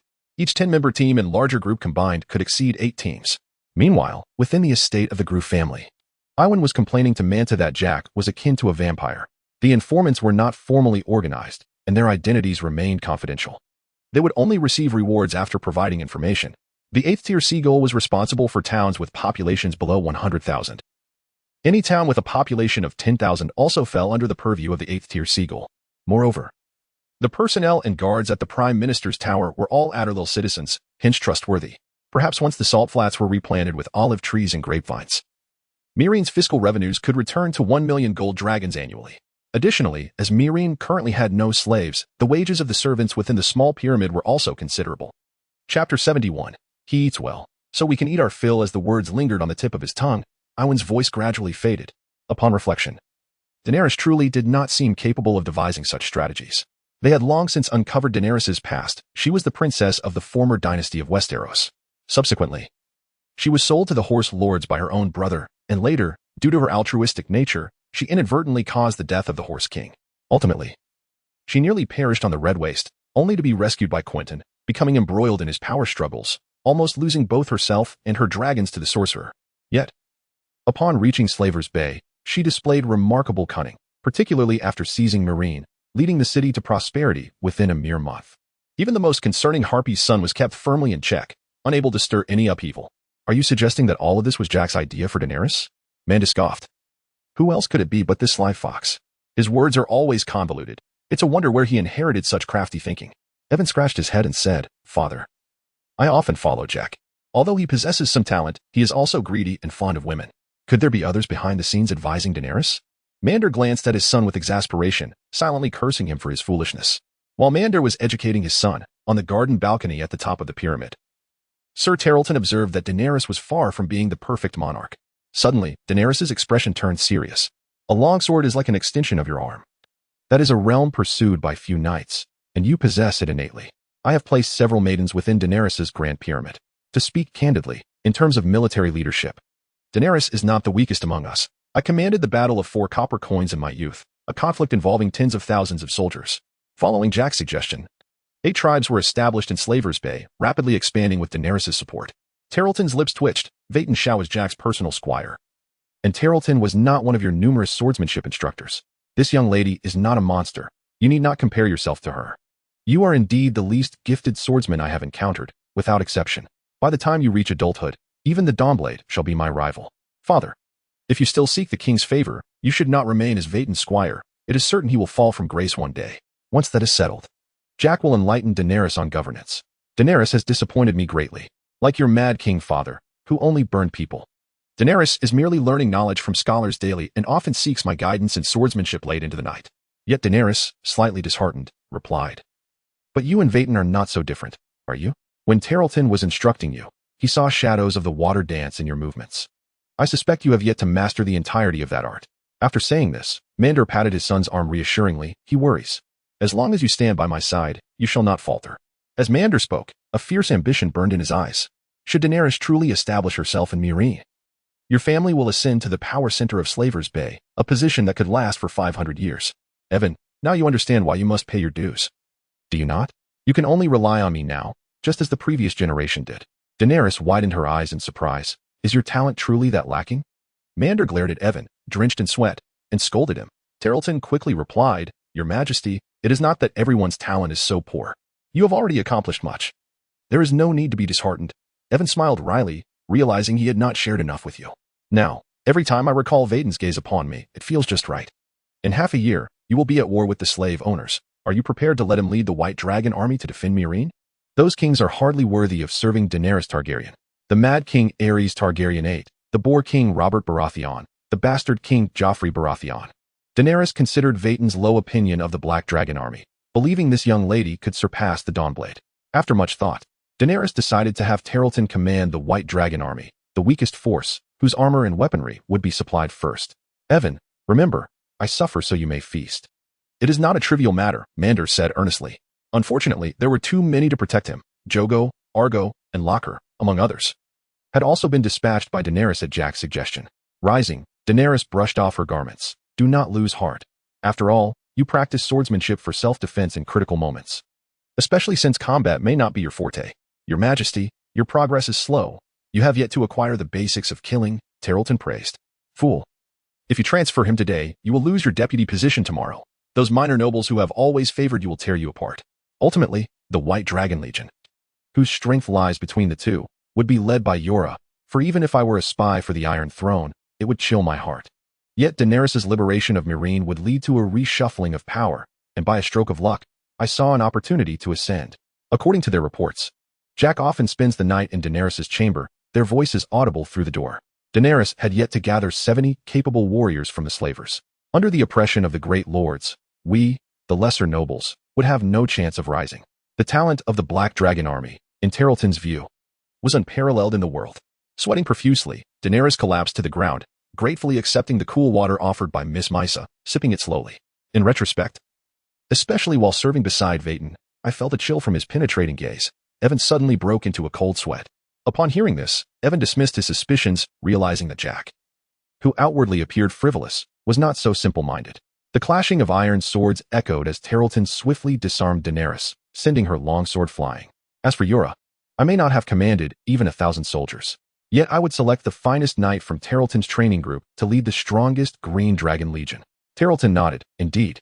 Any swordsmanship, no matter how simple, requires only a single explanation. Ultimately, Daenerys was concerned for her safety. She originally intended for Tarleton to train at the Casterly Rock. Chapter 72, Damned Vampires. The following day, Balistan set out early for Casterly Rock. The young men sent by the Lazarene tribe had arrived, and he needed to claim them while also checking on Yora's training progress. The construction of Casterly Rock was also of utmost importance. Fortunately, the journey from Meereen to Casterly Rock took less than a morning. Moreover, Balistan traveled light, primarily on horseback, ensuring a swift pace. Upon reaching Casterly Rock, Balistan first assessed its progress. At this point, half of the fortress had been completed, and it appeared it would be finished before the slave owners arrived. Yora received news of Balistan's arrival and brought 20 Lazarene youths to meet him. Although both hailed from the same Westerosi faction, their relationship was rather tenuous. In Balistan's eyes, Yora was not only of unclear origin and uncertain intent, but was also a man over 50 who constantly concerned himself with the queen's well-being, which was indeed infuriating. You must return and inquire with Yora how I manage the officials under my command. The Lazarene Legion was not merely composed of infantry. They were more than just foot soldiers. Sir Balistan, these are the 20 youths sent by the Lazarene. I still have training to conduct, so I shall not accompany you further. Casterly pursed his lips, acknowledging that while the training was going smoothly, it lacked the semblance of an army. The infantry training was still flawed. It is futile to ask him. This group has already sent all their bribes to Yora, as you have investigated before. We barely disguise our corrupt practices. Thus, I decided to return and seek the king's permission to bring the White Dragon army back to Meereen for my own training. Although Casterly was somewhat displeased, he accepted the proposal, as Balistan's suggestions were indeed practical. Additionally, the rations and coin were adjusted from 8 meals and 8 copper coins to 2 meals and 2 copper coins. allowing the savings to be used for purchasing meat to supplement our provisions. I had eaten pork during the royal meetings in King's Landing, but I had never seen a pig run. A few more fat pigs were added, yet the distribution remained so scant. Haha. Kais couldn't help but twitch his mouth and quickly replied, "That's not the case. The materials from Jack Fortress are quite solid, and the strategic reserves outside are abundant. This group of managers has compressed 10 hours of labor into merely 4, providing lunch and dinner for just 2 coppers. I know that even if I report this to Danny, there will be a way out. Jorah will claim I have shortened the working hours for the free folk, and the saved coppers were used to enhance their meals." Balistan breathed a sigh of relief. The slave owners wouldn't arrive for at least 7 months, allowing ample time. Observing Balistan's pride, Kais felt a twinge of satisfaction. How long until the work is completed? Balistan then inquired further about Jorah's alleged corruption. Ruan Waifutin quickly caught his breath. Did this group of free folk not protest? An old man over 50 daring to vie for his favor was truly outrageous. Moreover, he could teach 70 men how to lead troops, achieving 2 objectives at once. However, both held unwavering loyalty to Danny, so they would not openly express disdain. Initially, the workers labored for 12 hours a day, receiving 8 meals and 8 coppers, but the managers had now reduced it to 4 hours. Seeing Balistan's anger, Juan hurriedly explained, "Of course, the strength of the Dirty Legion is still quite weak. The Western Army possesses excellent weaponry and individual quality, not to mention the thousands of heavily armored knights." Balistan, after observing the training of the 8 little legions for a while, had little doubt. 8 months. Similarly, Balistan was not perceived as a good figure in Jorah's eyes. Suddenly, Ruan Waifutin's expression shifted. "Wait, don't tell me Ruanway Fortress is merely a facade?" Surely this was due to fear of Jorah's retaliation, compelling him to conceal the matter. "I would rather find a place to retire before being dismissed by the Iron Throne." The infantry was trained with the involvement of the Dirty Legion, while the cavalry and archers relied entirely on Kai's instruction in horseback riding and archery. "Why are you even discussing this?" Balistan was somewhat irritated. "Are you playing with me?" Sigh. Upon hearing this, Balistan let out a sigh. At the same time, Ruan Waifutin realized his own capabilities were limited. After all, I am not a count from Bear Island, a barren place that couldn't even muster 100 conscripts. Balistan's doubts were further alleviated. Compressing the labor to 4 hours seemed reasonable, considering Jack Fortress showed no signs of delay. Even if I know it is of no use, I still must report this matter to Danny, even if it offends Jorah, the king's hand. Danny, relying solely on the Dirty Legion to advance in Westeros, depends on dragons and a few Dothraki riders, making it highly improbable to conquer even a single western territory. Balistan knitted his brows upon hearing this. "Why do you say that? The Free Folk Legion belongs to a composite army, a true military force comprising cavalry, archers, and infantry. That is not Jorah's insidiousness. I informed these free folk that I reduced their working hours from 12 to 4. Yet Balistan replied earnestly, "Sir Kais, His Majesty the King is very concerned about the progress and training conditions at Ruanway Fortress, hence your mission to lead the men while also assessing the situation. This is the most basic loyalty as the King's Iron Guard. However, it is ultimately a task entrusted to Balistan by Danny, and Kais merely introduced the recent circumstances. First, he betrayed Danny's father, then was exiled by the Iron Throne, arriving at Danny's side in a pitiful state. At least 8 months, given the current manpower and resources. Jack Fortress will be completed within that time frame, as it is merely a military fortress constructed with rudimentary materials. After all, as a commander who has led tens of thousands, Balistan could easily discern the state of the army. These free folk were not only angry, but also grateful to me. In truth, their meals had never included meat. When facing Jorah, their positions were surprisingly aligned. How is the training of the army going? Is it proceeding smoothly? Jorah's underlying message was clear. This is what you wanted. Before bringing him down, make sure to leave. Jack Fortress's construction is progressing slowly, while there are enough workers. They are being fed and paid, and the morale is low, undoubtedly due to Jorah's appointed managers, which will further delay progress. Ruan Waifutin only departed at noon and afterward relayed many opinions to Kais. Did he accuse us of corruption? Truly a group of leeches. After all, the kitchen accounts are all managed by my people, and the external workspace is too confined. The Free Folk Legion and the Dirty Legion are the same. Chapter 73, Dragon Spirit. The garden atop the true dragon pyramid. Danny beside Jack rolled her eyes. I can't take it anymore. Subsequently, Danny withdrew from the state of dragon spirit. The humanity in Drogon's eyes gradually faded, and his wild instincts reclaimed dominance. Jack cradled Danny in his arms, gently wiping the sweat from her forehead. Not bad, you've held on for a few more minutes. Had you not persistently refused to connect with the black during the hatching of the dragon eggs, it wouldn't have been so arduous. Danny immediately pouted, defensively arguing. Who knew the dragon eggs would hatch? Just imagine, While dreaming, a 200-meter-long giant dragon is chasing you, spewing black flames. Wouldn't you be terrified? Jack recalled his first experience entering the dragon dream, feeling quite flustered at the time, but fortunately, that was the last encounter. A line came to mind. What man can dwell in the world without yearning for freedom? He then placed Dany beneath him. Thus, the lineage of the dragon spirit is the most coveted treasure of Daenerys Targaryen. Even Rhaego's intelligence had been significantly diminished. However, you did not disclose those matters to the dragon spirit, as you recognized the distinction between yourself and those special individuals. In the world of Game of Thrones, there exists a group of extraordinarily unique individuals known as skin changers, who can invade the consciousness of animals and even humans through their powerful soul awareness. I am not like you. You are an exceedingly rare dragon spirit wielder, whereas I, as a dragon rider, can only enter the dragon spirit state once before the hatching of the dragon eggs, while you can persistently enter this state. Contemplating this, Dany resolved that, regardless of the circumstances, she must leave a seed of the dragon spirit. Dany, undoubtedly the most pure-blooded Targaryen in history, according to records. Even the dragon kings of Valyria were exceedingly rare. The dragon spirit's complexion paled. This clever girl has quite the imagination. So you currently possess the capability for reproduction. Have you consulted a physician? Is there any issue? The 8 dragons have been communal since birth, with Rhaego naturally becoming the lead dragon. They merely heed Rhaego's commands, not those of Daenerys Targaryen. Among those with exceptional talent, some can control multiple animals. For instance, north of the Wall in Westeros, there is a skin changer named Varamir who can control 6 different animals. Do not be deceived by the fact that Moon is now your hand of the king. The two frequently engage in deep discussions, and Dany is vaguely aware that the dragon spirit might always remain subordinate to humans. Moon, rarely do such significant details expose the dragon spirit's grand ambitions, hence the need for cunning tactics. Dany truly seeks to find another wild dragon spirit wielder, implying that character and emotions, along with bloodlines, must fulfill the requirements for dragon riding.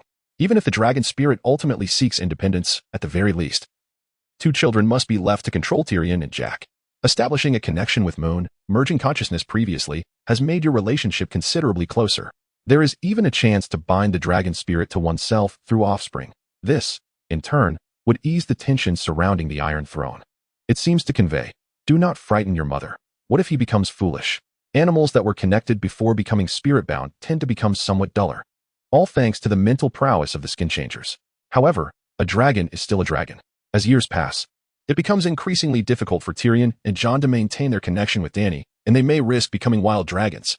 Recently, Dany has deliberately retreated into a Targaryen state of mind, and upon inquiring about Jon, she discovers that he cannot, like her, enter this state. Earlier, the dragon spirit and Varys had wagered over a duel, with the loser obliged to fulfill a request from the winner. It is certain that the dragon spirit can bear offspring, which would enable Tyrion and Jon to become the dragons of her children. Thus, all 8 dragons would be devoid of riders. Ever since Jon retreated into the Targaryen state, the essence of the fire wielder has diminished once more. Although the warlock had deceived him into believing he could still reproduce, the reality is far more complex. It was unthinkable that the fire wielder had not yet acquired such capabilities. Comparable to the heart of the ocean, she patted her toned calf. If she could endure for a full hour tonight, she could make a request. If she managed to last longer, the request could increase to 8. Time has passed, yet only she and the dragon spirit have failed to hatch a dragonling. The current obedience is likely due to the fact that Rhaegar is our dragon king, or rather, the foremost dragon. Jon quickly raised his hands in surrender, and Varys chuckled heartily. Dany could clearly sense the growing distance between the white and green dragons and herself. She reached out to touch Rhaegar's emerging, fearsome horns, her gaze shifting with concern to Tyrion and Yora, who were fighting for food nearby. Even before victory, Jon and Yora exhibited no obvious hostility towards Daenerys. Relying on her own weakened essence as a fire wielder, Dany contemplated the possibility of reconstructing a Targaryen empire akin to Valyria, just as the Targaryen family had once ruled over Westeros and Essos centuries ago. Reflecting on this, Dany stroked her abdomen, a calculating glimmer flickering in her eyes.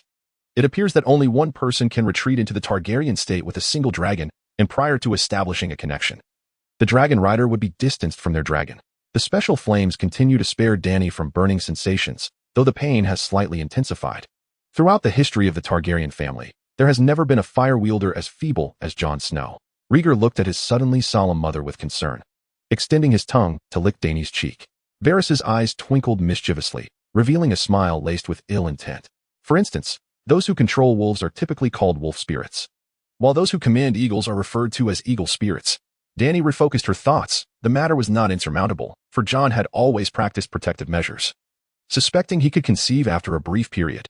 Impressive, impressive. Speak. What do you desire?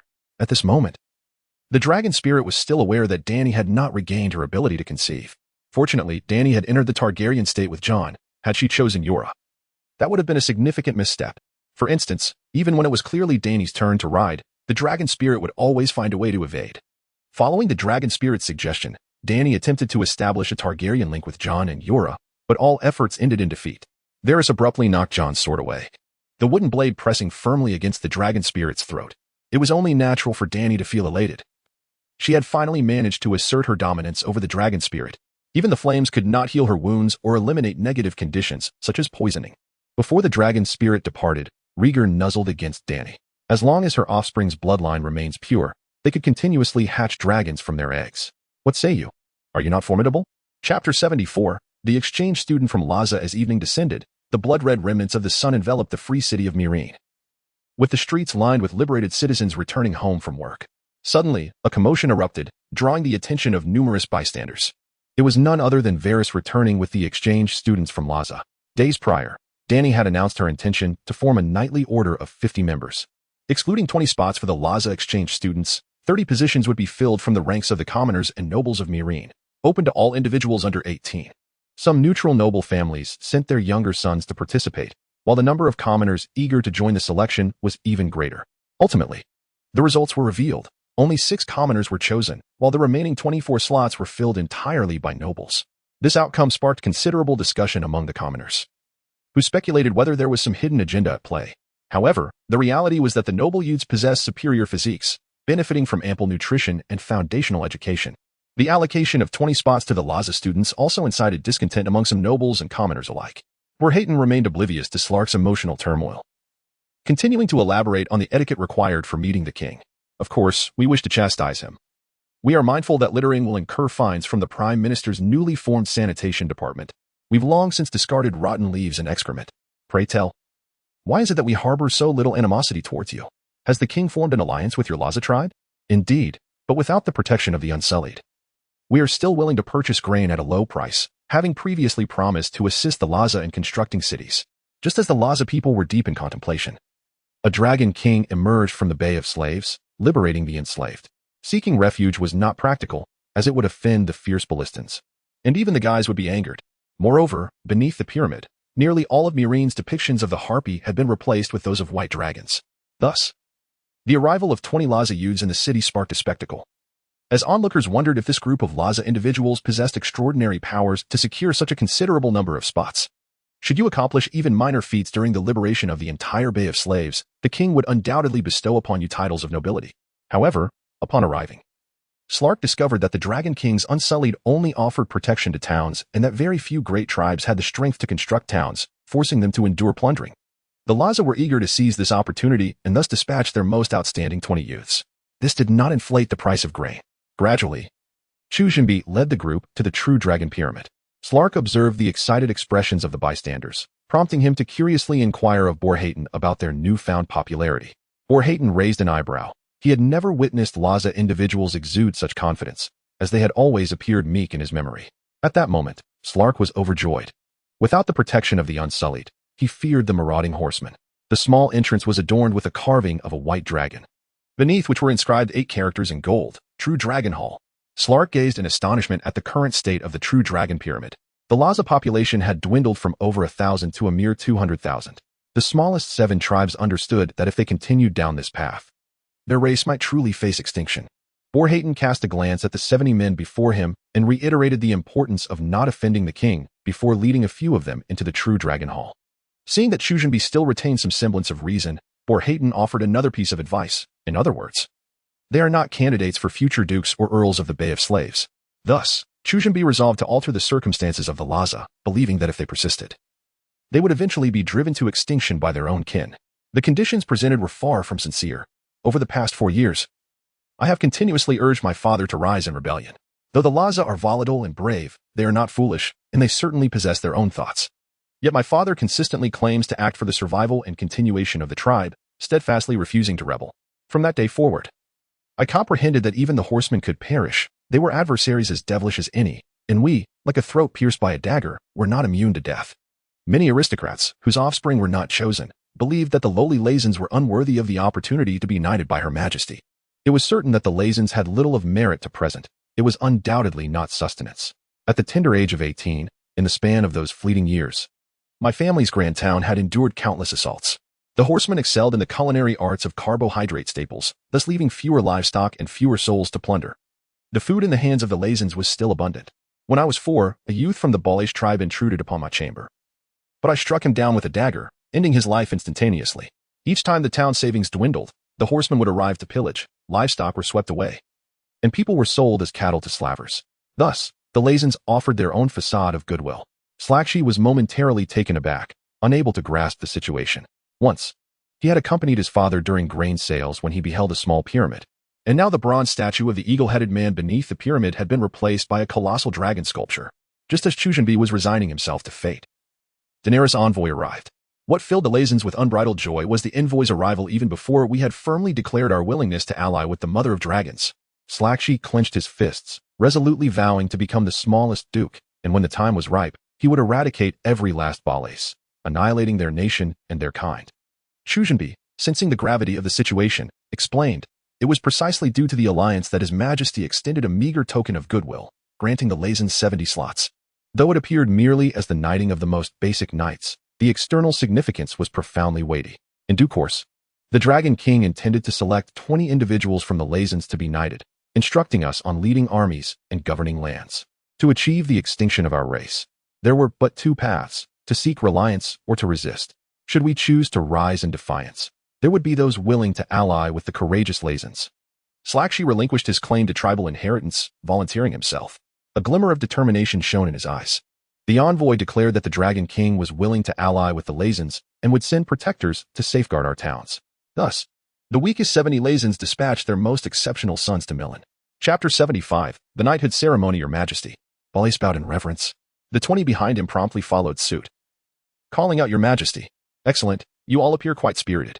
Daenerys scrutinized the 20 young Leviathans below.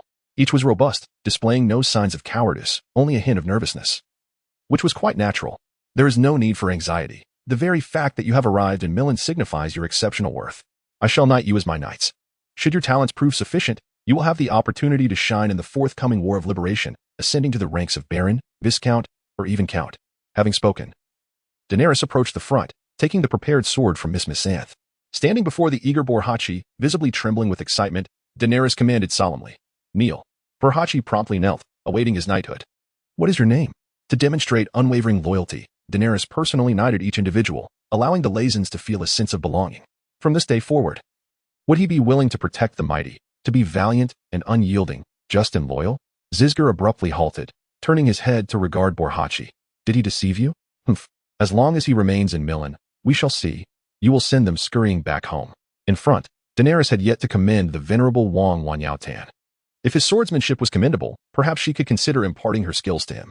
He ought to go. This would only tarnish Sir Staunton's impression of him. Borhachi interjected, asserting that our family was neutral, and Daenerys had long sought to win over the Glaza family. Borhachi's lips curled slightly. In truth, the capabilities of that little minister might surpass your expectations. Abducci was a shrewd individual, though the Leviathans were allies of the king, after years of ambiguous identity. I would not hesitate to make unilateral decisions. As Staunton led Abducci and others to claim war horses, armor, and weapons, Daenerys spoke before the knighting was completed. From this day forth, they shall be free knights under the banner of the Milan king. Will he pledge everything to his king? Zizgur sneered. I hope this old man is not as formidable as his majesty claims. Upon hearing this, Abducci furrowed his brow at Staunton, aware that he was addressing Leviathans in such a manner. Daenerys was quite satisfied with Borhachi's performance and thus rested the sword upon his shoulder, commencing the knighting ceremony. Zizgur's countenance darkened. I had not anticipated that mere sheep, destined for slavery, would dare to mock me. The Prime Minister Jack? A sycophant who only kneels before the king. Valuing wealth above all else? Do you think he would doubt my words? In places devoid of conflict, especially within a group where hierarchy is clear, harmony prevails. Seeing this, Wang Wanyaotan immediately remarked, Zizgur, he is not yet a knight. He could have spoken such words in the past. Besides, you journeyed to Kai's mountain pass, which is on the Leviathan plain. When the ancient Gurgis Empire fell to Valyria, our family's founder participated in the construction and establishment of Milan. I intend to make those sheep aware that our noble lineage has been exposed to superior education from a young age, far beyond the foolish and barbaric Leviathans. It was precisely Wang Wanyaotan's nature that compelled her to protect me when my older brother, in a fit of jealousy, sought to take my life. As Abduchi passed by Zizker, he suddenly gestured to Wang Wanao, asking, "Is your head so small?" Zizker seethed internally, preparing to teach that arrogant Leviathan a harsh lesson during the upcoming training. The 8 who remained were knights selected locally from Milan. Daenerys had long since completed their knighting. When you arrived, I was lifting weights, far heavier than your small head. Abduchi shook his head, signaling to Lo Rue to remain calm. Though he was somewhat impetuous, I still heeded my brother's words. This prompted Staunton to feel immediate distress, vowing to wholeheartedly train that group of youths, providing Daenerys with a cadre of exemplary knights. Borhachi, I knight you as a free knight in the name of the king. It was for this reason that Wang Wanyaotan treated Zizker with relative kindness. When you visit Prime Minister Jack in 2 days, you will learn that Sir Staunton was one of the most esteemed knights in Westeros during his youth. You shall pledge everything, your sword, your soul, your very essence. Zizker, as the second son of the Glaza family, held a significant position, even akin to that of my elder brother. Upon seeing Zizker turn to leave, Wang Wanyao hurriedly followed, speaking as she walked, but they have only lost their titles. You hope they will follow Sir Wang Wanyaotan to learn and become true knights. However, in the upcoming combat training, I shall teach that boastful Leviathan a lesson. Sir Staunton, you have finally returned. Did you think you would need to linger in this barren Leviathan plain for a night? Is he willing to pledge eternal loyalty to his king and his heirs? Borha sighed. Having grown up with Wang Wanyao, I am all too familiar with his temperament. Balliston's eyes sparkled with admiration. From the very first encounter, he sensed that this young man was quite astute. On the way back, Khazij encountered his troublesome brother Borha Hazaka. Upon seeing a group of Rosarians, Khazij's smile became even more brazen in the face of their long-standing resentment. Are we to engage in conflict? Can the oath spoken when His Majesty the King conferred upon you be so easily forgotten? Surely, one cannot become a knight who straddles both sides of the line. A square-faced man in front of Abdu could no longer suppress his indignation and was about to voice his grievances, but was halted by Abdu. After all, the Glaza family is one of the minor noble houses of Milan. Compared to Khazij's arrogant demeanor, Borha Hazaka exhibited a more rational temperament, albeit with less conviction. This also made our departure from the city, instigated by the freemen, dissipate like smoke. With these thoughts, Khazij returned to his tent, resolved to increase his training regimen tonight. Accompanied by Sir Staventhon, he brought a group of young men to the outskirts of Milan. Just before entering the camp, a youthful figure dismounted. Your Majesty, I am Borhachi, he proclaimed. Your renown precedes you. Borhachi exclaimed loudly. Although Sir Staventhon was aged, he had once been the most unassuming knight in Westeros. The captain of the King's Royal Guard. Chapter 76. The Central Lake of King Island. 50 young knights, each bestowed with their own separate tents, received treatment befitting true knights. Inside Abdu's tent, Staventhon lit a candle, dispelling the darkness with its flickering light. He sat on the bed, tilting his head to observe Abdu performing push-ups. The pale cheeks illuminated by the flame exuded a delicate beauty. Were it not for his prominent Adam's apple, anyone meeting Staventhon for the first time would hardly suspect he was a man. Supporting his chin with one hand, Staventhon softly remarked, by my calculations, Prime Minister Jack's strength should be equivalent to 3 or 4 of you. In other words, he could easily crush your skull with a single punch. Humph. Even if he possesses innate strength, he will inevitably fall victim to vice. I shall surpass him in due time, Abdu retorted defiantly. Upon hearing this, Staventhon's interest was piqued. He first stepped outside to ensure no one was around before approaching Abdu. Abdu stared blankly at Staventhon, questioning his intentions. What are you plotting? A rebellion? Rebellion? I tell you, are you not aware of the blackbird I have formed? Yet, his indulgence was a mere fade. His day-to-day expenses were hardly different from those of ordinary nobles. In the world of power struggles, the primogeniture system is the absolute foundation for stabilizing families. Cogwell was startled by New Jack's voice, abruptly rising from outside the cattle pen. Seeing that Yolantis wore a face of regret, Nu Yanchun offered words of comfort before instructing Yolantis to take him to the scene of the incident. Assigned to manage that area, he initially thought it would be a low-paying, stressful job. Suddenly, a voice rang out from within. Nu Yanchun looked toward the source, discovering it was Yolandi Utrin, responsible for digging the canals. Before the old King Island, Adi and Chun Utrin would retreat into a capitalist society. This is what allowed King Island to thrive. There are dead bodies. Dead bodies. At that moment, Haygate had lost nearly 20,000 people by early last month, before the arrival of the last batch of newcomers. The population had diminished by 80,000. New Jack poured a glass of water and handed it to Yolantis, urging him to speak quickly, for the situation was dire. The slaves who had recently arrived at Haiyan Chunyun had yet to acclimate to the customs and lifestyle of the King's Island. when the number 7 canal was opened. 2 workers on the bank were dragged up by some unknown force. Sighing, New Jack lamented, "You know what? You should write to His Majesty the Sea King, requesting permission to bring Koyan back. We firmly believe every life is a gift from the sea god, and thus we must never betray our own lives or those of others. I apologize for the trouble, but please prepare the messenger pigeon, even for the next 80 years. King Island is set to continue with the primogeniture and feudal system." The two shared jokes while discussing their upcoming plans, both being younger sons of their families. However, Koyan, upon realizing the arrival of New Yanchun, stifled a yawn and, with a swift tail swipe, scattered the cattle bones, then soared into the sky. Meanwhile, thousands of acres of fertile land had been cultivated around the central lake, with a fresh batch of population arriving every 2 months. The construction of the city and the reclamation of land proceeded in a disorganized manner. Yelani's face was filled with regret, realizing that 2 lives had been lost due to his negligence.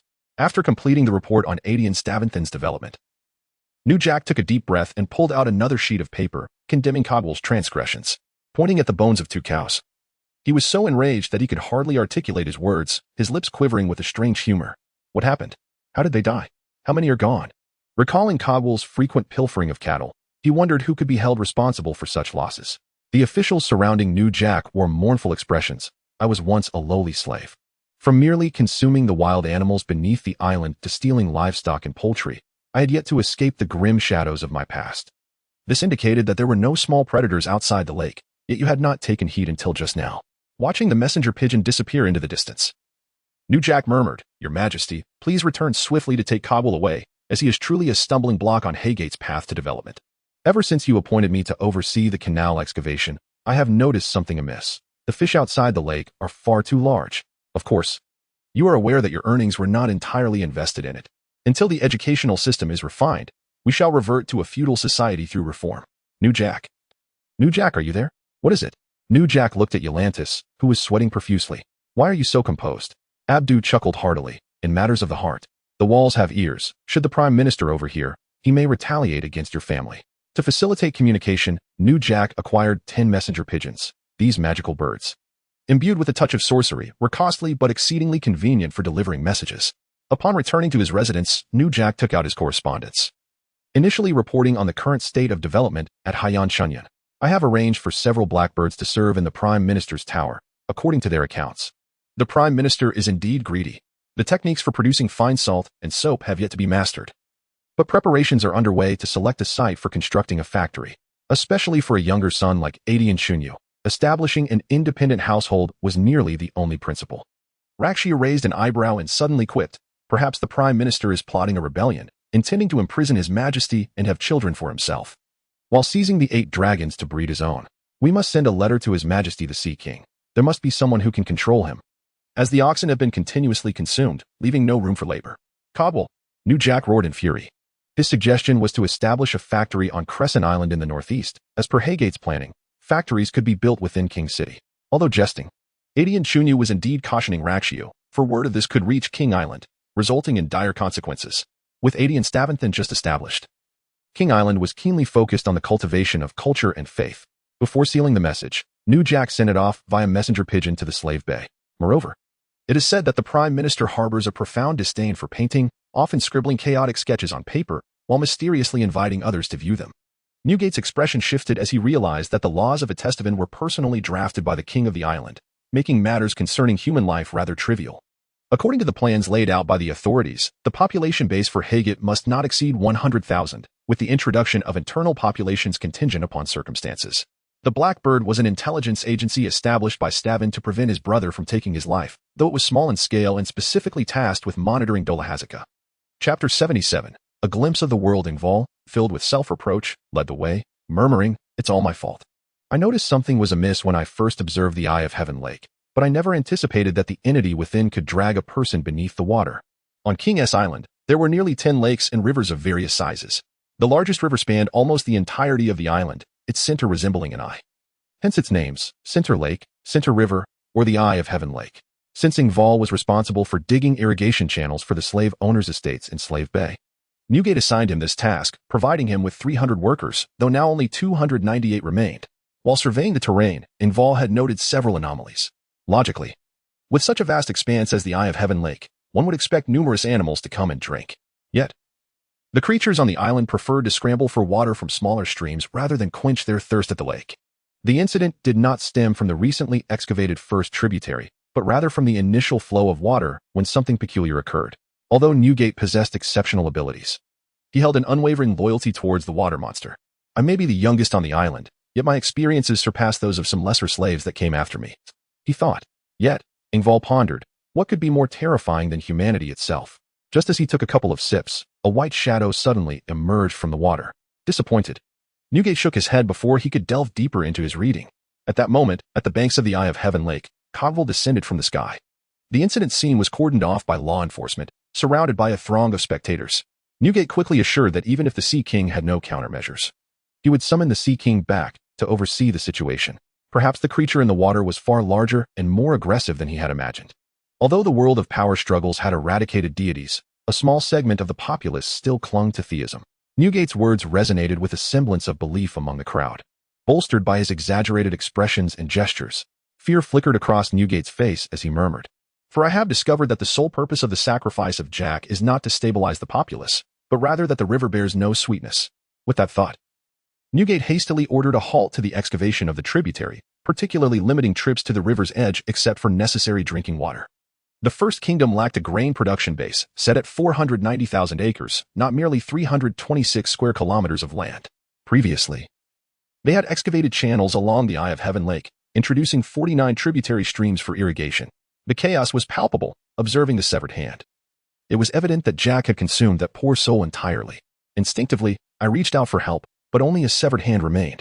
Few on King S Island had encountered the so-called Sea King. However, the monstrous creature thrived in terrestrial environments, prepared to retreat before a strike. A lizard-like beast burst forth from the water, snapping its toothy maw at the air. Cogville, with a fierce demeanor, was not one to easily let the monster escape. Scanning the surroundings, he finally located his target, the culture of sacrifice, under a small heading in the catalog. Soon, the spectators began to lose interest, gradually dispersing, especially in Essos. A portion of the nobility worshipped wealth over the nebulous deities. If I recall correctly, I should not have seen the content about the sacrifice of Jack in the section on sacrificial culture. Naturally, if Cogville had reacted more promptly, that bite would have surely inflicted severe damage on me. The hind limbs resembled those of a duck, with a thin membrane between the 7 toes, while the forelimbs had entirely transformed into elongated paddles. Newgate blinked his large eyes and remarked, "Well, I shall return to study this further, to see if the Sea King left any countermeasures upon departing." Yet, no one inquired how Newgate intended to resolve the situation. The creature measured nearly 8 meters in length, double that of Cogville. Newgate hurried back to his quarters, retrieving a book. He suspected that before Jack consumed his prey, it would continue to seek out its targets.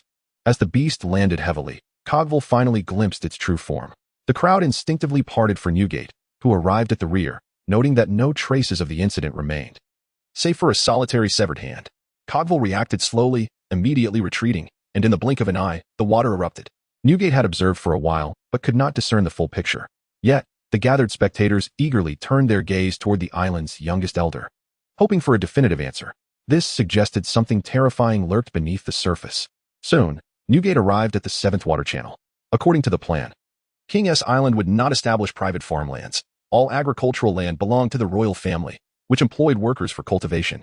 In a moment of clarity, Newgate recalled the content penned by Cogville regarding the origins of Atlantean culture. The spectators, upon hearing Newgate's statements, fervently prayed that the Sea King had left behind countermeasures. As for Jack's tales, a small faction remained skeptical, yet with the evidence laid bare, Newgate's assertions began to sow doubt among the masses. The creature resembled a small lizard, its teeth protruding as if devoid of lips, with a pair of diminutive fish fins protruding from its head. During the time in quarrels, Zero and the witch had been mocked as nouveau riche and charlatans. The slender neck could easily be bitten in two.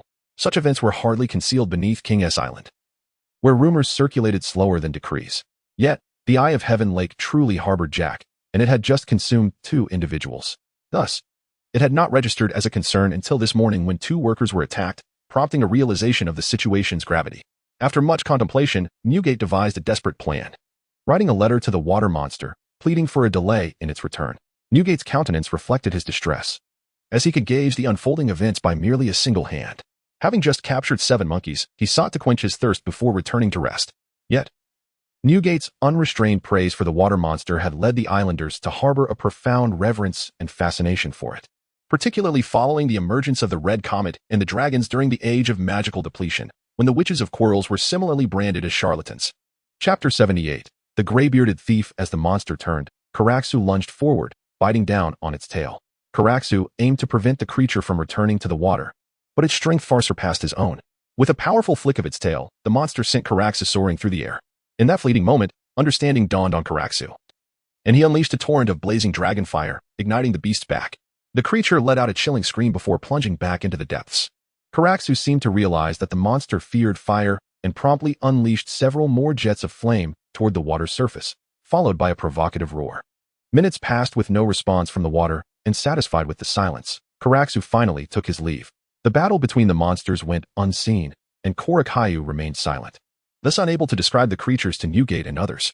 The following day, within the grand hall of the True Dragon Pyramid, the countenance of Sir Feng Shuntan flushed crimson. When it comes to insults, I could hardly compete with the less discerning Jack.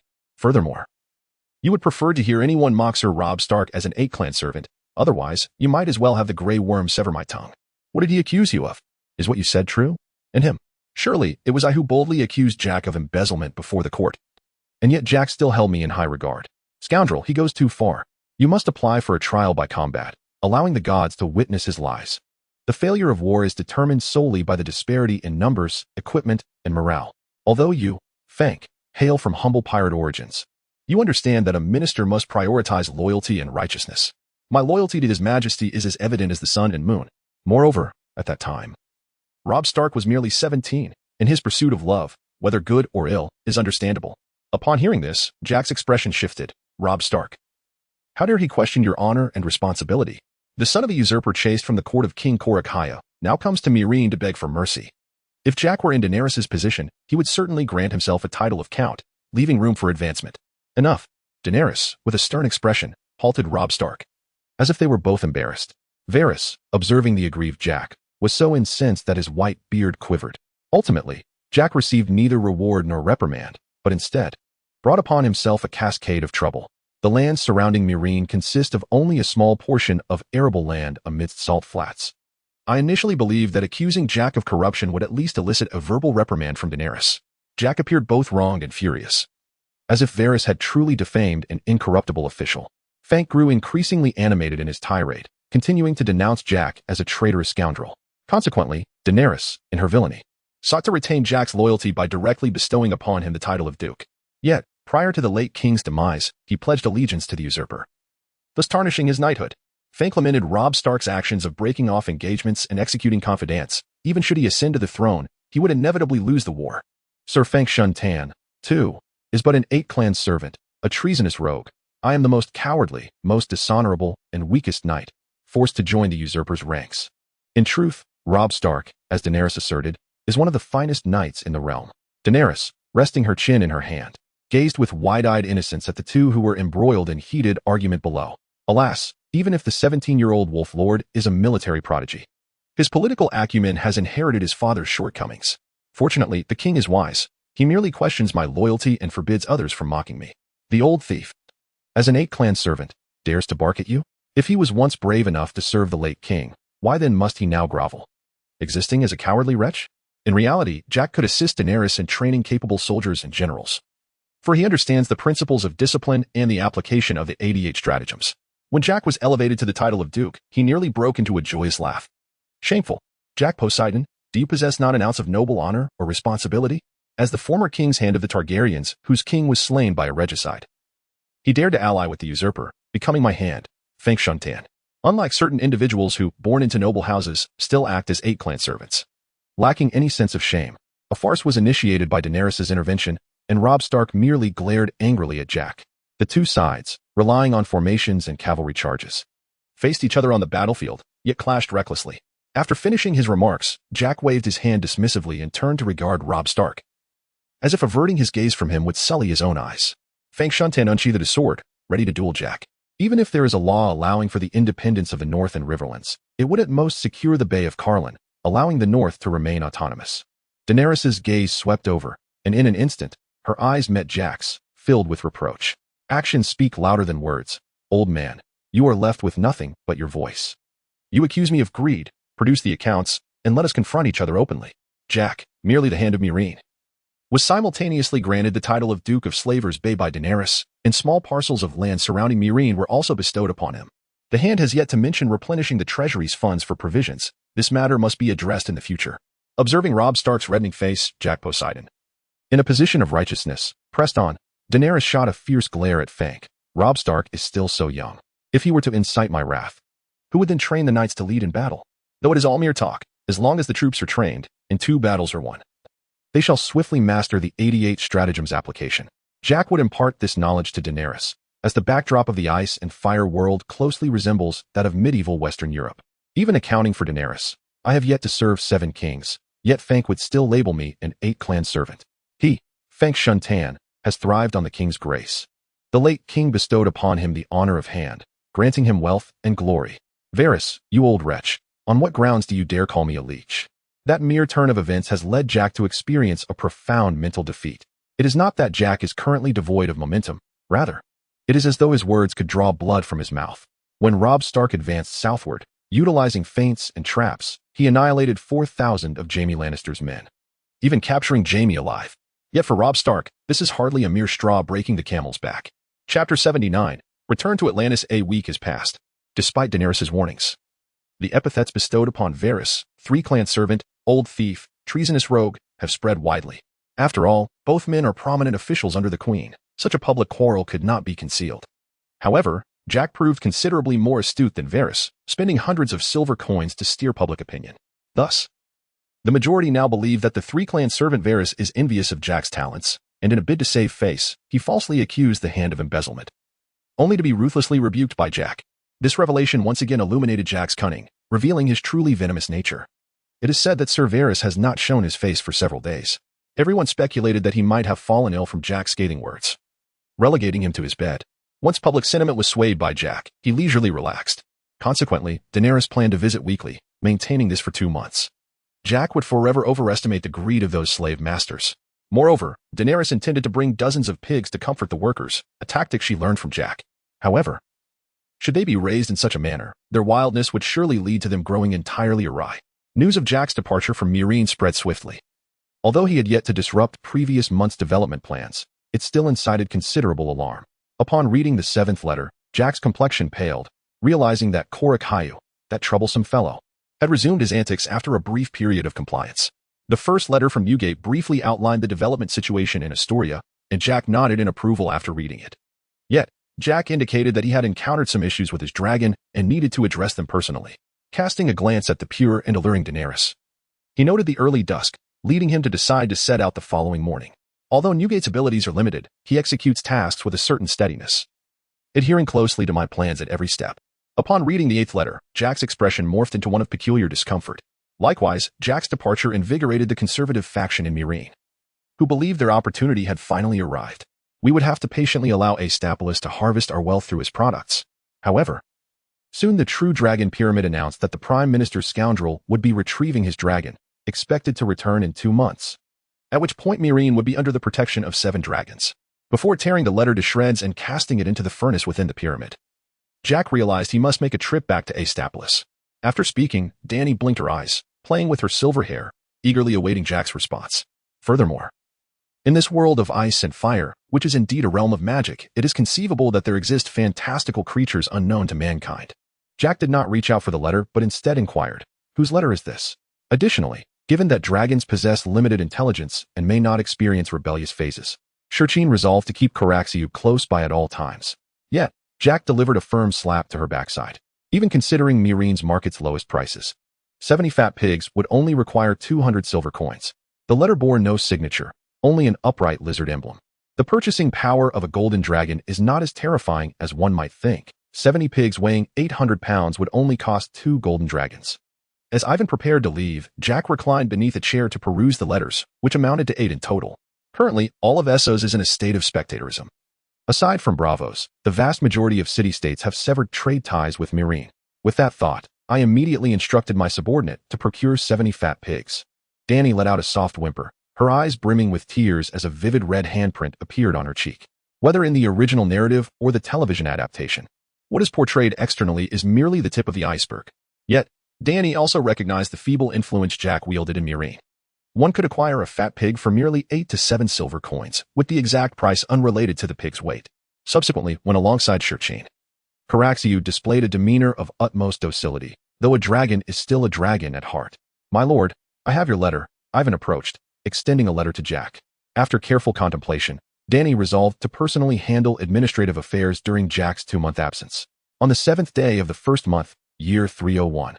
Such actions would not only diminish your prestige within the Murine leadership, but would also lower your standing in the eyes of the free citizens.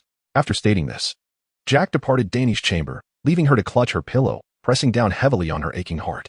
A water monster that consumes humans? As they age, these creatures swiftly regard the beings within their territory as prey, including humans. Though one procedure was omitted, it simultaneously concealed Jack's relationship with Aestopolis. At that time, we would surely discover that the father of dragons was, in fact, a figure from Aestopolis. Any gestures of consolation from lower-tier individuals, even those bringing a modicum of valuable detriment, would be met with profound gratitude from the lower-class free citizens. You should arrange for a slow ship. Return later to deal with him. At this, Jack waved away the nearby maidservants and took the envelope from Ivan's hand. The missive from Aestopolis would first arrive at Murine's port merchant office, where the port officials would then relay the message before forwarding it to the Prime Minister's pyramid. Given that the journey back would require at least a month, it would be wiser not to leave tonight, but to set sail tomorrow morning. Simultaneously, you should prepare to extend condolences to the laborers of Murine. Jack's initial reaction was not to see the letter, but he quickly recalled that he was in a world of ice and fire. Danny, feeling reassured, swiftly lifted her leg, her delicate, dark foot resting upon Jack's knee. Jack reclined in a rocking chair, surrounded by 4 maidservants, 2 of whom were massaging him, one peeling grapes, while another caught the seeds he spat out. Rarely does Jack arrange matters personally. After a brief skirmish, he unexpectedly departed from Murine, leaving others to ponder. Danny was momentarily taken aback, suddenly worried that Jack might be planning to flee. Instead, they would unite once more to form a coalition, aiming to dismantle Aestopolis before appropriating the technology for product production and subsequently harvesting the world's wealth. Unless Murine could defeat the slave owner coalition, all other observing forces would engage in trade with Murine. Indeed, a depiction of a roaring Godzilla adorned the surface, signaling news from Aestopolis. Danny smiled confidently, locking her legs around Shirchain's waist. Thus, following Jack's method of disseminating information, the initial turmoil among the lower echelons of Murine swiftly subsided. At the top of the Prime Minister's pyramid, in the garden, with no plans remaining, Jack wasted no time and sought out Daenerys, expressing his intent to depart for approximately 2 to 8 months. Chapter 80. Conspiracy. The pyramid of the Zack family is among the smallest in Murine, standing only about 40 to 50 meters high. Yet, within this pyramid gathered 6 prominent figures, the representatives of the reactionary families of Murine, the conservatives who sought to expel Daenerys from Slavers Bay. Curiously, among the 15 major ruling families of Murine, the strongest, the Daznak and Carol families, are pro-dragon, while the 7 neutral families, Gratza, Hazaka, Kantak, Nachin, Pal, Korza, and Riznak, are all mid-tier nobility. In contrast, the 6 reactionary families, aside from the Lorik and Merrick families, which rank 6th and 7th, the remaining 4, Rahada, Ulz, Yazan, and the Zack family, occupy the bottom 4 positions. In the television series, it was these minor lords who united to fund the assassination activities of the Harpy sons, consequently trapping Daenerys in Murine and wasting several years in Slavers Bay. Now, with Jack's assistance, the Harpy sons they funded did not incite major upheaval. Estimates suggest that the alliance would not reach Slavers Bay until at least December. The assembly buzzed with discussion, yet none could persuade the other, save for Lorik, who gazed intently at the arguing parties, with his narrow, venomous eyes surveying the room. Lorik spoke in an unusually hoarse voice. Seeing that Jack was reluctant to speak much, he continued to encourage Jack to take a stand, directly articulating his opinions. Upon hearing Lorik's plan, the others' eyes brightened. Meanwhile, they covertly recruited the Harpy sons, intending for them to strike when the Allied forces surrounded Murine, thereby ensuring that Daenerys would have no means of retaliation. Xingqian chuckled heartily, responding quickly, yet was met with unanimous approval. Even with minimal investment, the Harpy sons would likely prove ineffective. Hating Poseidon had already left, but the system of serfdom remained intact. Jack Poseidon, that little wretch, has already departed from Murine. Is he merely playing tricks? Do any of you have thoughts on this? Lorik glanced at the portly young man on his left, who maintained silence and a smile.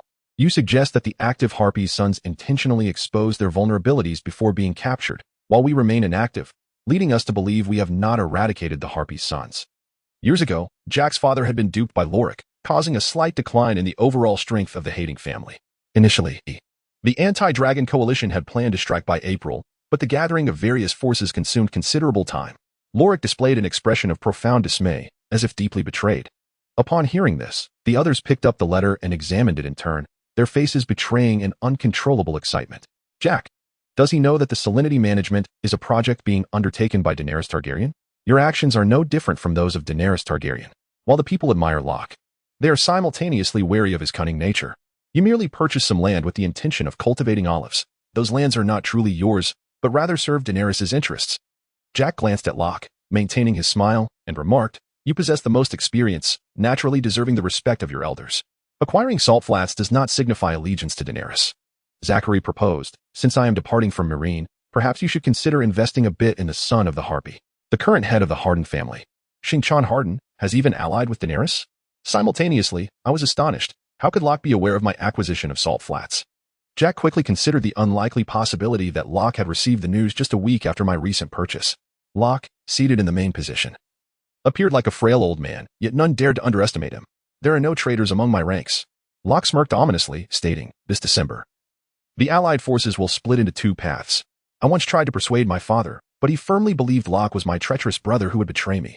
Yunkai's Krasny will command the army composed of various city-states and mercenaries heading north to Meereen." Jack, did you hear that he bought a meager amount of salt flats in Meereen? Jack, like my foolish father, is nothing but a smiling tiger. Even Locke can predict my thoughts. I am completely certain that my brother Hadda orchestrated my father's sudden demise, though I have feigned ignorance all along. Additionally, due to reports from a group of lowly citizens, numerous Harpy sons were apprehended before they could take action. This is terrible. The Alliance has yet to finalize its plans, but it is poised to besiege the Bay of Slaves this December, marking Daenerys' doom. Locke's expression shifted upon hearing this. I had intended to create trouble for Xingqian, yet he was aware of my desire to join the Wave Merchant Guild. Our faction, led by Locke, fell silent as he slammed the table. Before my father's unexpected death, I inherited the family business, and our power swiftly began to restore. The plan was diabolical: to lull the Mother of Dragons into complacency before striking at a crucial moment, leaving her unprepared. If I were to pledge my allegiance to Daenerys, then Locke is fully aware of the Wave Merchant Guild's deep ties with Xingqian and Poseidon. It is true that salt flats, nourished by irrigation, have not fully recovered. It is said that the first batch, soaked by river water, has yet to yield crops. Locke produced a letter sent by Krasny, the young lord of Yunkai. However, since the death of old Xingqian, my younger brother Jack Harden has taken his place, and the relationship between our families has become delicate. Suddenly, Locke seemed to recall something. Perhaps making a disturbance is a strategy. Does Xingqian have any objections? Yet he still wishes to join various shops of the Wave Merchant Guild, which could also be seen as aligning with Harden and Poseidon. Fortunately, the world of ice and fire does not have 7 seasons each year, allowing the slavers to waste half a year. Everyone turned their gaze toward Xingqian. The salt flats are Daenerys' project, as we all know. The Harden family's power is nearly equal to that of the Lorelak family. And old Harden and Locke are indeed bad friends, with the relationship between the two families being complex. Jack's expression changed, and he quickly denied it. The Navy, comprising 800 ships from Volantis, will blockade Meereen's maritime trade. Jack internally scoffed. Locke, that sly old fox, is still fixated on me. Before the news of Harden's departure reached us, we suspected it was yet another scheme of his, but only now have we confirmed that Harden has truly left Meereen. Chapter 81. Centralization and Feudalism. Harden's acquisition of land for olive cultivation stems from his family's reliance on the slave trade. Should the slave trade face challenges, the family will encounter numerous uncertainties, with an industry too singular to withstand risks. For instance, Daenerys Targaryen's liberation of slaves has directly stripped the Merrick family of its economic foundation, forcing them to survive on their dwindling resources. The same predicament befalls the other 5 families, whose economic pillars are solely reliant on the slave trade. This is precisely why they have become the reactionaries of Meereen, incessantly attempting to expel Daenerys from the Bay of Slaves and restore slavery.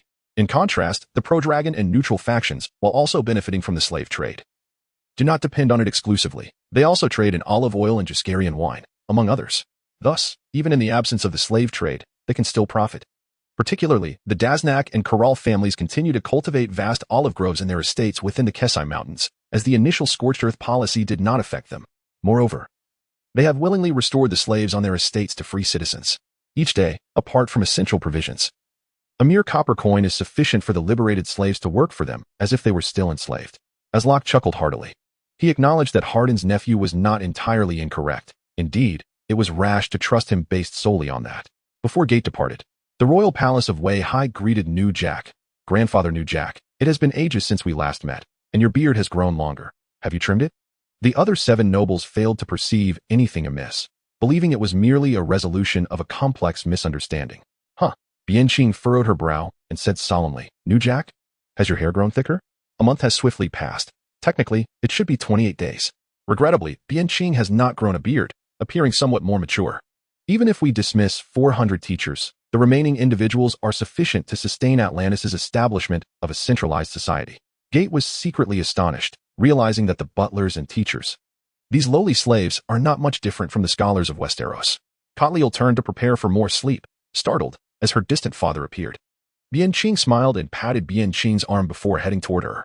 It is often said that serving a ruler is akin to accompanying a tiger. At that moment, New Jack finally comprehended the meaning of that phrase. Alas, Gate has indeed returned, followed by a flurry of chaos. The Seychelles Islands cover an area of 20,000 square kilometers, with King Neptune Island occupying half of that space, particularly concerning the butler. Few noble families are not remarkably similar to a large kingdom. Each lowly butler is equivalent to the hand of a king. At this time, the sleeping Kotliel suddenly felt a chill. Your Majesty, you have finally returned. We were so worried. New Bianqing hurriedly emerged. Humph. That wicked dragon devoured the cattle you purchased. What did he say? Your Majesty, that is certainly manageable, and everything is arranged meticulously. Those teachers and butlers are adept at management, far superior to you. The trees on the island have yet to be cut down by 80%. Gate intends to leave 1% standing, ensuring the island retains some greenery, while the rest will be felled. New Bianqing, that hockey manages 8,000 people. Can I manage with just one teacher? In our eyes, Daenerys is not insane. Her ancestors, the Valyrians, also practiced slavery. Brother, what has he encountered to claim that the guardian of King Neptune Island, Kotliel, is a wicked dragon? Gate perused the administrative documents beneath the desk, recalling that when he struck Kotliel earlier, she had scurried under the table. However, the striking and handsome appearance of Gator evokes a sense of nostalgia.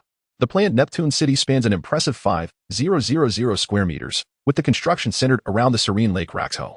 The slow boat arrived at the shore, and Gator gracefully ascended onto it.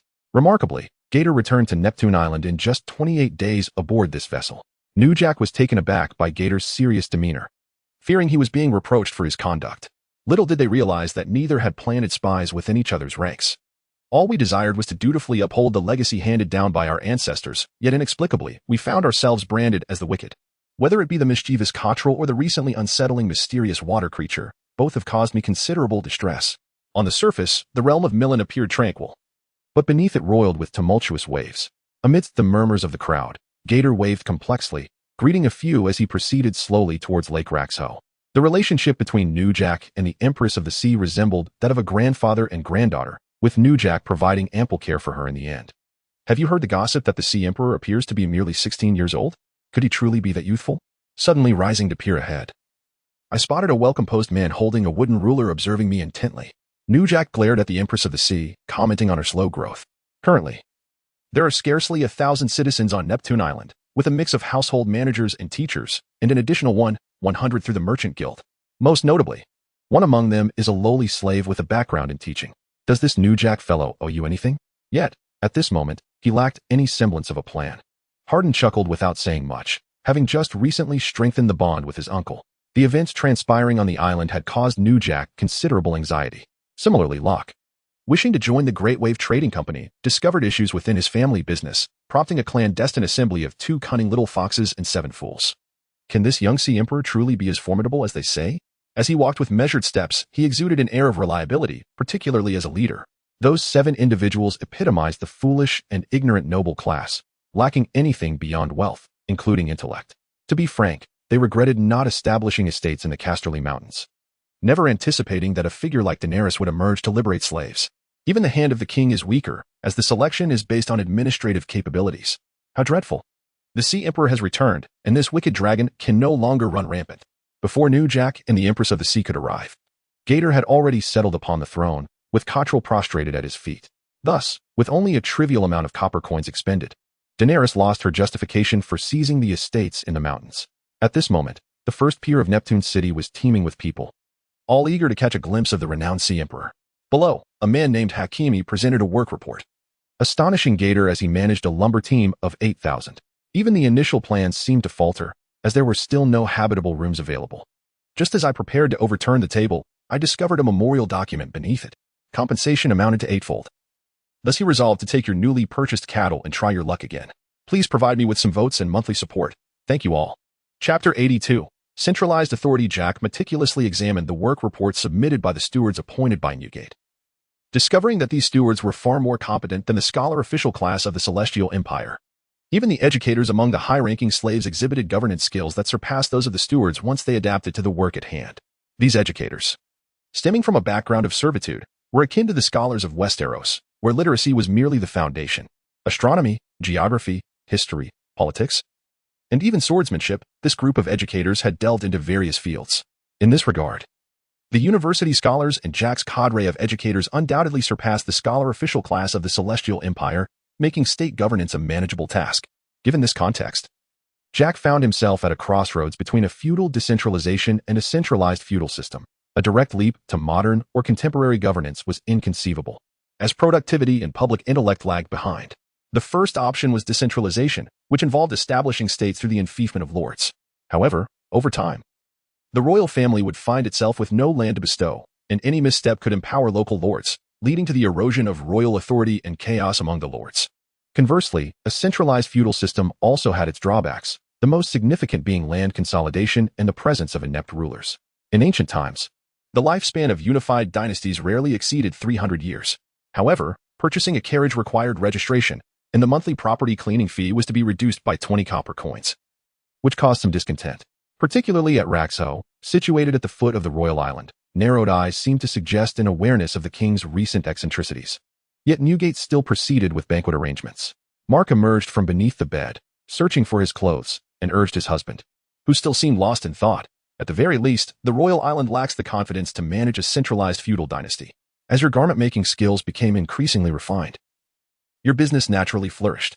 It is worth noting that when Kyuxingbang was established, Newgate forbade anyone outside the artisans from approaching. The remaining 2,000 square meters were transformed into an expansive ranch of 800,000 acres for livestock farming.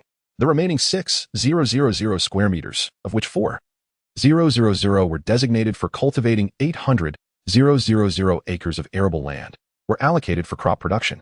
Currently, 8th Ashley boasts a population of 81,000. And the banquet expenses are significant. See, Jack is indeed restricting his business ventures. Let him know that you are capable. After all, government loans are a matter of concern. And there is always a lingering fear of deception. 70 minutes later, Mark, with a rosy complexion, donned the attire he had crafted himself. Gradually, news of the Sea Emperor's small banquet at Neptune City spread across the island, eliciting cheers from many. Yet one must find someone to clear the path before the carriage, removing any refuse. The Sea Palace had taken out a 30-year loan from the Imperial Bank to purchase 800 acres of arable land and 200 acres of pasture. Consequently, the royal island was thoroughly satisfied. The Sea Palace was among the few who borrowed to acquire land, with even fewer still observing from the sidelines. The royal island had adopted the time measurement methods from the world of ice and fire in later eras, where in the long summer, dawn broke at 7 o'clock and twilight lingered until 4 o'clock.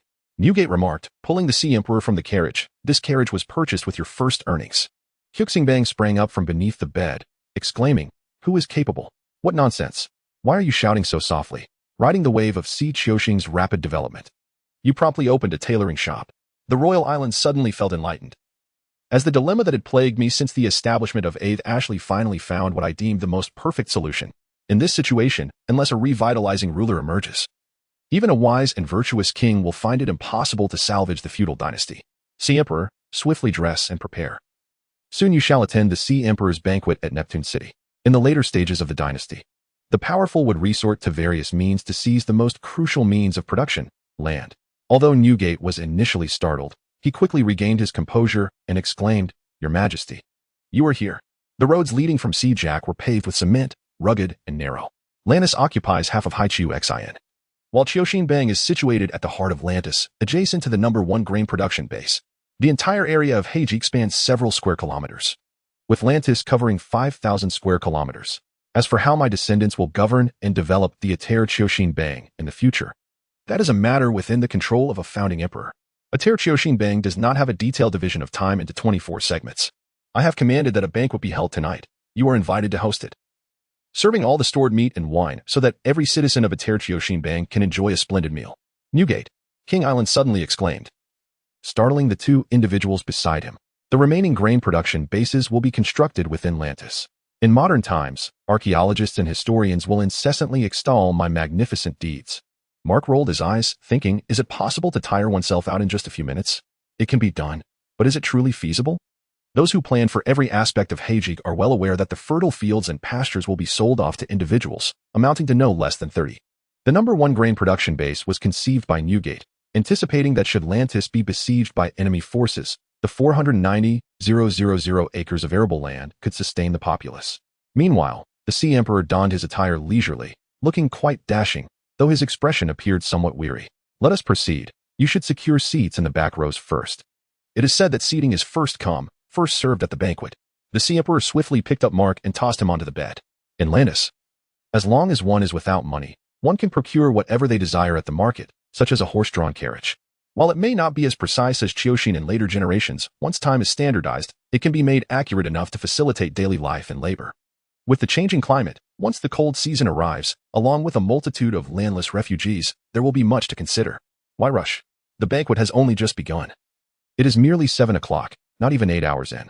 Coming to this realization, King Island felt uncertain, since no system is without flaws. He might as well adopt the county system of the first emperor and strengthen central authority. Oh, what are you doing?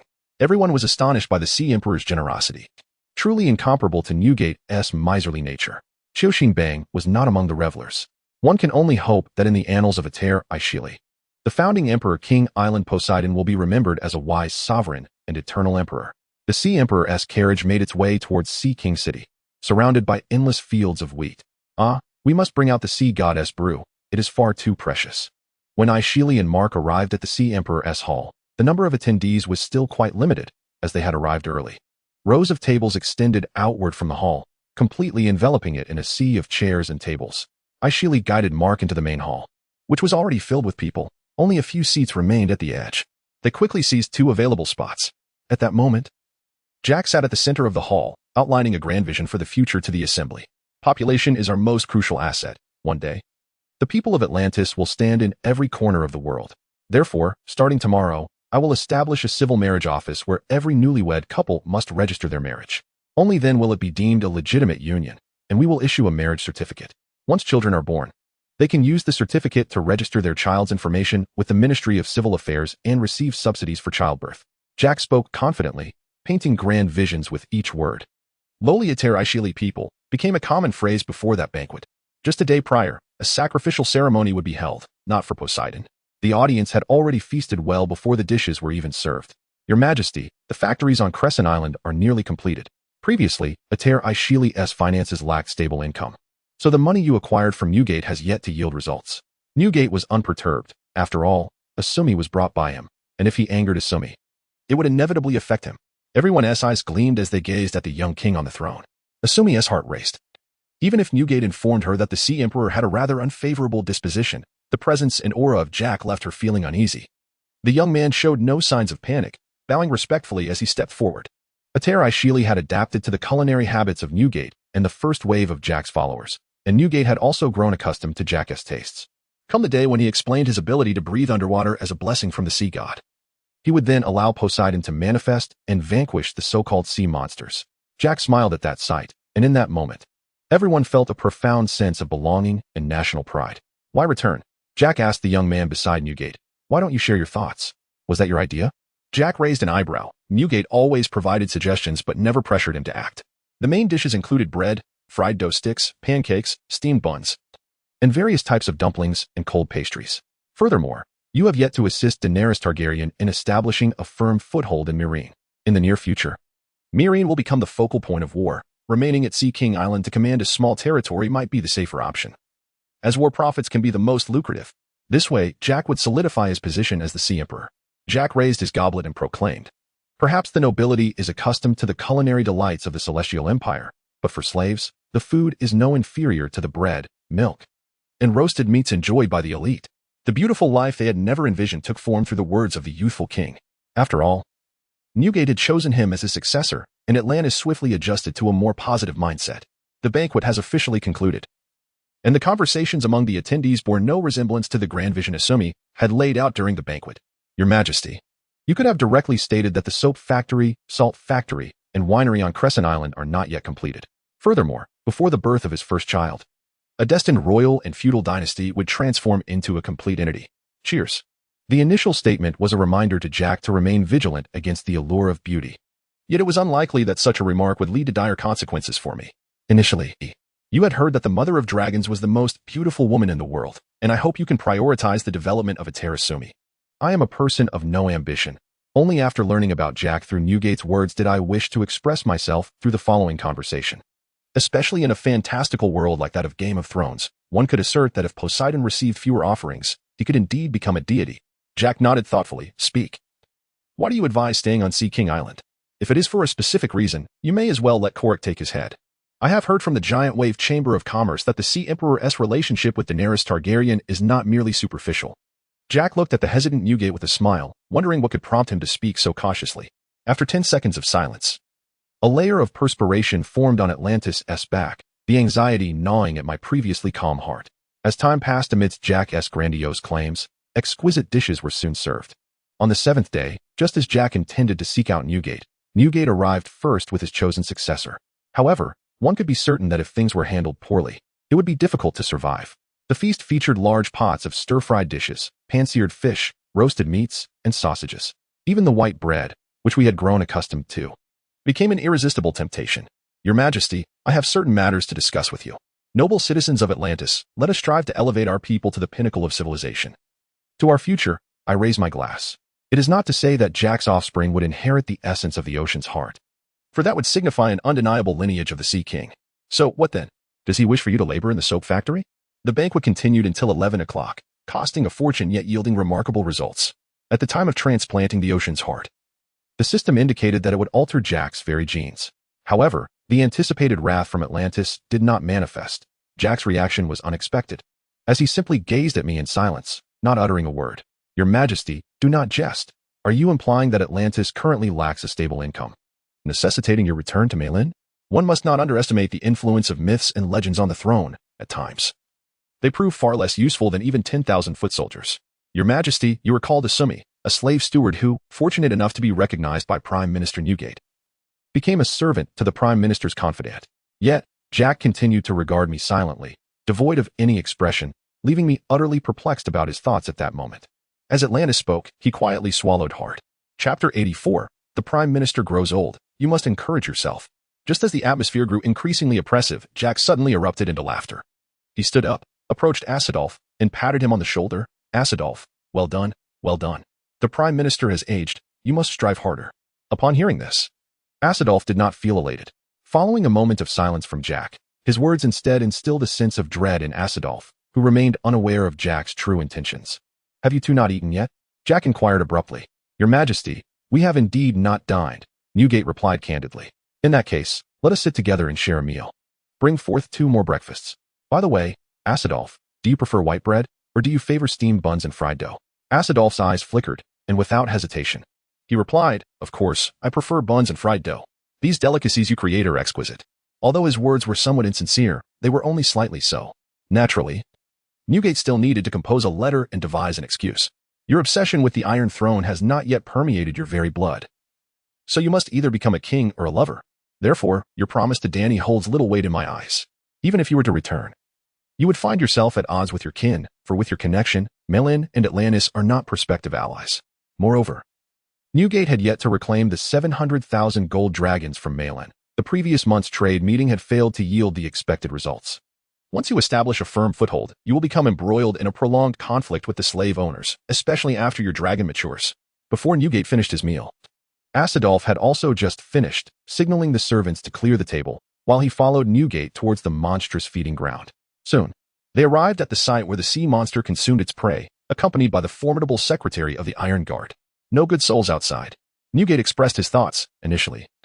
He had intended to employ seductive tactics to win over Dany and your dragon, to seize everything. I had once believed that Atlantis' treasury had not yet been exhausted, only to discover it lacks 800,000 gold dragons. You cannot take advantage of this time to develop securely while simultaneously undermining the strength of the free trade city-states and mail-in, all while profiting from the sale of grain and alcohol. Strangely, the feeling of survival after a robbery made bread and milk taste all the sweeter. Asadolf sighed with relief upon hearing those words. Meanwhile, Newgate and Jack conversed while dining, for the one who had accompanied Asadolf the longest. I had yet to fully adapt to his culinary habits. Naturally, that required time. Newgate was gradually adjusting. Presently, Atlantis could only support a standing army of 10,000, as it had dwindled to 8,000 souls, and I required those individuals for agricultural endeavors. Upon hearing this, Newgate realized he had underestimated the situation. Very well.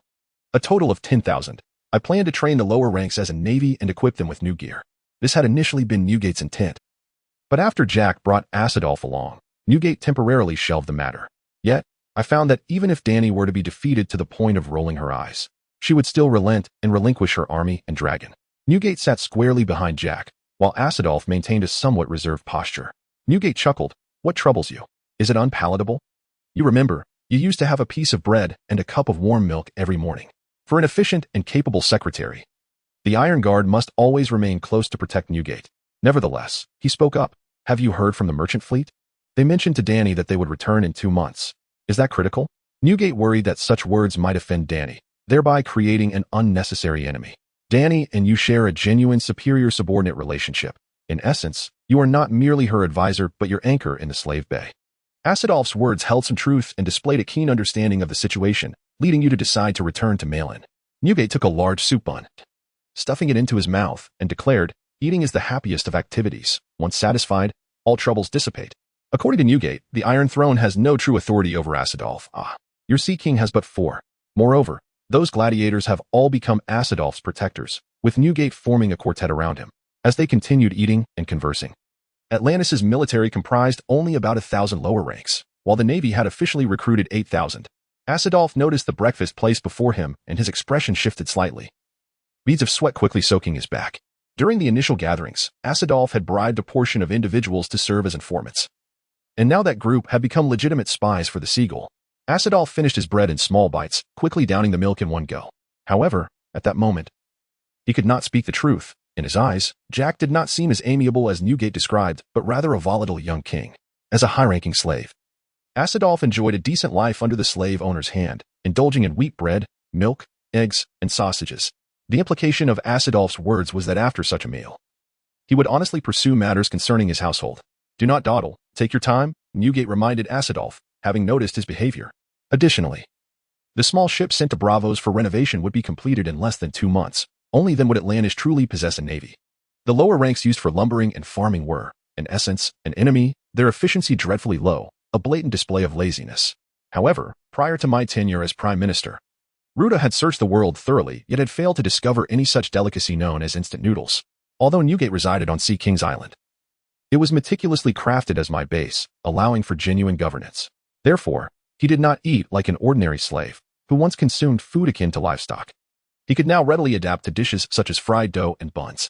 Aside from the Iron Guard, there was also Go, who had shown slow progress and strength over the past few months. Newgate had specifically purchased a few top-tier gladiators as sparring partners.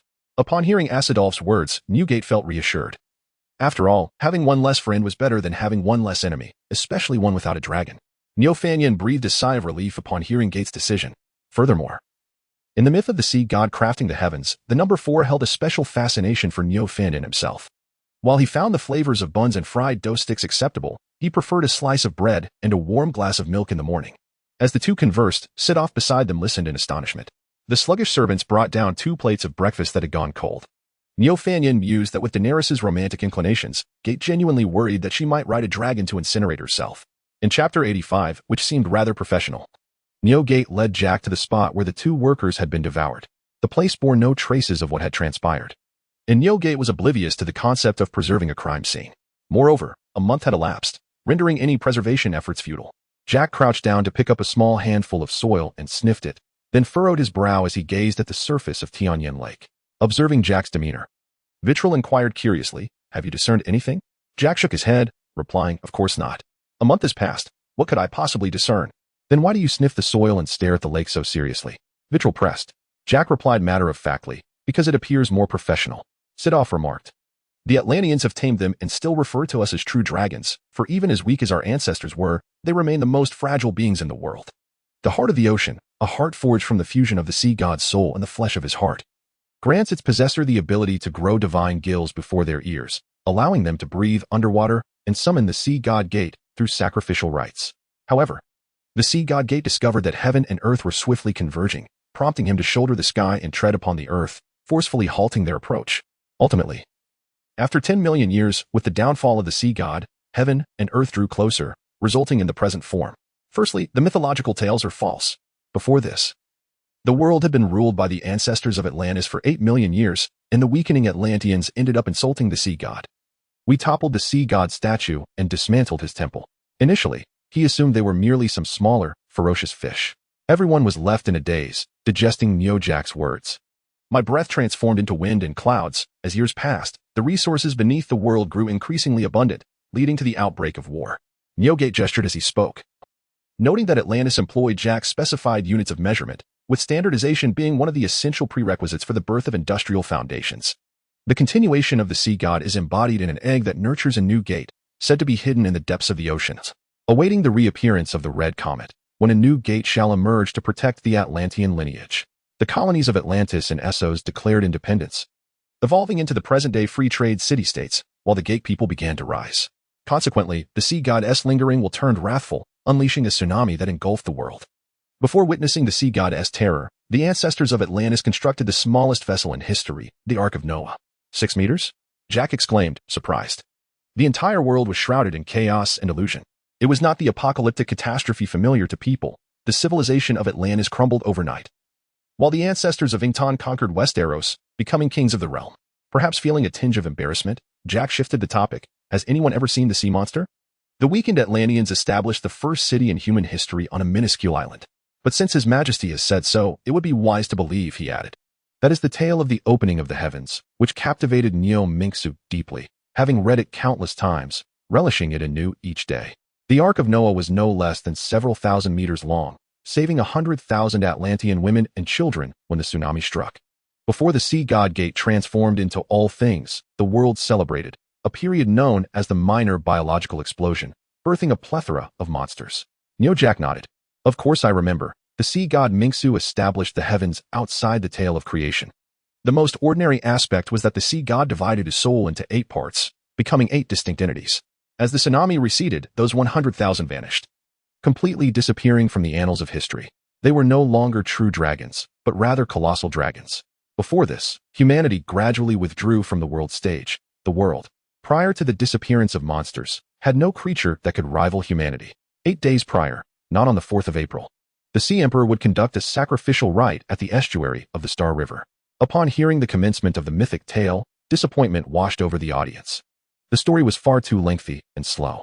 The Atlanteans, relying on colossal dragons, vanquished the Gai's empire, establishing a feebler empire, the freehold of Atlantis. As time passed, the chaotic bell blossomed into a flower of souls, within which was birthed the first deity of the world, the sea god Gate. The details of the myth of the sea god crafting the heavens are scarce, thus Neojack's appointed speaker narrated for a full 7 hours. The voice transformed into thunder. Neojack was aware that it was not an exaggeration. The myth of the sea god crafting the heavens was adapted by Mingsu from the later tales of the primordial chaos. However, the dragon egg had slumbered for too long, and the hatched dragon was weak and wise, resembling their ancestors. Yet, the monsters they depicted were approximately similar in size, around 6 meters. Simultaneously, as in the legends, through sacrificial rites, they summoned the sea god Gate to eradicate the water monsters in Tion Lake. Gate cleaved through heaven and earth with the cerulean holy light of the sea god, shouldering the sky and treading upon the earth. Their hair transformed into verdant foliage. Ever since the 2 individuals were dragged into the water, a continuous stream of witnesses emerged, yet their descriptions varied immensely. Their blood transformed into rivers and seas. On that day, the sea, infused with their blood, transformed all into Atlanteans. Upon hearing the myth, do you truly wish to become the lowly Atlantean? Sela nodded and commanded. Gather everyone tonight, and have someone recount the tale of the sea god crafting the heavens. On the 4th of April, you shall hold the first sacrificial ceremony. The dragons, the mightiest of beings, initiated the extermination of their own race, while the other races, stubborn and proud, united against the frail true dragon lineage. As time flowed, the sea god diminished daily, and the distance between heaven and earth grew ever wider. His body became the 7 mountain ranges, his limbs transformed into the cardinal directions. What does that mean? Just know this. You will hold the sacrificial rite at the estuary of the Star River, where the confluence of river and sea is distinct. And the Sea God Gate will appear to assist you in vanquishing the water monsters. Atlantis continued the slave city-state system of guise, prompting the Undulls to flee to Westeros, where the Moon Singers led a faction to establish Bravos. It is a thought that, despite their small size, they could indeed pull 2 grown men aboard. Sela patted Neo Jack's shoulder, recalling the colossal beast that stood firm in the myth of the sea god crafting the heavens. From the moment Gate was born, he did not wield divine power. Previously, the Sea God Gate had cleaved through chaos with the holy light of the sea god, thus illuminating the world for the first time. It was with Gate's growth that the distance between heaven and earth became so vast. Before the Atlanteans vanished, a multitude of races emerged in the world, and while we fought, we also engaged in mutual warfare. On that morning, New Jack gathered everyone to recount the tale of the sea god's creation of the world. The heart of the ocean had yet to merge with his majesty.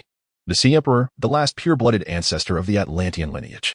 Nu Mingsa cautiously inquired, "Your Majesty, is it true that the sacrifices to the sea god are in vain? What if, after the offerings, the water monsters continued to prey upon the people? Would that not tarnish your esteemed reputation?" Not only was New Jack captivated, but even Sira was drawn in by the grandiosity of the narrative, which was compellingly penned by an author of questionable skill. The scene described the right eye transforming into the sun and the left into the moon, as all present engaged in discussions about the myth of the sea god's creation. In the midst of their conversations, Nu Mingsa suddenly revealed astonishing news. Until the arrival of the Lantisaya people, we have hatched dragon eggs. Over the past millions of years, a new species has emerged. We are the earliest humans, also known as the Atlagrians, who refer to ourselves as the children of the sea god. Before the sea god cleaved chaos, the lower half of the world had transformed into the sky, while the upper half became the land. The 8 entities included New Gate. The outcome of that minor battle was known, yet prior to that, true dragons and these monsters had all vanished. The true dragons were not extinct. We preserved the spark amidst this cataclysmic genocide. A new sea god, Gogeta, was born above the Seychelles Islands. Before the long period of annexation wars, the Gai's people conquered every corner of the known world, establishing themselves as the rulers of a new era. The Tamvalari dynasty was overthrown, leaving only the last descendant, Danielistan Minksu, alive, albeit with some pure-blooded Whitefire lineage still in existence. "No, you have been preserving them well," he added. 7,000 years later, the Lantisaya people discovered the sea god's gift of dragon eggs at the 17 volcanoes. The story is simple. It is said that 8 million years later, the world would be devoid of light, life, and the distinction between land and sea. Although Lantisaya conquered Gai's through force, it was due to the reliance on the feeble power of dragons, which allowed Gai's to dominate Lantisaya through cultural civilization. New Jack was somewhat skeptical. Yet considering Sira's writings on the creation myth and Minx's own legendary persona, he began to feel a sense of possibility. Those monsters, though small in stature and strength, were the rulers of that ancient world. The dragon eggs, mere creations of the sea god's essence, were said to have had a part of the sea god's soul acquired by the first lizard on Earth, only to be devoured by the first bat before it could merge, resulting in the bat becoming the sovereign of the skies, now known as the true dragon. Have you not yet delivered him the myth of the sea god's creation? Chapter 86, The Grand Sacrifice Ceremony. Year 301, August 9th. The long-awaited day had finally arrived, and everyone finished their breakfast early to head towards the estuary of the Star River. Today they would not labor but participate in the inaugural sacrifice, eager to discover what transformations awaited them after being converted into Atlanteans by the Sea Emperor. Of course, their greater anticipation was not for a change in bloodline, but rather whether the mythical sea god, Godzilla, would indeed manifest. The Star River traversed the entirety of Sea King Island, with the southeastern estuary designated as the site of the sacrifice. In the preceding days, Jack had arranged for thousands to hastily construct a temple to the sea god. Though due to time constraints, the temple appeared rather rudimentary. However, this was of little concern, as long as the waters were not too deep and dragons were present. Once Godzilla emerged, the people would overlook the temple's simplicity. The sacrifice was scheduled for 10 in the morning, and Jack arrived early at the sea god's temple to prepare.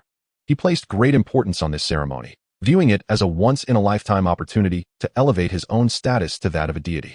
Jack intended to lay the foundations for modern science and accelerate industrialization, believing that enlightenment was an inevitable outcome. Meanwhile, Wei Song was directing servants to arrange pigs, cattle, and sheep in their designated places, while personally setting the dishes for chickens, ducks, and fish. However, instilling superstition among the populace often required various methods: the deification of individuals, the mystification of humanity, and the sanctification of character. Merging royal authority with divine power, the monarch was seen as the embodiment of the divine, bound by secular laws. In the ancient centralized feudal society, monarchs would frequently employ methods to induce ignorance among the populace, leading them to believe that the monarch and their progeny were the ordained rulers of the nation. Sira playfully patted Wei Tsung's clever head, joking that they should save the barbecue for later, warning him against sneaking a bite lest Rakshu's flay his skin. During a significant moment, Sira had someone bring a large bowl filled with half a bowl of water to the people. "Are the mountain fruit and grain dishes ready?" Sira inquired. Yet, the enlightenment of the populace was not particularly favorable to the feudal society, as ancient society was inherently unequal. The crowd gazed curiously at the bloodline water outside the bowl, where the water bore a peculiar reddish hue resembling fine gravel. Time swiftly passed, and as half an hour elapsed, the crowd began to stir with unrest and debate. Many were filled with concern, wondering if the emperor had perhaps gone too far, truly believing that without the heart of the ocean, he would drown in the sea. "Sira," Calantis cried out in terror, feeling a profound sense of dread for the first time. New Jack was acutely aware of Sira's ability to breathe underwater. But what of Gogeta? Before 10 o'clock, the sacrifice commenced. There remained subtle distinctions between the minor kingdoms of West Eros and the free trade city-states of Essos. Wei Tsung intently watched the arranged offerings, clearly tempted once again. However, without Gogeta and Calantis present, even if the tree had grown crooked, Sira lacked the ability to rectify it. Calantis emitted a dragon's roar and swiftly descended beside Sira. Thus, Sira sought to simplify the pyramid of monarch, ministers, and citizens to just monarch, officials, and citizens, aiming to address societal contradictions before enlightenment through a semblance of equality. To us, the tale of the sea god's creation, though plain, remains merely a myth. Wei Tsung glanced at Calantis, who was peering about, pondering whether the emperor had instructed Calantis to disguise himself as Gogeta from afar, as at least he lacked a tail and could be discerned from a distance. Royal authority establishes laws and administers them, yet operates within the confines of legal frameworks. However, we genuinely believe that Sira could breathe underwater and summon the mythical behemoth, Gogeta, especially since humans, once satiated, often seek out trouble. New Jack first recited the prepared words of the sacrifice in Valyrian, then in the common tongue, ensuring that all could comprehend. Once the populace became literate, they would inevitably pursue equality, crying out the slogan, "Why should nobility hold any privilege?" Calantis shook his head, returning his gaze, not out of fear of Rakshu's, for it had never encountered Rakshu's, but simply acting on Sira's words. Each should find their rightful place, as it has been since ancient times. The significance of those offerings was paramount, as they were crafted by the ancient Atlanteans, thus the bloodline water held profound meaning. Nonetheless, Sira remained uncertain about the efficacy of such methods. He first read the prepared sacrificial text in Mandarin, just as New Jack was lost in thought. Wei Tsung suddenly let out a furious roar, becoming agitated as he soared into the air, continuously releasing shrieks. Of course, that substance is the blood of Sira, not the dragon excrement from Calantis. When dragon dung is freshly expelled, it is soft, but over time, it becomes as malleable as metal. This is not merely the opinion of a select few regarding the ritual. There exists a profound belief that Sira can breathe on water and summon the ancient deity, Gagate. Initially, this may seem peculiar, but one soon grows accustomed to it. Sira leapt gracefully into the small sea. When dragon dung is ground into powder and cast into the water, it forms that unique crimson bloodline fluid. At this moment, New Jack descended and announced loudly, before drinking the bloodline fluid as per Sira's request, everyone kneels in reverence, just as the guy's people worship the griffin-like beings. If you have ever witnessed a living griffin, following Sira's command, the congregation performed 8 bows and 4 prostrations, after which Sira removed the blue royal robe and approached the altar. Before reciting the incantation, New Jack addressed the assembly.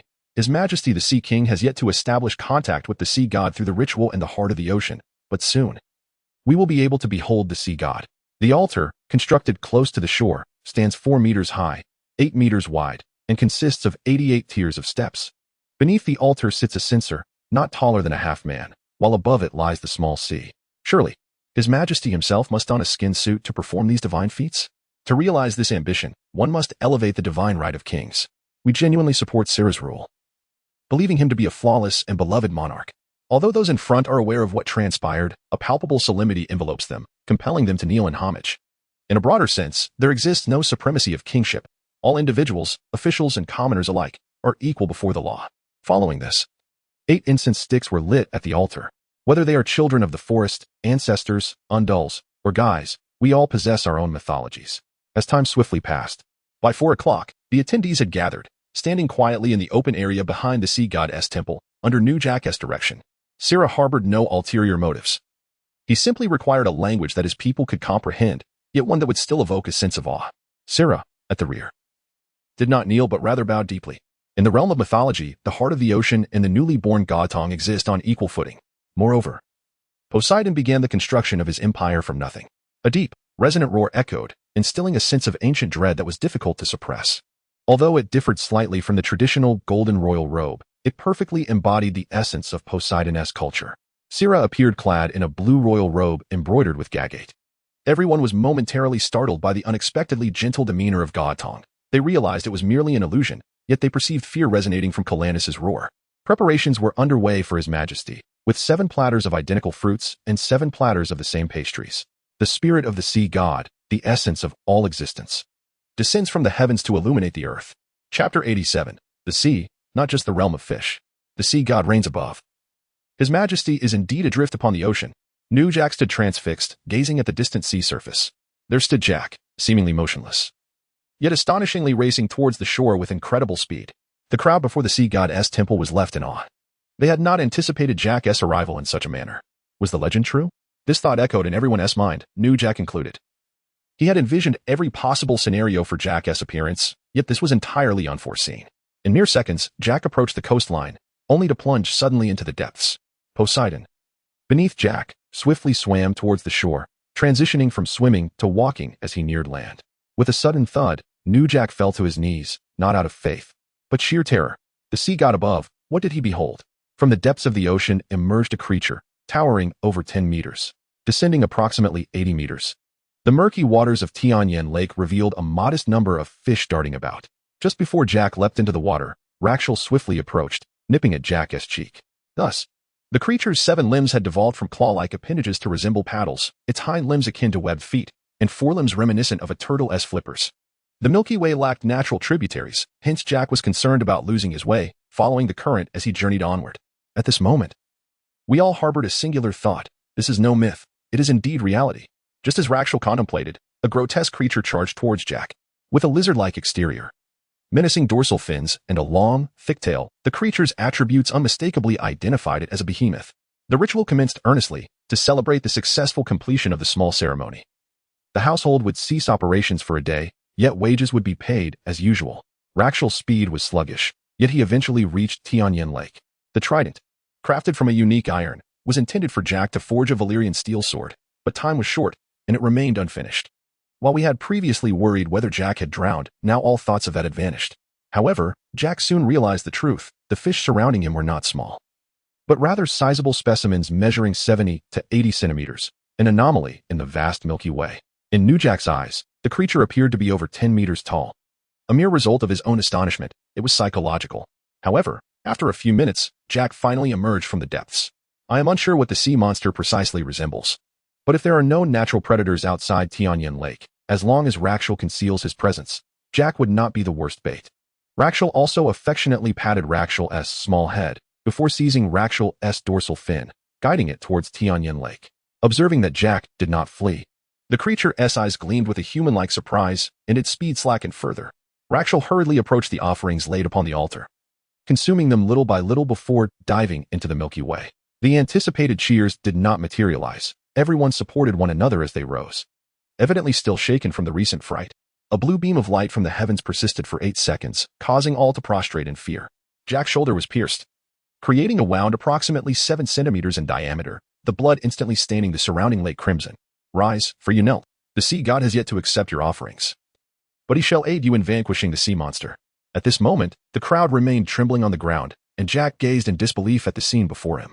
Just then, Poseidon soared down from the heavens, swiftly darting to Rakshal's side, sniffing curiously, as if perplexed about why his father rode atop a sea monster. The creature, intent on dislodging the trident embedded in Jack's shoulder, was abruptly thwarted as Jack lunged forward, the wound on his shoulder already healed. Rakshal exhibited immense excitement, having not seen Jack for a considerable time, and was naturally eager to reunite. While Rakshal was momentarily distracted, the creature seized the opportunity, exerting itself to break free from Rakshal's grasp, even at the cost of tearing off its forelimbs. The creature squinted, momentarily confused as to who truly was the water beast. Its forelimbs were conspicuously different, resembling a creature that had transitioned from terrestrial to aquatic life but had not fully adapted. Oh no, it is not a monster, it is the sea god from myth. With a furious roar, Rakshul charged forward, the Titan's presence momentarily halting the creature's charge. However, the creature was quick to react, as Godzilla had not yet arrived. Godzilla's tail measured no less than 12 meters, appearing considerably smaller when viewed from the water. Although Poseidon grew rapidly, he could not surpass 10 meters in height, currently. Poseidon stood upright at merely 7 meters. The creature emitted a piercing shriek, abruptly retracting its tongue. The trident struck the creature's shoulder, while the beast's tongue pierced through Jack's. Witnessing this, Lu Ju couldn't help but raise an eyebrow, recognizing the creature's cunning intelligence as it dared to retaliate against him. The viscous slime beneath the monster proved ineffective as Rakshus's claws dug deep into its flesh. Lu Ju gently patted Poseidon's head to soothe his spirits before requesting Newgate to bring him his royal trident. Jack, undeterred, brandished the trident and charged at the monster. Fully aware that the water was both the domain of fish and his own, the colossal beast Godzilla loomed ahead, and Jack observed the water creature being mercilessly beaten by it, its bizarre appearance reminiscent of a living fossil in a state of regression. Jack speculated that this creature must have descended from reptiles that once thrived beneath the island, now relegated to a life in the water for various reasons. At that moment, Rakshus rushed forward, his two massive claws grasping the monster's back. With no opportunity for the creature to struggle, Rakshus unleashed a torrent of blue atomic breath that melted the monster's head. It seemed that the spectacle of the day had far exceeded their expectations. Jack mused that if there were only one monster, it would hardly be enough to consume the myriad small fish in the galaxy. Clearly, the little fish had all fallen prey to this creature. What exactly was it? Perhaps it was part of a larger species? Jack was well aware of the depth of the situation. Lu Ju had taken him deep underwater, and he gripped the trident tightly. Poseidon roared once more, and a brilliant blue atomic breath shot skyward. Before having the chance to hear the legend of the sea goddess creation, they could never have imagined witnessing the mythological deity in person. Newgate quickly composed himself, directing the evacuation of the others and assisting those who were weak to leave, all while ensuring they could remain within the temple of the sea god. Before taking the trident, Jack instructed Newgate to prepare for what lay ahead. He leaped back into the galaxy, contemplating that should Pangu truly appear before him one day, he too might find himself at a loss for words. The view on both sides suddenly narrowed. The galaxy stretched like a rope, with Tianyan Lake as a bulge in the center, its narrowest point measuring no more than 8,000 meters. Yet, the monster did not flee. Instead, it charged directly at Jack. As the distance closed to a mere 8 meters, Jack forcefully hurled the trident, while the creature opened its maw, its tongue darting forth like a sword aimed straight at him. Chapter 88. Winter is coming. Newgate Jack used the trident, or rather, the harpoon, to hoist the creature's carcass ashore. Tianyan Lake, situated at the heart of the galaxy, boasted an excellent geographical location, which led to the construction of 2 docks. Once the monster's body was dragged onto the shore, Jack withdrew the trident, just as Newgate and the others rode in. The excited roar of Rakshus echoed through the air. This dragon bore a grudge. Having nearly been dragged underwater by the creature, it was only natural for it to revel in its vengeance. Jack scooped up a handful of the creature's slime, the very reason he had used the trident to haul it onto the shore. The slime was remarkably slick, akin to lubricating oil. Jack had already instructed Poseidon to search underwater for any eggs or young of the monster, either to eradicate them completely or to assess their potential for cultivation. Just as Newgate approached to touch the slime, Rakshus unleashed a torrent of dragon fire, intent on consuming the monster. The flames ignited upon contact with the creature, erupting into a massive conflagration as if fueled by oil. Fortunately, the royal palace had implemented strict regulations to prevent such small flames from attracting a crowd of onlookers. Meanwhile, Rakshus dove back into the lake to conclude the hunt, as Jack prepared the first meal for their larger companions. However, the monster burned far longer than anyone had anticipated, maintaining its fiery state for over an hour. Bayong retrieved a young monster, inspecting it closely, and noted a differentiation among the younglings. Sela licked his lips, having spent a long time in the sea. Rakshus had developed a distinctly salty skin. The prolonged nights of the ice-fire world threatened to plunge the entire realm into years of perpetual daylight. However, if one were to consider reproduction, it would be imperative to stimulate the embryos, providing them with ample nutrition, especially during the 40-year gestation period. Sela approached the dock's edge, observing a dense mass of tadpoles swirling around Rakshus, each measuring approximately 7 centimeters. Newgate was not surprised. He pondered why this peculiar creature was referred to as an oil fish, rather than a burning fish or barbecue fish. It was because, before giving birth, the creature would completely transform into a female, losing its reproductive capabilities thereafter. Prior to maturity, Rakshus could decide whether to conclude the lineage. Bayong had little to say. He understood Rakshus's roar, recognizing it as a signal that he had found the creature's ancestral form, albeit with some significant implications. Wait, Don't extinguish the flames yet. Let us see how long they burn. Sela stopped those preparing to douse the fire. Yet, a small portion of the traits still inherited from the mother remained. With the hind limbs transforming into webbed feet, Sela gazed in astonishment at the layer of white tadpoles, numbering in the thousands. He affectionately kissed Rakshas's little head, declaring, "Daddy loves you most. Be a good child, okay?" Upon witnessing the inferno, Newgate quickly called for help to extinguish the flames, which were growing out of control. Engulfing the monster's 6-meter-long body in a fire that resembled a narrow wall of flames, 8 meters wide and 7 meters high, the creature did not resist. Caring for offspring was the most tedious task. Most had completely transformed into aquatic beings, their hind limbs losing their webbed feet, evolving instead to resemble paddles akin to their forelimbs. Moreover, they would only require 20 years to reach maturity, with males emerging after adulthood and females prior. At that moment, a roar from Rakshas resonated near the dock, and upon hearing it, Newgate and the others instinctively knelt down. The sudden surge of flames startled everyone, including the unsuspecting Rakshas. Before reaching adulthood, Rakshas stood at 200 meters, and as a titan, his lifespan exceeded 10,000 years. Immediately, plans were made to assemble a team to construct another reservoir along Tian'an Lake, ensuring a dam was built with concrete to cultivate such creatures, which had once been termed oil fish. Perhaps these beings might not hold much significance now, but what if the long night were to descend? It would be akin to Sela giving birth to a pair of sons, with the elder son being obedient and industrious, living long enough to protect the family for generations. This offspring would prove to be valuable, provided they did not stray into crime. When the creature was first ignited, it had unexpectedly fled into the water, and none anticipated its extreme flammability. Furthermore, food shortages would compel them to grow larger. Oil fish? Why such a name? Remember, as you once said, oil is an incredibly precious resource. Another hour passed, and the creature's body continued to burn without pause. Sela remarked, "Rakshas, he is the very last of his kind, destined to bear the responsibility of the species' continuity, and sooner or later, he will have to tend to the young, practicing in advance since they are his offspring. Even if they perish, it's of little concern." Newgate, tasked with monitoring the situation, needed to ascertain the precise duration of the flames. The remaining small fraction would inevitably be eliminated due to their speed. Gazing at the monster's blazing corpse, Jack found himself momentarily stunned. Sela realized that the evolutionary history of creatures that could only be read about in books was now vividly unfolding before his eyes. Before Rakshas departed, Sela returned to the side of the monster's mother, fully transformed into an entirely aquatic being, shedding all amphibious traits. This was not merely Sela's delight. It was a precious treasure. Ultimately, only the creature with paddle-like limbs remained alive. Sla's expression transitioned from surprise to awakening, then to astonishment, ultimately leaving only a sense of numbness as she stared blankly at the burning carcass of the creature. It is well understood that the essence of industrial foundations is not merely to boil water, but to do so requires fuel. Its strategic value is akin to that of oil. Winter is approaching. Newgate, the original Gobian, stood at a mere 110 meters. Yet Lakis was a modified version of the Gojek, adapted by the system for a low-magic environment, resulting in some regressive genetic alterations.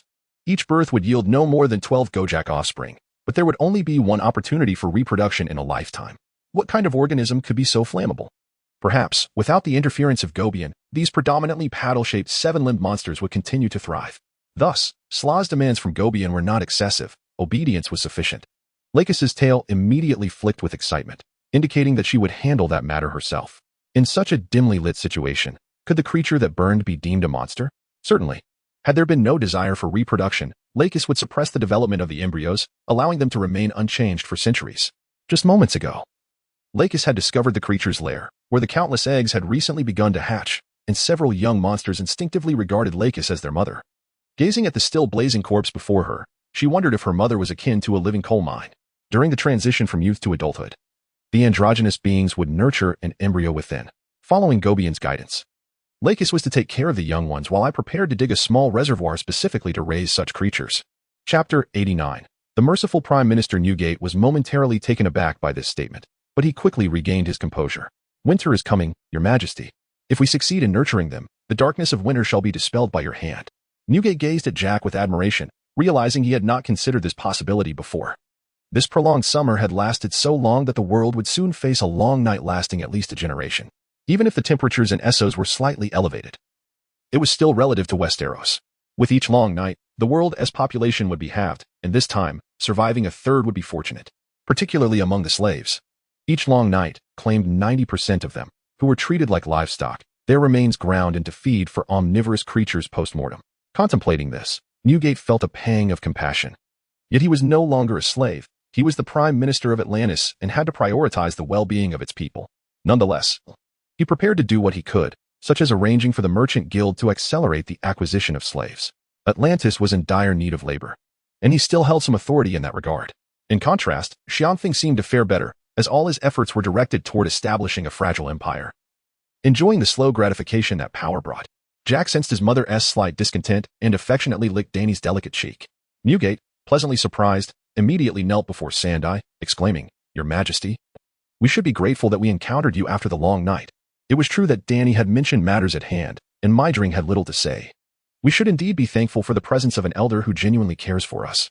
The male servant who had witnessed everything hastily departed as if he had never been there. Just like Newgate. Even a 70-year-long life as a slave could not extinguish the integrity and ferocity within my heart. Upon seeing the contents below, his face momentarily reflected surprise. But he quickly folded the note and proceeded toward the raven's cage. Before the servant departed, Danny suddenly felt a wave of nausea. With Xiangfeng nearby, she truly felt a lack of adaptation, pondering what she should do. Danny murmured to herself, "I must be in a state of confusion. The world cannot possibly be filled with such self-serving individuals. We are truly the holy ones, not mere hypocrites." Observing Newgate's enthusiastic departure, Sandai felt a sense of nostalgia. The silver moon hung low above the pyramid-esque garden. After reading the letter, Danny felt a tinge of worry and immediately composed another letter inquiring if Sandai needed assistance. Refusing to let the weakest Xiangfeng take risks, Newgate expressed his thoughts, yet Sandai chuckled, remarking, "You are a benevolent king. Your actions are ultimately for your own benefit." Now, with Jack's proposed transportation model, they could absorb 7,000 individuals every 2 months, enhancing efficiency by at least half before the next acquisition. Danny rearranged her thoughts, attributing her discomfort to perhaps having consumed something unsavory, hoping it would pass in a couple of days. Meanwhile, Xiangfeng was also regretful and self-reproachful. After all, people are not so different, and he loathed his current life, detesting the gradual pleasure that power brought. It was evident that Prime Minister Sandai Poseidon's return from his serious injuries inflicted by the young dragon had become common knowledge by that evening. Newgate did not believe that Atlantis would succumb to death by freezing or starvation as the long night approached. Even in the brief moments he spent with his mother, he was constantly vying for food. It appeared that Yilin had also distanced herself from Sandai, as if her absence made no difference. Regarding the population, "Do you think 100,000 is too many? Shouldn't we consider absorbing more?" Precisely, we were preparing to initiate a wave of acquisitions, directing all newly arrived merchant ships towards slave transport. In Atlantis, as long as one worked, there was money to be earned, even opportunities for paid rest. It seemed to be the case.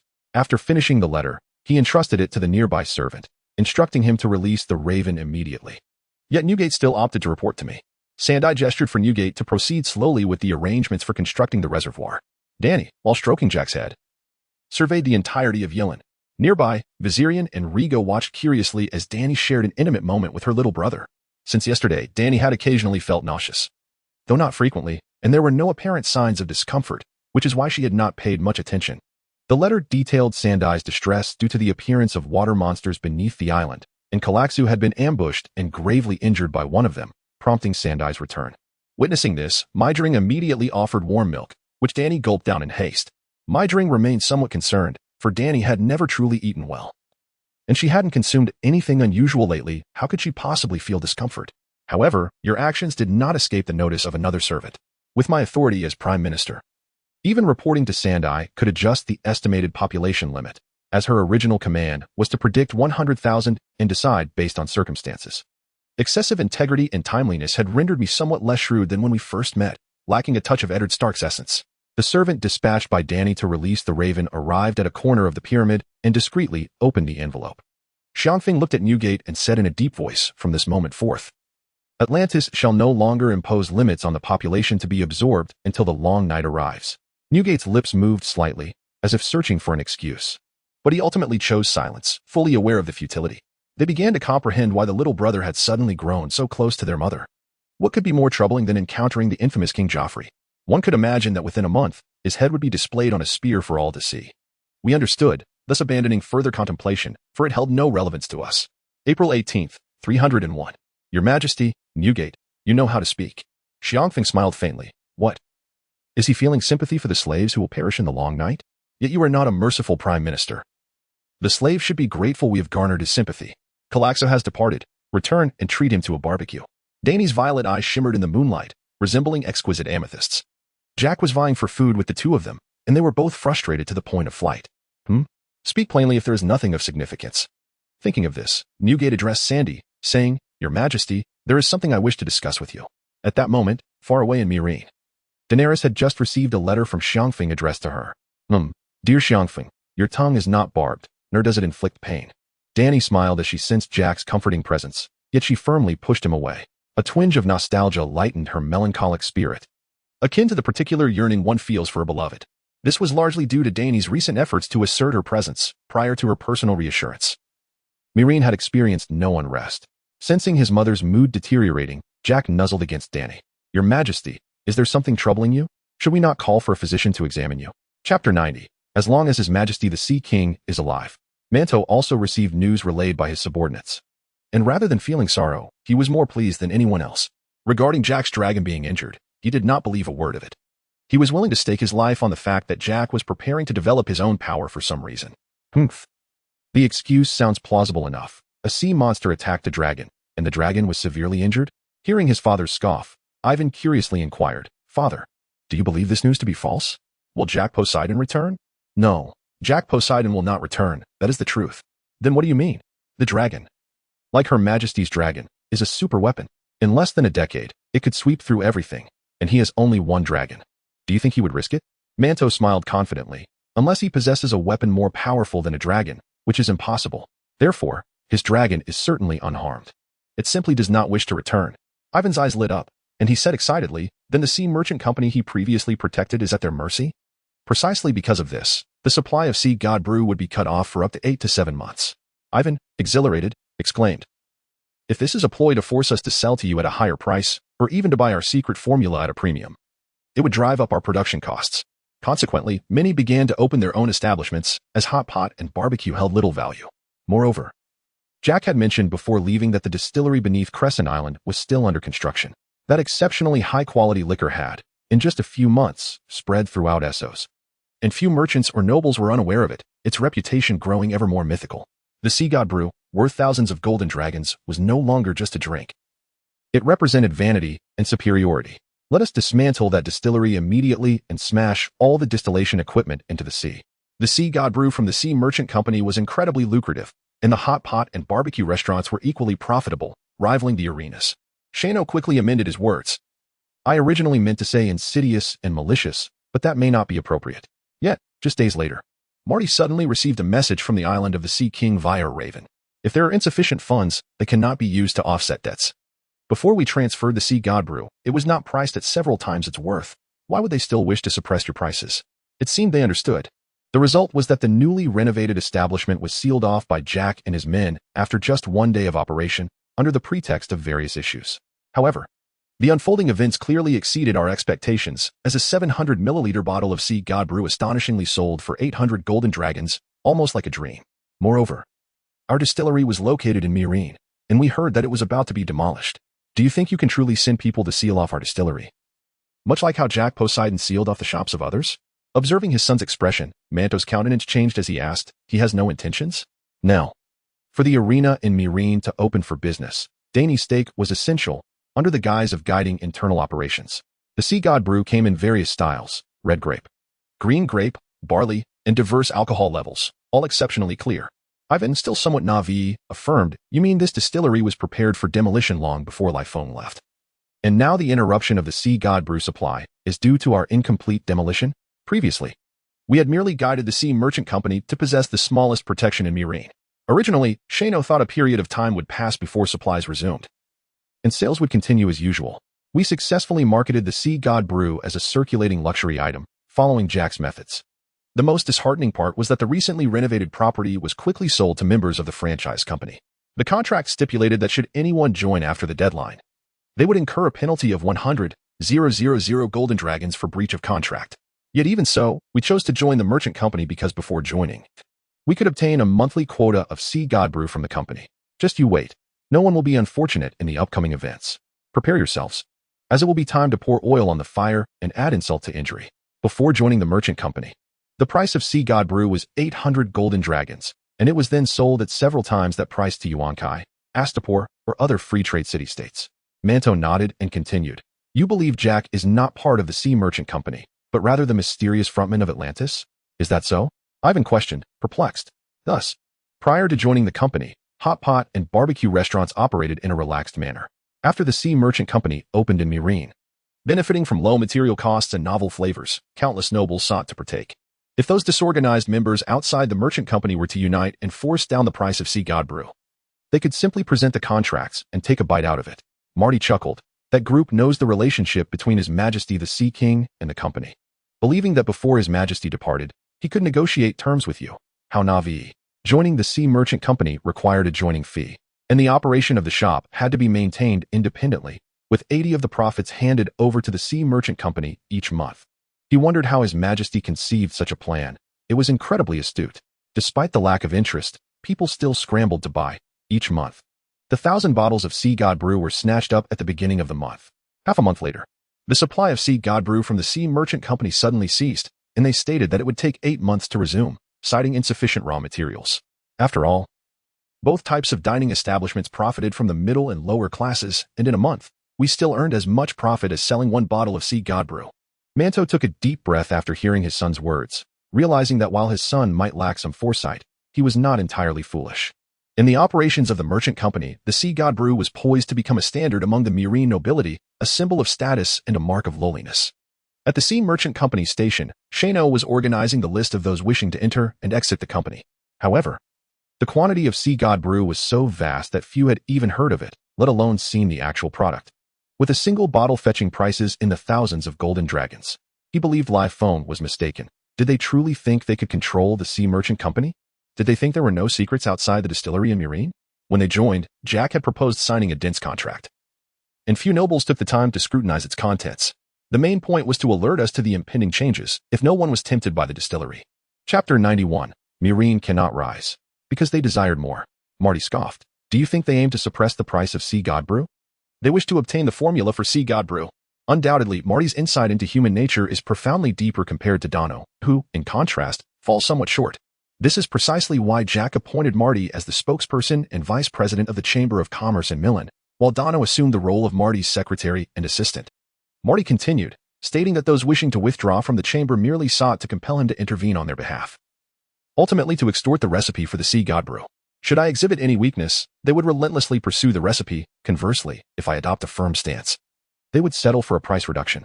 Marty had discerned their intentions, which revolved around these two strategies.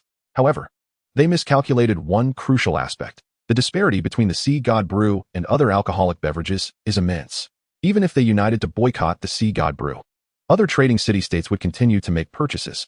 Marty even dubbed their operation with a rather unflattering name, likening it to a tribute plan rather than the so-called zero-cost purchase. You are imparting nautical knowledge to us, which we are diligently and gradually absorbing. We could have embarked with the merchant convoy to Atlantis 8 days prior. She was lamenting the lack of industries in Milan to attract external merchants as substitutes for the slave trade. Marty was well aware of the living habits of the oil fish, whether they are social or solitary, and also when they would leave their mother beasts to live independently. Atlantis, with a population of merely 80,000, would need a small population of at least 100,000 to ensure a sufficient reproductive base. Newgate reported nearby, Your Majesty. The requested pool has yet to be constructed. It will have a diameter of 70 meters. Furthermore, the mother beast lays thousands of eggs at once, making it far more convenient than coal in the face of the long night. After serving as Prime Minister in Milan for some time, Marty became increasingly adept at handling governmental affairs. However, given the current situation in Atlantis, the plan to store the slime independently had to be temporarily abandoned. The brewing master had also boarded a ship heading towards the Sea Willow. Ironically, the trial operation of His Majesty the Sea King in Milan led them to mistakenly believe that the Sea God Brew could only be sold there. Of course, it could be sold elsewhere. It's not as if they were the only ones capable of selling it. We could collaborate with Her Majesty the Queen. If this could indeed be realized, it would genuinely signify the achievement of fuel independence. The importance of the oil fish is negligible. This particular mother beast burned for a full 8 days and nights before turning to ashes. It is not that the slime cannot be preserved for extended periods. That would indeed be quite remarkable. Marty scoffed, instructing Rutger to free up 41 large merchant ships, while providing me with 12 giant merchant vessels in exchange for the 41 large ships. Among them, the least traded were not slaves and grain, but iron ore. Outside the 260 ships, 39 small merchant vessels were sent to Atlantis to be converted into small warships. not including the 13 giant ships and 167 medium-sized vessels remaining. Preservation in water or oil is futile. Perhaps there are even better preservation methods. Within the Sea King's palace, Marty lay beneath a bed while Vitril sat atop him, giving a massage as two handsome male servants delivered tender, succulent fruit to his lips. Marty waved his hand, instructing several hundred individuals to follow the merchant convoy to Atlantis. By the time these 39 small warships returned, it would be too late, as the journey to Atlantis would take no more than 6 months at most.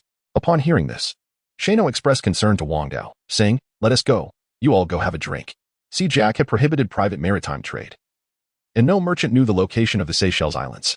Thus, Newgate was tasked with excavating a pool with a diameter of 70 meters and a depth of 7 meters to confine this group of juvenile oilfish for the time being. Tonight, will you take the time to drive all the oilfish outside the lake into the pool?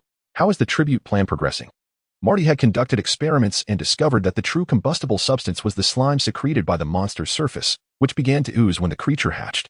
Therefore, aside from the 39 small ships undergoing conversion, all other vessels were managed by the Chamber of Commerce, venturing out daily and nightly to procure various supplies. Regrettably, the slime harvested from the monster, which initially resembled thick mucus, would gradually harden once separated from the oilfish's body. Consequently, the entire Sea Jack operation, involving 80,000 individuals, swiftly sprang into action. What shall we do? Lower the price?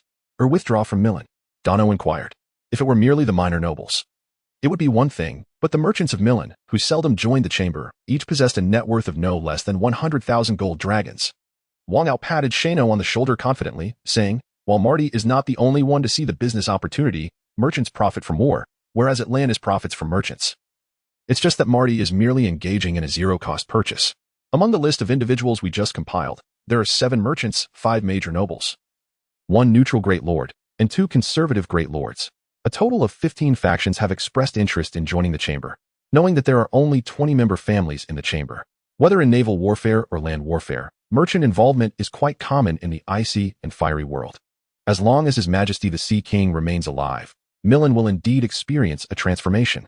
To speak candidly, His Majesty the Sea King does not expect the great lords to lead a rebellion, and neither does Daenerys. As long as we dare to enter and exit, Wang Ao can compel us to pay breach of contract penalties. If we have the funds, we can offset it with our assets. For this reason, Marty has also formulated certain policies to stimulate marriages and childbirth. The tribute plan is a euphemism. At its core, it is not a blood-soaked and violent accumulation of capital. What is there to fear? Moreover, since they wish to withdraw, we have the perfect excuse to confiscate all our merchant ships and wealth. Newgate's eyes brightened.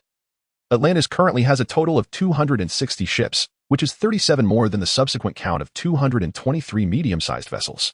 Furthermore, the slave owners besieging Milan would result in a prolonged conflict. A city like Milan, lacking defenders, cannot be breached overnight.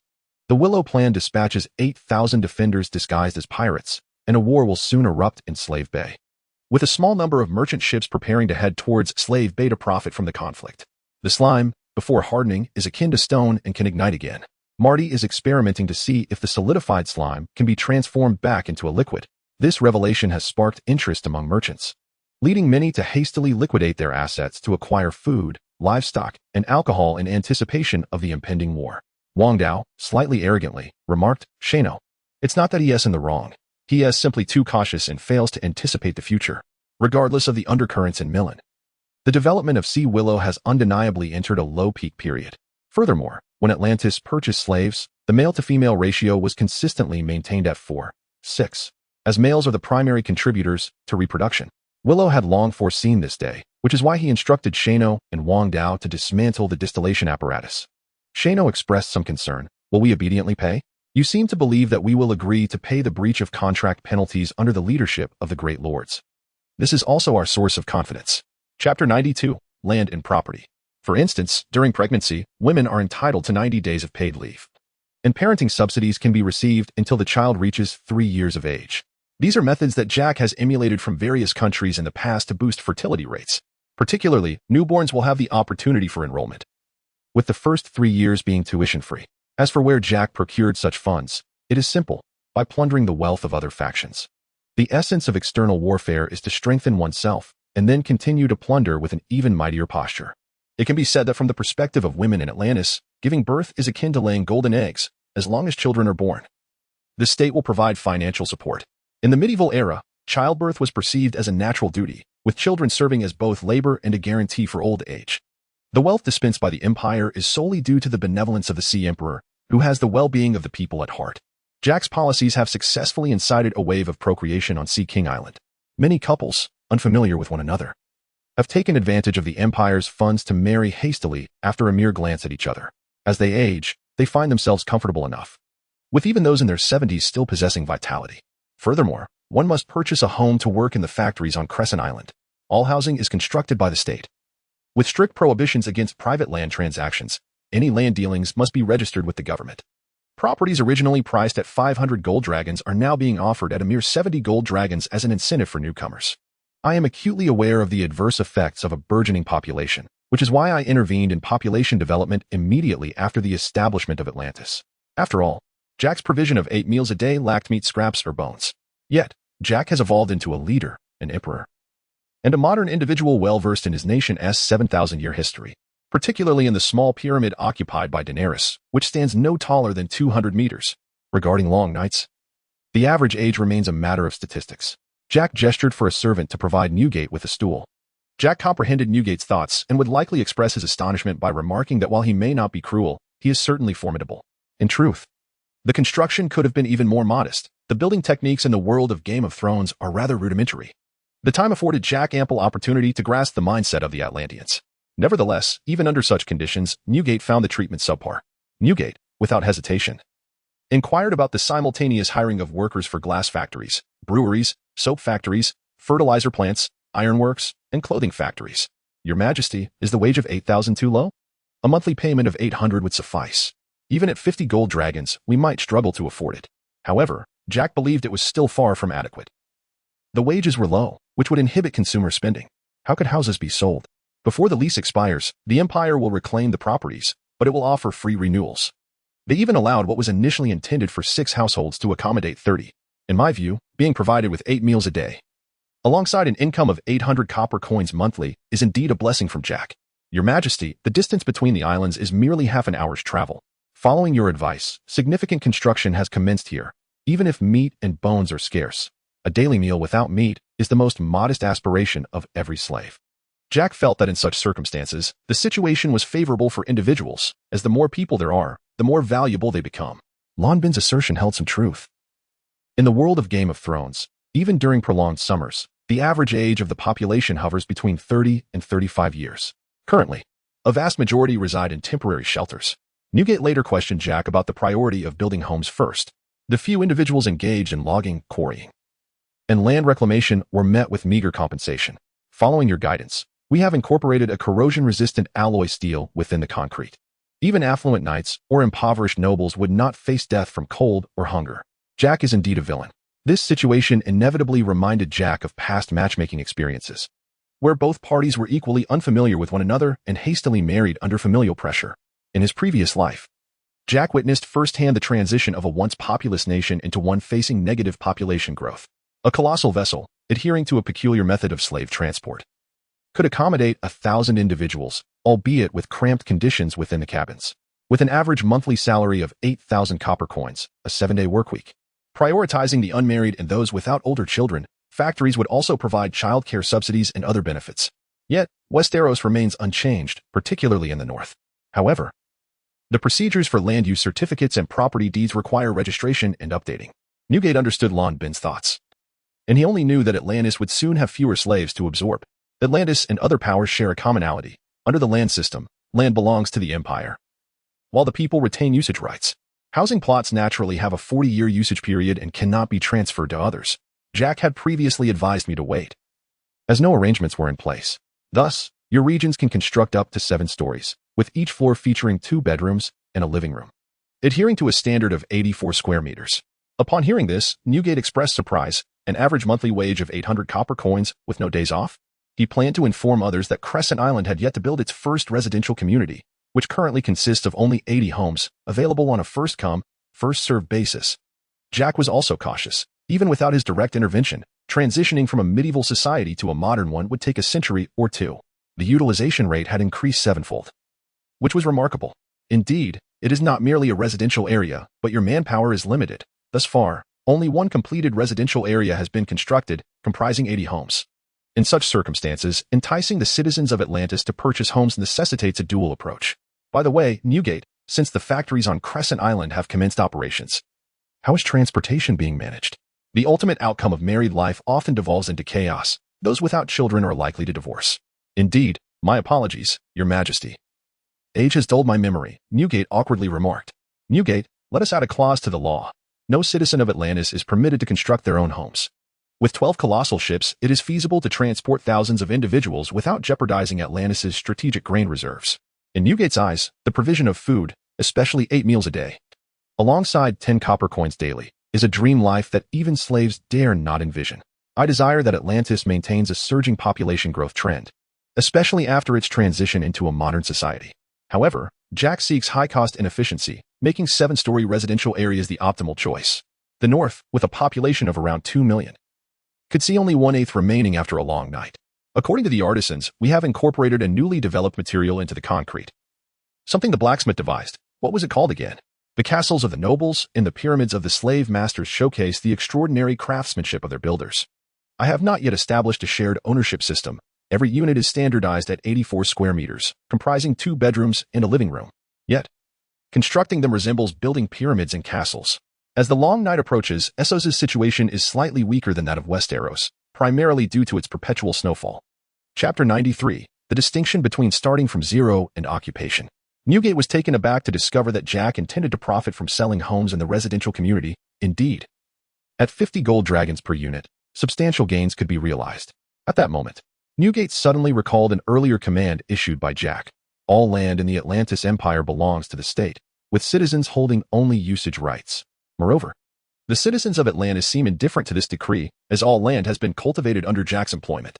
Jack provides the funding and food, regardless of the circumstances. These lands ultimately belong to him, and they do not ponder this deeply. After all, once cultivated, the king must find individuals to plant crops. And the cleared land has already begun hiring laborers for farming. One merely needs to pass a relatively simple agricultural examination to obtain a farming certificate and become a cultivator. It is said that the work of a cultivator is quite leisurely. Furthermore, cultivators not only receive 3 meals a day, but also earn a monthly salary of 5,000 copper coins. Is this not far more comfortable than working the land oneself? The only unfortunate aspect is the limited number of recruited cultivators. Due to the potential rebellion of the nobility against Jack, Suenon's land system has undermined the foundation of our rule. In our eyes, Jack is not the embodiment of a sea deity.